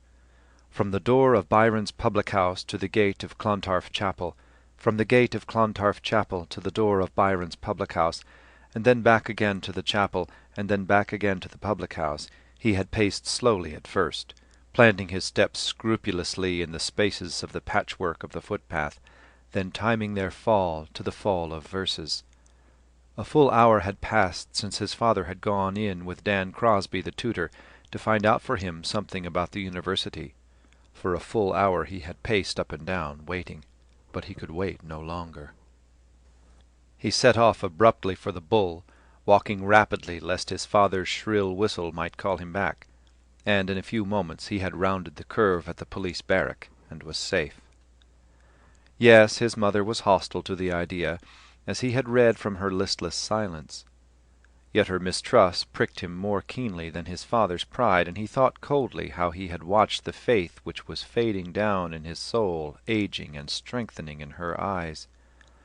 A dim antagonism gathered force within him, and darkened his mind as a cloud against her disloyalty, and when it passed cloud-like, leaving his mind serene and dutiful towards her again, he was made aware dimly and without regret of a first noiseless sundering of their lives. The university! So he had passed beyond the challenge of the centuries who had stood as guardians of his boyhood, and had sought to keep him among them that he might be subject to them and serve their ends. Pride after satisfaction uplifted him like long, slow waves. The end he had been born to serve, yet did not see, had led him to escape by an unseen path, and now it beckoned to him once more, and a new adventure was about to be opened to him. It seemed to him that he heard notes of fitful music leaping upwards a tone and downwards a diminished fourth, upwards a tone and downwards a major third, like triple branching flames leaping fitfully, flame after flame, out of a midnight wood. It was an elfin prelude, endless and formless, and as it grew wilder and faster, the flames leaping out of time, he seemed to hear from under the boughs and grasses wild creatures racing, their feet pattering like rain upon the leaves. Their feet passed in pattering tumult over his mind, the feet of hares and rabbits, the feet of harts and hinds and antelopes, until he heard them no more, and remembered only a proud cadence from Newman, whose feet are as the feet of harts, and underneath the everlasting arms. The pride of that dim image brought back to his mind the dignity of the office he had refused. All through his boyhood he had mused upon that which he had so often thought to be his destiny, and when the moment had come for him to obey the call, he had turned aside, obeying a wayward instinct. Now time lay between. The oils of ordination would never anoint his body. He had refused. Why? He turned seaward from the road at Dollymount, and as he passed on to the thin wooden bridge, he felt the planks shaking with the tramp of heavily shod feet. A squad of Christian brothers was on its way back from the bull, and had begun to pass 2 by 2 across the bridge. Soon the whole bridge was trembling and resounding. The uncouth faces passed him 2 by 2, stained yellow or red or livid by the sea, and as he strove to look at them with ease and indifference, a faint stain of personal shame and commiseration rose to his own face. Angry with himself, he tried to hide his face from their eyes by gazing down sideways into the shallow swirling water under the bridge, but he still saw a reflection therein of their top-heavy silk hats, and humble tape-like collars, and loosely hanging clerical clothes. Brother Hickey, Brother Cade, Brother McCardle, Brother Keough. Their piety would be like their names, like their faces, like their clothes, and it was idle for him to tell himself that their humble and contrite hearts, it might be, paid a far richer tribute of devotion than his had ever been, a gift tenfold more acceptable than his elaborate adoration. It was idle for him to move himself to be generous towards them, to tell himself that if he ever came to their gates, stripped of his pride, beaten and in beggars' weeds, that they would be generous towards him, loving him as themselves. Idle and embittering finally to argue against his own dispassionate certitude that the commandment of love bade us not to love our neighbour as ourselves with the same amount and intensity of love, but to love him as ourselves with the same kind of love. He drew forth a phrase from his treasure and spoke it softly to himself. A day of dappled sea-born clouds. The phrase and the day and the scene harmonized in accord. Words. Was it their colors? He allowed them to glow and fade, hue after hue, sunrise gold, the russet and green of apple orchards, azure of waves, the grey-fringed fleece of clouds. No, it was not their colors. It was the poise and balance of the period itself. Did he then love the rhythmic rise and fall of words better than their associations of legend and color? Or was it that, being as weak of sight as he was shy of mind, he drew less pleasure from the reflection of the glowing sensible world through the prism of a language many-colored and richly storied, than from the contemplation of an inner world of individual emotions mirrored perfectly in a lucid, supple, periodic prose? He passed from the trembling bridge on to firm land again. At that instant, as it seemed to him, the air was chilled, and looking askance towards the water, he saw a flying squall darkening and crisping suddenly the tide. A faint click at his heart, a faint throb in his throat, told him once more of how his flesh dreaded the cold infrahuman odour of the sea. Yet he did not strike across the downs on his left, but held straight on along the spine of rocks that pointed against the river's mouth. A veiled sunlight lit up faintly the grey sheet of water where the river was embayed. In the distance along the course of the slow-flowing Liffey, slender masts flecked the sky, and, more distant still, the dim fabric of the city lay prone in haze. Like a scene on some vague arras, old as man's weariness, the image of the seventh city of Christendom was visible to him across the timeless air, no older, nor more weary, nor less patient of subjection than in the days of the Thingmote. Disheartened, he raised his eyes towards the slow-drifting clouds, dappled and sea-born. They were voyaging across the deserts of the sky, a host of nomads on the march, voyaging high over Ireland, westward bound. The Europe they had come from lay out there beyond the Irish Sea, Europe of strange tongues and valleyed and wood-begirt and citadelled and of entrenched and marshalled races. He heard a confused music within him as of memories and names which he was almost conscious of, but could not capture even for an instant. Then the music seemed to recede, to recede, to recede, and from each receding trail of nebulous music there fell always one long-drawn calling note, piercing like a star the dusk of silence. Again, again, again. A voice from beyond the world was calling. "Hello, Stephanos! Here comes the Dedalus! Oh! Give it over, Dwyer, I'm telling you, or I'll give you a stuff in the kisser for yourself. Oh! Good man, Towser, duck him. Come along, Dedalus. Bos Stephanomenos, bos Stephanephoros. Duck him, guzzle him now, Towser. Help, help! Oh!" He recognized their speech collectively before he distinguished their faces. The mere sight of that medley of wet nakedness chilled him to the bone. Their bodies, corpse-white, or suffused with a pallid golden light, or rawly tanned by the suns, gleamed with the wet of the sea. Their diving stone, poised on its rude supports and rocking under their plunges, and the rough-hewn stones of the sloping breakwater over which they scrambled in their horseplay, gleamed with cold wet lustre. The towels with which they smacked their bodies were heavy with cold sea-water, and drenched with cold brine was their matted hair. He stood still in deference to their calls, and parried their banter with easy words. How characterless they looked! Shuley without his deep unbuttoned collar, Ennis without his scarlet belt with the snaky clasp, and Connolly without his Norfolk coat with the flapless side pockets. It was a pain to see them, and a sword-like pain to see the signs of adolescence that made repellent their pitiable nakedness. Perhaps they had taken refuge in number and noise from the secret dread in their souls. But he, apart from them and in silence, remembered in what dread he stood of the mystery of his own body. "Stephanos Dedalus, bos Stephanomenos, bos Stephanephoros." Their banter was not new to him, and now it flattered his mild, proud sovereignty. Now, as never before, his strange name seemed to him a prophecy. So timeless seemed the grey warm air, so fluid and impersonal his own mood, that all ages were as one to him.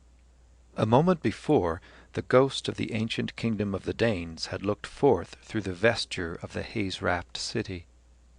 Now, at the name of the fabulous artificer, he seemed to hear the noise of dim waves, and to see a winged form flying above the waves and slowly climbing the air. What did it mean? Was it a quaint device opening a page of some medieval book of prophecies and symbols, a hawk-like man flying sunward above the sea, a prophecy of the end he had been born to serve and had been following through the mists of childhood and boyhood, a symbol of the artist forging anew in his workshop out of the sluggish matter of the earth a new, soaring, impalpable, imperishable being? His heart trembled, his breath came faster, and a wild spirit passed over his limbs as though he were soaring sunward. His heart trembled in an ecstasy of fear, and his soul was in flight. His soul was soaring in an air beyond the world, and the body he knew was purified in a breath, and delivered of incertitude, and made radiant and commingled with the element of the spirit. An ecstasy of flight made radiant his eyes, and wild his breath, and tremulous and wild and radiant his wind-swept limbs. "1, 2, look out! Oh, cripes, I'm drownded! 1, 2, 3, and away! Me next! Me next! 1, och! Stephanephoros!" His throat ached with a desire to cry aloud, the cry of a hawk or eagle on high, to cry piercingly of his deliverance to the winds. This was the call of life to his soul, not the dull, gross voice of the world of duties and despair, not the inhuman voice that had called him to the pale service of the altar. An instant of wild flight had delivered him, and the cry of triumph which his lips withheld cleft his brain. "Stephanephoros!" What were they now but cerements shaken from the body of death, the fear he had walked in night and day, the incertitude that had ringed him round, the shame that had abased him within and without, cerements, the linens of the grave. His soul had arisen from the grave of boyhood, spurning her grave clothes. Yes, yes, Yes, he would create proudly out of the freedom and power of his soul, as the great artificer whose name he bore, a living thing, new and soaring and beautiful, impalpable, imperishable. He started up nervously from the stone block, for he could no longer quench the flame in his blood. He felt his cheeks aflame and his throat throbbing with song. There was a lust of wandering in his feet that burned to set out for the ends of the earth. On, on, his heart seemed to cry. Evening would deepen above the sea, night fall upon the plains, dawn glimmer before the wanderer, and show him strange fields and hills and faces. Where? He looked northward towards Howth. The sea had fallen below the line of sea-wrack on the shallow side of the breakwater, and already the tide was running out fast along the foreshore. Already one long oval bank of sand lay warm and dry amid the wavelets. Here and there warm isles of sand gleamed above the shallow tide, and about the isles and around the long bank and amid the shallow currents of the beach were light-clad, gay-clad figures, wading and delving.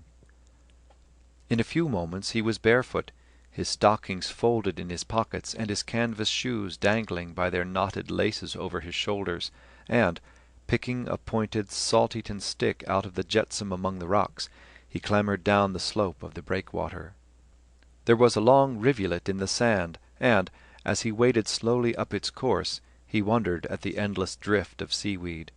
Emerald and black and russet and olive, it moved beneath the current, swaying and turning. The water of the rivulet was dark with endless drift, and mirrored the high-drifting clouds. The clouds were drifting above him silently, and silently the sea-tangle was drifting below him, and the grey warm air was still, and a new wild life was singing in his veins. Where was his boyhood now? Where was the soul that had hung back from her destiny, to brood alone upon the shame of her wounds, and in her house of squalor and subterfuge to queen it in faded cerements and in wreaths that withered at the touch? Or where was he? He was alone. He was unheeded, happy and near to the wild heart of life. He was alone and young and wilful and wild-hearted, alone amid a waste of wild air and brackish waters, and the sea-harvest of shells and tangle and veiled grey sunlight and gay-clad, light-clad figures of children and girls and voices childish and girlish in the air. A girl stood before him in mid-stream, alone and still, gazing out to sea. She seemed like one whom magic had changed into the likeness of a strange and beautiful sea-bird. Her long, slender, bare legs were delicate as a crane's, and pure, save where an emerald trail of seaweed had fashioned itself as a sign upon the flesh. Her thighs, fuller and soft-hued as ivory, were bared almost to the hips, where the white fringes of her drawers were like featherings of soft white down. Her slate-blue skirts were kilted boldly about her waist and dovetailed behind her. Her bosom was as a bird's, soft and slight and soft as the breast of some dark-plumaged dove. But her long fair hair was girlish, and touched with the wonder of mortal beauty, her face. She was alone and still, gazing out to sea, and when she felt his presence and the worship of his eyes, her eyes turned to him in quiet sufferance of his gaze, without shame or wantonness. Long, long she suffered his gaze, and then quietly withdrew her eyes from his and bent them towards the stream, gently stirring the water with her foot hither and thither. The first faint noise of gently moving water broke the silence, low and faint and whispering, faint as the bells of sleep. Hither and thither, and a faint flame trembled on her cheek. "Heavenly God!" cried Stephen's soul in an outburst of profane joy. He turned away from her suddenly and set off across the strand. His cheeks were aflame, his body was aglow, His limbs were trembling. On and on and on and on he strode, far out over the sands, singing wildly to the sea, crying to greet the advent of the life that had cried to him. Her image had passed into his soul forever, and no word had broken the holy silence of his ecstasy. Her eyes had called him, and his soul had leaped at the call. To live, to err, to fall, to triumph, to recreate life out of life. A wild angel had appeared to him, the angel of mortal youth and beauty, an envoy from the fair courts of life, to throw open before him in an instant of ecstasy the gates of all the ways of error and glory, on and on and on and on. He halted suddenly and heard his heart in the silence. How far had he walked? What hour was it? There was no human figure near him, nor any sound borne to him over the air. But the tide was near the turn, and already the day was on the wane. He turned landward, and ran towards the shore, and, running up the sloping beach, reckless of the sharp shingle, found a sandy nook amid a ring of tufted sand-knolls, and lay down there, that the peace and silence of the evening might still the riot of his blood. He felt above him the vast indifferent dome and the calm processes of the heavenly bodies, and the earth beneath him, the earth that had borne him, had taken him to her breast. He closed his eyes in the languor of sleep. His eyelids trembled as if they felt the vast cyclic movement of the earth and her watchers, trembled as if they felt the strange light of some new world. His soul was swooning into some new world, fantastic, dim, uncertain as under sea, traversed by cloudy shapes and beings. A world, a glimmer, or a flower, glimmering and trembling, trembling and unfolding, a breaking light, an opening flower, it spread in endless succession to itself, breaking in full crimson and unfolding and fading to palest rose, leaf by leaf, and wave of light by wave of light, flooding all the heavens with its soft flushes, every flush deeper than other. Evening had fallen when he woke, and the sand and arid grasses of his bed glowed no longer. He rose slowly and, recalling the rapture of his sleep, sighed at its joy. He climbed to the crest of the sand-hill and gazed about him. Evening had fallen. A rim of the young moon cleft the pale waste of sky like the rim of a silver hoop embedded in grey sand, and the tide was flowing in fast to the land with a low whisper of her waves, islanding a few last figures in distant pools. End of Chapter 4. Chapter 5, Part 1. He drained his third cup of watery tea to the dregs, and set to chewing the crusts of fried bread that were scattered near him, staring into the dark pool of the jar. The yellow dripping had been scooped out like a bog-hole, and the pool under it brought back to his memory the dark, turf-coloured water of the bath in Clongowes. The box of pawn tickets at his elbow had just been rifled, and he took up idly, one after another in his greasy fingers, the blue and white dockets, scrawled and sanded and creased, and bearing the name of the pledger as Daly or McAvoy. 1 pair buskins, 1 D coat, 3 articles and white, 1 man's pants. Then he put them aside and gazed thoughtfully at the lid of the box, speckled with louse marks, and asked vaguely, "How much is the clock fast now?" His mother straightened the battered alarm clock that was lying on its side in the middle of the kitchen mantelpiece, until its dial showed 11:45, and then laid it once more on its side. "An hour and 25 minutes," she said. "The right time now is 10:20. The dear knows you might try to be in time for your lectures." "Fill out the place for me to wash," said Stephen. "Katy, fill out the place for Stephen to wash." "Boody, fill out the place for Stephen to wash." "I can't, I'm going for blue." "Fill it out, you, Maggie."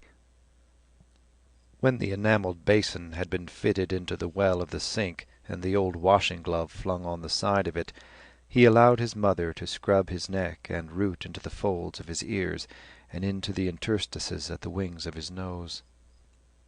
"Well, it's a poor case," she said, "when a university student is so dirty that his mother has to wash him." "But it gives you pleasure," said Stephen calmly. An ear-splitting whistle was heard from upstairs, and his mother thrust a damp overall into his hands, saying, "Dry yourself and hurry out, for the love of goodness."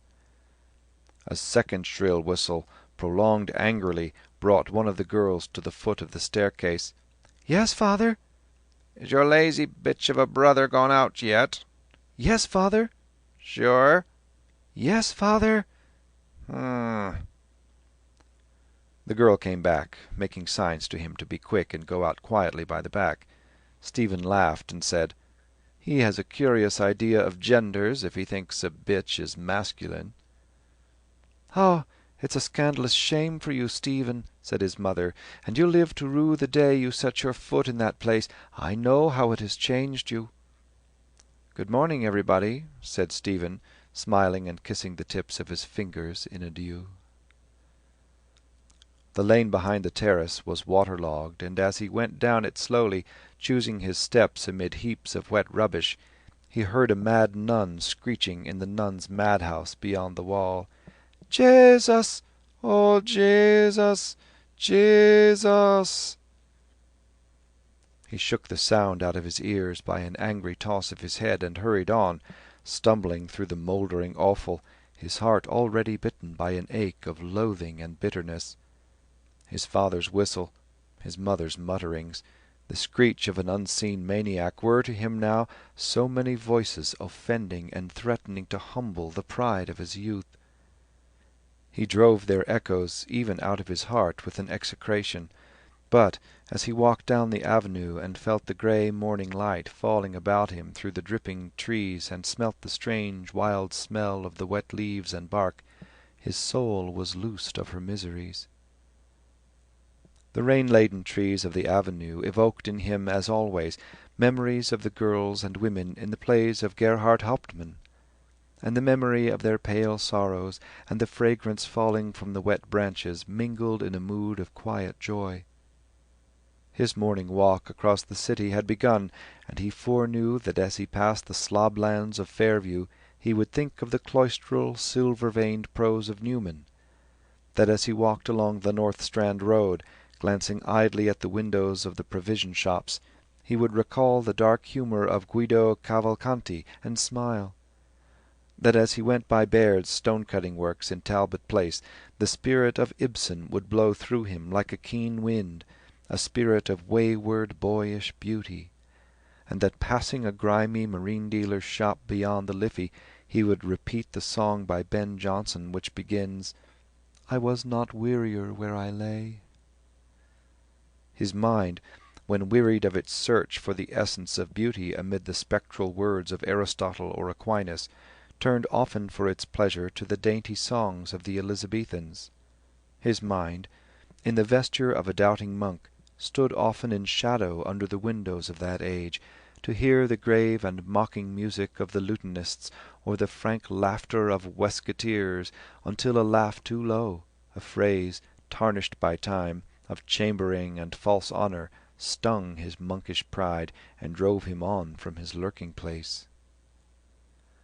The lore which he was believed to pass his days brooding upon, so that it had wrapped him from the companionships of youth, was only a garner of slender sentences from Aristotle's Poetics and Psychology, and a synopsis philosophiae scholasticae ad mentem divi Thomae. His thinking was a dusk of doubt and self-mistrust, lit up at moments by the lightnings of intuition, but lightnings of so clear a splendour that in those moments the world perished about his feet as if it had been fire-consumed. And thereafter his tongue grew heavy, and he met the eyes of others with unanswering eyes, for he felt that the spirit of beauty had folded him round like a mantle, and that in reverie at least he had been acquainted with nobility. But when this brief pride of silence upheld him no longer, he was glad to find himself still in the midst of common lives, passing on his way amid the squalor and noise and sloth of the city, fearlessly and with a light heart. Near the hoardings on the canal he met the consumptive man with the doll's face and the brimless hat, coming towards him down the slope of the bridge with little steps, tightly buttoned into his chocolate overcoat, and holding his furled umbrella a span or two from him like a divining rod. It must be 11, he thought, and peered into a dairy to see the time. The clock in the dairy told him that it was 5 minutes to 5, but, as he turned away, he heard a clock somewhere near him, but unseen, beating 11 strokes in swift precision. He laughed as he heard it, for it made him think of McCann, and he saw him a squat figure in a shooting jacket and breeches, and with a fair goatee, standing in the wind at Hopkins' Corner, and heard him say, "Dedalus, you're an antisocial being, wrapped up in yourself. I'm not. I'm a democrat, and I'll work and act for social liberty and equality among all classes and sexes in the United States of the Europe of the future." 11. And then he was late for that lecture, too. What day of the week was it? He stopped at a newsagent's to read the headline of a placard. Thursday. 10 to 11 English, 11 to 12 French, 12 to 1 physics. He fancied to himself the English lecture, and felt, even at that distance, restless and helpless.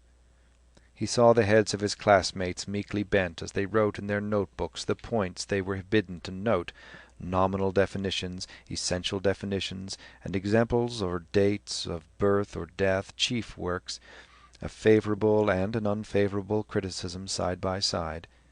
His own head was unbent, for his thoughts wandered abroad, and whether he looked around the little class of students or out of the window across the desolate gardens of the green, an odour assailed him of cheerless cellar damp and decay. Another head than his, right before him in the first benches, was poised squarely above its bending fellows like the head of a priest appealing without humility to the tabernacle for the humble worshippers about him. Why was it that when he thought of Cranley he could never raise before his mind the entire image of his body, but only the image of the head and face? Even now, against the grey curtain of the morning, he saw it before him like the phantom of a dream, the face of a severed head or death mask, crowned on the brows by its stiff, black, upright hair, as by an iron crown.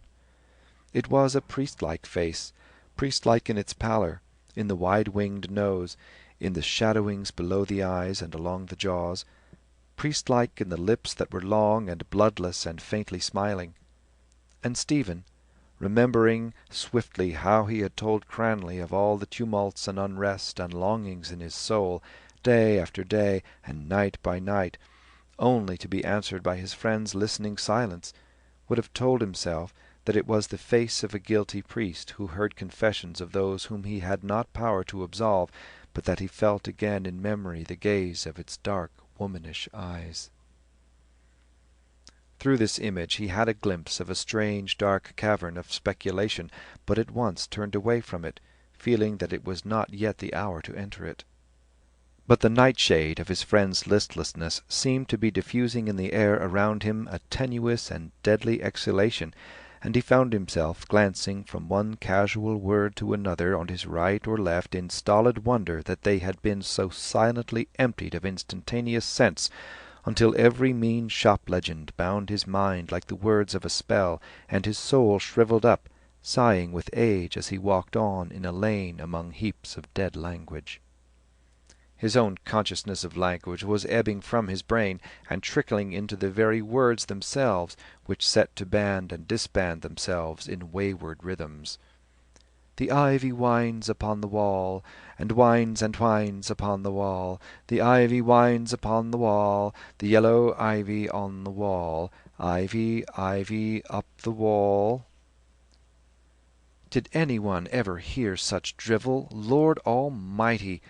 Who ever heard of ivy whining on a wall? Yellow ivy, that was all right. Yellow ivory also. And what about ivory ivy? The word now shone in his brain, clearer and brighter than any ivory sawn from the mottled tusks of elephants. Ivory, ivoire, avorio, ebur. One of the first examples that he had learnt in Latin had run, India mitit ibor, and he recalled the shrewd northern face of the rector who had taught him to construe the metamorphoses of Ovid in a courtly English, made whimsical by the mention of porkers and potsherds and chines of bacon. He had learnt what little he knew of the laws of Latin verse from a ragged book written by a Portuguese priest, Contrahit orator, variant in carmine vates. The crises and victories and secessions in Roman history were handed on to him in the trite words in tanto discrimine, and he had tried to peer into the social life of the city of cities through the words implere olam denariorum, which the rector had rendered sonorously as the filling of a pot with denaries. The pages of his time-worn Horace never felt cold to the touch, even when his own fingers were cold. They were human pages, and 50 years before they had been turned by the human fingers of John Duncan Inverarity and by his brother William Malcolm Inverarity. Yes, those were noble names on the dusky flyleaf, and, even for so poor a Latinist as he, the dusky verses were as fragrant as though they had lain all those years in myrtle and lavender and vervain. But yet it wounded him to think that he would never be but a shy guest at the feast of the world's culture, and that the monkish learning, in terms of which he was striving to forge out an aesthetic philosophy, was held no higher by the age he lived in than the subtle and curious jargons of heraldry and falconry. The grey block of Trinity on his left, set heavily in the city's ignorance like a great dull stone set in a cumbrous ring, pulled his mind downward, and while he was striving this way and that to free his feet from the fetters of the reformed conscience, he came upon the droll statue of the national poet of Ireland. He looked at it without anger, for though sloth of the body and of the soul crept over it like unseen vermin, over the shuffling feet and up the folds of the cloak and around the servile head, it seemed humbly conscious of its indignity. It was a furbolg in the borrowed cloak of a Milesian, and he thought of his friend Davin, the peasant student. It was a jesting name between them, but the young peasant bore with it lightly, saying, "Go on, Stevie, I have a hard head. You tell me. Call me what you will." The homely version of his Christian name on the lips of his friend had touched Stephen pleasantly when first heard, for he was as formal in speech with others as they were with him.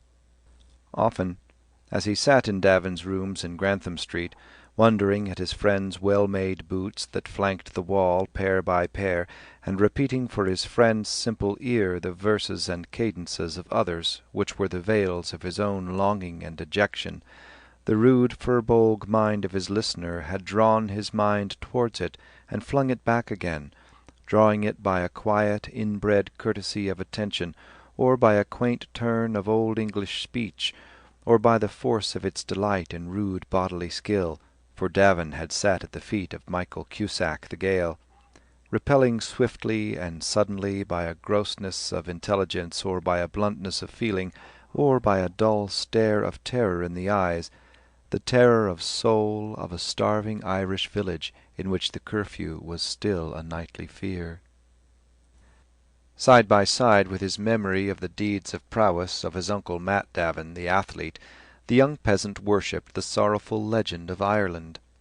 The gossip of his fellow students, which strove to render the flat life of the college significant at any cost, loved to think of him as a rude Fenian. His nurse had taught him Irish, and shaped his rude imagination by the broken lights of Irish myth. He stood towards this myth upon which no individual mind had ever drawn out a line of beauty, and to its unwieldy tales that divided themselves as they moved down the cycles in the same attitude as towards the Roman Catholic religion, the attitude of a dull-witted, loyal serf.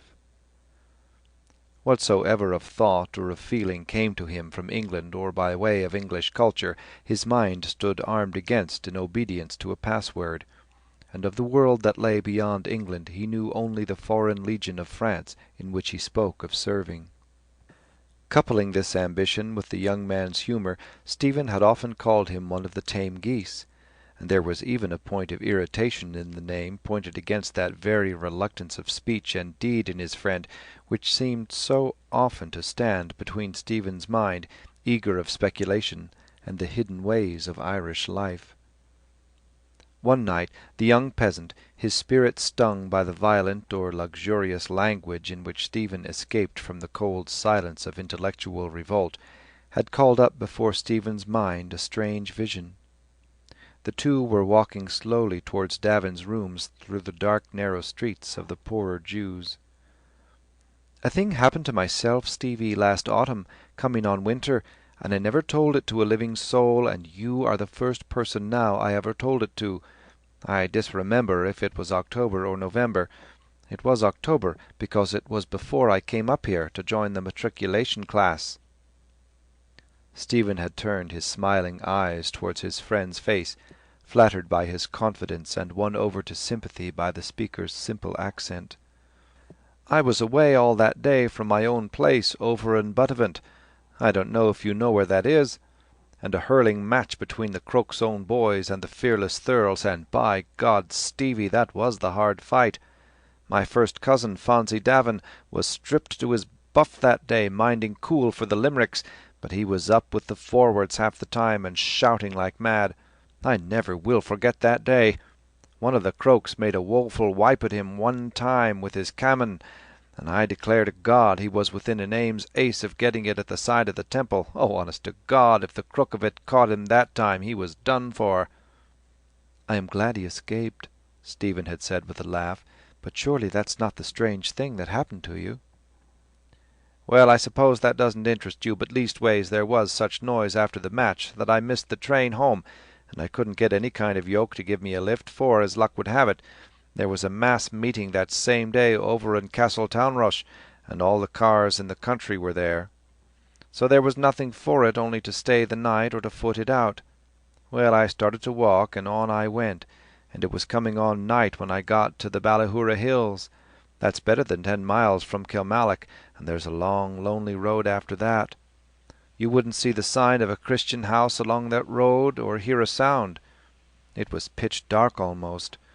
Once or twice I stopped by the way under a bush to redden my pipe, and only for the dew was thick I'd have stretched out there and slept. At last, after a bend of the road, I spied a little cottage with a light in the window. I went up and knocked at the door. A voice asked who was there, and I answered I was over at the match in Buttevant, and was walking back, and that I'd be thankful for a glass of water. After a while a young woman opened the door and brought me out a big mug of milk. She was half undressed, as if she was going to bed when I knocked, and she had her hair hanging, and I thought by her figure and by something in the look of her eyes that she must be carrying a child. She kept me in talk a long while at the door, and I thought it strange, because her breast and her shoulders were bare. She asked me was I tired, and would I like to stop the night there. She said she was all alone in the house, and that her husband had gone that morning to Queenstown with his sister to see her off. And all the time she was talking, Stevie, she had her eyes fixed on my face, and she stood so close to me I could hear her breathing. When I handed her back the mug at last, she took my hand to draw me in over the threshold, and said, "Come in and stay the night here. You've got no call to be frightened. There's no one in it but ourselves." I didn't go in, Stevie. I thanked her and went on my way again, all in a fever. At the first bend of the road I looked back, and she was standing at the door. The last words of Davin's story sang in his memory, and the figure of the woman in the story stood forth, reflected in other figures of the peasant women whom he had seen standing in the doorways at Clane as the college cars drove by, as a type of her race and his own, a bat-like soul waking to the consciousness of itself in darkness and secrecy and loneliness, and, through the eyes and voice and gesture of a woman without guile, calling the stranger to her bed. A hand was laid on his arm, and a young voice cried, "Ah, gentlemen, your own girl, sir.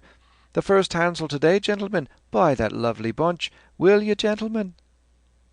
The blue flowers which she lifted towards him, and her young blue eyes, seemed to him at that instant images of guilelessness, and he halted till the image had vanished, and he saw only her ragged dress and damp coarse hair and hoydenish face.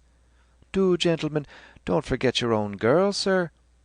"I have no money," said Stephen. "Buy them lovely ones, will you, sir? Only a penny."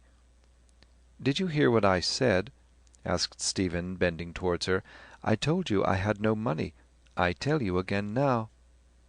"Well, sure, you will some day, sir, please God," the girl answered after an instant.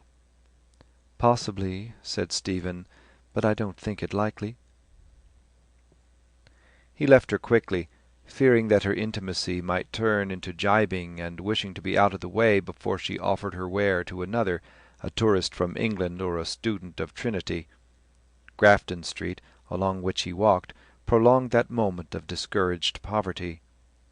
In the roadway at the head of the street a slab was set to the memory of Wolfe Tone, and he remembered having been present with his father at its laying. He remembered with bitterness that scene of tawdry tribute.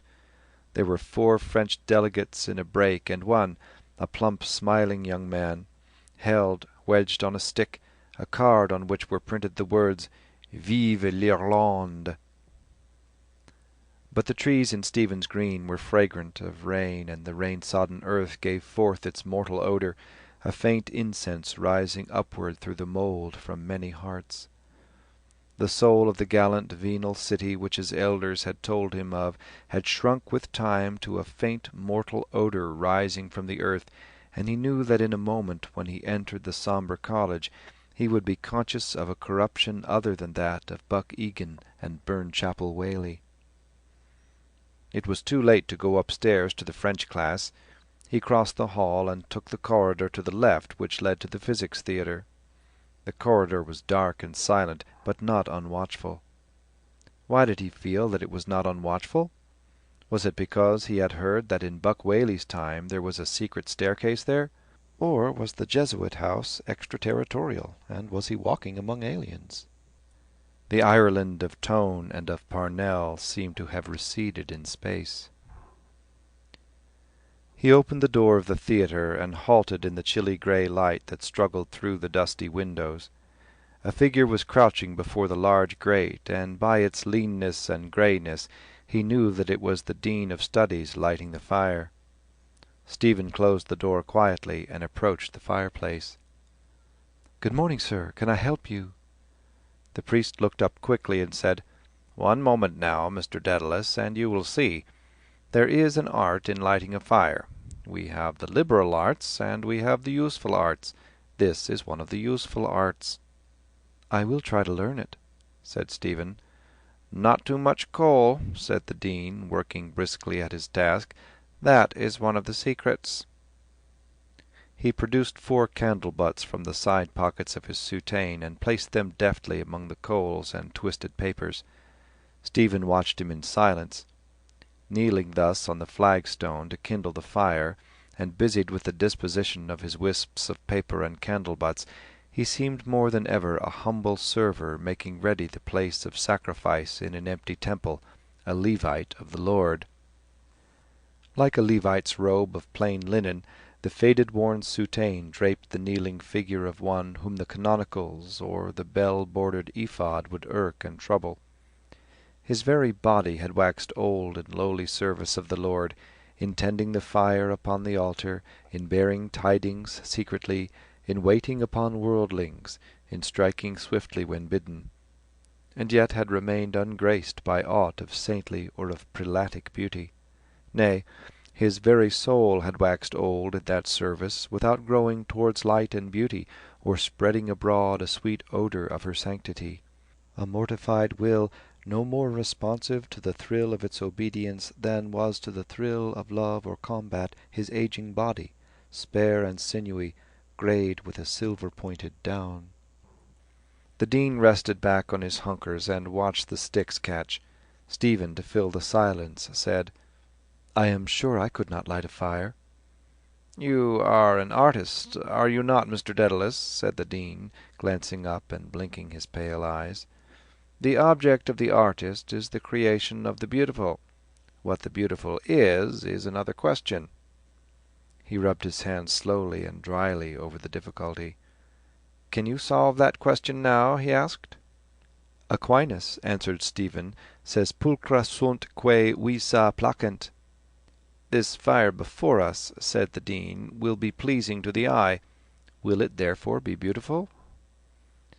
"In so far as it is apprehended by the sight, which I suppose means here aesthetic intellection, it will be beautiful. But Aquinas also says, bonum est in quod tendit appetitus.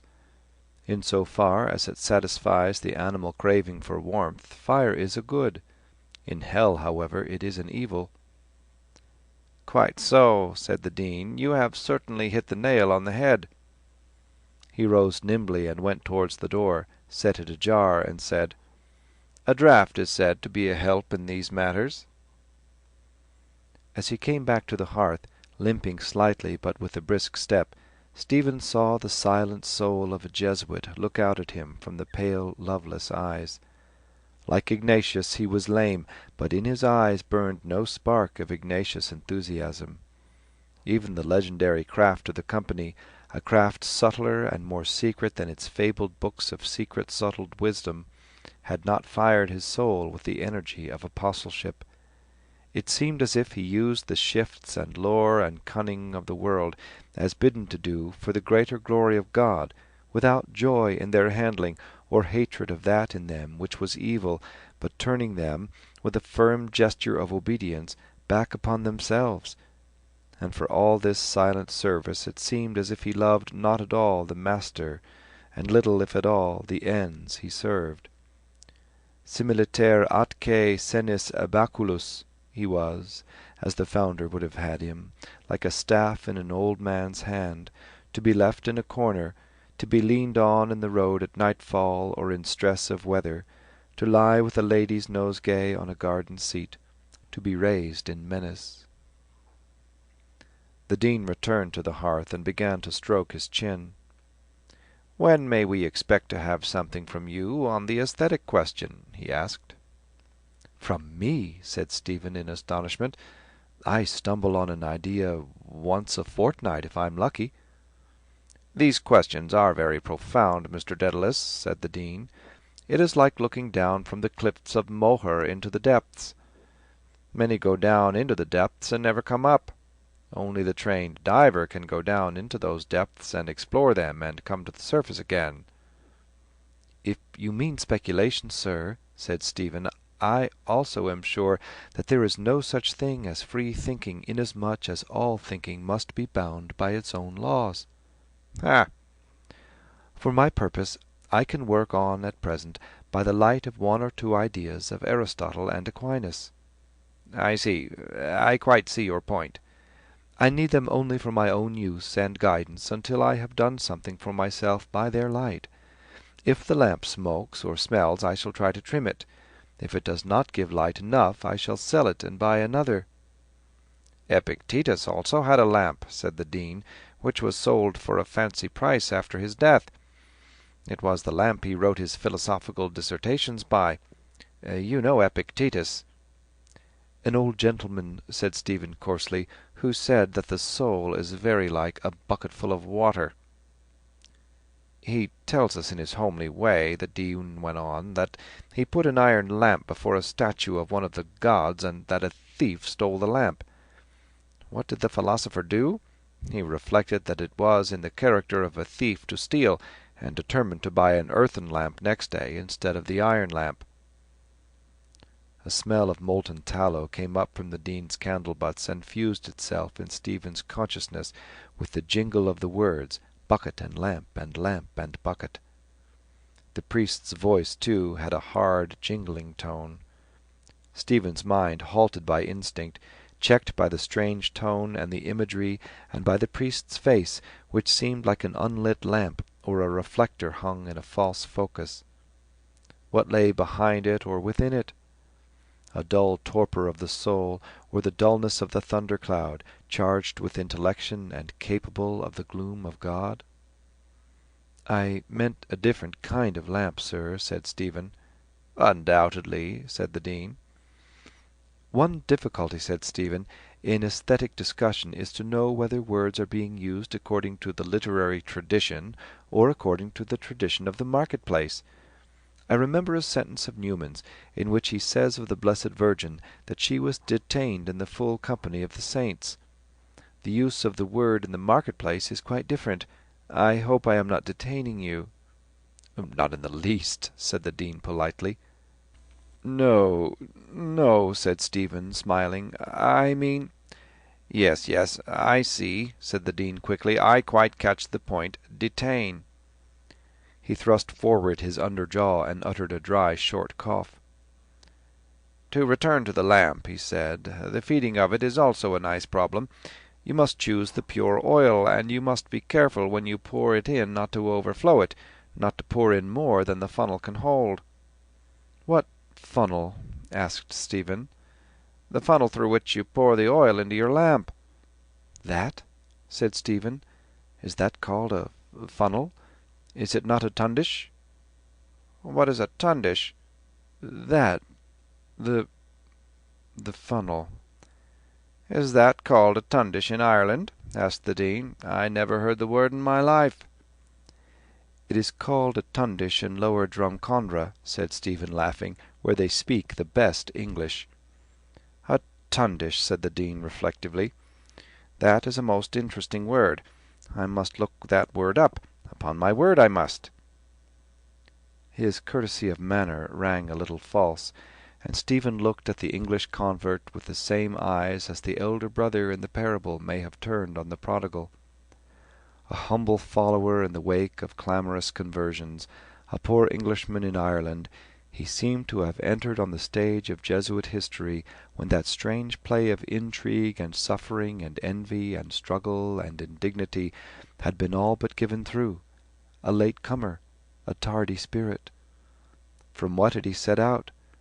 Perhaps he had been born and bred among serious dissenters, seeing salvation in Jesus only and abhorring the vain pomps of the establishment.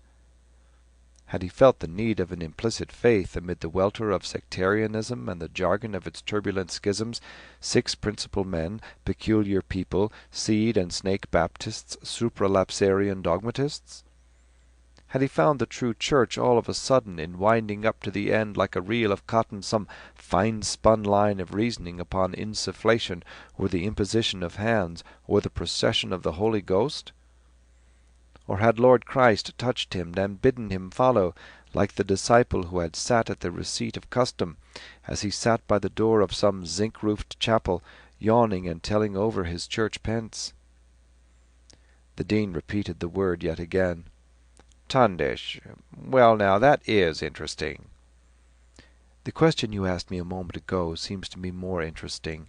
What is that beauty which the artist struggles to express from lumps of earth?" said Stephen coldly. The little word seemed to have turned a rapier point of his sensitiveness against this courteous and vigilant foe. He felt with a smart of dejection that the man to whom he was speaking was a countryman of Ben Jonson. He thought, "The language in which we are speaking is his before it is mine. How different are the words home, Christ, ale, master, on his lips and on mine! I cannot speak or write these words without unrest of spirit. His language, so familiar and so foreign, will always be for me an acquired speech. I have not made or accepted its words. My voice holds them at bay. My soul frets in the shadow of his language." "And to distinguish between the beautiful and the sublime," the Dean added, "to distinguish between moral beauty and material beauty, and to inquire what kind of beauty is proper to each of the various arts. There are some interesting points we might take up." Stephen, disheartened suddenly by the Dean's firm, dry tone, was silent. The Dean also was silent, and through the silence a distant noise of many boots and confused voices came up the staircase. "In pursuing these speculations," said the Dean conclusively, "there is, however, the danger of perishing of inanition. First you must take your degree. Set that before you as your first aim. Then, little by little, you will see your way. I mean in every sense your way in life and in thinking. It may be uphill peddling at first. Take Mr. Moonan. He was a long time before he got to the top, but he got there." "I may not have his talent," said Stephen quietly. "You never know," said the Dean brightly. "We never can say what is in us. I most certainly should not be despondent. Per aspera ad astra." He left the hearth quickly and went towards the landing to oversee the arrival of the first arts class. Leaning against the fireplace, Stephen heard him greet briskly and impartially every student of the class, and could almost see the frank smiles of the coarser students. A desolating pity began to fall like a dew upon his easily embittered heart, for this faithful servingman of the knightly Loyola, for this half-brother of the clergy, more venal than they in speech, more steadfast of soul than they, one whom he would never call his ghostly father. And he thought how this man and his companions had earned the name of worldlings at the hands not of the unworldly only, but of the worldly also, for having pleaded, during all their history, at the bar of God's justice for the souls of the lax and the lukewarm and the prudent. The entry of the professor was signalled by a few rounds of Kentish fire from the heavy boots of those students who sat on the highest tier of the gloomy theatre under the grey, cobwebbed windows. The calling of the roll began, and the responses to the names were given out in all tones until the name of Peter Byrne was reached. "Here." A deep bass note in response came from the upper tier, followed by coughs of protest along the other benches. The professor paused in his reading and called the next name. "Cranley?" No answer. "Mr. Cranley?" A smile flew across Stephen's face as he thought of his friend's studies. "Try Leopardstown," said a voice from the bench behind. Stephen glanced up quickly, but Moynihan's snoutish face, outlined on the grey light, was impassive. A formula was given out. Amid the rustling of the notebooks, Stephen turned back again and said, "Give me some paper, for God's sake." "Are you as bad as that?" asked Moynihan, with a broad grin. He tore a sheet from his scribbler and passed it down, whispering, "In case of necessity, any layman or woman can do it." The formula which he wrote obediently on the sheet of paper, the coiling and uncoiling calculations of the professor, the spectre-like symbols of force and velocity, fascinated and jaded Stephen's mind. He had heard some say that the old professor was an atheist Freemason. Oh, the grey, dull day! It seemed a limbo of painless, patient consciousness through which souls of mathematicians might wander, projecting long, slender fabrics from plane to plane of ever rarer and paler twilight, radiating swift eddies to the last verges of a universe ever vaster, farther, and more impalpable. "So we must distinguish between elliptical and ellipsoidal. Perhaps some of you gentlemen may be familiar with the works of Mr. W. S. Gilbert. In one of his songs he speaks of the billiard sharp, who is condemned to play on a cloth untrue with a twisted cue and elliptical billiard balls. He means a ball having the form of the ellipsoid of the principal axes of which I spoke a moment ago." Moynihan leaned down towards Stephen's ear and murmured, "What price ellipsoidal balls? Chase me, ladies, I'm in the cavalry." His fellow students' rude humour rang like a gust through the cloister of Stephen's mind, shaking into gay life limp priestly vestments that hung upon the walls, setting them to sway and caper in a Sabbath of misrule. The forms of the community emerged from the gust-blown vestments, the dean of studies, the portly florid bursar with his cap of grey hair, the president, the little priest with feathery hair who wrote devout verses, the squat peasant form of the professor of economics, the tall form of the young professor of mental science, discussing on the landing a case of conscience with his class, like a giraffe cropping high leafage among a herd of antelopes, the grave, troubled prefect of the sodality, the plump, round-headed professor of Italian, with his rogue's eyes. They came ambling and stumbling, tumbling and capering, kilting their gowns for leap-frog, holding one another back, shaken with deep false laughter, smacking one another behind and laughing at their rude malice, calling one another by familiar nicknames, protesting with sudden dignity at some rough usage, whispering two and two behind their hands. The professor had gone to the glass cases on the side wall, from a shelf of which he took down a set of coils, blew away the dust from many points, and, bearing it carefully to the table, held a finger on it while he proceeded with his lecture. He explained that the wires in modern coils were of a compound called platinoid, lately discovered by F. W. Martineau. He spoke clearly the initials and surname of the discoverer. Moynihan whispered from behind, "Good old Freshwater Martin." "Ask him," Stephen whispered back with a weary humour, "if he wants a subject for electrocution, he can have me." Moynihan, seeing the professor bend over the coils, rose in his bench and, clacking noiselessly the fingers of his right hand, began to call with the voice of a slobbering urchin, "Please, teacher, this boy is after saying a bad word, teacher."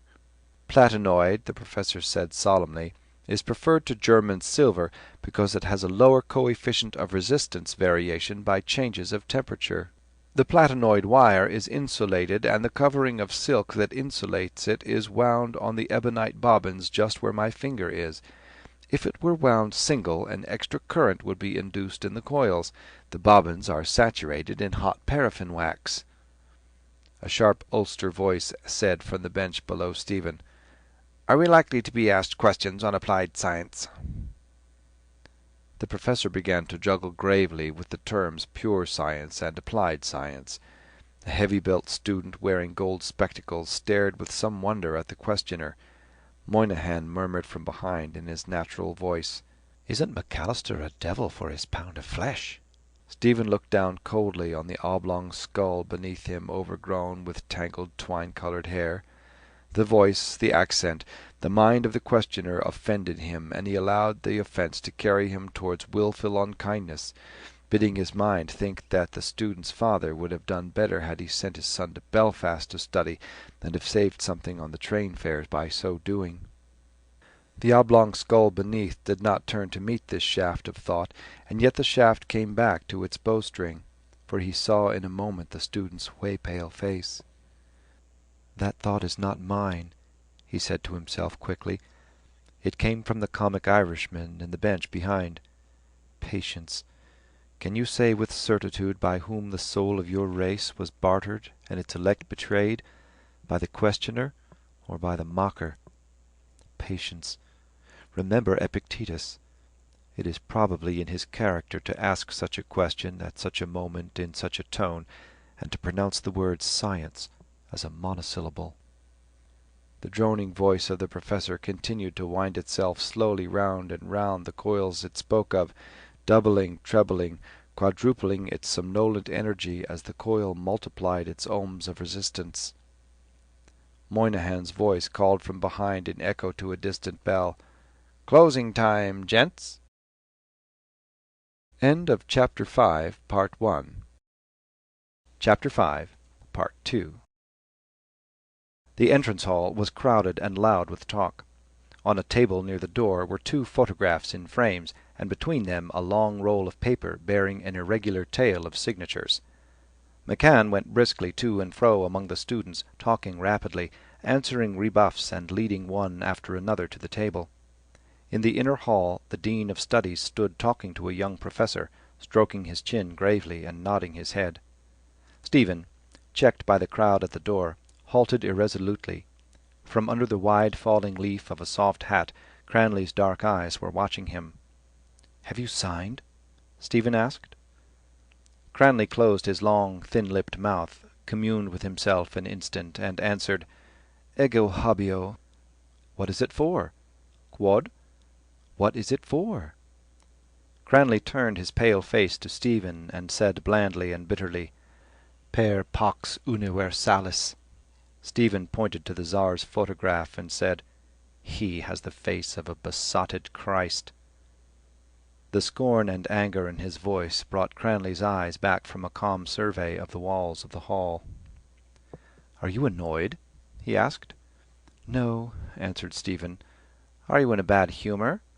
"No." Credo ut vos sanguinarius mandax estis, said Cranley, quia facius vostra monstrat u vos in damno malo humere estis. Moynihan, on his way to the table, said in Stephen's ear, "McCann is in tip-top form, ready to shed the last drop. Brand new world, no stimulants, and votes for the bitches." Stephen smiled at the manner of this confidence, and, when Moynihan had passed, turned again to meet Cranley's eyes. "Perhaps you can tell me," he said, "why he pours his soul so freely into my ear. Can you?" A dull scowl appeared on Cranley's forehead. He stared at the table where Moynihan had bent to write his name on the roll, and then said flatly, "Sugar." "Quis est in malo humore?" said Stephen. "Ego aut vos?" Cranley did not take up the taunt. He brooded sourly on his judgment, and repeated with the same flat force, "A flaming bloody sugar, that's what he is." It was his epitaph for all dead friendships, and Stephen wondered whether it would ever be spoken in the same tone over his memory. The heavy lumpish phrase sank slowly out of hearing like a stone through a quagmire. Stephen saw it sink as he had seen many another, feeling its heaviness depress his heart. Cranley's speech, unlike that of Davin, had neither rare phrases of Elizabethan English nor quaintly turned versions of Irish idioms. Its drawl was an echo of the quays of Dublin given back by a bleak decaying seaport, its energy an echo of the sacred eloquence of Dublin given back flatly by a Wicklow pulpit. The heavy scowl faded from Cranley's face as McCann marched briskly towards them from the other side of the hall. "Here you are," said McCann cheerily. "Here I am," said Stephen. "Late as usual. Can you not combine the progressive tendency with a respect for punctuality?" "That question is out of order," said Stephen. "Next business." His smiling eyes were fixed on a silver-wrapped tablet of milk chocolate which peeped out of the propagandist's breast-pocket. A little ring of listeners closed round to hear the war of wits. A lean student with olive skin and lank black hair thrust his face between the two, glancing from one to the other at each phrase and seeming to try to catch each flying phrase in his open, moist mouth. Cranley took a small grey handball from his pocket and began to examine it closely, turning it over and over. "Next business," said McCann. "Hum." He gave a loud cough of laughter, smiled broadly, and tugged twice at the straw-coloured goatee which hung from his blunt chin. "The next business is to sign the testimonial." "Will you pay me anything if I sign?" asked Stephen. "I thought you were an idealist," said McCann. The gypsy-like student looked about him and addressed the onlookers in an indistinct, bleating voice. "Well, that's a queer notion. I consider that notion to be a mercenary notion." His voice faded into silence. No heed was paid to his words. He turned his olive face, equine in expression, toward Stephen, inviting him to speak again. McCann began to speak with fluent energy of the Tsar's rescript, of Stead, of general disarmament, arbitration in cases of international disputes, of the signs of the times, of the new humanity and the new gospel of life which would make it the business of the community to secure as cheaply as possible the greatest possible happiness of the greatest possible number. The gypsy student responded to the close of the period by crying, "3 cheers for universal brotherhood!" "Go on, Temple," said a stout, ruddy student near him. "I'll stand you a pint after." "I'm a believer in universal brotherhood," said Temple, glancing about him out of his dark, oval eyes. "Marx is only a bloody cod." Cranley gripped his arm tightly to check his tongue, smiling uneasily, and repeated, "Easy, easy, easy." Temple struggled to free his arm, but continued, his mouth flecked by a thin foam. "Socialism was founded by an Irishman, and the first man in Europe who preached the freedom of thought was Collins. 200 years ago he denounced priestcraft, the philosopher of the middle sex. 3 cheers for John Anthony Collins!" A thin voice from the verge of the ring replied, "Pip, pip." Moynihan murmured beside Stephen's ear, "And what about John Anthony's poor little sister? Lottie Collins lost her drawers, won't you kindly lend her yours?" Stephen laughed, and Moynihan, pleased with the result, murmured again, "We'll have 5 bob each way on John Anthony Collins." "I am waiting for your answer," said McCann briefly. "The affair doesn't interest me in the least," said Stephen wearily. "You know that well. Why do you make a scene about it?" "Good," said McCann, smacking his lips. "You are a reactionary, then?" "Do you think you impress me," Stephen asked, "when you flourish your wooden sword?" "Metaphors," said McCann bluntly. "Come to facts." Stephen blushed and turned aside. McCann stood his ground and said with hostile humour, "Minor poets, I suppose, are above such trivial questions as the question of universal peace." Cranley raised his head and held the handball between the two students by way of a peace offering, saying, "Pax super totum sanguinarium globum." Stephen, moving away the bystanders, jerked his shoulder angrily in the direction of the Tsar's image, saying, "Keep your icon. If we must have a Jesus, let us have a legitimate Jesus." "By hell, that's a good one," said the gypsy student to those about him. "That's a fine expression. I like that expression immensely."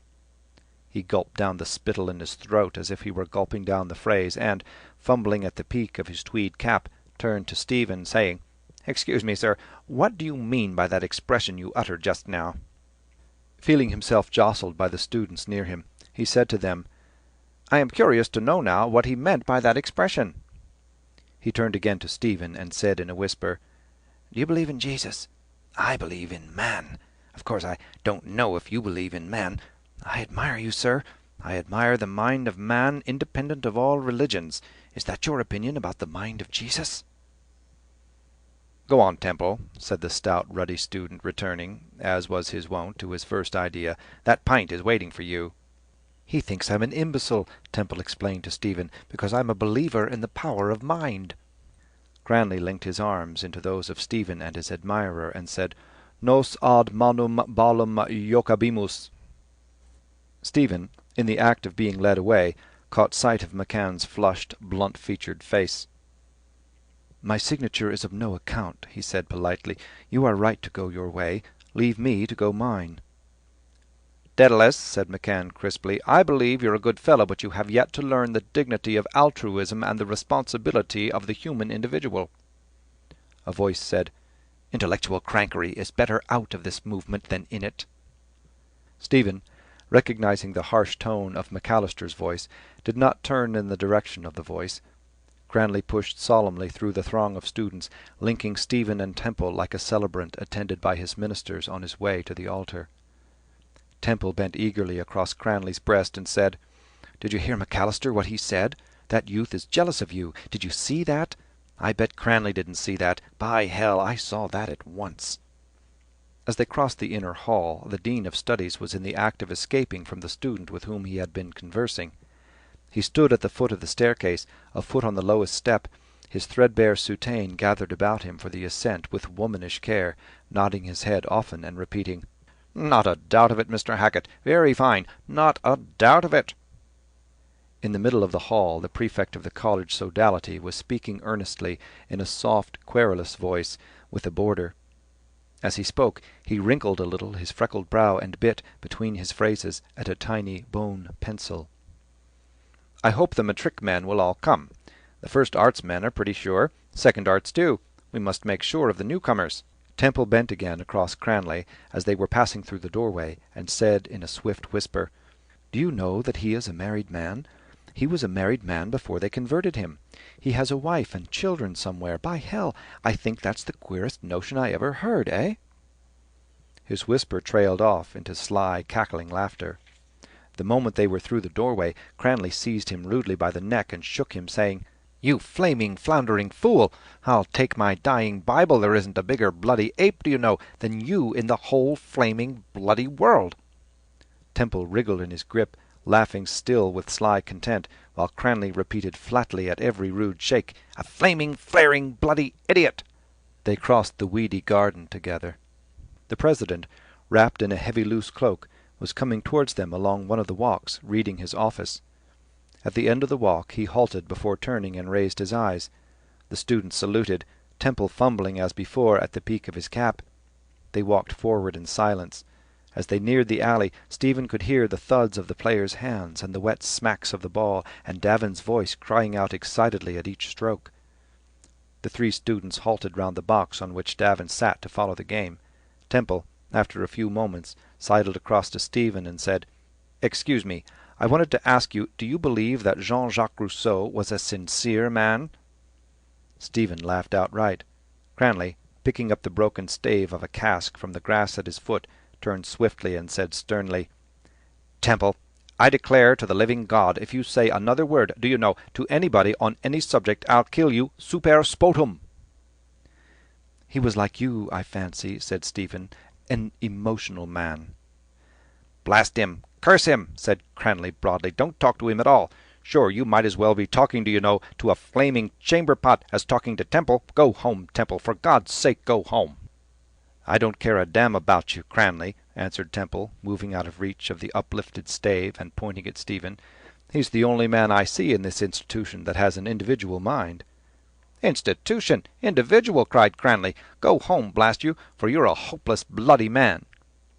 "I'm an emotional man," said Temple. "That's quite rightly expressed, and I'm proud that I'm an emotionalist." He sidled out of the alley, smiling slyly. Cranley watched him with a blank, expressionless face. "Look at him," he said. "Did you ever see such a go-by-the-wall?" His phrase was greeted by a strange laugh from a student who lounged against the wall, his peaked cap down on his eyes. The laugh, pitched in a high key and coming from a so muscular frame, seemed like the whinny of an elephant. The student's body shook all over, and, to ease his mirth, he rubbed both his hands delightedly over his groins. "Lynch is awake," said Cranley. Lynch, for answer, straightened himself and thrust forward his chest. "Lynch puts out his chest," said Stephen, "as a criticism of life." Lynch smote himself sonorously on the chest and said, "Who has anything to say about my girth?" Cranley took him at the word, and the two began to tussle. When their faces had flushed with the struggle, they drew apart, panting. Stephen bent down towards Davin, who, intent on the game, had paid no heed to the talk of the others. "And how is my little tame goose?" he asked. "Did he sign too?" Davin nodded and said, "And you, Stevie?" Stephen shook his head. "You're a terrible man, Stevie," said Davin, taking the short pipe from his mouth. "Always alone." "Now that you have signed the petition for universal peace," said Stephen, "I suppose you will burn that little copybook I saw in your room." As Davin did not answer, Stephen began to quote, "Long pace Fianna, right incline Fianna, Fianna by numbers salute, 1, 2. "That's a different question," said Davin. "I'm an Irish nationalist, first and foremost. But that's you all out. You're a born sneerer, Stevie." "When you make the next rebellion with hurley sticks," said Stephen, "and want the indispensable informer, tell me. I can find you a few in this college." "I can't understand you," said Davin. "One time I hear you talk against English literature. Now you talk against the Irish informers. What with your name and your ideas, are you Irish at all?" "Come with me now to the office of arms, and I will show you the tree of my family," said Stephen. "Then be one of us," said Davin. "Why don't you learn Irish? Why did you drop out of the League class after the first lesson?" "You know one reason why," answered Stephen. Davin tossed his head and laughed. "Oh, come now," he said. "Is it on account of that certain young lady and Father Moran? But that's all in your own mind, Stevie. They were only talking and laughing." Stephen paused and laid a friendly hand upon Davin's shoulder. "Do you remember," he said, "when we knew each other first? The first morning we met, you asked me to show you the way to the matriculation class, putting a very strong stress on the first syllable. You remember? Then you used to address the Jesuits as Father. You remember? I ask myself about you, is he as innocent as his speech?" "I'm a simple person," said Davin. "You know that. When you told me that night in Harcourt Street those things about your private life, honest to God, Stevie, I was not able to eat my dinner. I was quite bad. I was awake a long time that night. Why did you tell me those things?" "Thanks," said Stephen. "You mean I am a monster." "No," said Davin, "but I wish you had not told me." A tide began to surge beneath the calm surface of Stephen's friendliness. "This race and this country and this life produced me," he said. "I shall express myself as I am." "Try to be one of us," repeated Davin. "In your heart you are an Irishman, but your pride is too powerful." "My ancestors threw off their language and took another," Stephen said. "They allowed a handful of foreigners to subject them. Do you fancy I'm going to pay in my own life and person debts they made? What for?" "For our freedom," said Davin. "No honourable and sincere man," said Stephen, "has given up to you his life and his youth and his affections from the days of Tone to those of Parnell, but you sold him to the enemy, or failed him in need, or reviled him and left him for another. And you invite me to be one of you. I'd see you damned first." "They died for their ideals, Stevie," said Davin. "Our day will come yet, believe me." Stephen, following his own thought, was silent for an instant. "The soul is born," he said vaguely, "first in those moments I told you of. It has a slow and dark birth, more mysterious than the birth of the body.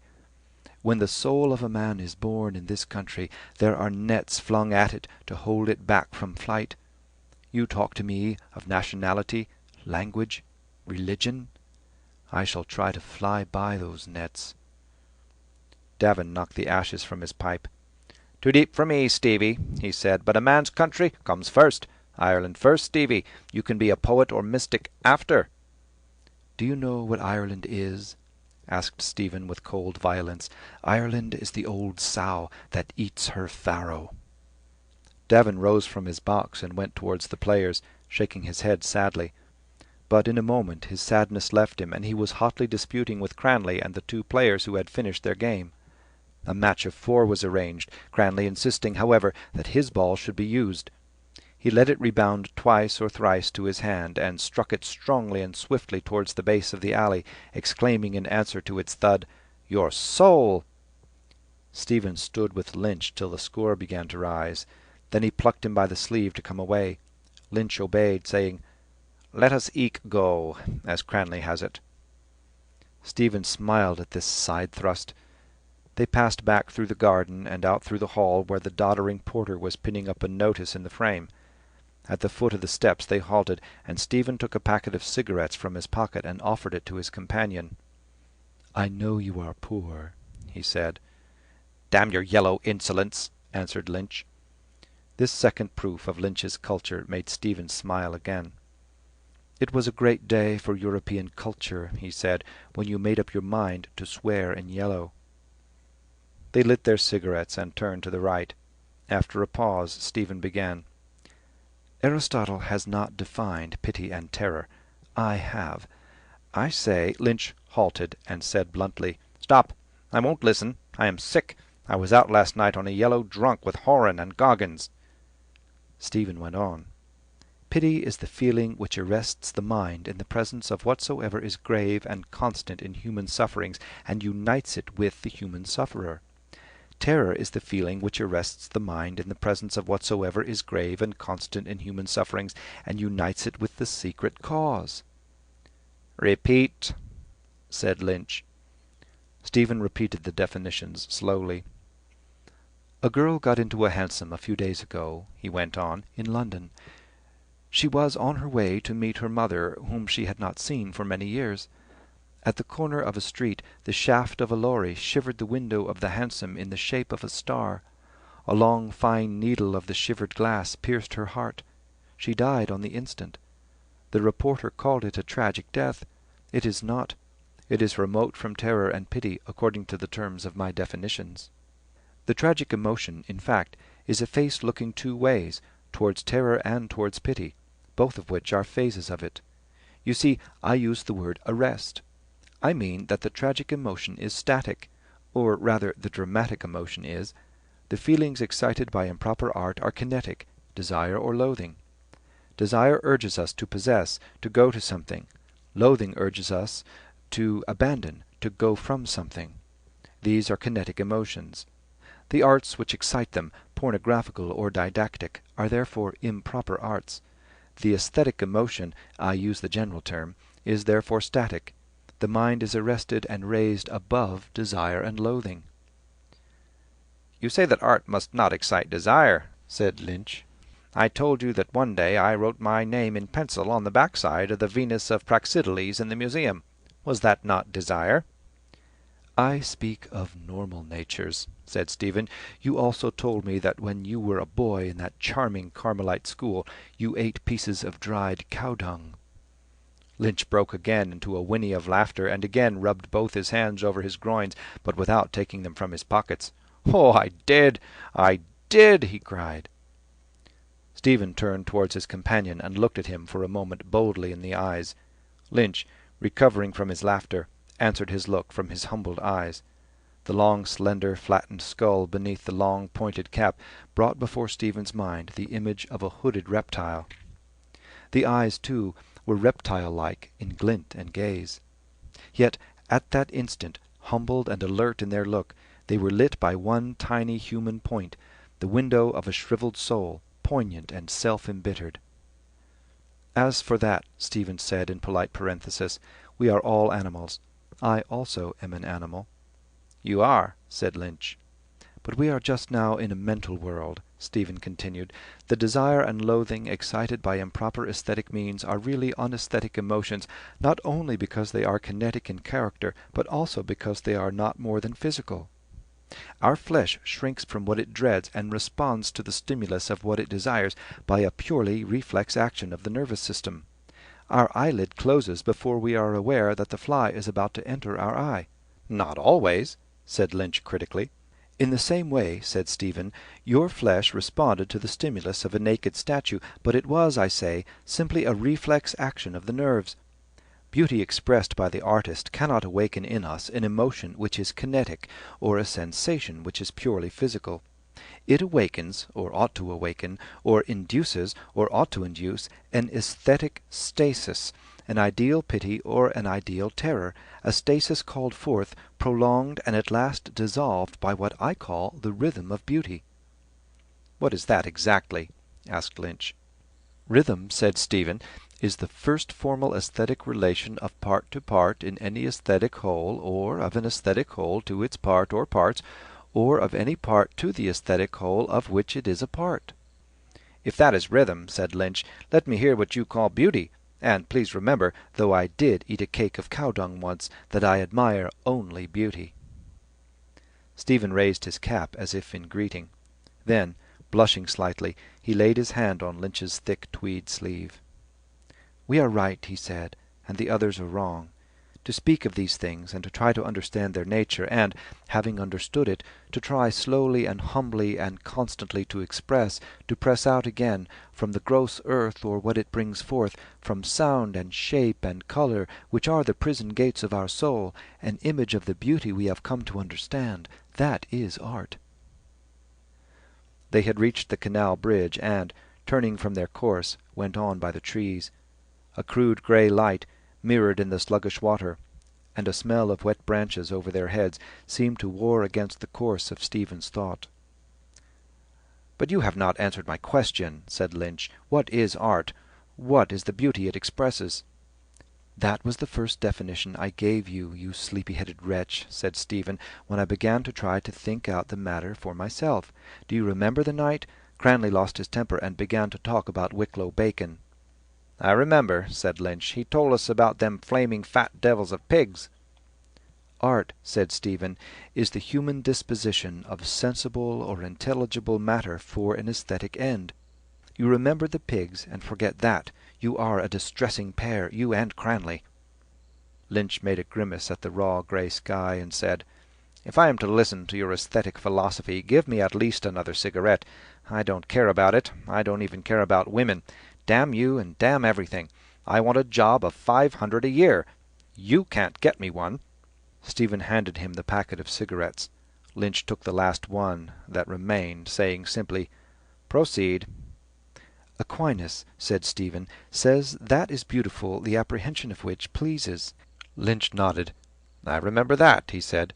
"Pulchra sunt quae visa placent." "He uses the word visa," said Stephen, "to cover aesthetic apprehensions of all kinds, whether through sight or hearing, or through any other avenue of apprehension. This word, though it is vague, is clear enough to keep away good and evil, which excite desire and loathing. It means certainly a stasis and not a kinesis." "How about the true?"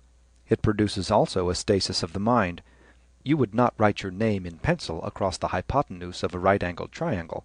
No, said Lynch, give me the hypotenuse of the Venus of Praxiteles. Static, therefore, said Stephen. Plato, I believe, said that beauty is the splendor of truth. I don't think that it has a meaning, but the true and the beautiful are akin.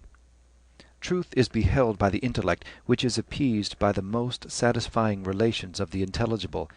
Beauty is beheld by the imagination, which is appeased by the most satisfying relations of the sensible.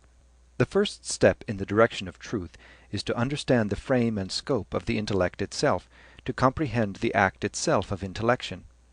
Aristotle's entire system of philosophy rests upon his book of psychology, and that, I think, rests on his statement that the same attribute cannot at the same time and in the same connection belong to and not belong to the same subject.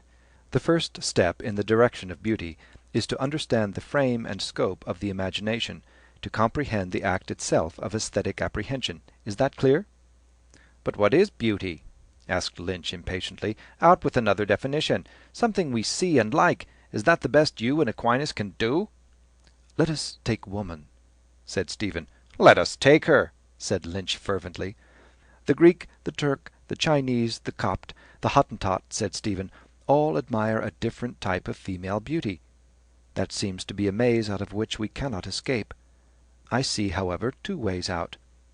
One is this hypothesis, that every physical quality admired by men in women is in direct connection with the manifold functions of women for the propagation of the species. It may be so. The world, it seems, is drearier than even you, Lynch, imagined. For my part, I dislike that way out. It leads to eugenics rather than to aesthetic. It leads you out of the maze into a new gaudy lecture-room, where McCann, with one hand on the origin of species and the other hand on the New Testament, tells you that you admired the great flanks of Venus because you felt that she would bear you burly offspring, and admired her great breasts because you felt that she would give good milk to her children and yours. Then McCann is a sulphur-yellow liar, said Lynch energetically. There remains another way out, said Stephen, laughing. To wit, said Lynch. This hypothesis, Stephen began. A long dray laden with old iron came round the corner of Sir Patrick Dunn's hospital, covering the end of Stephen's speech with the harsh roar of jangled and rattling metal. Lynch closed his ears and gave out oath after oath till the dray had passed. Then he turned on his heel rudely. Stephen turned also and waited for a few moments till his companion's ill-humour had had its vent. This hypothesis, Stephen repeated, is the other way out. That, though the same object may not seem beautiful to all people who admire a beautiful object find in it certain relations which satisfy and coincide with the stages themselves of all aesthetic apprehension. These relations of the sensible, visible to you through one form and to me through another, must be therefore the necessary qualities of beauty. Now, we can return to our old friend St. Thomas for another pennyworth of wisdom. Lynch laughed. It amuses me vastly, he said, to hear you quoting him time after time like a jolly round friar. Are you laughing in your sleeve? McAllister, answered Stephen, would call my aesthetic theory applied Aquinas. So far as this side of aesthetic philosophy extends, Aquinas will carry me all along the line. When we come to the phenomena of artistic conception, artistic gestation, and artistic reproduction, I require a new terminology and a new personal experience. Of course, said Lynch. After all, Aquinas, in spite of his intellect, was exactly a good round friar. But you will tell me about the new personal experience and new terminology some other day. Hurry up and finish the first part. Who knows, said Stephen, smiling. Perhaps Aquinas would understand me better than you. He was a poet himself. He wrote a hymn for Maundy Thursday. It begins with the words Pange lingua gloriosi. They say it is the highest glory of the hymnal. It is an intricate and soothing hymn. I like it. But there is no hymn that can be put beside that mournful and majestic processional song, the Vexilla Regis of Venantius Fortunatus. Lynch began to sing softly and solemnly in a deep bass voice. Impleta sunt quae concinit David fidele carmine, dicendo nationibus regnavit a ligno Deus. "That's great," he said, well pleased. "Great music." They turned into Lower Mount Street. A few steps from the corner a fat young man, wearing a silk neckcloth, saluted them and stopped. "Did you hear the results of the exams?" he asked. "Griffin was plucked. Halpin and O'Flynn are through the Home Civil. Moonan got 5th place in the Indian. O'Shaughnessy got 14th. The Irish fellows in Clark's gave them a feed last night. They all ate curry." His pallid, bloated face expressed benevolent malice, and, as he had advanced through his tidings of success, his small, fat-encircled eyes vanished out of sight, and his weak, wheezing voice out of hearing. In reply to a question of Stephen's, his eyes and his voice came forth again from their lurking places. "Yes, McCullough and I," he said. "He's taking pure mathematics, and I'm taking constitutional history. There are 20 subjects. I'm taking botany too. You know I'm a member of the field club." He drew back from the other two in a stately fashion, and placed a plump woolen-gloved hand on his breast, from which muttered wheezing laughter at once broke forth. "Bring us a few turnips and onions the next time you go out," said Stephen dryly, "to make a stew." The fat student laughed indulgently and said, "We are all highly respectable people in the field club. Last Saturday we went out to Glenmalure, 7 of us." "With women, Donovan?" said Lynch. Donovan again laid his hand on his chest and said, "Our end is the acquisition of knowledge." Then he said quickly, "I hear you are writing some essay about aesthetics." Stephen made a vague gesture of denial. "Goethe and Lessing," said Donovan, "have written a lot on that subject, the classical school and the romantic school and all that. The Laocoon interested me very much when I read it. Of course it is idealistic, German, ultra-profound." Neither of the others spoke. Donovan took leave of them urbanely. "I must go," he said softly and benevolently. "I have a strong suspicion, amounting almost to a conviction, that my sister intended to make pancakes today for the dinner of the Donovan family." "Good-bye," Stephen said in his wake. "Don't forget the turnips for me and my mate." Lynch gazed after him, his lip curling in slow scorn till his face resembled a devil's mask. "To think that that yellow pancake-eating excrement can get a good job," he said at length, "and I have to smoke cheap cigarettes."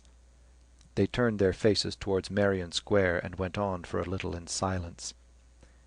"To finish what I was saying about beauty," said Stephen, "the most satisfying relations of the sensible must therefore correspond to the necessary phases of artistic apprehension. Find these, and you find the qualities of universal beauty. Aquinas says, ad pulchritudinem tria requiruntur, integritas, consonantia, claritas. I translate it so. 3 things are needed for beauty: wholeness, harmony, and radiance. Do these correspond to the phases of apprehension? Are you following?" "Of course I am," said Lynch. "If you think I have an excrementitious intelligence, run after Donovan and ask him to listen to you." Stephen pointed to a basket which a butcher's boy had slung inverted on his head. "Look at that basket," he said. "I see it," said Lynch. "In order to see that basket," said Stephen, "your mind first of all separates the basket from the rest of the visible universe, which is not the basket. The first phase of apprehension is a bounding line drawn about the object to be apprehended. An aesthetic image is presented to us either in space or in time. What is audible is presented in time. What is visible is presented in space. But, temporal or spatial, the aesthetic image is first luminously apprehended as self-bounded and self-contained upon the immeasurable background of space or time which is not it. You apprehend it as one thing. You see it as one whole. You apprehend its wholeness. That is integritas." "Bull's-eye," said Lynch, laughing. "Go on." "Then," said Stephen, "you pass from point to point, led by its formal lines. You apprehend it as balanced part against part within its limits. You feel the rhythm of its structure. In other words, the synthesis of immediate perception is followed by the analysis of apprehension. Having first felt that it is one thing, you feel now that it is a thing. You apprehend it as complex, multiple, divisible, separable, made up of its parts, the result of its parts and their sum, harmonious. That is consonantia." "Bull's-eye again," said Lynch wittily. Tell me now what is claritas, and you win the cigar." "The connotation of the word," Stephen said, "is rather vague. Aquinas uses a term which seems to be inexact. It baffled me for a long time. It would lead you to believe that he had in mind symbolism or idealism, the supreme quality of beauty being a light from some other world, the idea of which the matter is but the shadow, the reality of which it is but the symbol. I thought he might mean that claritas is the artistic discovery and representation of the divine purpose in anything, or a force of generalization which would make the aesthetic image a universal one, make it outshine its proper conditions. But that is literary talk. I understand it so. When you have apprehended that basket as one thing, and have then analyzed it according to its form and apprehended it as a thing, you make the only synthesis which is logically and aesthetically permissible. You see that it is that thing which it is, and no other thing. The radiance of which he speaks is the scholastic quidditas, the whatness of a thing. This supreme quality is felt by the artist when the aesthetic image is first conceived in his imagination. The mind in that mysterious instant Shelley likened beautifully to a fading coal. The instant wherein that supreme quality of beauty, the clear radiance of the aesthetic image, is apprehended luminously by the mind which has been arrested by its wholeness and fascinated by its harmony, is the luminous silent stasis of aesthetic pleasure, a spiritual state very like to that cardiac condition which the Italian physiologist Luigi Galvani, using a phrase almost as beautiful as Shelley's, called the enchantment of the heart. Stephen paused, and, though his companion did not speak, felt that his words had called up around them a thought-enchanted silence. "What I have said," he began again, "refers to beauty in the wider sense of the word, in the sense which the word has in the literary tradition. In the marketplace it has another sense. When we speak of beauty in the second sense of the term, our judgment is influenced in the first place by the art itself and by the form of that art. The image, it is clear, must be set between the mind or senses of the artist himself and the mind or senses of others. If you bear this in memory, you will see that art necessarily divides itself into three forms progressing from one to the next.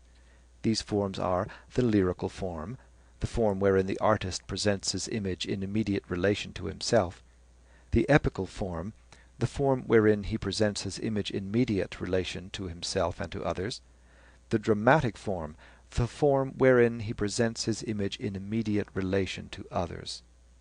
"That you told me a few nights ago," said Lynch, "and we began the famous discussion."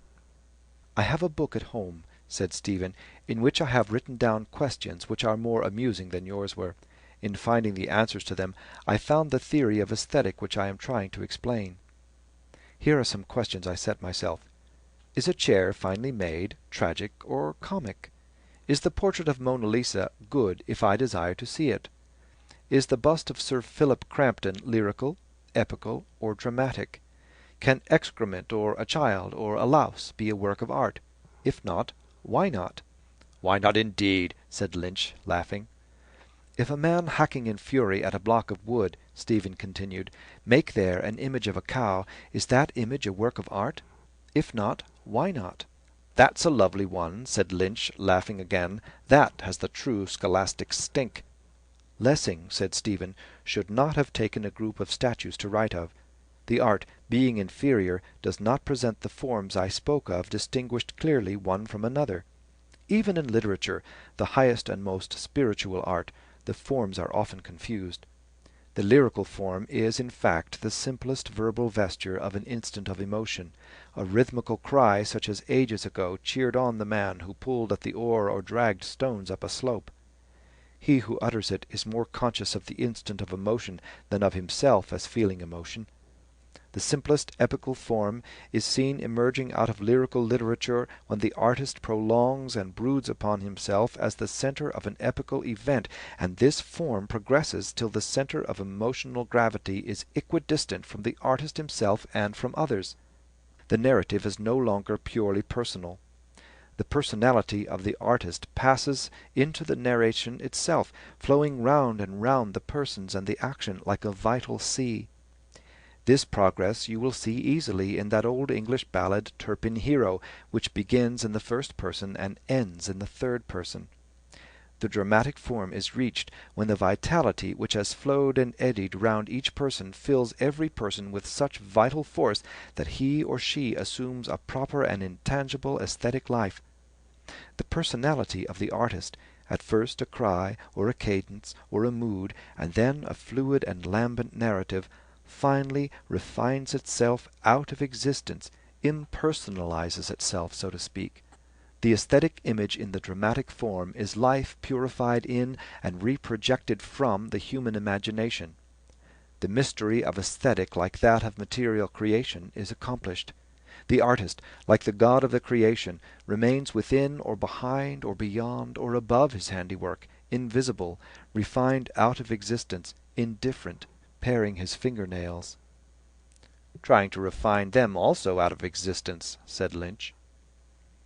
A fine rain began to fall from the high-veiled sky, and they turned into the Duke's lawn to reach the National Library before the shower came. "What do you mean," Lynch asked surlily, "by prating about beauty and the imagination in this miserable, God-forsaken island? No wonder the artist retired within or behind his handiwork after having perpetrated this country."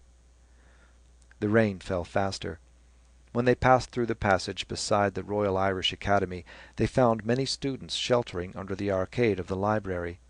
Cranley, leaning against a pillar, was picking his teeth with a sharpened match, listening to some companions. Some girls stood near the entrance door. Lynch whispered to Stephen, "Your beloved is here." Stephen took his place silently on the step below the group of students, heedless of the rain which fell fast, turning his eyes towards her from time to time. She, too, stood silently among her companions. She has no priest to flirt with, he thought with conscious bitterness, remembering how he had seen her last. Lynch was right. His mind, emptied of theory and courage, lapsed back into a listless peace. He heard the students talking among themselves. They spoke of two friends who had passed the final medical examination, of the chances of getting places on ocean liners, of poor and rich practices. "That's all a bubble. An Irish country practice is better.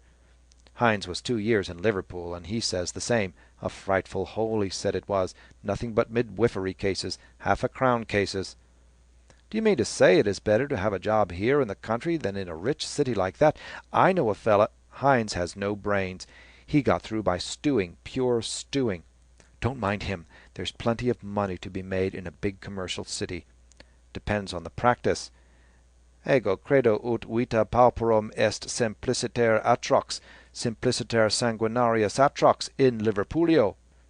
Their voices reached his ears as if from a distance in interrupted pulsation.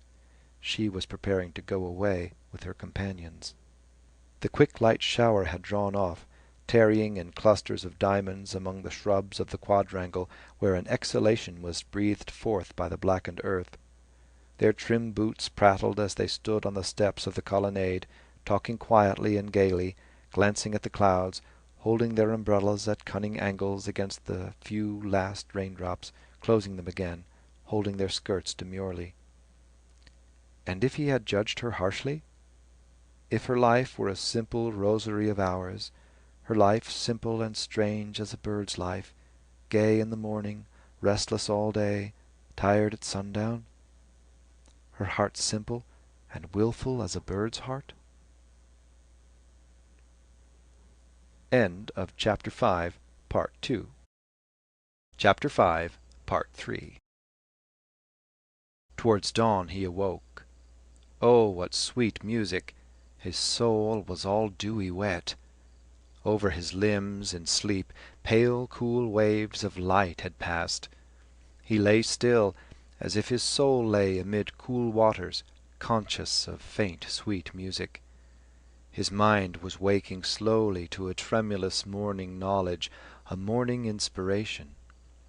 A spirit filled him, pure as the purest water, sweet as dew, moving as music. But how faintly it was inbreathed, how passionlessly, as if the seraphim themselves were breathing upon him.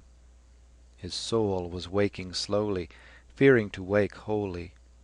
It was that windless hour of dawn when madness wakes and strange plants open to the light, and the moth flies forth silently. An enchantment of the heart.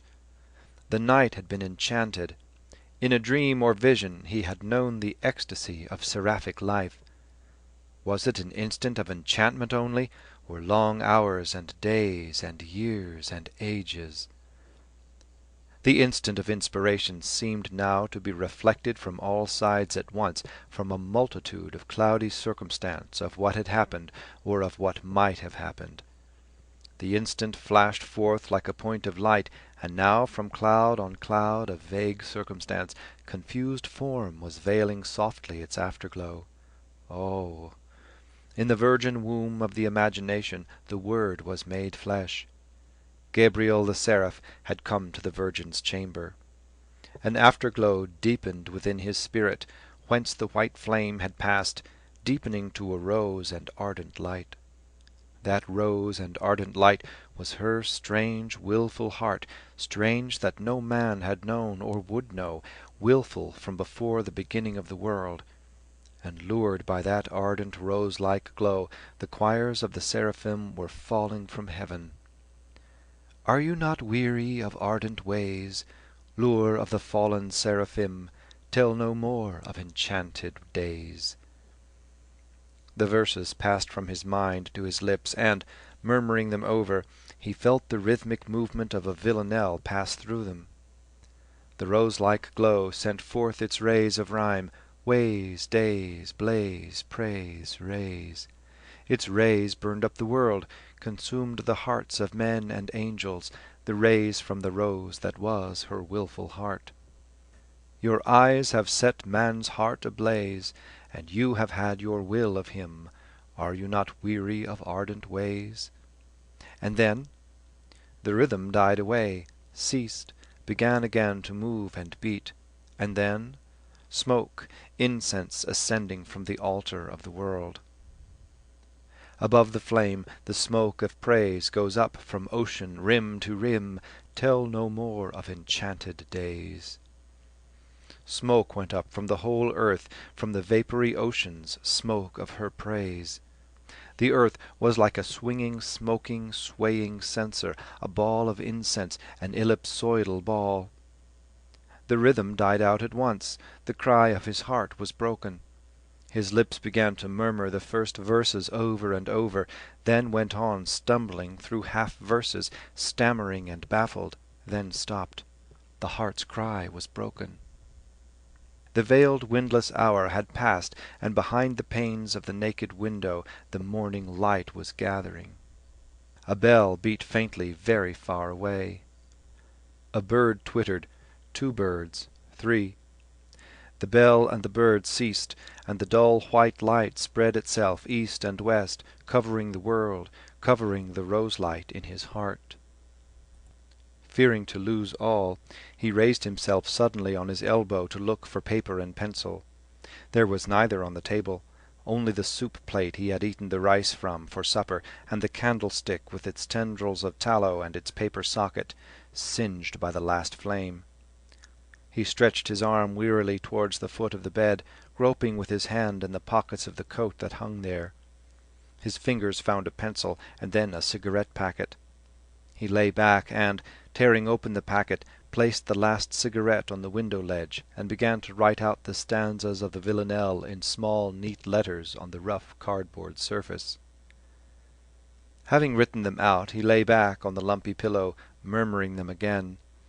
The lumps of knotted flock under his head reminded him of the lumps of knotted horsehair in the sofa of her parlour on which he used to sit, smiling or serious, asking himself why he had come, displeased with her and with himself, confounded by the print of the Sacred Heart above the untenanted sideboard. He saw her approach him in a lull of the talk and beg him to sing one of his curious songs. Then he saw himself sitting at the old piano, striking chords softly from its speckled keys and singing, amid the talk which had risen again in the room, to her who leaned beside the mantelpiece, a dainty song of the Elizabethans, a sad and sweet loth to depart, the victory chant of Agincourt, the happy air of Greensleeves. While he sang and she listened, or feigned to listen, his heart was at rest, but when the quaint old songs had ended, and he heard again the voices in the room, he remembered his own sarcasm, the house where young men are called by their Christian names a little too soon. At certain instants her eyes seemed about to trust him, but he had waited in vain. She passed now, dancing lightly across his memory, as she had been that night at the carnival ball, her white dress a little lifted, a white spray nodding in her hair. She danced lightly in the round. She was dancing towards him, and, as she came, her eyes were a little averted, and a faint glow was on her cheek. At the pause in the chain of hands, her hand had lain in his an instant, a soft merchandise. "You are a great stranger now." "Yes, I was born to be a monk." "I am afraid you are a heretic." "Are you much afraid?" For answer she had danced away from him along the chain of hands, dancing lightly and discreetly, giving herself to none. The white spray nodded to her dancing, and when she was in shadow the glow was deeper on her cheek. A monk! His own image started forth, a profaner of the cloister, a heretic Franciscan, willing and willing not to serve, spinning like Gerardino da Borgo San Donino a lithe web of sophistry, and whispering in her ear. No, it was not his image. It was like the image of the young priest in whose company he had seen her last, looking at him out of dove's eyes, toying with the pages of her Irish phrase-book. "Yes, yes, the ladies are coming round to us. I can see it every day. The ladies are with us, the best helpers the language has." "And the church, Father Moran?" "The church, too. Coming round, too. The work is going ahead there, too. Don't fret about the church." Bah! He had done well to leave the room in disdain. He had done well not to salute her on the steps of the library. He had done well to leave her to flirt with her priest, to toy with a church which was the scullery maid of Christendom. Rude, brutal anger routed the last lingering instant of ecstasy from his soul. It broke up violently her fair image and flung the fragments on all sides. On all sides distorted reflections of her image started from his memory. The flower girl in the ragged dress, with damp coarse hair and a hoyden's face, who had called herself his own girl and begged his handsel. The kitchen girl in the next house, who sang over the clatter of her plates, with the drawl of a country singer, the first bars of By Killarney's Lakes and Fells. A girl who had laughed gaily to see him stumble when the iron grating in the footpath near Corkhill had caught the broken sole of his shoe.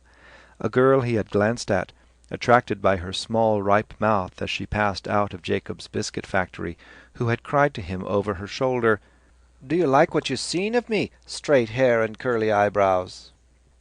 And yet he felt that, however he might revile and mock her image, his anger was also a form of homage.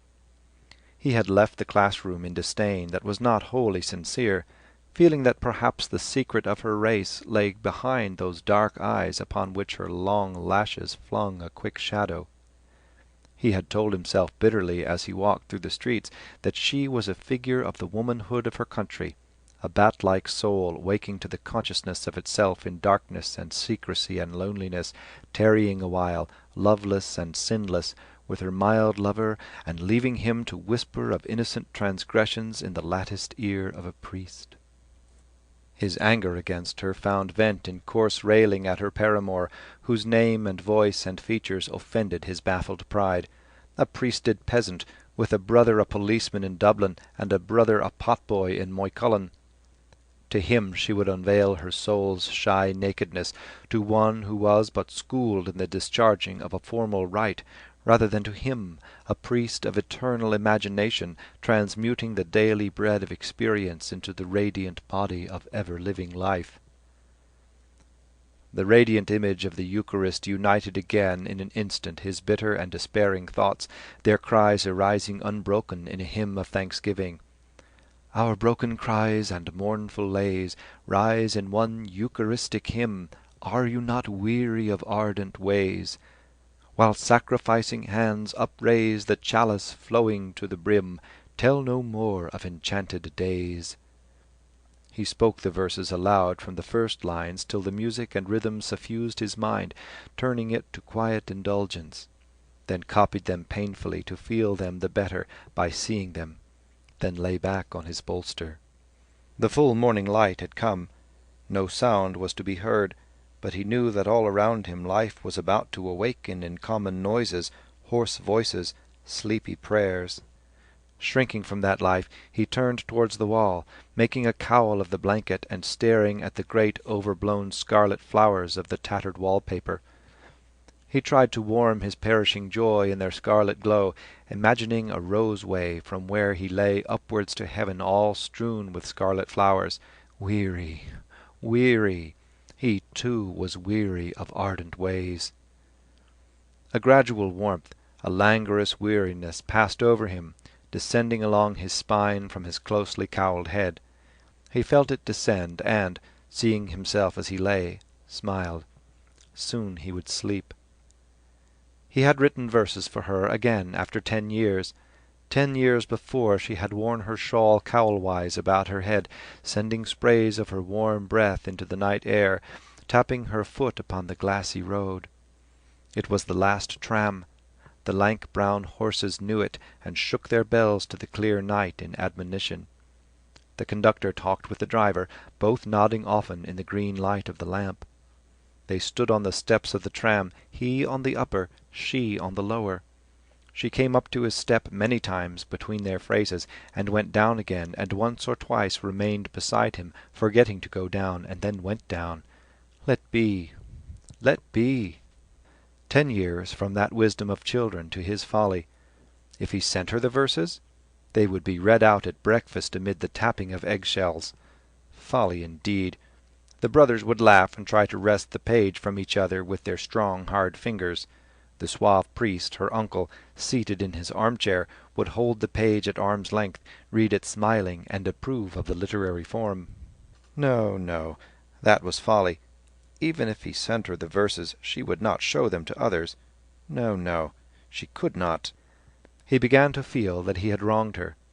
A sense of her innocence moved him almost to pity her, an innocence he had never understood till he had come to the knowledge of it through sin, an innocence which she too had not understood while she was innocent, or before the strange humiliation of her nature had first come upon her.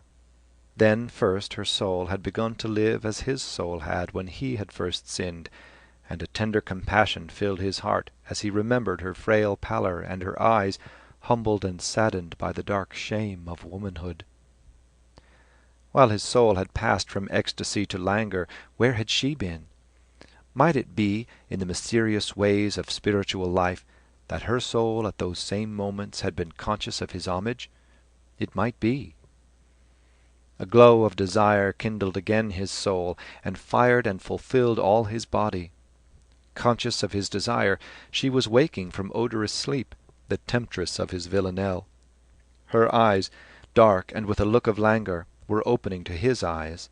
Her nakedness yielded to him, radiant, warm, odorous and lavish-limbed, enfolded him like a shining cloud, enfolded him like water with a liquid life. And like a cloud of vapour, or like waters circumfluent in space, the liquid letters of speech, symbols of the element of mystery, flowed forth over his brain. Are you not weary of ardent ways, lure of the fallen seraphim? Tell no more of enchanted days. Your eyes have set man's heart ablaze, and you have had your will of him.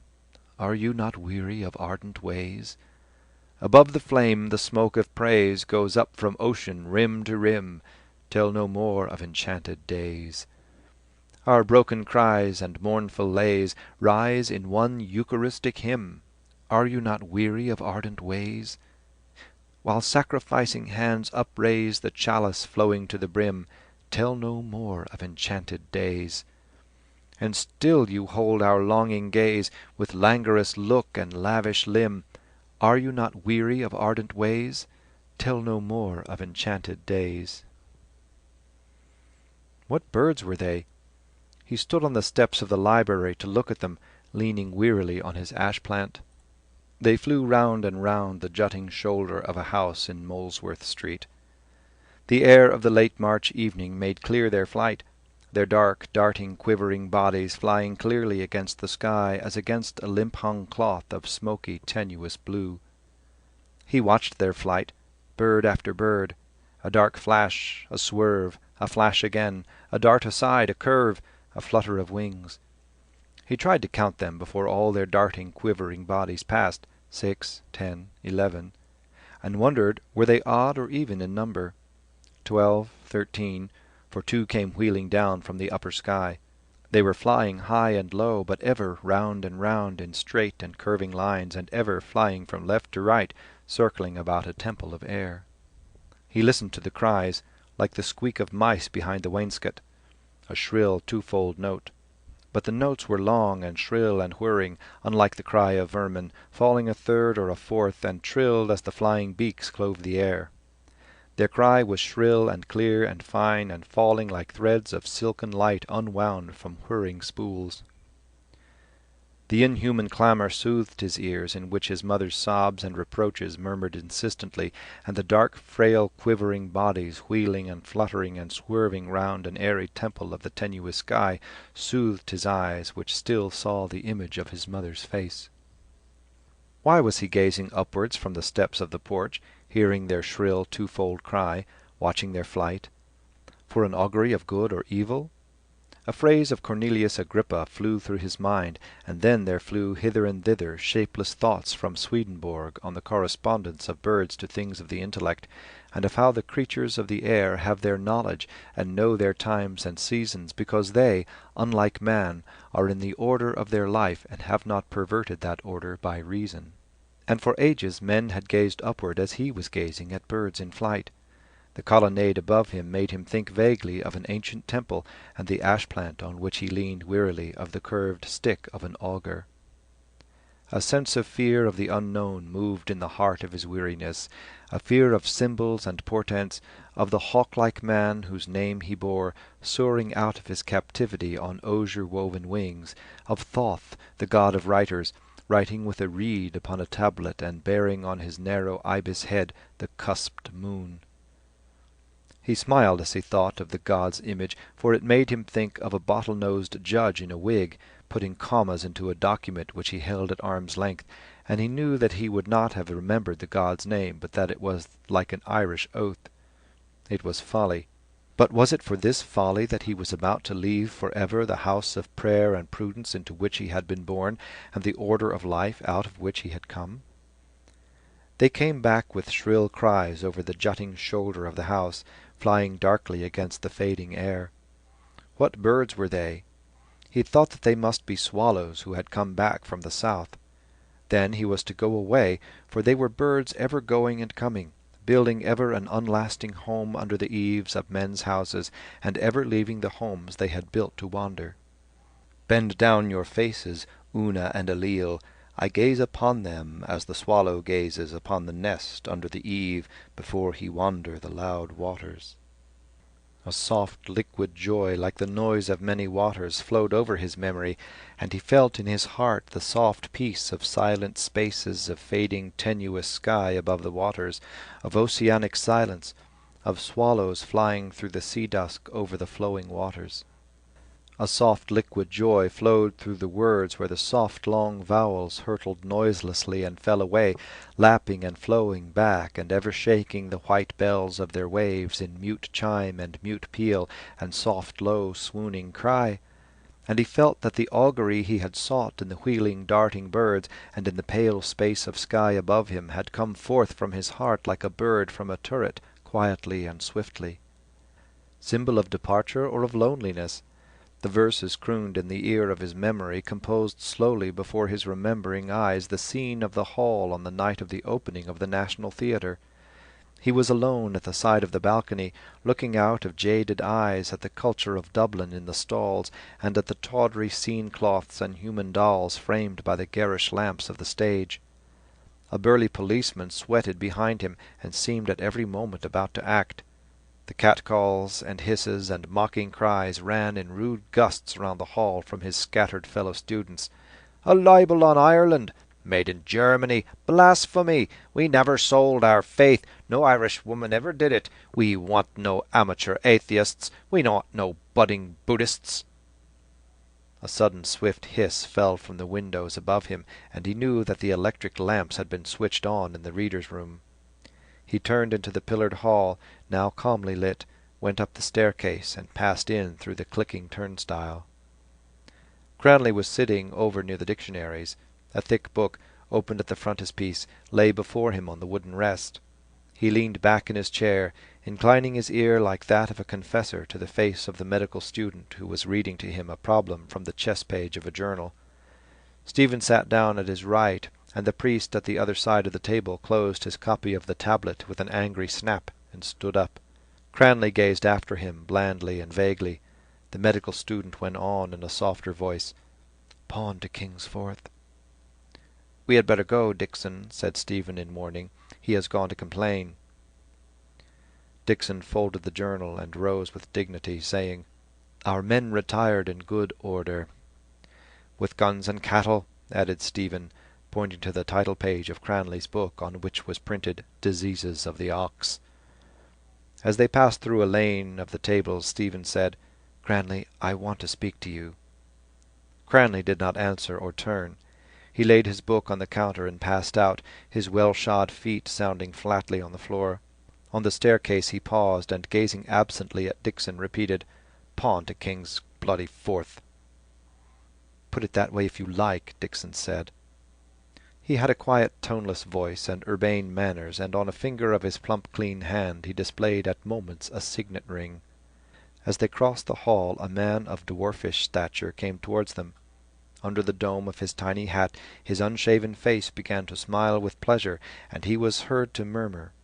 The eyes were melancholy as those of a monkey.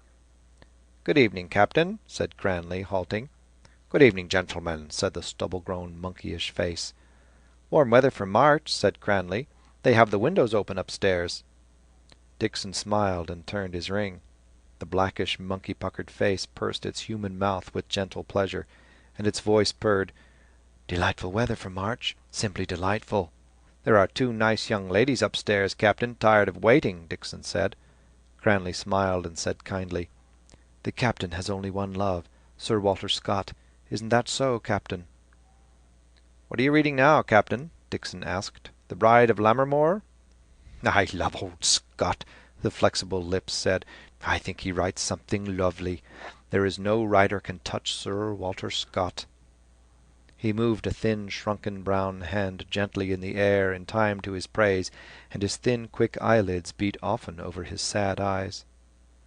Sadder to Stephen's ear was his speech, a genteel accent, low and moist, marred by errors. And listening to it, he wondered was the story true, and was the thin blood that flowed in his shrunken frame noble and come of an incestuous love. The park trees were heavy with rain, and rain fell still and ever in the lake, lying grey like a shield. A game of swans flew there, and the water and the shore beneath were fouled with their green-white slime. They embraced softly, impelled by the grey, rainy light, the wet, silent trees, the shield-like witnessing lake, the swans. They embraced without joy or passion, his arm about his sister's neck. A grey woolen cloak was wrapped athwart her from her shoulder to her waist, and her fair head was bent in willing shame. He had loose red-brown hair and tender, shapely, strong, freckled hands. Face. There was no face seen. The brother's face was bent upon her fair, rain-fragrant hair. The hand, freckled and strong and shapely and caressing, was Davin's hand. He frowned angrily upon his thought, and on the shrivelled mannikin who had called it forth. His father's jibes at the Bantry gang leaped out of his memory. He held them at a distance, and brooded uneasily on his own thought again. Why were they not Cranley's hands? Had Davin's simplicity and innocence stung him more secretly? He walked on across the hall with Dixon, leaving Cranley to take leave elaborately of the dwarf. Under the colonnade, Temple was standing in the midst of a little group of students. One of them cried, "Dixon, come over till you hear. Temple is in grand form." Temple turned on him his dark, gypsy eyes. "You're a hypocrite, O'Keefe," he said, "and Dixon's a smiler. By hell, I think that's a good literary expression." He laughed slyly, looking in Stephen's face, repeating, "By hell, I'm delighted with that name. A smiler." A stout student who stood below them on the steps said, "Come back to the mistress, Temple. We want to hear about that." "He had faith," Temple said, "and he was a married man too. And all the priests used to be dining there. By hell, I think they all had a touch." "We shall call it riding a hack to spare the hunter," said Dixon. "Tell us, Temple," O'Keefe said, "how many quarts of porter have you in you?" "All your intellectual soul is in that phrase, O'Keefe," said Temple with open scorn. He moved with a shambling gait round the group and spoke to Stephen. "Did you know that the Forsters are the kings of Belgium?" he asked. Cranley came out through the door of the entrance hall, his hat thrust back on the nape of his neck, and picking his teeth with care. "And here's the wiseacre," said Temple. "Do you know that about the Forsters?" He paused for an answer. Cranley dislodged a fig seed from his teeth on the point of his rude toothpick, and gazed at it intently. "The Forster family," Temple said, "is descended from Baldwin the First, King of Flanders. He was called the Forester. Forester and Forster are the same name. A descendant of Baldwin the First, Captain Francis Forster, settled in Ireland and married the daughter of the last chieftain of Clanbrassil. Then there are the Blake Forsters. That's a different branch." "From Baldhead, King of Flanders," Cranley repeated, rooting again deliberately at his gleaming uncovered teeth. "Where did you pick up all that history?" O'Keefe asked. "I know all the history of your family too," Temple said, turning to Stephen. "Do you know what Giraldus Cambrensis says about your family?" "Is he descended from Baldwin too?" asked a tall consumptive student with dark eyes. "Baldhead," Cranley repeated, sucking at a crevice in his teeth. "Per nobilis et per vetusta familia," Temple said to Stephen. The stout student who stood below them on the steps farted briefly. Dixon turned towards him, saying in a soft voice, "Did an angel speak?" Cranley turned also, and said vehemently, but without anger, "Goggins, you're the flamingest dirty devil I ever met, do you know?" "I had it on my mind to say that," Goggins answered firmly. "It did no one any harm, did it?" "We hope," Dixon said suavely, "that it was not of the kind known to science as paulo post futurum." "Didn't I tell you he was a smiler?" said Temple, turning right and left. "Didn't I give him that name?" "You did. We're not deaf," said the tall consumptive. Cranley still frowned at the stout student below him. Then, with a snort of disgust, he shoved him violently down the steps. "Go away from here," he said rudely. "Go away, you stinkpot. And you are a stinkpot." Goggins skipped down onto the gravel, and at once returned to his place with good humour. Temple turned back to Stephen and asked, "Do you believe in the law of heredity?" "Are you drunk, or what are you? Or what are you trying to say?" asked Cranley, facing round on him with an expression of wonder. "The most profound sentence ever written," Temple said with enthusiasm, "is the sentence at the end of the zoology. Reproduction is the beginning of death." He touched Stephen timidly at the elbow, and said eagerly, "Do you feel how profound that is because you are a poet?" Cranley pointed his long forefinger. "Look at him," he said with scorn to the others. "Look at Ireland's hope." They laughed at his words and gesture. Temple turned on him bravely, saying, "Cranley, you're always sneering at me. I can see that. But I am as good as you any day. Do you know what I think about you now as compared with myself?" "My dear man," said Cranley urbanely, "you are incapable, you know, absolutely incapable of thinking—" "But do you know," Temple went on, "what I think of you and of myself compared together?" "Out with it, Temple," the stout student cried from the steps. "Get it out in bits." Temple turned right and left, making sudden feeble gestures as he spoke. "I'm a Ballocks," he said, shaking his head in despair. "I am.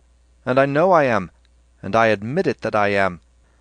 Dixon patted him lightly on the shoulder and said mildly, "And it does you every credit, Temple." "But he," Temple said, pointing to Cranley, "he is a Ballocks too, like me, only he doesn't know it, and that's the only difference I see." A burst of laughter covered his words, but he turned again to Stephen and said with a sudden eagerness, "That word is a most interesting word. That's the only English dual number. Did you know?" "Is it?" said Stephen vaguely. He was watching Cranley's firm-featured suffering face, lit up now by a smile of false patience. The gross name had passed over it like foul water poured over an old stone image, patient of injuries, and, as he watched him, he saw him raise his hat in salute and uncover the black hair that stood up stiffly from his forehead like an iron crown. She passed out from the porch of the library and bowed across Stephen in reply to Cranley's greeting. He also? Was there not a slight flush on Cranley's cheek? Or had it come forth at Temple's words? The light had waned. He could not see. Did that explain his friend's listless silence, his harsh comments, the sudden intrusions of rude speech with which he had shattered so often Stephen's ardent, wayward confessions? Stephen had forgiven freely, for he had found this rudeness also in himself towards himself, and he remembered an evening when he had dismounted from a borrowed creaking bicycle to pray to God in a wood near Malahide. He had lifted up his arms and spoken in ecstasy to the sombre nave of trees, knowing that he stood on holy ground and in a holy hour. And when two constabulary men had come into sight round a bend in the gloomy road, he had broken off his prayer to whistle loudly an air from the last pantomime. He began to beat the frayed end of his ash-plant against the base of a pillar. Had Cranley not heard him? Yet he could wait. The talk about him ceased for a moment, and a soft hiss fell again from a window above. But no other sound was in the air, and the swallows whose flight he had followed with idle eyes were sleeping. She had passed through the dusk, and therefore the air was silent save for one soft hiss that fell, and therefore the tongues about him had ceased their babble. Darkness was falling. Darkness falls from the air. A trembling joy, lambent as a faint light, played like a fairy host around him. But why? Her passage through the darkening air, or the verse with its black vowels and its opening sound, rich and lute-like? He walked away slowly towards the deeper shadows at the end of the colonnade, beating the stones softly with his stick to hide his reverie from the students whom he had left, and allowed his mind to summon back to itself the age of Dowland and Bird and Nash. Eyes, opening from the darkness of desire, eyes that dimmed the breaking east. What was their languid grace but the softness of chambering? And what was their shimmer but the shimmer of the scum that mantled the cesspool of the court of a slobbering Stuart? And he tasted in the language of memory ambered wines, dying fallings of sweet airs, the proud pavan, and saw with the eyes of memory kind gentlewomen in Covent Garden wooing from their balconies with sucking mouths, and the pox-fouled wenches of the taverns and young wives that, gaily yielding to their ravishers, clipped and clipped again. The images he had summoned gave him no pleasure. They were secret and inflaming, but her image was not entangled by them. That was not the way to think of her. It was not even the way in which he thought of her. Could his mind, then, not trust itself? Old phrases, sweet only with a disinterred sweetness like the fig seeds Cranley rooted out of his gleaming teeth. It was not thought nor vision, though he knew vaguely that her figure was passing homeward through the city. Vaguely first, and then more sharply, he smelt her body. A conscious unrest seethed in his blood. Yes, it was her body he smelt, a wild and languid smell, the tepid limbs over which his music had flowed desirously, and the secret soft linen upon which her flesh distilled odour and a dew. A louse crawled over the nape of his neck, and, putting his thumb and forefinger deftly beneath his loose collar, he caught it. He rolled its body, tender yet brittle as a grain of rice, between thumb and finger for an instant before he let it fall from him, and wondered would it live or die. There came to his mind a curious phrase from Cornelius a Lapide, which said that the lice born of human sweat were not created by God with the other animals on the sixth day. But the tickling of the skin of his neck made his mind raw and red. The life of his body, ill-clad, ill-fed, louse-eaten, made him close his eyelids in a sudden spasm of despair. And in the darkness he saw the brittle bright bodies of lice falling from the air, and turning often as they fell. Yes, and it was not darkness that fell from the air. It was brightness. Brightness falls from the air. He had not even remembered rightly Nash's line. All the images it had awakened were false. His mind bred vermin. His thoughts were lice born of the sweat of sloth. He came back quickly along the colonnade towards the group of students. Well then, let her go, and be damned to her. She could love some clean athlete who washed himself every morning to the waist and had black hair on his chest. Let her. End of Chapter 5, Part 3.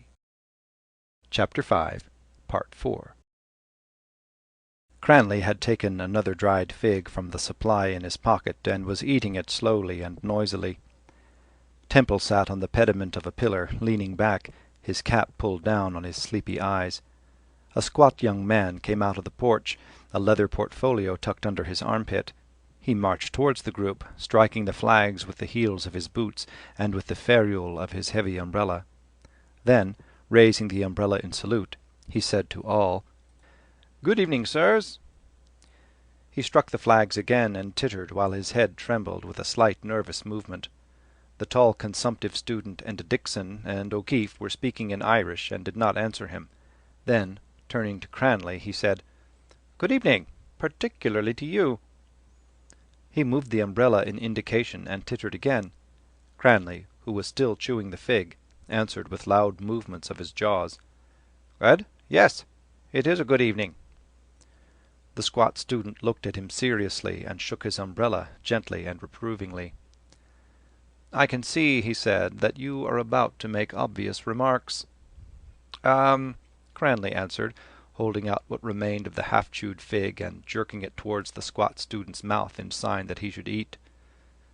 The squat student did not eat it, but, indulging his special humour, said gravely, still tittering and prodding his phrase with his umbrella, "Do you intend that—" He broke off, pointed bluntly to the munched pulp of the fig, and said loudly, "I allude to that." Cranley said as before. "Do you intend that now?" the squat student said, "as ipso facto, or, let us say, as so to speak?" Dickson turned aside from his group, saying, "Goggins was waiting for you, Glynn. He has gone round to the Adelphi to look for you and Moynihan. What have you there?" he asked, tapping the portfolio under Glynn's arm. "Examination papers," Glynn answered. "I give them monthly examinations to see that they are profiting by my tuition." He also tapped the portfolio and coughed gently and smiled. "Tuition," said Cranley rudely. "I suppose you mean the barefooted children that are taught by a bloody ape like you. God help them." He bit off the rest of the fig and flung away the butt. "I suffer little children to come unto me," Glynn said amiably. "A bloody ape," Cranley repeated with emphasis, "and a blasphemous bloody ape." Temple stood up and, pushing past Cranley, addressed Glynn. "That phrase you said now," he said, "is from the New Testament about suffer the children to come to me." "Go to sleep again, Temple," said O'Keefe. "Very well, then," Temple continued, still addressing Glynn, "and if Jesus suffered the children to come, why does the Church send them all to hell if they die unbaptized? Why is that?" "Were you baptized yourself, Temple?" the consumptive student asked. "But why are they sent to hell if Jesus said they were all to come?" Temple said, his eyes searching in Glynn's eyes. Glynn coughed and said gently, holding back with difficulty the nervous titter in his voice and moving his umbrella at every word, "And, as you remark, if it is thus, I ask emphatically, whence comes this thusness?" "Because the Church is cruel like all old sinners," Temple said. "Are you quite orthodox on that point, Temple?" Dickson said suavely. "St. Augustine says that about unbaptized children going to hell," Temple answered, "because he was a cruel old sinner too." "I bow to you," Dickson said, "but I had the impression that limbo existed for such cases." "Don't argue with him, Dickson," Cranley said brutally. "Don't talk to him or look at him. Lead him home with a shugan the way you'd lead a bleating goat." "Limbo!" Temple cried. "That's a fine invention too, like hell." "But with the unpleasantness left out," Dickson said. He turned smiling to the others and said, "I think I am voicing the opinions of all present in saying so much." "You are," Glynn said in a firm tone. "On that point Ireland is united." He struck the ferrule of his umbrella on the stone floor of the colonnade. "Hell," Temple said. "I can respect that invention of the grey spouse of Satan. Hell is Roman like the walls of the Romans, strong and ugly. But what is limbo?" Put him back into the perambulator, Cranley, O'Keefe called out. Cranley made a swift step towards Temple, halted, stamping his foot, crying as if to a fowl, "Whoosh!" Temple moved away nimbly. "Do you know what limbo is?" he cried. "Do you know what we call a notion like that in Roscommon?" "Hush! Blast you!" Cranley cried, clapping his hands. "Neither my arse nor my elbow," Temple cried out scornfully, "and that's what I call limbo." "Give us that stick here," Cranley said. He snatched the ash-plant roughly from Stephen's hand and sprang down the steps, but Temple, hearing him move in pursuit, fled through the dusk like a wild creature, nimble and fleet-footed. Cranley's heavy boots were heard loudly charging across the quadrangle, and then returning heavily, foiled and spurning the gravel at each step. His step was angry, and with an angry, abrupt gesture he thrust the stick back into Stephen's hand. Stephen felt that his anger had another cause, but, feigning patience, touched his arm slightly and said quietly, "Cranley, I told you I wanted to speak to you. Come away." Cranley looked at him for a few moments and asked, "Now?" "Yes, now," Stephen said. "We can't speak here. Come away." They crossed the quadrangle together without speaking. The bird call from Siegfried whistled softly, followed them from the steps of the porch. Cranley turned, and Dixon, who had whistled, called out, "Where are you fellows off to? What about that game, Cranley?" They parleyed in shouts across the still air about a game of billiards to be played in the Adelphi Hotel. Stephen walked on alone and out onto the quiet of Kildare Street. Opposite Maple's Hotel he stood to wait, patient again. The name of the hotel, a colourless polished wood, and its colourless quiet front stung him like a glance of polite disdain. He stared angrily back at the softly lit drawing-room of the hotel in which he imagined the sleek lives of the patricians of Ireland housed in calm. They thought of army commissions and land grants. Peasants greeted them along the roads in the country. They knew the names of certain French dishes, and gave orders to jarvies in high-pitched provincial voices which pierced through their skin-tight accents. How could he hit their conscience, or how cast his shadow over the imaginations of their daughters, before their squires begat upon them, that they might breed a race less ignoble than their own? And under the deepened dusk he felt the thoughts and desires of the race to which he belonged flitting like bats across the dark country lanes, under trees by the edges of streams, and near the pool-mottled bogs. A woman had waited in the doorway as Davin had passed by at night, and, offering him a cup of milk, had all but wooed him to her bed. For Davin had the mild eyes of one who could be secret, but him no woman's eyes had wooed. His arm was taken in a strong grip, and Cranley's voice said, "Let us eke go." They walked southward in silence. Then Cranley said, "That blithering idiot Temple! I swear to Moses, do you know, that I'll be the death of that fellow one time." But his voice was no longer angry, and Stephen wondered was he thinking of her greeting to him under the porch. They turned to the left and walked on as before. When they had gone on so for some time, Stephen said, "Cranley, I had an unpleasant quarrel this evening." "With your people?" Cranley asked. "With my mother." "About religion?" "Yes," Stephen answered. After a pause Cranley asked, "What age is your mother?" "Not old," Stephen said. "She wishes me to make my Easter duty." "And will you?" "I will not," Stephen said. "Why not?" Cranley said. "I will not serve," answered Stephen. "That remark was made before," Cranley said calmly. "It is made behind now," said Stephen hotly. Cranley pressed Stephen's arm, saying, "Go easy, my dear man. You're an excitable, bloody man, you know." He laughed nervously as he spoke, and, looking up into Stephen's face with moved and friendly eyes, said, "Do you know that you are an excitable man?" "I dare say I am," said Stephen, laughing also. Their minds, lately estranged, seemed suddenly to have been drawn closer, one to the other. "Do you believe in the Eucharist?" Cranley asked. "I do not," Stephen said. "Do you disbelieve, then?" "I neither believe in it nor disbelieve in it," Stephen answered. "Many persons have doubts, even religious persons, yet they overcome them or put them aside," Cranley said. "Are your doubts on that point too strong?" "I do not wish to overcome them," Stephen answered. Cranley, embarrassed for a moment, took another fig from his pocket and was about to eat it when Stephen said, "Don't, please. You cannot discuss this question with your mouth full of chewed fig." Cranley examined the fig by the light of a lamp under which he halted. Then he smelt it with both nostrils, bit a tiny piece, spat it out, and threw the fig rudely into the gutter. Addressing it as it lay, he said, "Depart from me, ye cursed, into everlasting fire." Taking Stephen's arm, he went on again and said, "Do you not fear that those words may be spoken to you on the day of judgment?"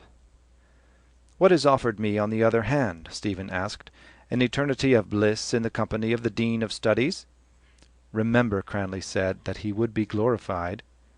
"Aye," Stephen said somewhat bitterly, "bright, agile, impassible, and, above all, subtle." "It is a curious thing, do you know," Cranley said dispassionately, "how your mind is supersaturated with the religion in which you say you disbelieve. Did you believe in it when you were at school? I bet you did." "I did," Stephen answered. "And were you happier then?" Cranley asked softly. "Happier than you are now, for instance?" "Often happy," Stephen said, "and often unhappy. I was someone else then." "How someone else? What do you mean by that statement?" "I mean," said Stephen, "that I was not myself as I am now, as I had to become." "Not as you are now? Not as you had to become?" Cranley repeated. "Let me ask you a question. Do you love your mother?" Stephen shook his head slowly. "I don't know what your words mean," he said simply. "Have you never loved anyone?" Cranley asked. "Do you mean women?" "I am not speaking of that," Cranley said in a colder tone. "I asked you if you ever felt love towards any one or anything." Stephen walked on beside his friend, staring gloomily at the footpath. "I tried to love God," he said at length. "It seems now I failed. It is very difficult. I tried to unite my will with the will of God instant by instant. In that I did not always fail. I could perhaps do that still." Cranley cut him short by asking, "Has your mother had a happy life?" "How do I know?" Stephen said. "How many children has she?" "9 or 10, Stephen answered. "Some died." "Was your father—" Cranley interrupted himself for an instant, and then said, "I don't want to pry into your family affairs, but was your father what is called well-to-do, I mean, when you were growing up?" "Yes," Stephen said. "What was he?" Cranley asked after a pause. Stephen began to enumerate glibly his father's attributes.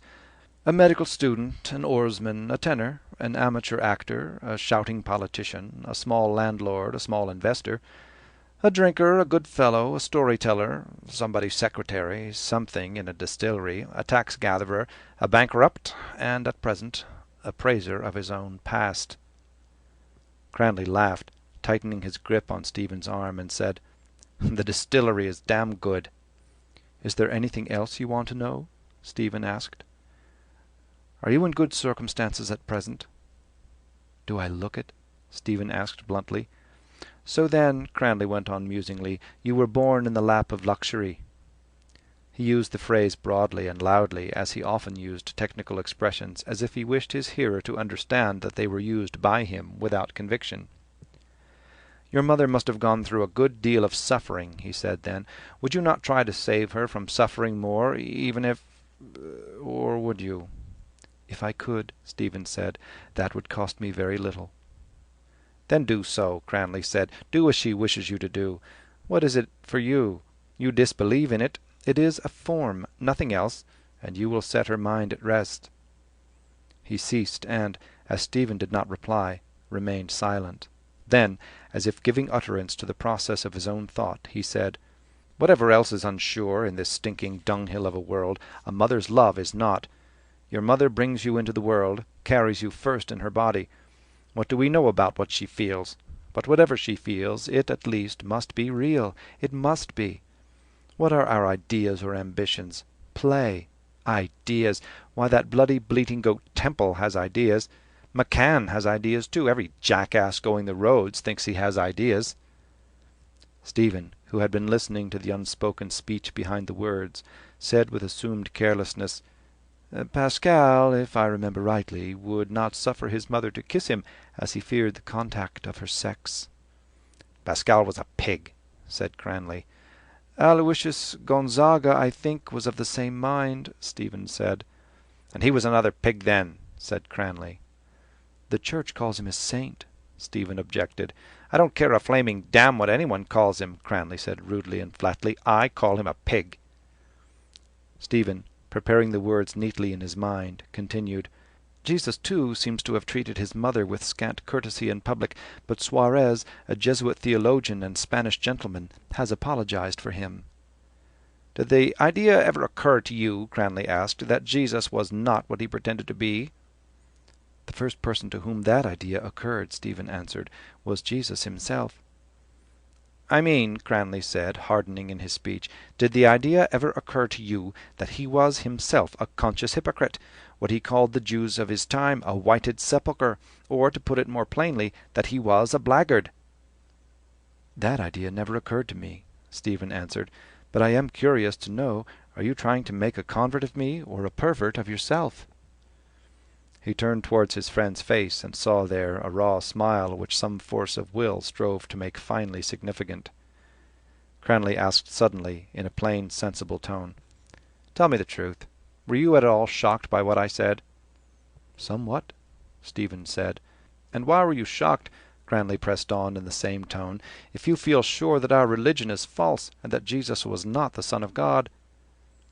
"I am not at all sure of it," Stephen said. "He is more like a son of God than a son of Mary." "And is that why you will not communicate?" Cranley asked. "Because you are not sure of that too? Because you feel that the host too may be the body and blood of the Son of God, and not a wafer of bread, and because you fear that it may be?" "Yes," Stephen said quietly, "I feel that, and I also fear it." "I see," Cranley said. Stephen, struck by his tone of closure, reopened the discussion at once by saying, "I fear many things: dogs, horses, firearms, the sea, thunderstorms, machinery, the country roads at night." "But why do you fear a bit of bread?" "I imagine," Stephen said, "that there is a malevolent reality behind those things I say I fear." "Do you fear then," Cranley asked, "that the God of the Roman Catholics would strike you dead and damn you if you made a sacrilegious communion?" "The God of the Roman Catholics could do that now," Stephen said. "I fear more than that, the chemical action which would be set up in my soul by a false homage to a symbol behind which are massed 20 centuries of authority and veneration." "Would you," Cranley asked, "in extreme danger commit that particular sacrilege? For instance, if you lived in the penal days?" "I cannot answer for the past," Stephen replied. "Possibly not." "Then," said Cranley, "you do not intend to become a Protestant?" "I said that I had lost the faith," Stephen answered, "but not that I had lost self-respect. What kind of liberation would that be, to forsake an absurdity which is logical and coherent, and to embrace one which is illogical and incoherent?" They had walked on towards the township of Pembroke, and now, as they went on slowly along the avenues, the trees and the scattered lights in the villas soothed their minds. The air of wealth and repose diffused about them seemed to comfort their neediness. Behind a hedge of laurel a light glimmered in the window of a kitchen, and the voice of a servant was heard singing as she sharpened knives. She sang in short broken bars, "Rosie O'Grady." Cranley stopped to listen, saying, "Mulier cantat." The soft beauty of the Latin word touched with an enchanting touch the dark of the evening, with a touch fainter and more persuading than the touch of music or of a woman's hand. The strife of their minds was quelled. The figure of woman, as she appears in the liturgy of the church, passed silently through the darkness, a white-robed figure, small and slender as a boy, and with a falling girdle. Her voice, frail and high as a boy's, was heard intoning from a distant choir the first words of a woman which pierced the gloom and clamour of the first chanting of the Passion, "Et tu cum Jesu Galileo eras." And all hearts were touched and turned to her voice, shining like a young star, shining clearer as the voice intoned the proparoxyton, and more faintly as the cadence died. The singing ceased. They went on together, Cranley repeating in strongly stressed rhythm the end of the refrain, "And when we are married, oh, how happy we'll be, for I love sweet Rosie O'Grady, and Rosie O'Grady loves me." "There's real poetry for you," he said. "There's real love." He glanced sideways at Stephen with a strange smile and said, "Do you consider that poetry, or do you know what the words mean?" "I want to see Rosie first," said Stephen. "She's easy to find," Cranley said. His hat had come down on his forehead. He shoved it back, and in the shadow of the trees Stephen saw his pale face, framed by the dark, and his large dark eyes. Yes, his face was handsome, and his body was strong and hard. He had spoken of a mother's love. He felt then the sufferings of women, the weaknesses of their bodies and souls, and would shield them with a strong and resolute arm, and bow his mind to them. Away then. It is time to go. A voice spoke softly to Stephen's lonely heart, bidding him go, and telling him that his friendship was coming to an end. Yes, he would go. He could not strive against another. He knew his part. "Probably I shall go away," he said. "Where?" Cranley asked. "Where I can," Stephen said. "Yes," Cranley said, "it might be difficult for you to live here now. But is it that makes you go?" "I have to go," Stephen answered. "Because," Cranley continued, "you need not look upon yourself as driven away if you do not wish to go, or as a heretic or an outlaw. There are many good believers who think as you do. Would that surprise you? The church is not the stone building, nor even the clergy and their dogmas. It is the whole mass of those born into it. I don't know what you wish to do in life. Is it what you told me the night we were standing outside Harcourt Street Station?" "Yes," Stephen said, smiling in spite of himself at Cranley's way of remembering thoughts in connection with places. "The night you spent half an hour wrangling with Doherty about the shortest way from Sallygap to Larras." "Pothead!" Cranley said with calm contempt. "What does he know about the way from Sallygap to Larras? Or what does he know about anything for that matter?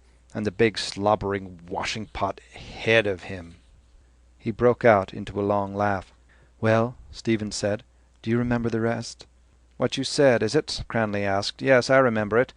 To discover the mode of life or of art whereby your spirit could express itself in unfettered freedom." Stephen raised his hat in acknowledgment. "Freedom," Cranley repeated. "But you are not free enough yet to commit a sacrilege. Tell me, would you rob?" "I would beg first," Stephen said. "And if you got nothing, would you rob?" "You wish me to say," Stephen answered, "that the rights of property are provisional, and that in certain circumstances it is not unlawful to rob. Every one would act in that belief. So I will not make you that answer. Apply to the Jesuit theologian Juan Mariana de Talavera, who will also explain to you in what circumstances you may lawfully kill your king, and whether you had better hand him his poison in a goblet, or smear it for him upon his robe or his saddle-bow. Ask me rather, would I suffer others to rob me, or, if they did, would I call down upon them what I believe is called the chastisement of the secular arm?" "And would you?" "I think," Stephen said, "it would pain me as much to do so as to be robbed." "I see," Cranley said. He produced his match and began to clean the crevice between two teeth. Then he said carelessly, "Tell me, for example, would you deflower a virgin?" "Excuse me," Stephen said politely, "is that not the ambition of most young gentlemen?" "What then is your point of view?" Cranley asked. His last phrase, sour-smelling as the smoke of charcoal and disheartening, excited Stephen's brain, over which its fumes seemed to brood. "Look here, Cranley," he said, "you have asked me what I would do and what I would not do. I will tell you what I will do and what I will not do. I will not serve that in which I no longer believe, whether it call itself my home, my fatherland, or my church. And I will try to express myself in some mode of life or art as freely as I can, and as wholly as I can, using for my defence the only arms I allow myself to use, silence, exile, and cunning." Cranley seized his arm and steered him round so as to head back towards Leeson Park. He laughed almost slyly, and pressed Stephen's arm with an elder's affection. "Cunning indeed," he said. "Is it you, you poor poet, you?" "And you made me confess to you," Stephen said, thrilled by his touch, "as I have confessed to you so many other things, have I not?" "Yes, my child," Cranley said, still gaily. You made me confess the fears that I have. But I will tell you also what I do not fear. I do not fear to be alone, or to be spurned for another, or to leave whatever I have to leave. And I am not afraid to make a mistake, even a great mistake, a lifelong mistake, and perhaps as long as eternity too. Cranley, now grave again, slowed his pace and said, Alone, quite alone. You have no fear of that. And you know what that word means? Not only to be separate from all others, but to have not even one friend. I will take the risk, said Stephen. And not to have any one person, Cranley said, who would be more than a friend, more even than the noblest and truest friend a man ever had. His words seemed to have struck some deep chord in his own nature. Had he spoken of himself as he was, or wished to be? Stephen watched his face for some moments in silence. A cold sadness was there. He had spoken of himself, of his own loneliness, which he feared. "Of whom are you speaking?" Stephen asked at length. Cranley did not answer. 20 March. Long talk with Cranley on the subject of my revolt. He had his grand manner on. I, supple and suave. Attacked me on the score of love for one's mother. Tried to imagine his mother. Cannot. Told me once, in a moment of thoughtlessness, his father was 61 when he was born. Can see him, strong farmer type, pepper and salt suit, square feet, unkempt grizzled beard, probably attends coursing matches, pays his dues regularly but not plentifully to Father Dwyer of Larras, sometimes talks to girls after nightfall.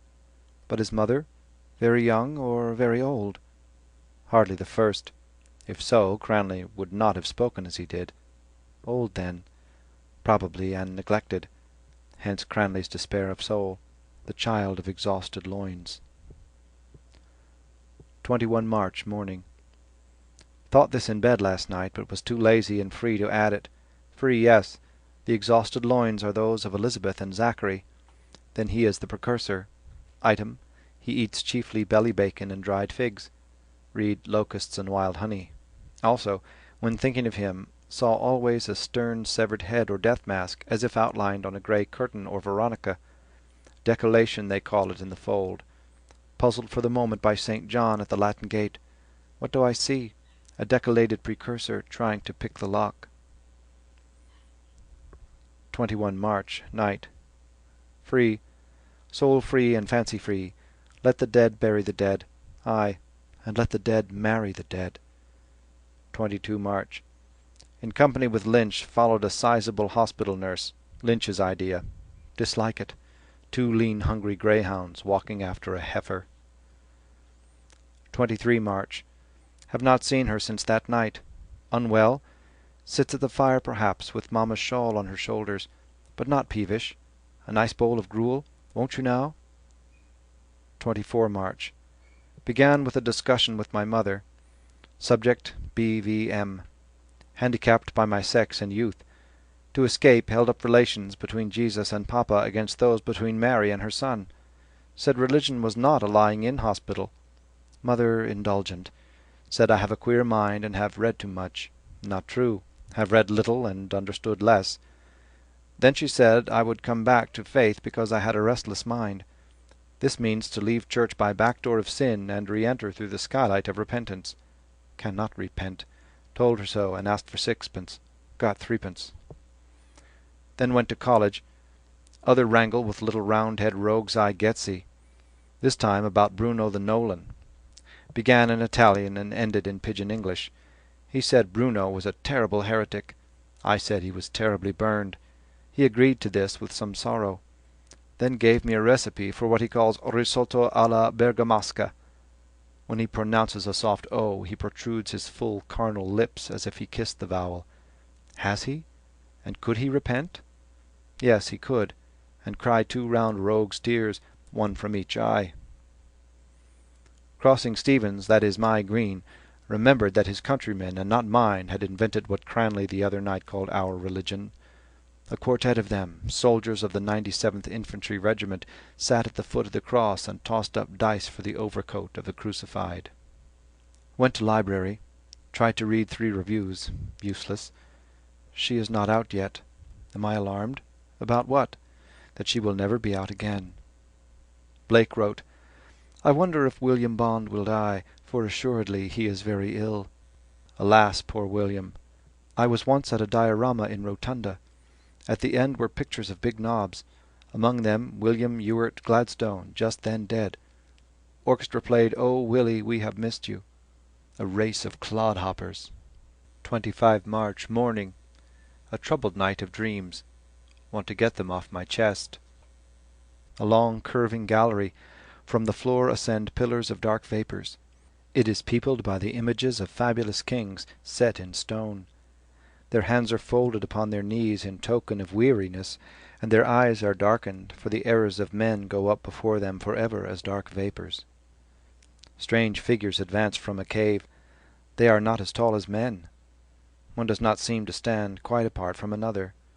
Their faces are phosphorescent with darker streaks.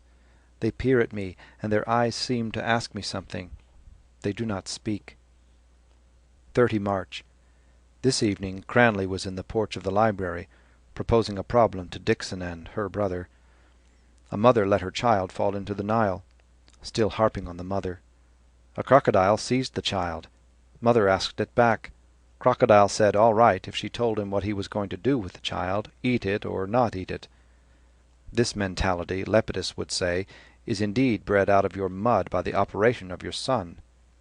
And mine? Is it not too? Then into Nile mud with it. 1 April. Disapprove of this last phrase. 2 April. Saw her drinking tea and eating cakes in Johnston, Mooney, and O'Brien's. Rather, lynx-eyed Lynch saw her as we passed. He tells me Cranley was invited there by brother. Did he bring his crocodile? Is he the shining light now? Well, I discovered him. I protest I did, shining quietly behind a bushel of Wicklow bran. 3 April. Met Davin at the cigar shop opposite Findlater's church. He was in a black sweater and had a hurley stick. Asked me was it true I was going away and why. Told him the shortest way to Tara was via Holyhead. Just then my father came up. Introduction. Father, polite and observant. Asked Davin if he might offer him some refreshment. Davin could not, was going to a meeting. When we came away, father told me he had a good, honest eye. Asked me why I did not join a rowing club. I pretended to think it over. Told me then how he broke Pennyfeather's heart. Wants me to read law. Says I was cut out for that. More mud, more crocodiles. 5 April. Wild spring, scudding clouds, oh life! Dark stream of swirling bog water on which apple trees have cast down their delicate flowers. Eyes of girls among the leaves, girls demure and romping, all fair or auburn, no dark ones. They blush better. Hoopla! 6 April. Certainly she remembers the past. Lynch says all women do. Then she remembers the time of her childhood, and mine, if I was ever a child. The past is consumed in the present, and the present is living only because it brings forth the future. Statues of women, if Lynch be right, should always be fully draped, one hand of the woman feeling regretfully her own hinder parts. 6 April, later. Michael Robartes remembers forgotten beauty, and, when his arms wrap her round, he presses in his arms the loveliness which has long faded from the world. Not this, not at all. I desire to press in my arms the loveliness which has not yet come into the world. 10 April. Faintly, under the heavy night, through the silence of the city which has turned from dreams to dreamless sleep as a weary lover whom no caresses move, the sound of hoofs upon the road. Not so faintly now as they come near the bridge, and in a moment as they pass the darkened windows the silence is cloven by alarm as by an arrow. They are heard now far away, hoofs that shine amid the heavy night as gems, hurrying beyond the sleeping fields to what journey's end, what heart, bearing what tidings. 11 April. Read what I wrote last night, vague words for a vague emotion. Would she like it? I think so. Then I should have to like it also. 13 April. That tundish has been on my mind for a long time. I looked it up and find it English, and good old blunt English too. Damn the Dean of Studies and his funnel. What did he come here for, to teach us his own language, or to learn it from us? Damn him, one way or the other. 14 April. John Alphonsus Mulrennan has just returned from the west of Ireland. European and Asiatic papers, please copy. He told us he met an old man there in a mountain cabin. Old man had red eyes and short pipe. Old man spoke Irish. Mulrennan spoke Irish. Then old man and Mulrennan spoke English. Mulrennan spoke to him about universe and stars. Old man sat, listened, smoked, spat, then said, "Ah, there must be terrible queer creatures at the latter end of the world." I fear him. I fear his red-rimmed, horny eyes. It is with him I must struggle all through this night till day come, till he or I lie dead, gripping him by the sinewy throat till what? Till he yield to me? No, I mean him no harm. 15 April. Met her today point blank in Grafton Street. The crowd brought us together. We both stopped. She asked me why I never came, said she had heard all sorts of stories about me. This was only to gain time. Asked me, was I writing poems? About whom? I asked her. This confused her more, and I felt sorry and mean. Turned off that valve at once, and opened the spiritual heroic refrigerating apparatus, invented and patented in all countries by Dante Alighieri. Talked rapidly of myself and my plans. In the midst of it, unluckily, I made a sudden gesture of a revolutionary nature. I must have looked like a fellow throwing a handful of peas into the air. People began to look at us. She shook hands a moment after, and, in going away, said she hoped I would do what I said. Now I call that friendly, don't you? Yes, I liked her today. A little or much? Don't know. I liked her, and it seems a new feeling to me. Then, in that case, all the rest, all that I thought, and all that I felt, all the rest before now, in fact— Oh, give it up, old chap. Sleep it off. 16 April. Away, away.